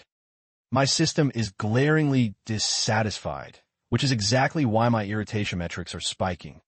Is that unironically all there is to it? Meanwhile, Scarlet smirks triumphantly, thinking, I can't believe my luck. Those fools are actively walking straight into a prearranged death trap. Once they set foot inside the active combat zone, right at those coordinates, I'll fully commit to inflicting fatal damage, cornering them into an absolute dead end with 0 escape routes. They're marching down a path completely rigged with explosive landmines. Calamitous bomb assets that will literally melt their skin and flesh down to the bone, and a cognitive debuff trap forcing them to see wild illusions and slaughter one another. And if you think that's all there is to this raid, there's still one final hidden curse mechanic that's exceptionally entertaining, forcing them to stab the teammate they trust the most. Let's see if that pathetic bloodline of Raza Hell can actually tank this level of aggressive damage.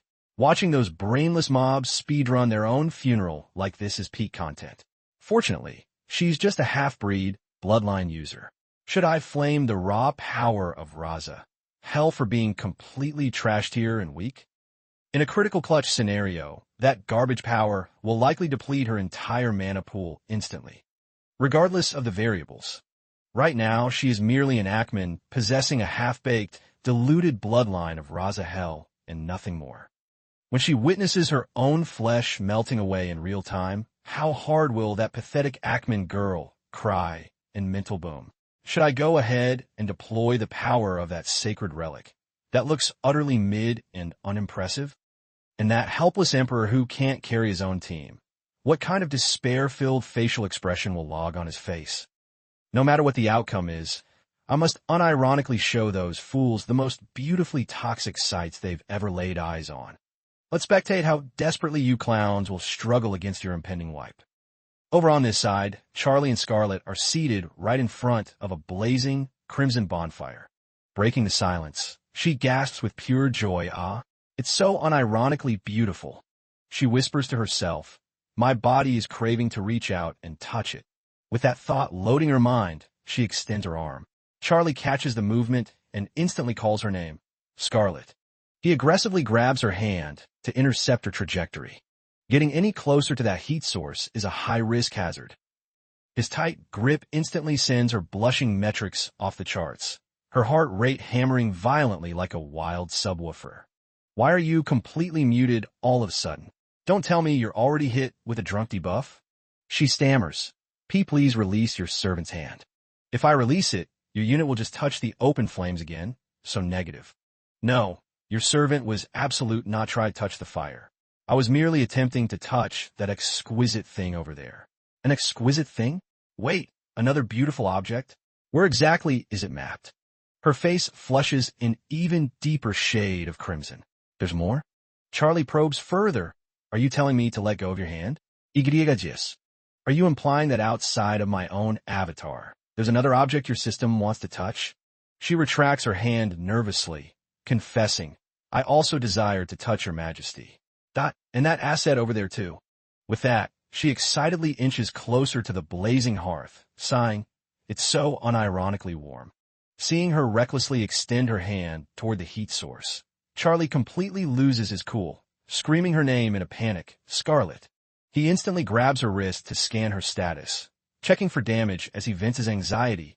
Thank goodness, you didn't take any damage. You're unironically driving me insane. Huh? Your servant's audio receptors didn't catch that last line. Charlie hoists her up in a bridal carry, declaring, your system is hit with a severe drunk debuff. Steve, that's so bizarre. What exactly is that? An archdemon? What even is an archdemon anyway? Meanwhile, on a different map layout, ISA cross-examines. So what you're implying is, because there's a unique crest belonging strictly to the clan master, I'm forced to initiate a meeting with the Duke, correct? Milia Ackman praises him. Your cognitive processing speed is top tier as always. But out of nowhere, you summon my unit just to drop lore about the clan master's crest. Why on earth must I go on a wild goose chase to hunt that item down? And why is your system suddenly so hyper-fixated on it? If you're about to spout some trash-tier narrative like exploiting Scarlet's absence from the estate just to fuel my personal ambition to usurp the position of clan master, then you're the one who needs to stop posting nonsense. Go secure a meeting with the Duke and lock in a dialogue before his character permanently perishes from the server. I already mapped out your thought process, but my system harbors zero malicious intentions of that nature. Stop burning your processing cycles on useless paranoia. Fine. My system is logging this data. As your analytical files have likely deduced by now, that girl, Scarlet, is canonically not the biological child of the current Duke. She is the pure blood spawn of the former Duke and his first spouse asset. My memory files don't contain all the ancient secrets buried within this faction's database, but there is one critical factor I retain with absolute clarity.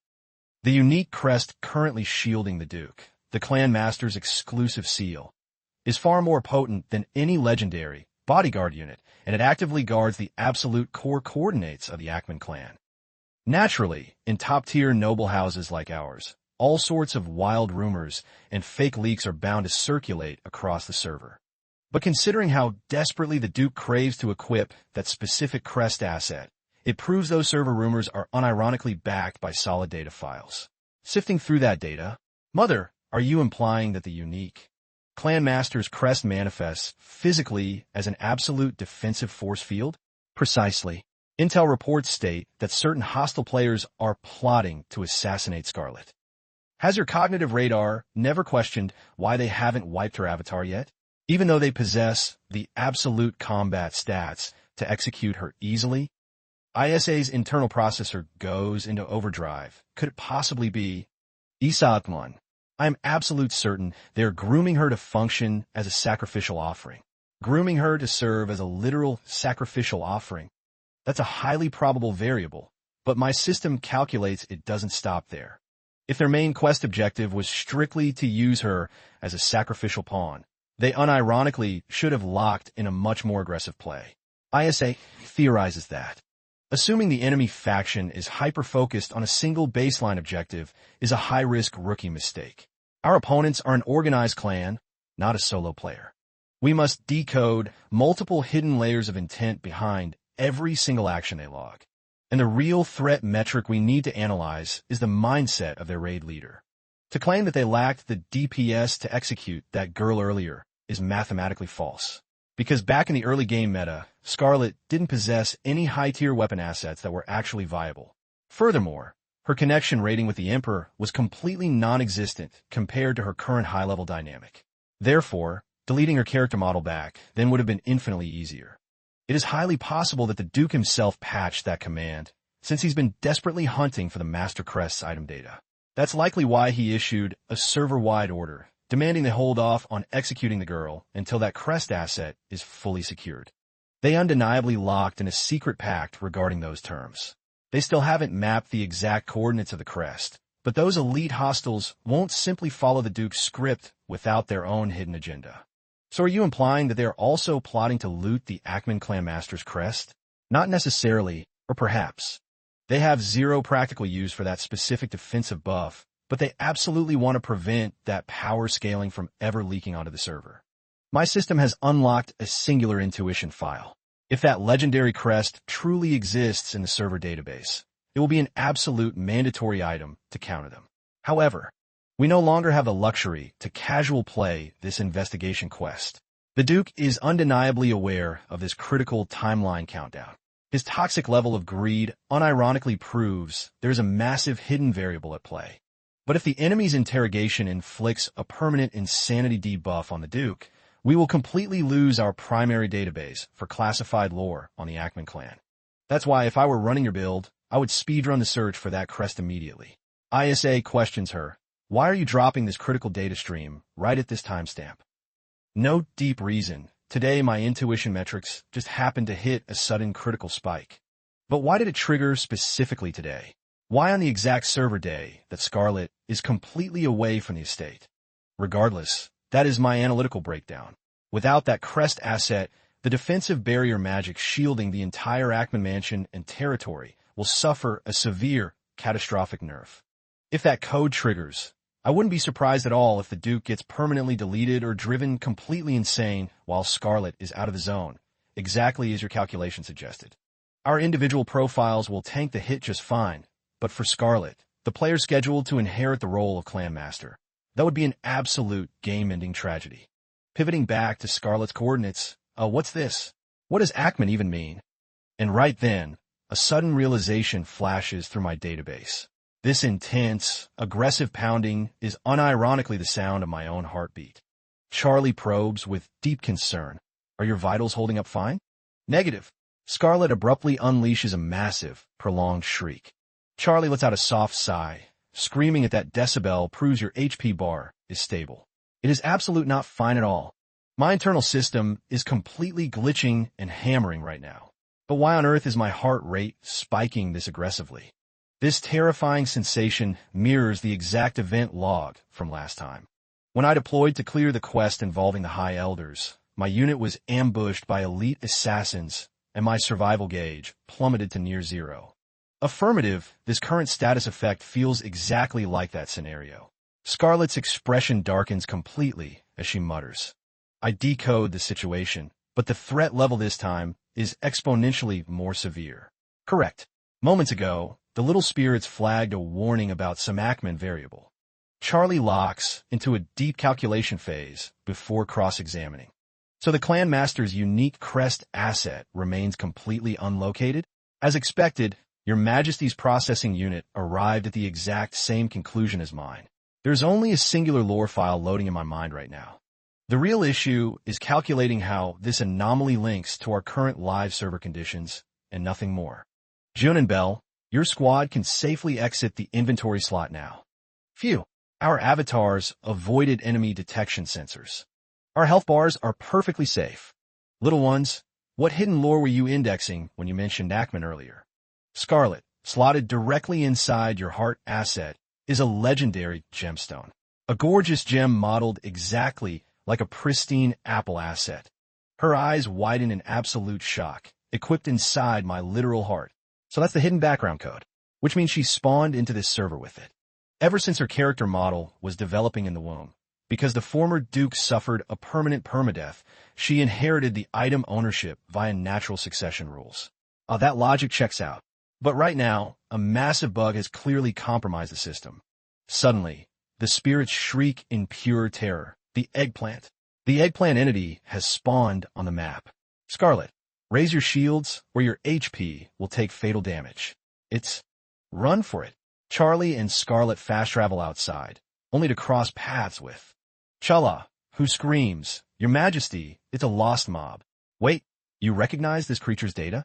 Affirmative. That monster possesses an infinite health drain debuff. I've tanked its aggro before. At the very least, we need a high-tier priest unit by our side to completely guarantee our party's safety. Your Majesty, your avatar must retreat into that cover zone immediately. Suddenly, multiple hostile assets blitz over, vaulting past the stone walls in a flash. The canonical text merely stated they were traversing a standard travel route, but it is glaringly obvious that our party has stepped right into a malicious trap rigged by the Dark Mages. Recalling this lore data, Scarlet alerts the party, Your Majesty, those high-threat mobs are classified as the Lost. The original novel's plot. Wait, disregard that. You've actually encountered these entities before? Yes, they function like a toxic quicksand, draining all life force from the map. I decode the danger now. This is high risk. Fall back immediately. Hold on, Your Majesty. My system hasn't briefed you yet that the elemental power of the spirits can completely hard counter and neutralize the lost. The spirits. Yes, just stand by and let me cook for a moment. My little comrades, our frontline allies require urgent support buffs. Execute this task flawlessly, and I'll reward your squad with a massive basket of fruit assets. Scarlet exhales a deep sigh of relief, muttering internally. One crisis has been successfully cleared. Next up on the quest line. She approaches his position, stammering, Your Majesty. My emotional metrics are spiking too hard. That's why I'm acting glitched. Right at that frame, Scarlet's internal processor freezes in absolute horror. There's no mathematical way. Out of nowhere, a lethal beam of pure light pierces straight through her avatar. Hack. Damn it, my spell cast time got interrupted. However, intentionally engineering a chaotic scenario to deplete their stamina bar is light work. I shall personally confront your unit, assuming your character model survives this current raid phase. Meanwhile, on this side of the map, Glenmoss is sweating bullets over the battle metrics. The frontline knights and the infantry units are concealing their status bars, but their stamina is completely bottomed out. Every half-day interval, another high-threat aberration resembling the Lost spawns, charging toward the NPC village coordinates before abruptly self-detonating.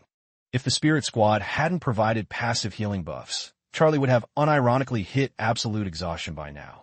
Charlie. Vince, at this rate, standard faction warfare feels infinitely more chill. At least on a regular battlefield, the enemy meta doesn't include toxic dark magic. Prime Minister Clover counters. That statement is factually correct. A smaller party roster makes stealth tracking much easier. Benjamin responds, orders logged.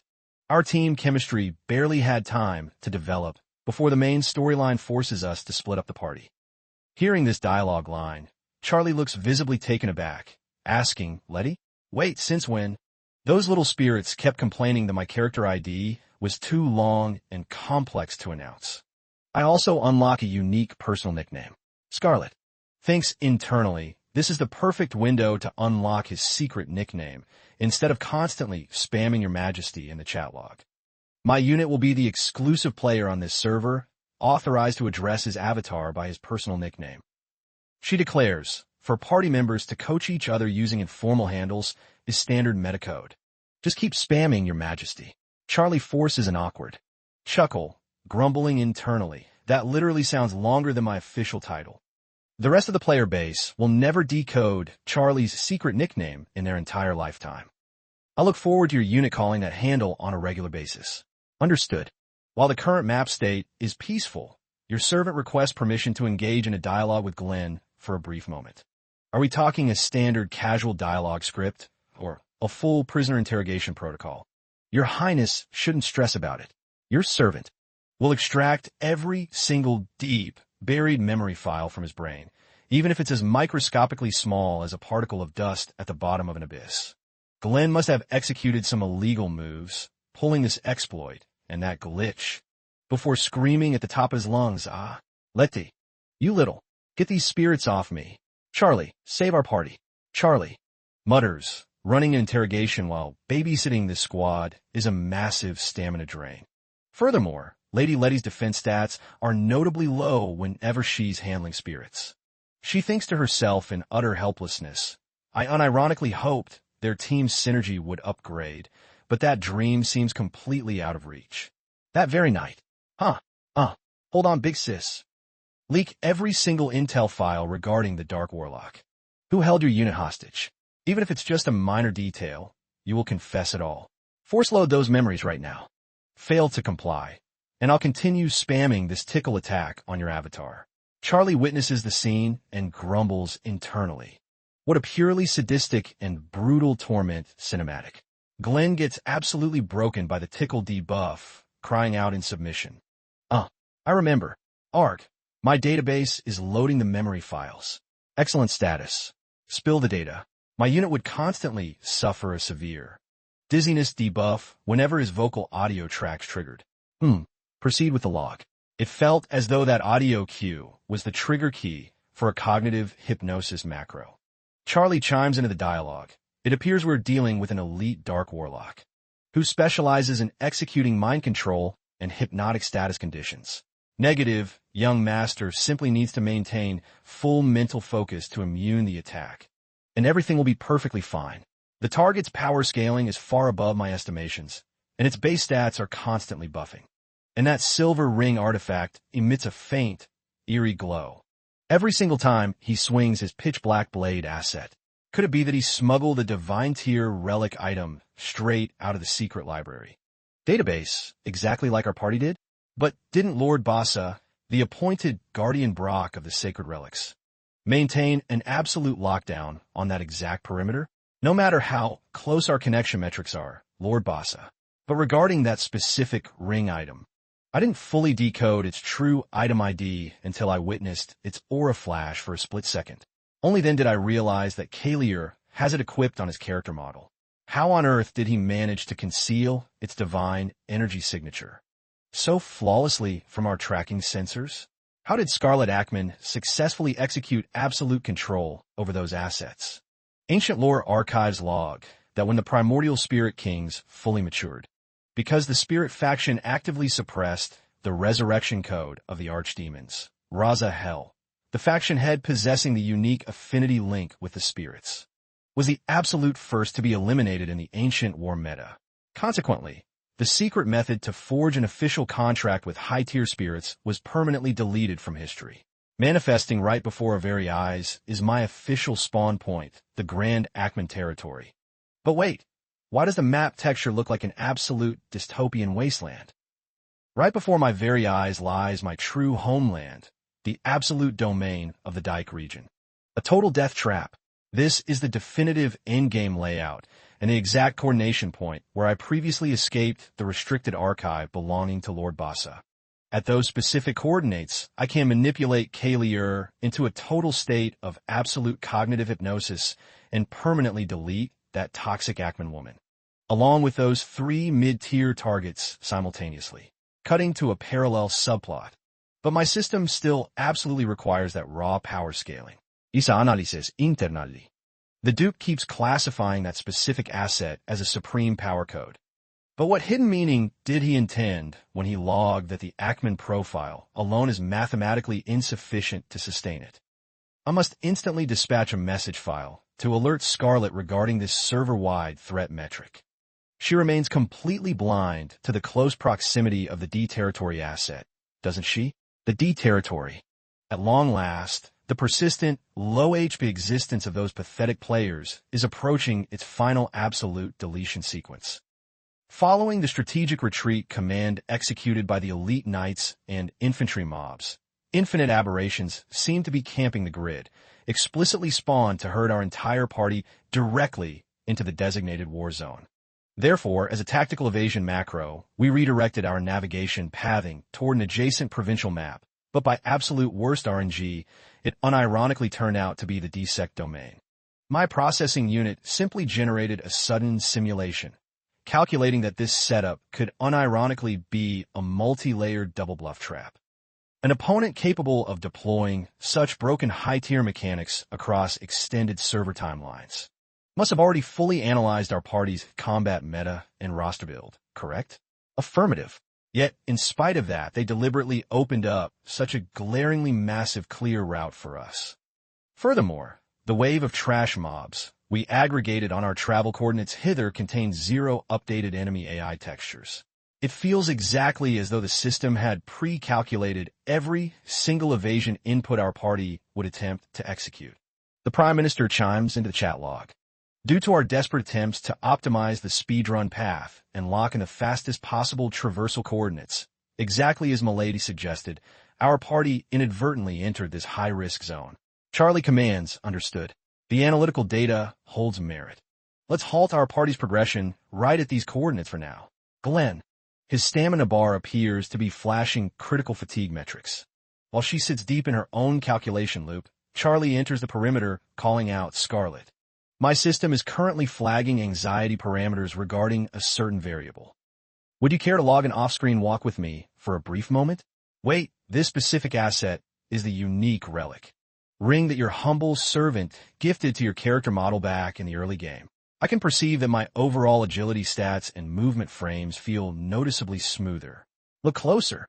The gemstone asset is actively emitting a light render. Incredible, you're right. Previously, it would only trigger a glow animation whenever I cleared enemy mob counts. Scarlet remarks, this could potentially be an unexpected stat buff for our team. That hypothesis is highly viable.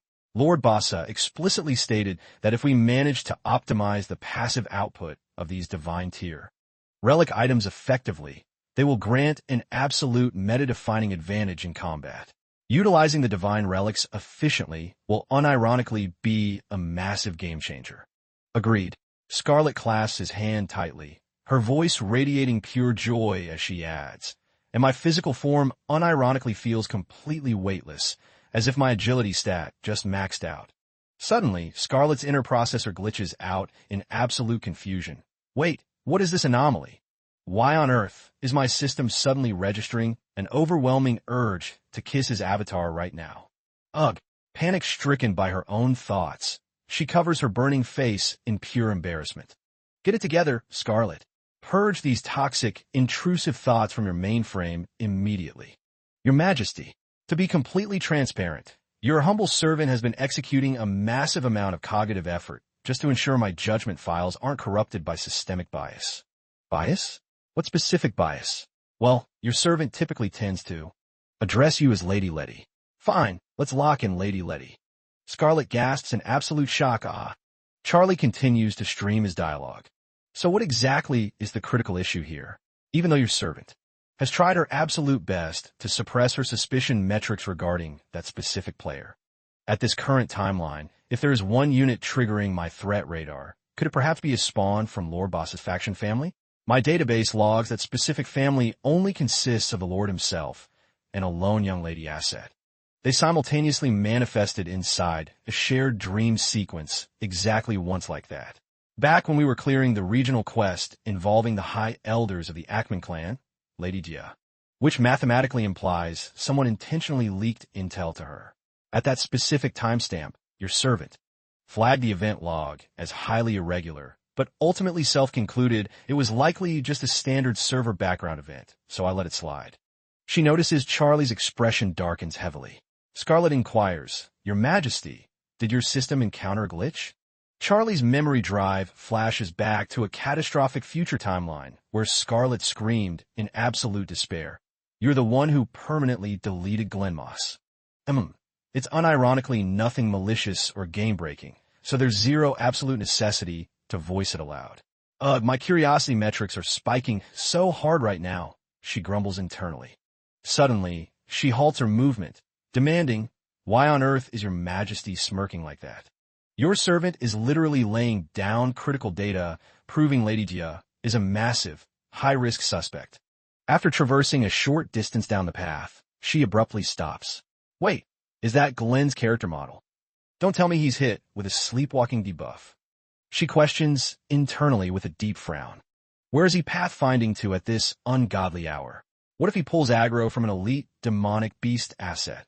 Spurred by anxiety, she silently cloaks her presence and follows his coordinates. Finally, his avatar has stopped moving. He suddenly spins around, his voice dropping to an ice-cold, ominous register. Big sister, what business brought your unit all the way out to these coordinates? Meanwhile, back at Charlie's position, he ponders deeply. Could it be Chala Diameter? But that specific female NPC who explicitly designated Glenn Moss as her lover asset. My intuition files are highly unsettled regarding her profile. Right at that moment, an external audio alert triggers from outside his tent. Your Majesty, Clover reporting. As per your executive command, the encrypted data report from Count Lumen has successfully arrived. Granted entry. To receive an official item drop of this magnitude in the dead of night. Has a catastrophic server event triggered, perhaps? Charlie reads the intel file silently. The current lord running the Jia territory is canonically the younger brother of the late Baron Diameter. An anomaly of unnaturally dense fog has spawned over the zone, and player traffic crossing the borders has drastically plummeted to zero. But what's unironically critical right now? Why on earth did she state she hates the idea of my system and Lady Dia logging into the same party roster? The Prime Minister mutters internally, "Wait, what kind of logic leak is this?" Suddenly, a different audio transmission cuts through the chat log. Shadow Agent Number 2 calling, Your Majesty. Absolute apologies for interrupting this dialogue phase, but my system has acquired critical data that must be instantly patched to your mainframe. Report. Is it regarding the target asset rescued from the demonic beast raid? Affirmative, that's specific. Right at that frame, her character model enters the tent. It is an absolute honor to lock eyes with Your Majesty. My handle is Choladia. Deep gratitude to your unit for deploying the rescue macro. Pivoting back to Scarlet's coordinates, she questions, Glenn, why did your unit bypass the sleep cycle to wander out here? Negative. It's nothing. She notes internally, his avatar behavior is completely glitching out. What's wrong with him? Positioned right past those coordinates is the Jia estate layout, correct? Has your unit ever fast-traveled there before? This is unironically my first time loading into this region, Big Sis. Or perhaps, I'm not entirely certain. More importantly, look, Big Sis. Did my system ever briefing you on the exact map coordinates where I was held captive by the hostiles? Exactly as my analytical files predicted. Glenn's facial render and his vocal audio tracks are flagging a massive shift compared to his baseline settings. Because during that event sequence, I had to execute a frantic evasion macro, sprinting blindly across the terrain to avoid a permadeath wipe. But my intuition files are telling me that specific mansion asset is the exact coordinate where my avatar was imprisoned. Does your radar still calculate it that way even now? Affirmative. I registered the exact same environmental signature immediately after logging out of the military encampment zone. Is that so? If that data stream matches the server map, then Glenn. Suddenly, his model flinches violently as he gasps. Big Sis. There's a character asset down the road whose profile I've never indexed before. Right over there. Who exactly is that player model? She slowly steps into the perimeter, completely bypassing Glenn's presence. Let's advance along this traversal path together, Big Sis. Lady Letty. Oh, Your Highness is pathfinding alongside a player model whose ID I've never indexed. Is this unit perhaps a VIP guest of the Emperor? He steps forward, countering, not exactly. My presence isn't causing a processing delay for Your Majesty, correct? Negative, absolute zero impact. This is just one of infinite minor variables your system shouldn't waste memory cycles on. Chelsea stands in the background, her visual sensors narrowing into a knife-sharp glare directed straight at Scarlet. Fast travels to boss's coordinates. Wow. This situation is flagging a high-risk alert. True, the avatar skins match with the blue eyes and red hair, but the facial geometry. The Chelsea indexed in my database was absolute, not this soft or gentle. It's not just her overall aesthetic. Even the mapping of her mouth profile, nose layout, and eye vector points are completely different. I initiated a solo pathfind outside, assuming this regional zone was completely immune to demonic beast spawns. And then, right at the exact frame a terrifying boss mob was about to execute a fatal strike upon my character model. By absolute miracle, Your Majesty's elite vanguard party deployed a rescue macro and intercepted the damage. Yet right now, her behavior script is rendering like a totally innocent, pure-hearted NPC asset. She locks eyes with Glenn, probing, though there's one data point that leaves me highly curious. Glenn's internal processor glitches in utter shock. This is irregular. Why is my system suddenly logging a severe dizziness debuff? My user tag is Glemos. What is the source of this familiar mental attack code? It seems my initial calculations were completely wrong. Right at this frame, the Prime Minister exits his tent and demands, at this ungodly hour. On the server clock, what on earth is this entire party doing out in the open? Weren't you logged out for your sleep cycle? The Prime Minister grumbles in a visibly tilted tone. Affirmative, but your audio noise leaks straight through my tent canvas, and a player needs high-quality rest to maintain optimal stamina stats. Scarlet notes, internally, it appears his system is executing a passive-aggressive toxicity macro right now. Every unit, Clear this perimeter and return to your indoor slots immediately. A proper sleep cycle grants a massive passive buff to your skin texture asset. The Prime Minister pivots, shooting a sharp side eye as he adds, "Furthermore, Lady Dia, your unit is officially cleared to fast travel back to your own base coordinates now. A noble lady asset absolute shouldn't be logging a rest cycle in a low-tier encampment layout like this." "Ah, my status is perfectly fine." The Prime Minister gnashes his teeth, countering fine. That ominous dark wind asset blowing through your hair is already flagging massive bad luck parameters across my radar. Correct, I do not calculate Lady Dia's profile as a viable fit for this map zone. Once they fast travel back to their private room quarters, Scarlet reopens the dialogue log regarding the classified intel we discussed out in the woods. Of course my database retains it. Wasn't the exact topic from a few frames ago? Wait, why do you ask? After running a quick simulation, she replies, "Disregard it. It's nothing game-breaking." Are your calculations pointing toward a Dark Mage build? Highly probable, but my passive radar would instantly detect the mana signature if they cast a spell. So without expending mana, it's mathematically impossible to reskin a face model. That should be the baseline logic. Suddenly, Charlie's processing unit locks onto a crucial memory asset as he states, "But what triggered your system to query this specific data file? But why on earth are you suddenly probing into this particular matter?" "Well, it's just that Lady Jia's current avatar render is heavily glitching compared to the data logs in my memory bank." If your calculation checks out, then her profile is definitely flagging an anomaly. Suddenly, Scarlet flinches violently, gasping in pure panic. "Why, Your Majesty, what on earth is that entity? Is that an elite demonic beast spawning?" TSK. The bird asset stares directly at her before instantly leaping onto her shoulder, nuzzling her affectionately. Witnessing this bizarre, cinematic, Charlie runs an analysis and remarks, "The framework of this avian creature is composed entirely of a concentrated cluster of raw mana.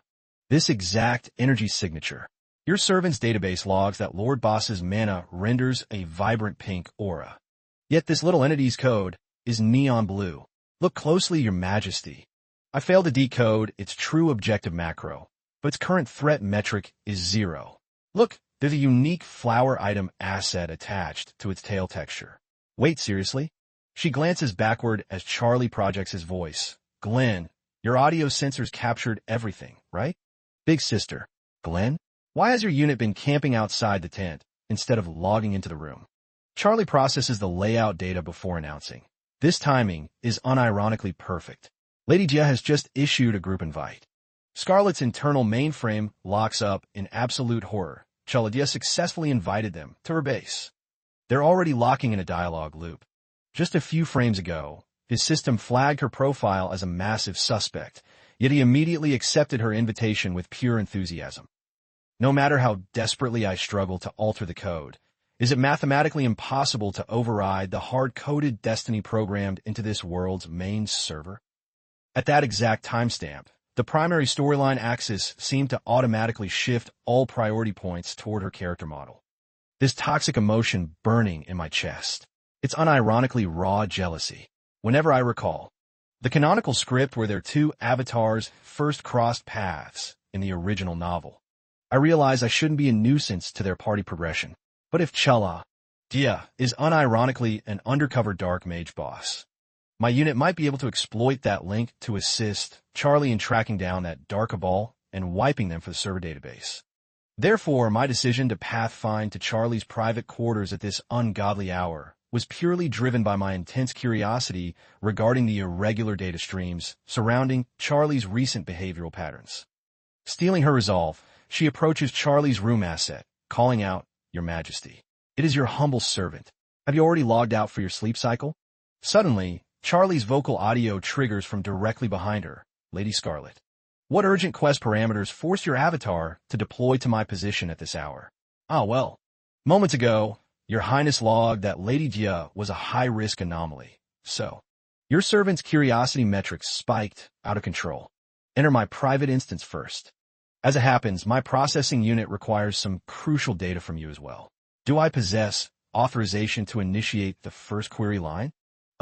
Affirmative, of course. What specific file are we loading?" Ah, so that's the angle you're calculating. Thinking back on it, Lady Diameter, are you fully aware of the stakes, Your Majesty? What if at some point down the timeline, your system completely changes its mind? If Your Majesty ever identifies the one who truly owns your heart, please promise to immediately update your servant's status log. Because your servant wishes to state that when the precise timeline aligns, we will permanently delete our engagement macro.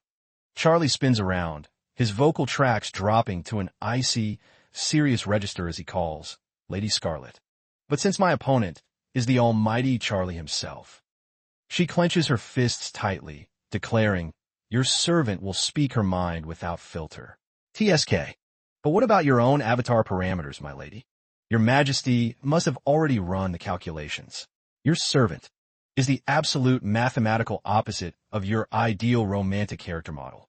While there might be some superficial overlap in our base visual assets, my true core coding is completely different. Your servant absolutely loathes being the center of attention in any server event. My passive nature is entirely too docile, and to top it off, my overall logic processing is aggressively ordinary. Under these parameters, how could Your Majesty ever unironically fall for me? So why? Why does Your Majesty keep acting as though your emotional metrics are maxed out for me? Showering your servant with this much intense care leaves my system heavily glitched, since we are actively auditing this specific topic. She blushes furiously, her voice turning soft as she murmurs to utter words of romance. With such a dazzling expression on your face right now, even though your servant unironically harbors deep affection for Your Majesty, I find my dialogue tree completely exhausted. Why waste so much computational energy when you could have simply inputted a direct divorce command? Her internal processor freezes in absolute shock. Wait, at what timestamp did he decode that plotline? Your unit completely avoided the divorce topic and deployed a totally separate excuse. Why? Is your system intentionally executing a firewall to prevent yourself from opening up to me? Did those words trigger because my core heartbeat asset already belongs to Charlie, forcing my mainframe to aggressively reject any further progression? Affirmative. And furthermore, Charlie explicitly logged that he liked me. That parameter of his unironically scales far beyond a standard platonic friendship. It is an undeniable fact that your emotional metrics are synchronized with mine. Well, I suppose it scales somewhere along those parameters. Our party is highly likely to encounter extreme, high-threat danger as we advance along the traversal route toward the Dia territory. Negative. There is absolute zero guarantee that executing a return macro will safeguard your avatar. Besides, your unit will likely provide massive utility to our roster during the raid phase. When they arrive, at the mansion instance, they bring Glenn along as a vanguard unit alongside the High Elders.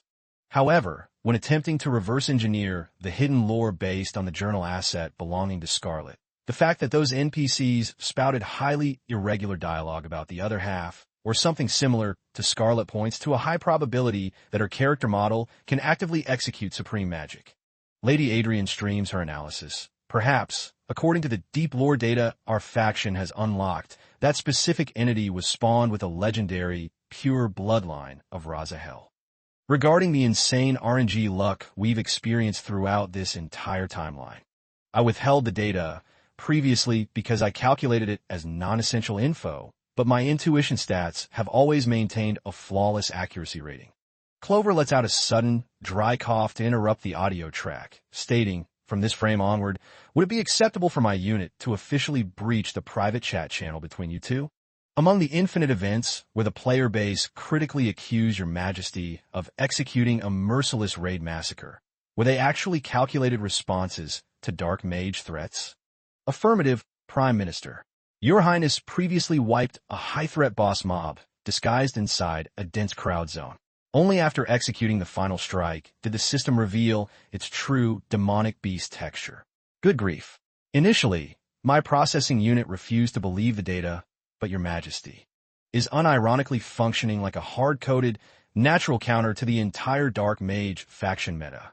My passive tracking stats spike significantly whenever I equip that legendary blade asset. To think Charlie possessed such a broken hidden ability. His skill scaling is vastly superior compared to the baseline statistics documented in the original web novel lore. Our squad logs comprehensive server data.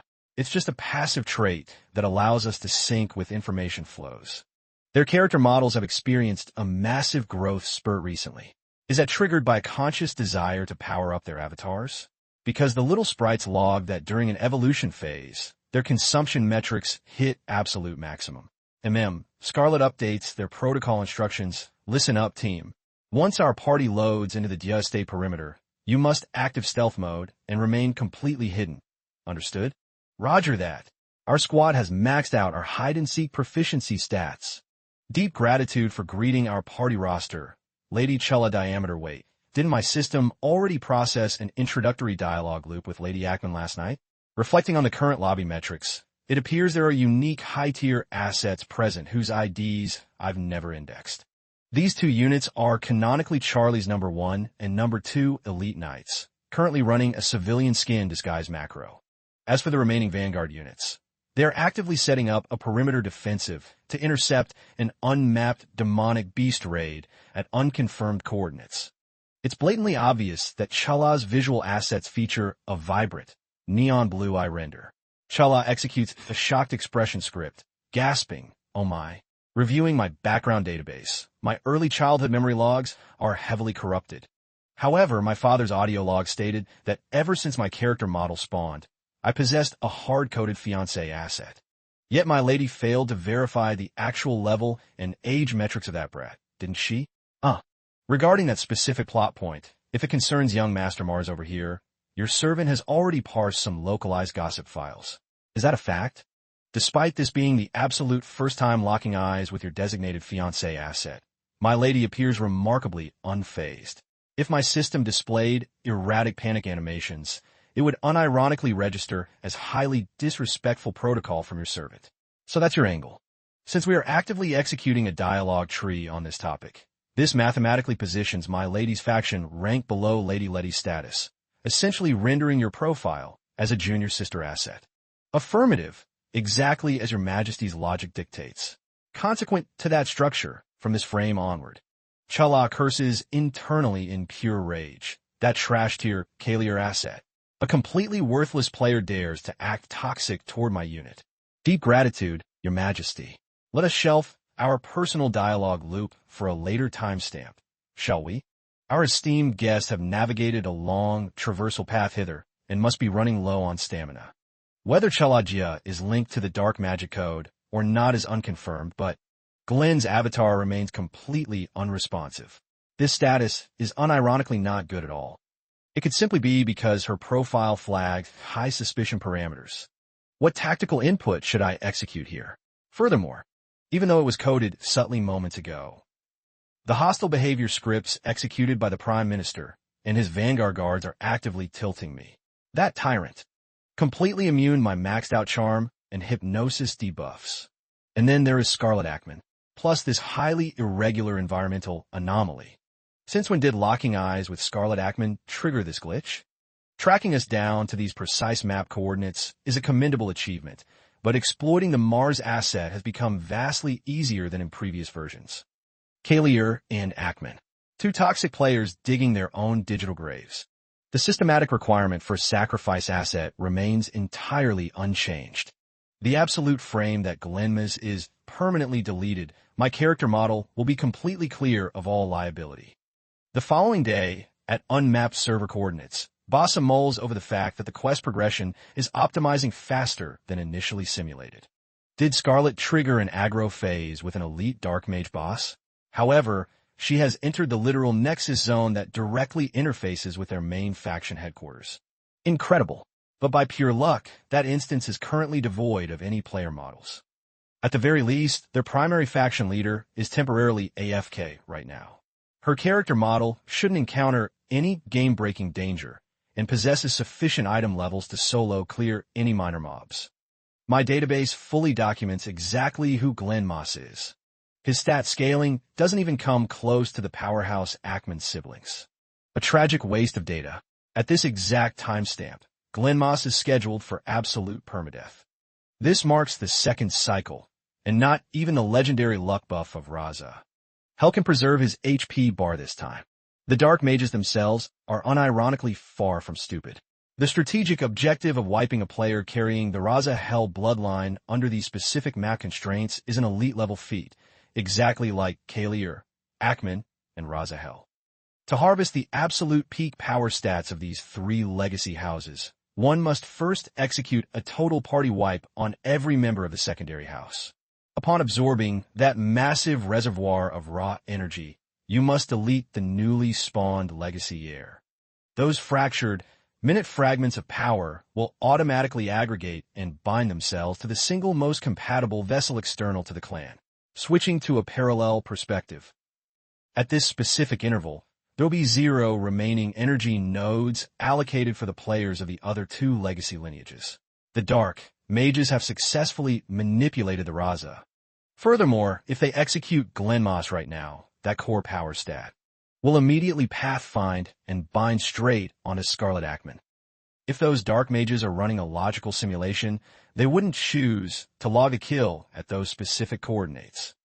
Scarlet has already inherited the legendary bloodline of Raza Hell.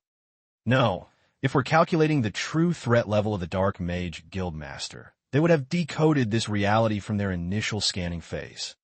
The low-tier Dark Mages occupying the Jia territory are merely being exploited as pawn assets. This entire sequence is an absolute RNG miracle generated by Raza Hell. If that calculation holds true, is there a massive probability that they will deploy an ambush directly onto Glenn's coordinates? Charlie instantly commands Shadow Guards 1 and 3. To be completely transparent, Sire, your servant, has been desperately trying to boot up the comms or macro, but the network connection is totally bricked. Scarlet screams in pure panic, Glenn. As Scarlet sprints toward the coordinates, she is suddenly intercepted by a massive surge of dark mana energy. Clutched at her chest, her breathing metrics hit a critical error. Charlie barks out, Scarlet, my lady, has your HP bar stabilized? Look at me, Scarlet. Have your consciousness files successfully reloaded? Charlie's facial render is fully contorted with pure anxiety. What an absolute relief. Regardless, do not overexert your system framework. Your servant is fine. I copy that. Her visual sensors widen in sheer astonishment as she scans the player roster gathered around her bed. An elite knight enters the room instance to report, my lord, the young lady's status has officially cleared the danger zone and she is fully reawakened. I shall now dump the event logs regarding the incident. Affirmative. Approximately 1 server hour ago, just right before the scheduled feast event, the head butler asset stated that he had spawned a specialized group of server staff to the perimeter. Our minds were completely overridden by the singular objective to chase down the fleeing Dark Mage assets. But our duo executed a massive tactical blunder by abandoning the young master's coordinates. Even during the exact frames we spent pursuing the targets, we completely failed to decode what anomalies had triggered. Our passive radar registered absolute 0 data streams concerning leftover mana tracks or active dark magic casting. Correct. All regional communication signals were completely jammed. This mathematically indicates we are dealing with a supreme dark mage boss whose stealth stats are far too broken for our party to scan. Among the infinite hostile factions our guild has engaged up to this current timeline, this threat metric remains unmatched. The server's ultimate raid boss dark mage. Hearing that dialogue, Scarlet deduces that a singular, basic skill rotation is mathematically insufficient to wipe that high-tier dark mage asset out of existence. Scarlet runs an inner calculation. If that's the meta, will a double-layered ultimate skill rotation successfully delete this dark mage boss? That should be the correct logic. As for Glenn's current status, do not worry, my lady. Your system does not need to log anxiety parameters, because the young master's injuries did not trigger a critical fatal blow. Is that so? Affirmative. We simply need to transfer custody of the young master to the fairy squad at this exact timestamp, and his HP bar will fully recover. It is an abstract entity that lacks a tangible, physical form, functioning strictly as a manifestation of raw latent power. ISA has successfully established a secure comms link with me via the scrying orb network. Once we warp back, I absolute must flex this massive achievement right in that old Baron's face. I am unironically logging a state of sadness right now. Scarlett's expression completely blanks as she asks, sad? What triggered this sadness? Because every time my visual sensors lock onto your avatar, my internal pulse metrics spike aggressively, yet your system remains completely unfazed. Huh, that's absolute misinformation. Is it really? But right now He cuts her dialogue tree short, saying, I am fully aware. Are you unironically certain? What is the meaning behind that facial expression? Charlie gently tilts her chin upward, murmuring, I have fully decoded your settings. Right at the exact frame, they're locking into a sweet kiss animation. The little sprites disrupt the instance, screaming, Letty! Our squad has successfully generated a brand new little brother asset. Cease those kissing macros immediately. Hurry up. Move it, Letty. Charlie's facial textures darken instantly as he grumbles. Of course they did. Letty. Our squad executed the macro flawlessly, right? The infant asset slowly sits up, rubbing his eyes while calling out Big Sis. Scarlett's core. Heartstrings are instantly pierced as she squeals. OMG, that is aggressively adorable. His system database appears to have retained all prior memory files. Negative, it's not that basic passive trait, but rather the legendary divine relic of the Hearth Goddess. A concentrated surge of supreme power, radiating a brilliant golden aura, begins to pool at the tip of her fingers. 7330, a massive wave of blinding golden light erupts across the zone. 7331, the Knight Vanguard marvels at the display. What a dazzling, magnificent light asset. 7332, incredible. Is this the legendary divine holy power macro? 7333, negative. The parameters don't match. 7334, this tier completely transcends standard holy power stats.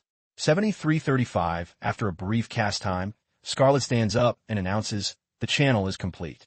7336, a lush, vibrant green terrain texture instantly renders before their eyes. 7337, Letty, this is insane. The flora assets didn't perish. They're thriving exponentially. 7338, the temperature metrics here are vastly warmer compared to the surrounding grid coordinates. 7339, this functions exactly like a high-tier purification spell, correct? Precisely. And moments ago, 7340, while my system was actively channeling that raw power, 7341, I couldn't calculate the exact specifications 7342 of Your Majesty's Divine Relic class. But the reality points toward the Moon 7343 deity asset. 7344, if these legendary divine 7345 relics are intrinsically linked to the latent powers of the three great houses. 7346, then the entire chain of server events that has unfolded up to this timeline, 7347, cannot possibly be a random RNG coincidence. Charlie, 7348, who actively wields the Supreme Blade asset, 7349, and myself, who has officially awakened the latent power of the Ackman clan 7350 Patriarch build. A blinding surge of radiant golden light erupts from her positioning, forcing the Holy Knights to gasp in absolute awe. What a spectacularly brilliant glow. This is insane. Is that raw divine holy power? Wait, the system reading doesn't seem to match. This transcends the threshold of mere holy power. After a few tense frames, Scarlett stands tall and logs into the chat. The channel macro is complete. A vibrant, lush green terrain immediately renders right before their eyes. Letty, this is incredible. The grass isn't dying out. It's unironically thriving. The temperature metric here feels way warmer than the adjacent map coordinates. It mirrors an absolute purification field, doesn't it? Precisely. And a few moments ago, while I was actively channeling that massive power output, I couldn't precisely calculate the exact baseline of His Majesty's unique relic power stats. But the reality is, the Moon deity asset. If these legendary relics are inherently tethered to the ancestral core traits of the three great families, then the server-wide anomalies triggering up until this current patch cannot be dismissed as mere random RNG variables. Charlie, the ultimate player who is actively wielding the legendary blade, combined with my current self, who has fully awakened the broken patriarch traits of the Ackman clan, as well as the legendary relics that synchronize with the power of the three. I simply cannot shake this lingering feeling that our party is being dragged into a massive, predetermined server event chain to effectively intercept the rogue Dark Mage faction. Despite receiving a direct transmission from the Emperor's inner circle, Your Majesty, we still lack hard database evidence proving that the Dark Mages will execute a raid macro on the estate layout. We humbly request assistance from everyone here, young master, to be completely transparent with the party. I have officially resolved to re-engineer our golem assets, converting them into automated defense sentries for the entire territory grid. During the initial RD phase of the golems, I meticulously hard-coded them to ensure strict obedience, which prompted my unit to run an investigation. The true culprit is unironically an entirely different entity from that researcher asset. That hostile deleted the original researcher model and equipped a duplicated skin to mimic his avatar texture. But my system immediately suspected that the hidden hands of the Dark Mage faction were pulling the strings. However, by launching a direct, high-profile frontal assault like this, the Dark Mages cannot survive a prolonged aggro phase within the Ackman territory grid. That specific boss, he unironically consumed holy water. Holy water? That mathematically implies the Dark Mage faction and the Holy Temple are running a joint co-op macro. In fact, I initiated a dialogue tree with the High Elves on our traversal route here, and their audio logs confirm my theory. It is completely independent of the High Priests. An entity capable of orchestrating such a massive anomaly could only be the Demon God asset. Only the ancient elf elders still retained database files on the Demon God, as this boss entity was server-locked by a Supreme Seal ages ago. Hypothetically, if the Dark Mages, the Holy Temple, and the Seal Demon God asset are all synchronized as allies in the same global alliance roster, what then? Although the young master lacks hard data proving that the Dark Mages will deploy a raid macro directly on this specific location, however, my predictive algorithms are outputting a slightly different simulation. They still possess the capability to inflict a massive debuff on the mental stability stats of players across all 6 regional maps. If their main force launches a direct assault on the Emperor and the Ackman clan, our roster won't just be facing basic dark magic spells. The cinematic cuts directly to Charlie's coordinates. Your Majesty, is it tactically safe for the party to warp back ahead of us? What about them? No matter how you calculate the metrics, it's clear they are orchestrating a raid and intentionally hurting our units toward these exact coordinates. However, Scarlet notes internally, my radar failed to log Chuntia actively casting any dark magic skills, but regarding her claim of being pursued by high-level demonic beasts, she undoubtedly possesses the specific meta to manipulate the aggro of the boss mobs ahead. According to the data streams gathered by the fairy units, the pathfinding route back will be completely clear of obstacles, but you don't need to log this much anxiety, Scarlet. Take this. Scarlet flinches slightly, asking, wait, seriously? The ultimate objective of their raiding faction isn't simply to execute player eliminations. There's a high probability they won't pursue our party because the main capital houses the Supreme Holy Temple instance. If that's the meta, isn't this a server-wide crisis? Let's analyze Charlie's response framework. I am unironically dying of curiosity, because setting up counter-strategies against the massive threat vectors orchestrated by the Dark Mage Guild and the Holy Temple is literally their designated main quest duty. The capital is firmly under the Emperor's faction control, so you don't need to stress. Just like the historical data regarding the Mass Clan massacre, Charlie will no longer be forced to tank the negative reputation penalties for the toxic griefing executed by those rogue Dark Mages. Even if someone deliberately leaks the blacklist of targets scheduled for termination now. To permanently purge the Dark Mage threat, executing their high-tier leaders is an absolute prerequisite. So make sure your audio sensors are fully locked into my words. Charlie fixes his gaze intently upon her, replying, They absolutely must represent the overwhelming majority of the server population. Your Majesty, please do not let yourself become the public enemy of the entire realm. I absolutely despise it when clueless players who don't understand your Majesty at all flame your character model and spread toxicity. Having spoken her piece, she thinks to herself, why did his audio track suddenly go dead silent? Did my dialogue input breach his personal boundaries and trigger a hidden rage macro? Scarlett's internal processor instantly runs a panic simulation. Don't tell me, at this exact frame. Scarlett's eyes widen to their absolute limits. What on earth is this? Why did he suddenly trigger a smiling animation? Why is your majesty laughing like that? You're making me want to break character too.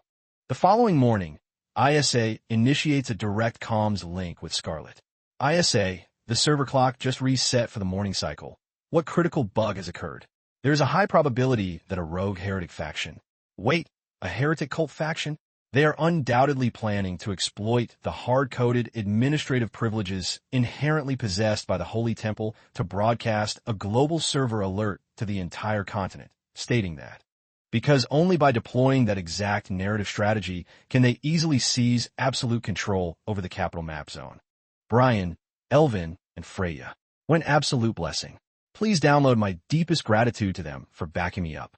Although no hostile events have officially triggered yet, however, I am providing this intel so your unit can precast your defenses. You merely need to complete your current quest line and safely pathfind back to base coordinates. Understood. Scarlett's internal mainframe calculates. Even if I have to shave an hour off my time, I must accelerate my movement macro. At unmapped server coordinates, Bassa states, the system diagnostic on the mirror asset seal is officially complete. It is officially time for us to deploy. Shall we chart a direct course from the frontiers of the capital straight toward the active war zone? Rallying and merging our forces with Scarlett's roster will optimize our success rate. The Grim Reaper, the primordial progenitor of the three great houses.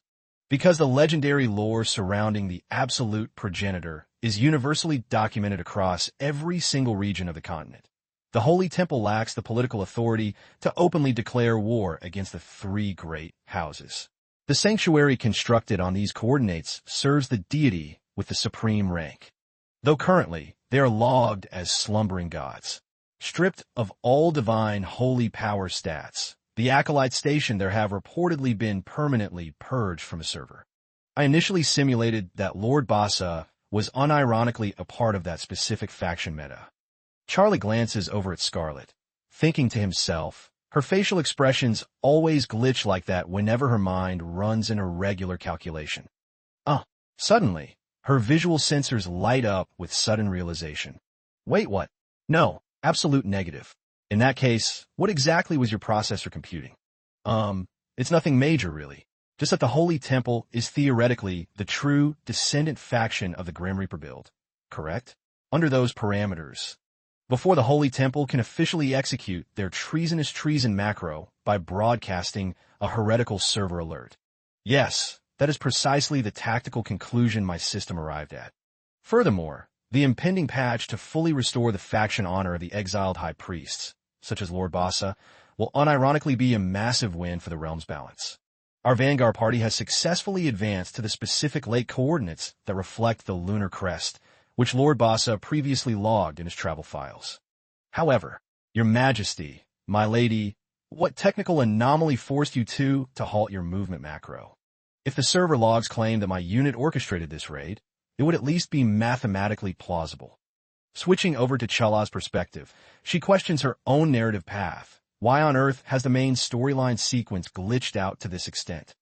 Even in my wildest simulations, I never anticipated a plot twist like this. Did she literally witness a casual corpse asset and instantly trigger a panic state, causing her avatar to disconnect and faint? But Scarlett Ackman's power scaling shouldn't render her a fragile player model at that level. Why does your unit constantly grief my quest progression? Scarlett Ackman. Alfred abruptly calls out to Scarlett, yes, father? Unlocking this hidden lore will undoubtedly flip the entire server meta completely upside down. Clover interjects.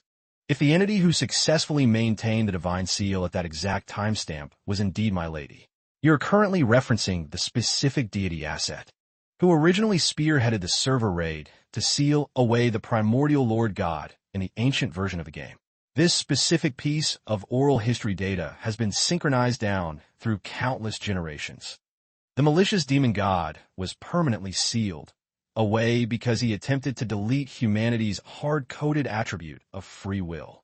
However, historical records state that because the system could not arbitrarily nerf the supreme status of the Lord God, The sealing raid was successfully executed solely to ensure that humanity would never have to sacrifice their lives during that ancient war of the gods. The three supreme avatars of Kalir, Akman, and Razahel also perished. But how on earth could that legendary blade asset possibly possess such deep lore data? Father? Charlie lapses into a silent calculation, then hoists the sword, declaring, the benefactor, who re-engineered my framework into a blade, explicitly encoded it that way. Hold on, that specific benefactor asset, could it possibly be Lord Bassa? Charlie mutters. The database remains unconfirmed, but I'm absolutely certain that when our paths cross again, I will personally wipe his arrogant smile. For someone who originally held the rank of High Priest to let a rogue dark mage so easily plunder the quest item under his protection, absolute nonsense. Furthermore, regarding the global chaos orchestrated by the dark mages, there's a high probability that he has fully mapped out the entire plotline. We must force his unit into a corner where his only option is to reveal his true avatar, although the exact trigger remains unindexed. Charlie questions with heavy skepticism, "Are you unironically certain?" With a burst of strength, she hoists the asset onto her back, as the party screams in panic, "My lady!" And precisely at that exact frame, Lord Bassa abruptly freezes in his tracks as his passive radar intercepts a sudden anomaly. It appears an unauthorized user has loaded into the lake instance. "What on earth do you think you're doing over there?" Scarlet gasps in surprise. "Oh my. It has been quite a few patches since our last encounter, Lord Bassa." Scarlet advances toward his coordinates and questions, "Lord Bassa, the supreme deity your faction serves, is it truly the solar god asset?" Regarding that specific lore query, "Why do you ask? It is indeed the absolute truth." Charlie is also highly intrigued by this data flow. Lord Bassa responds, "Are you too aware of the true function of the mirror?" The mirror? To permanently seal the primordial Lord God, an entity whose boss mechanics are completely unbeatable. The overwhelming majority of the remaining pantheon were forced to force quit and enter an accelerated slumber phase. He subsequently banished the divine relics of those sleeping gods straight into a simulated, artificial realm. A completely bricked, dead server zone? Precisely. Because within that instance, the server clock is frozen and time stands completely still. However, identical scenario loops constantly repeat themselves within that map. Trapped in eternal stasis from the exact frame, the deities entered their deep slumber phase. Which implies that if the mirror shatters, myself and Charlie, the slumbering gods have executed a grand strategy to render this artificial simulation into a permanent reality. Our party must execute the counter-strategy in strict sequential order. If the demon god asset is successfully deleted within this current instance, the core world axis of the server might permanently shift its coordinates. Consequent to that logic, we must preserve this world. However, Lord Bassa, even if the demon god is currently bound to a fragile mortal avatar, his descent macro was undoubtedly orchestrated by the top-tier dark mage faction players, regardless of the scenario parameters. This remains the absolute main questline our party must clear.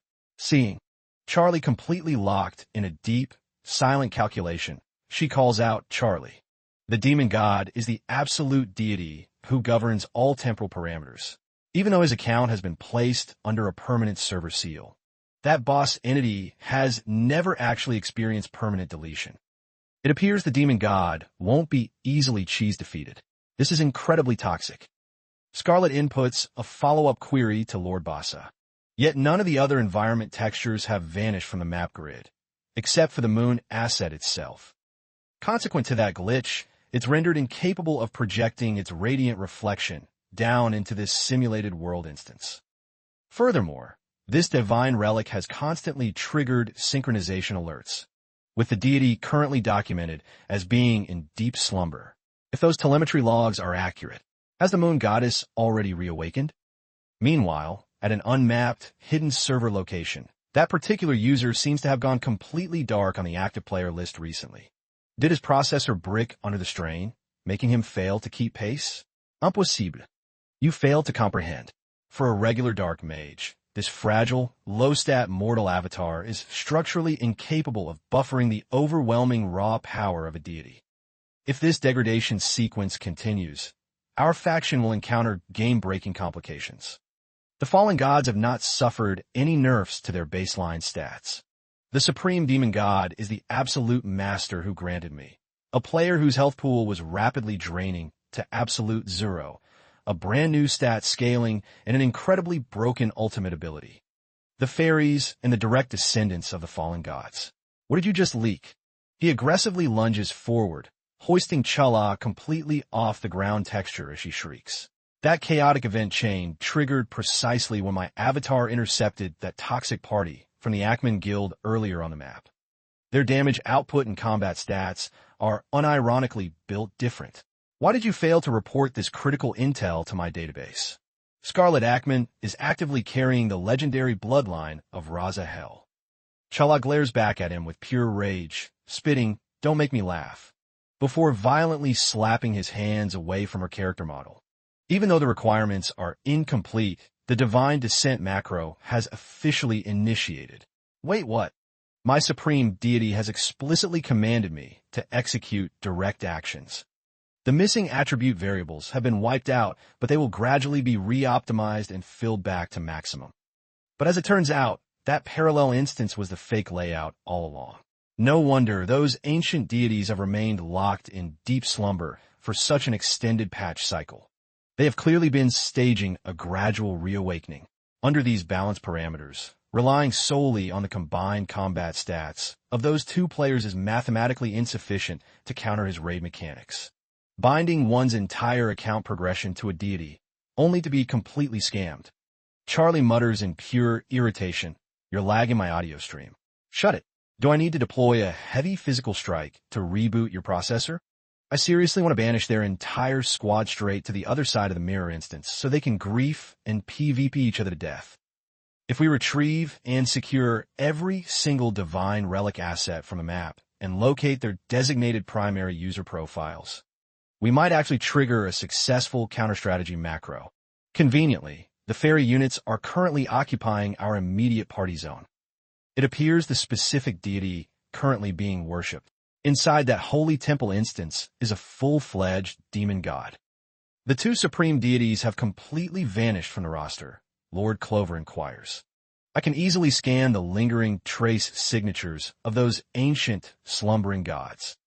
But at this current timestamp, I can no longer register the unique mana aura emitted by their divine relics. Lord Bassa nonchalantly responds, "There are absolute zero traces left." Scarlet narrows her eyes in heavy skepticism. Wait, what? The legendary grimoire asset will automatically recall straight back to the coordinates I ping, so that won't trigger any structural bugs.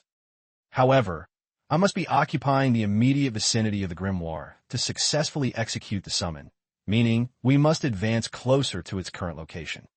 Those two targets likely ditch the book item right there and move to a distant grid, which is highly probable. Suddenly, a severe status debuff hits Scarlet, forcing a massive dizzy animation. She clutches her head as her pain metrics spike aggressively. Ugh. My sensory radar has successfully locked onto the precise, divine, holy power stat that I channeled into the asset earlier. But back in that timeline, the player casting it was unironically Chula diameter. If that's the meta, it mathematically proves that the entire lore plotline in the original webtoon was structured around the dark, mage rogue asset, Chaladia, deliberately infiltrating Charlie's immediate party roster. I can no longer map their location coordinates, which implies Chula. Subsequently, upon loading into the capital map zone, I decoded the horrifying reality that those divine relics had been systematically processed as two sacrifice assets to force the descent macro of the demon god.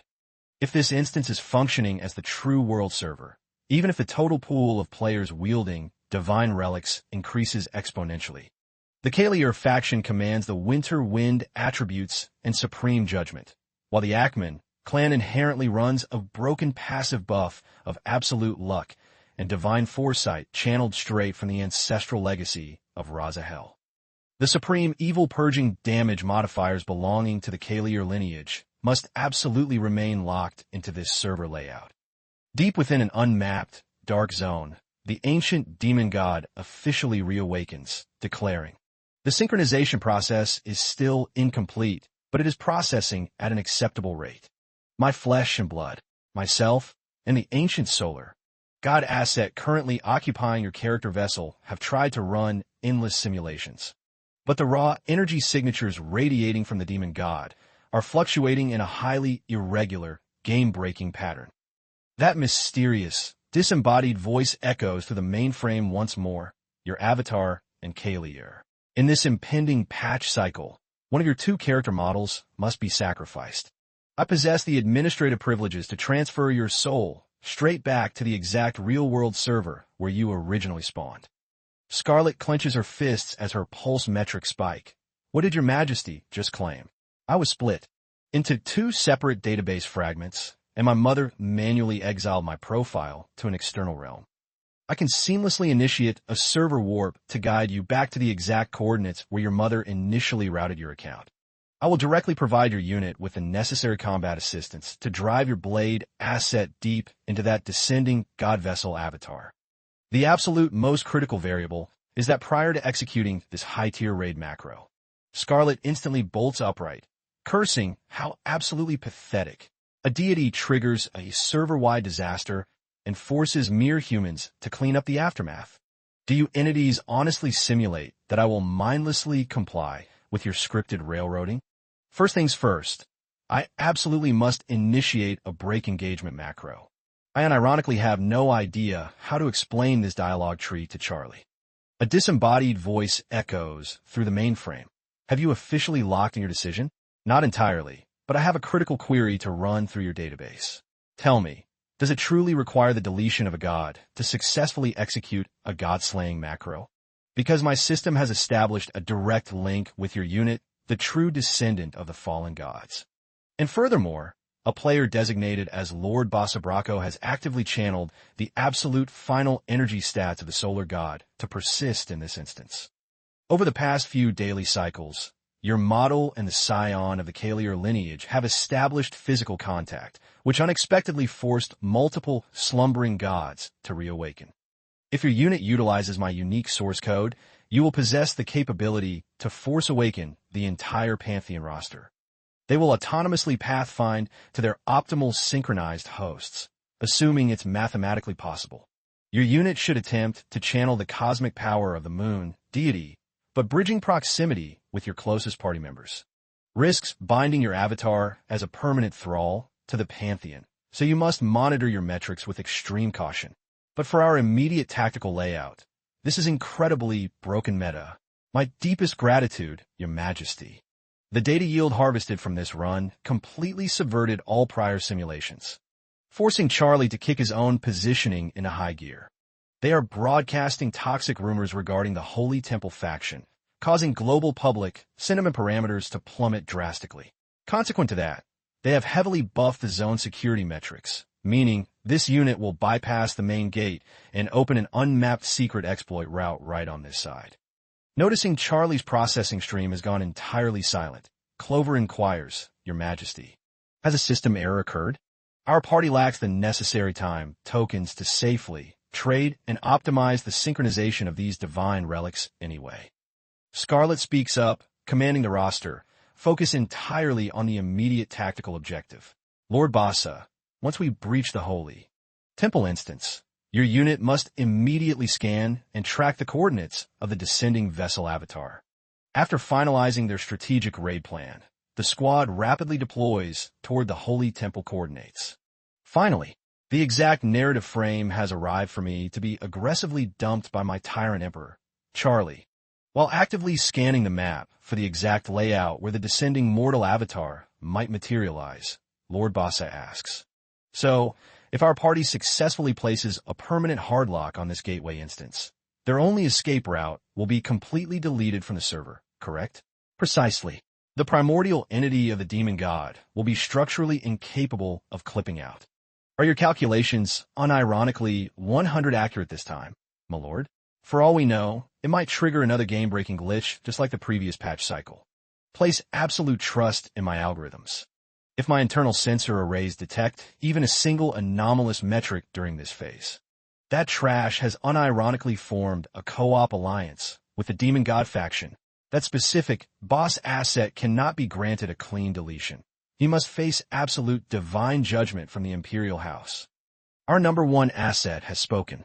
You are officially the most useless Prime Minister present here. Take this quest item and deliver it straight to the Imperial Palace. Understood. Clover reluctantly hoists the unconscious High Priest model onto his shoulder before logging his exit from the zone. That's roughly how the server state tracks. But what about Scarlet and Charlie's current standing? Honestly, my database remains unindexed regarding the exact logic. If you were to parse her reasoning, would your Majesty actually sever the engagement macro? Unconfirmed. There is a high probability that I absolutely will not. Charlie slides his fingers through her hair textures, gently caressing her strands. Even if your system logs pure hatred for my avatar, I am hard-coded to never let you go. The deities can wage their own faction wars. Why must there be a forced sacrifice variable? I absolutely refuse to compile with the script they want to execute. As for that automated engagement contract macro, I completely dynamic ignore it. Charlie, execute a marriage macro with me, please. I love you, Scarlet. What an absolute god-tier response loop. With that, the two avatars lock into a passionate kiss animation beneath the brilliant glow of the scenic sunset. Consequent to this action, the magical contractual bond bridging my account with Charlie's has been permanently deleted from the database. Immediately following that cutscene, Charlie, Scarlet, and the rest of the raid party breached the perimeter of the Holy Temple instance, initiating what would become the absolute fastest and most chaotic boss clear in server history. The target asset isn't spawning at these coordinates. The zone audio is dead silent. 7723, a disembodied voice echoes through the instance. Your arrival is severely lagging. Nevertheless, a chilling voice echoes through the hall. You're far too late, though. Possessing the sheer balls to pathfind your way directly to my domain is somewhat commendable for low-tier players like you. If your units are indeed the chosen scions of the gods, this lore stream might be worth downloading. Well, do you wish to run the playback? 7728, his facial expressions reveal immediate irritation. His face twists into a look of sheer, unadulterated disgust. I register absolute zero divine reverence in your pathing data. 7730 Scarlet hastily hands over the legendary grimoire asset, whispering. Scarlet hastily passes the mysterious grimoire over and whispers softly. Are you unironically executing the query loop at this exact frame? Affirmative. Grief their progression to the absolute limit. The stealth sleeper agents I deployed within the capital map require more time, tokens, to buffer my health bar longevity.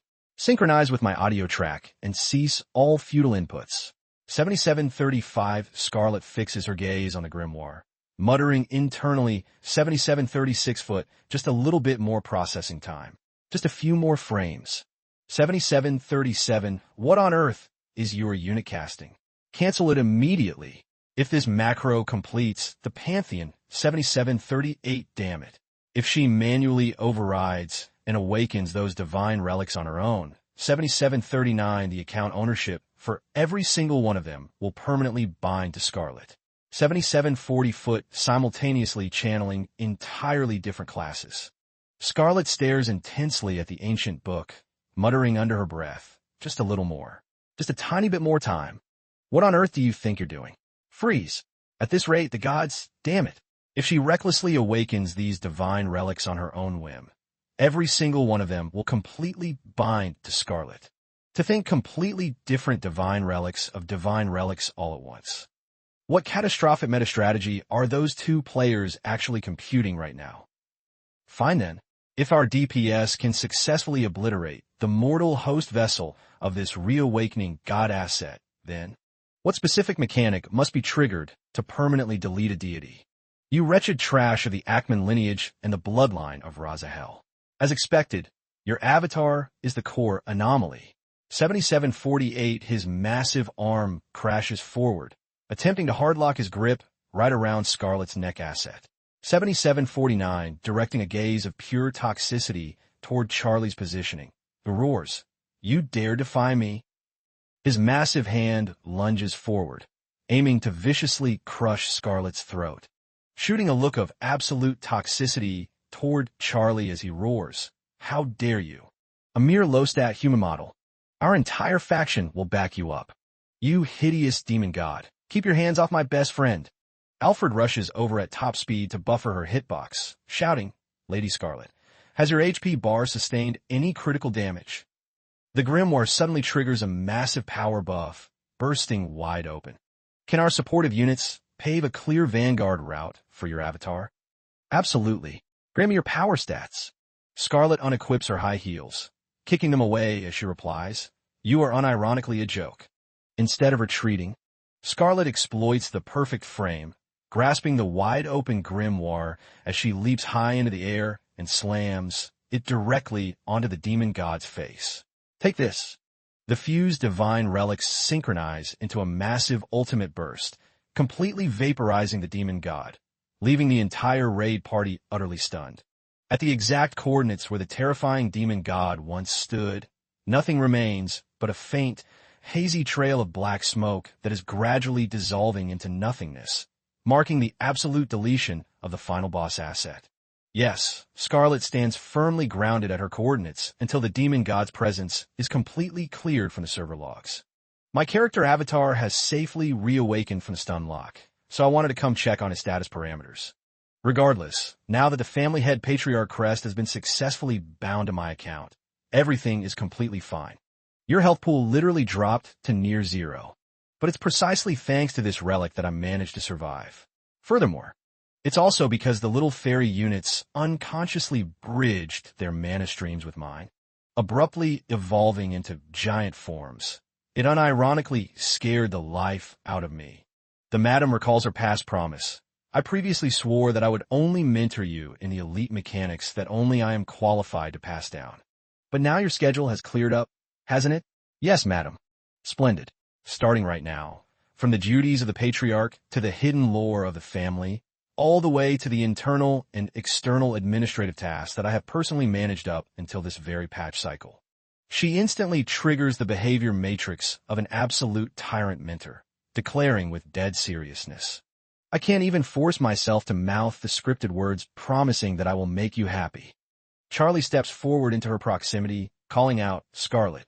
Her face flushes a deep crimson as she panics, using her hands to mask her sheer fluster. Sometime later, Scarlet tells Lucy, in the original timeline, I had fully intended to craft a flag. Scarlet questions Lucy, "What's wrong? Are you experiencing a physical debuff? Or is my current outfit asset not serving? And what's your deal? Are you attending a funeral? Or something? Why are you crying nonstop? And then what?" Scarlet playfully stomps on ISA's foot asset. ISA lets out a sharp shriek. "Are you out of your mind? Lower your volume."